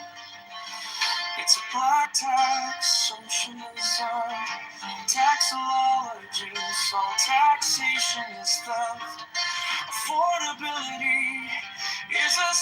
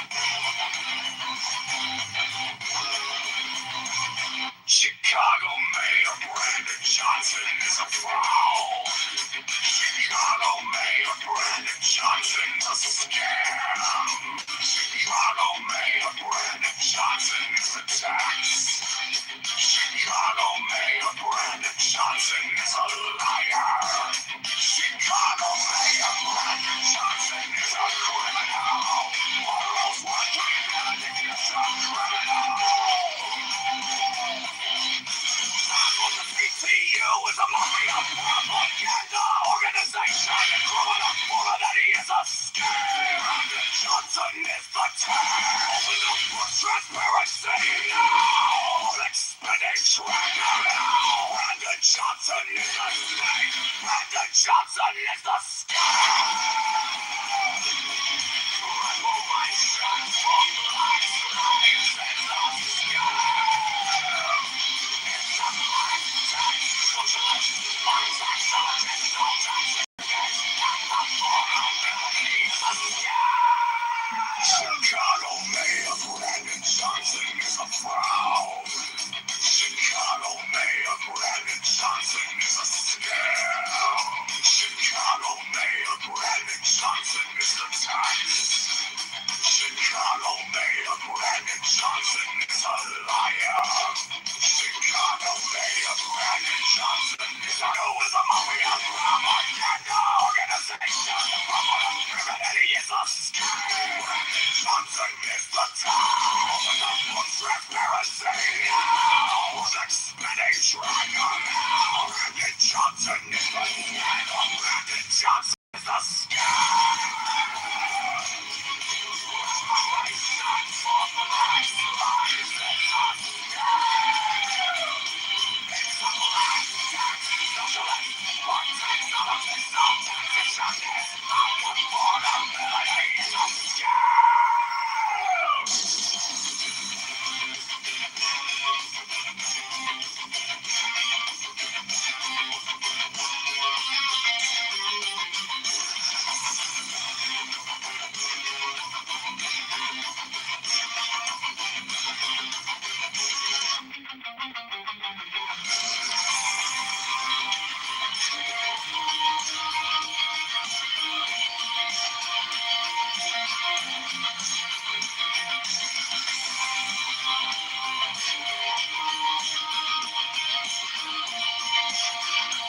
Johnson is the scam.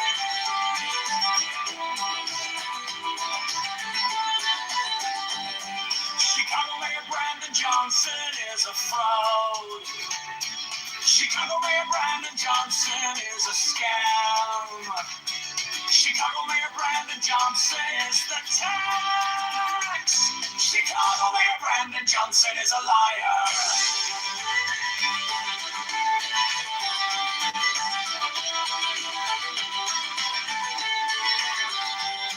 Chicago Mayor Brandon Johnson is a criminal. Borrows $1.3 billion to give to Crony-Non. Profits the C2U is a mafia propaganda. Organization affordability is a scam.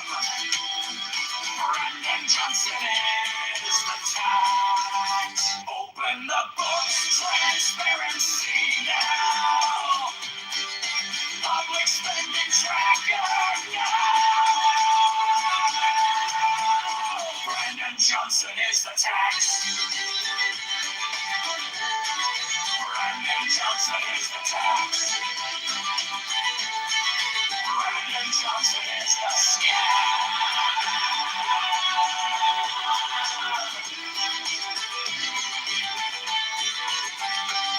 Reparations for black slaves is a scam. It's a black tax socialists are taxologists. All taxation is theft. Affordability is a scam. Abortion Greyhound buses are murder for profits. Open the books, transparency now. Public spending tracker now. Brandon Johnson is the scam.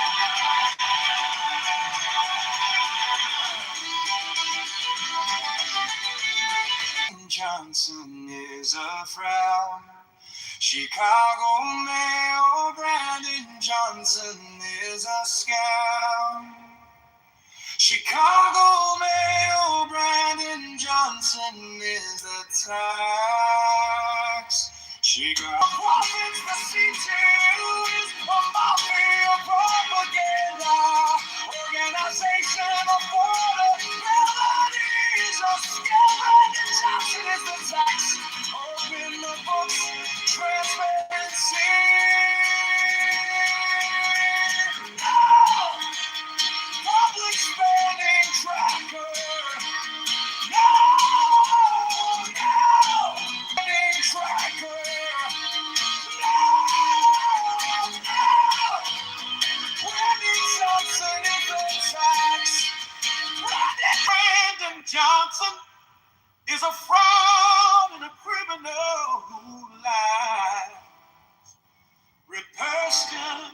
socialism for black slaves.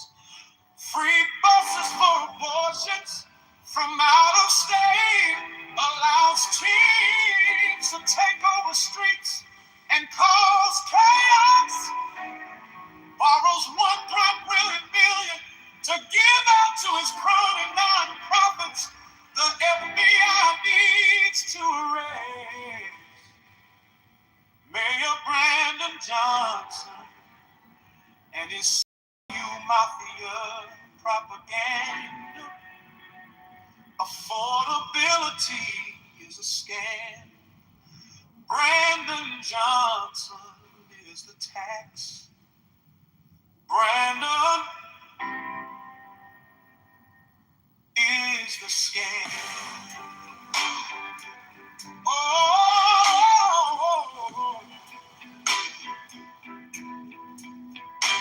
Chicago Mayor Brandon Johnson is a fraud and a criminal who lies. Reversions and socialism for black slaves. Free buses for abortions from out of state allows teens to take over streets and cause chaos. Borrows $1.3 billion to give out to his crony nonprofits. The FBI needs to arrest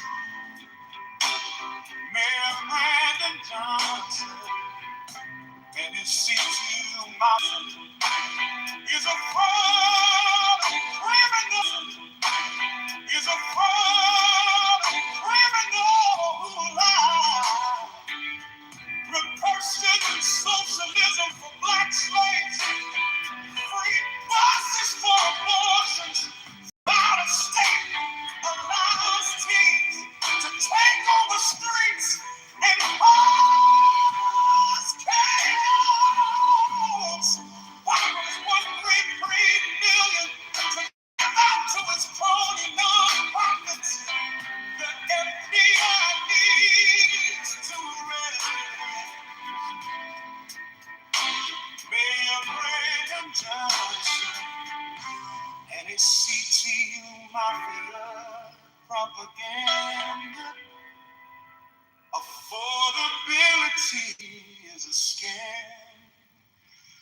Brandon Johnson tax.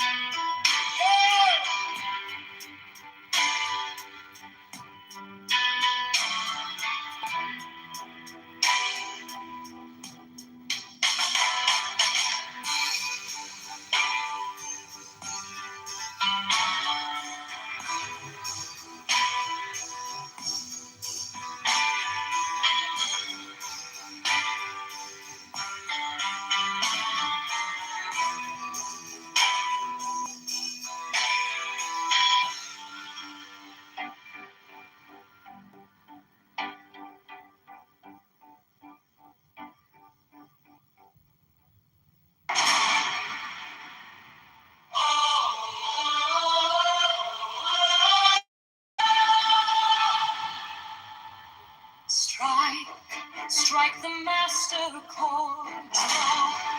Dreaming sword, crown, child and conquering lord. Horus, avenger, O thou of the head of the hawk, thee I invoke. At every thee I invoke, throughout the whole of the ritual, give the sign of Apophis. The only begotten child of Osiris thy father, and Isis thy mother, he that was slain, she that bore thee in her womb, flying from the terror of the water. Thee I invoke. Now whose upper is the flashing light, the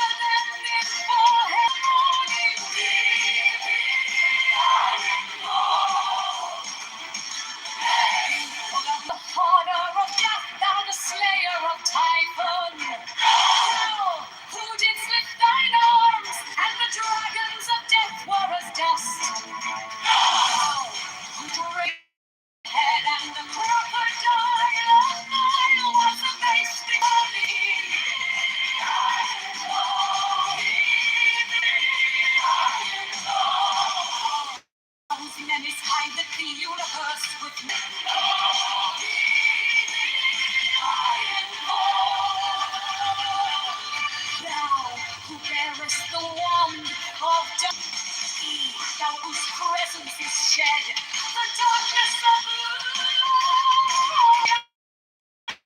glory of the outmost ether, the untroubled, the unthinkable of space, thou who contemptest all the 30 years in one dark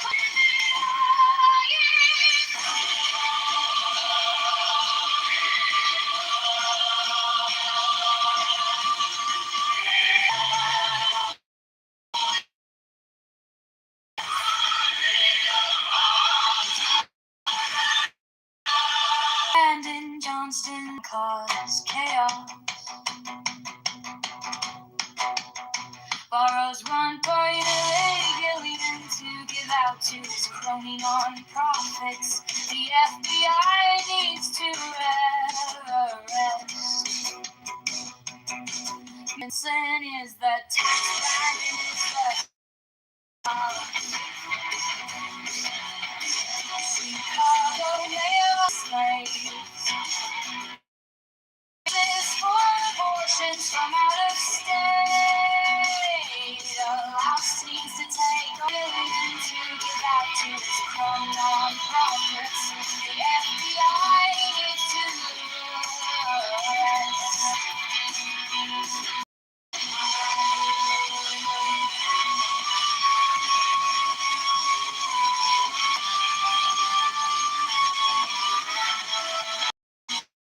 Borrow 1 craving to borrow 1 craving to non-profits. The FBI needs to arrest. Affordability is constant. Is the tax Brandon is the scam.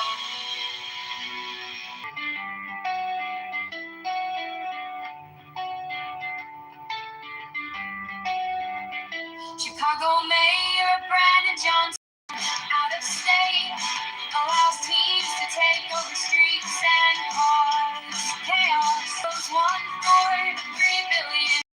Brandon Johnson and his C2 Mafia propaganda. Affordability is a scam. Brandon Johnson is a tax. Brandon is a scam. Slaves, free buses for abortion.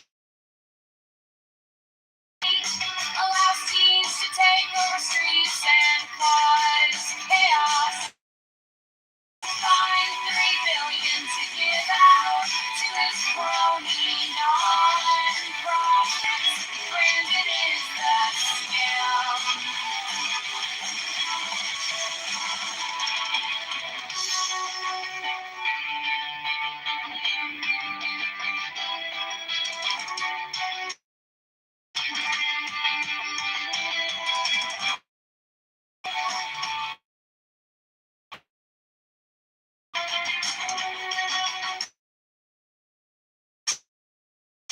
Chicago Mayor Brandon Johnson is a to give out to his crony non-profits. The FBI needs to arrest Mayor Brandon Johnson and his C2 Mafia propaganda.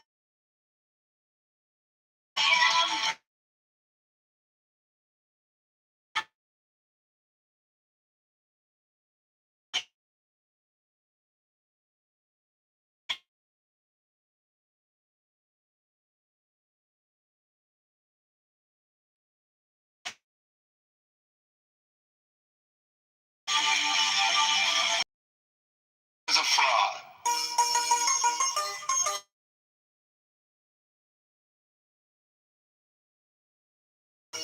Chicago Mayor Brandon Johnson is a scam. Chicago Mayor Brandon Johnson is a liar. Chicago's on 3 billion. Mafia propaganda.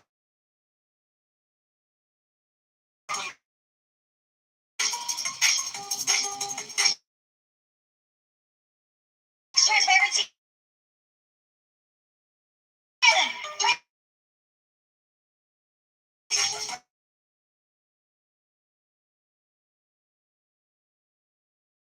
For black slaves is a scam.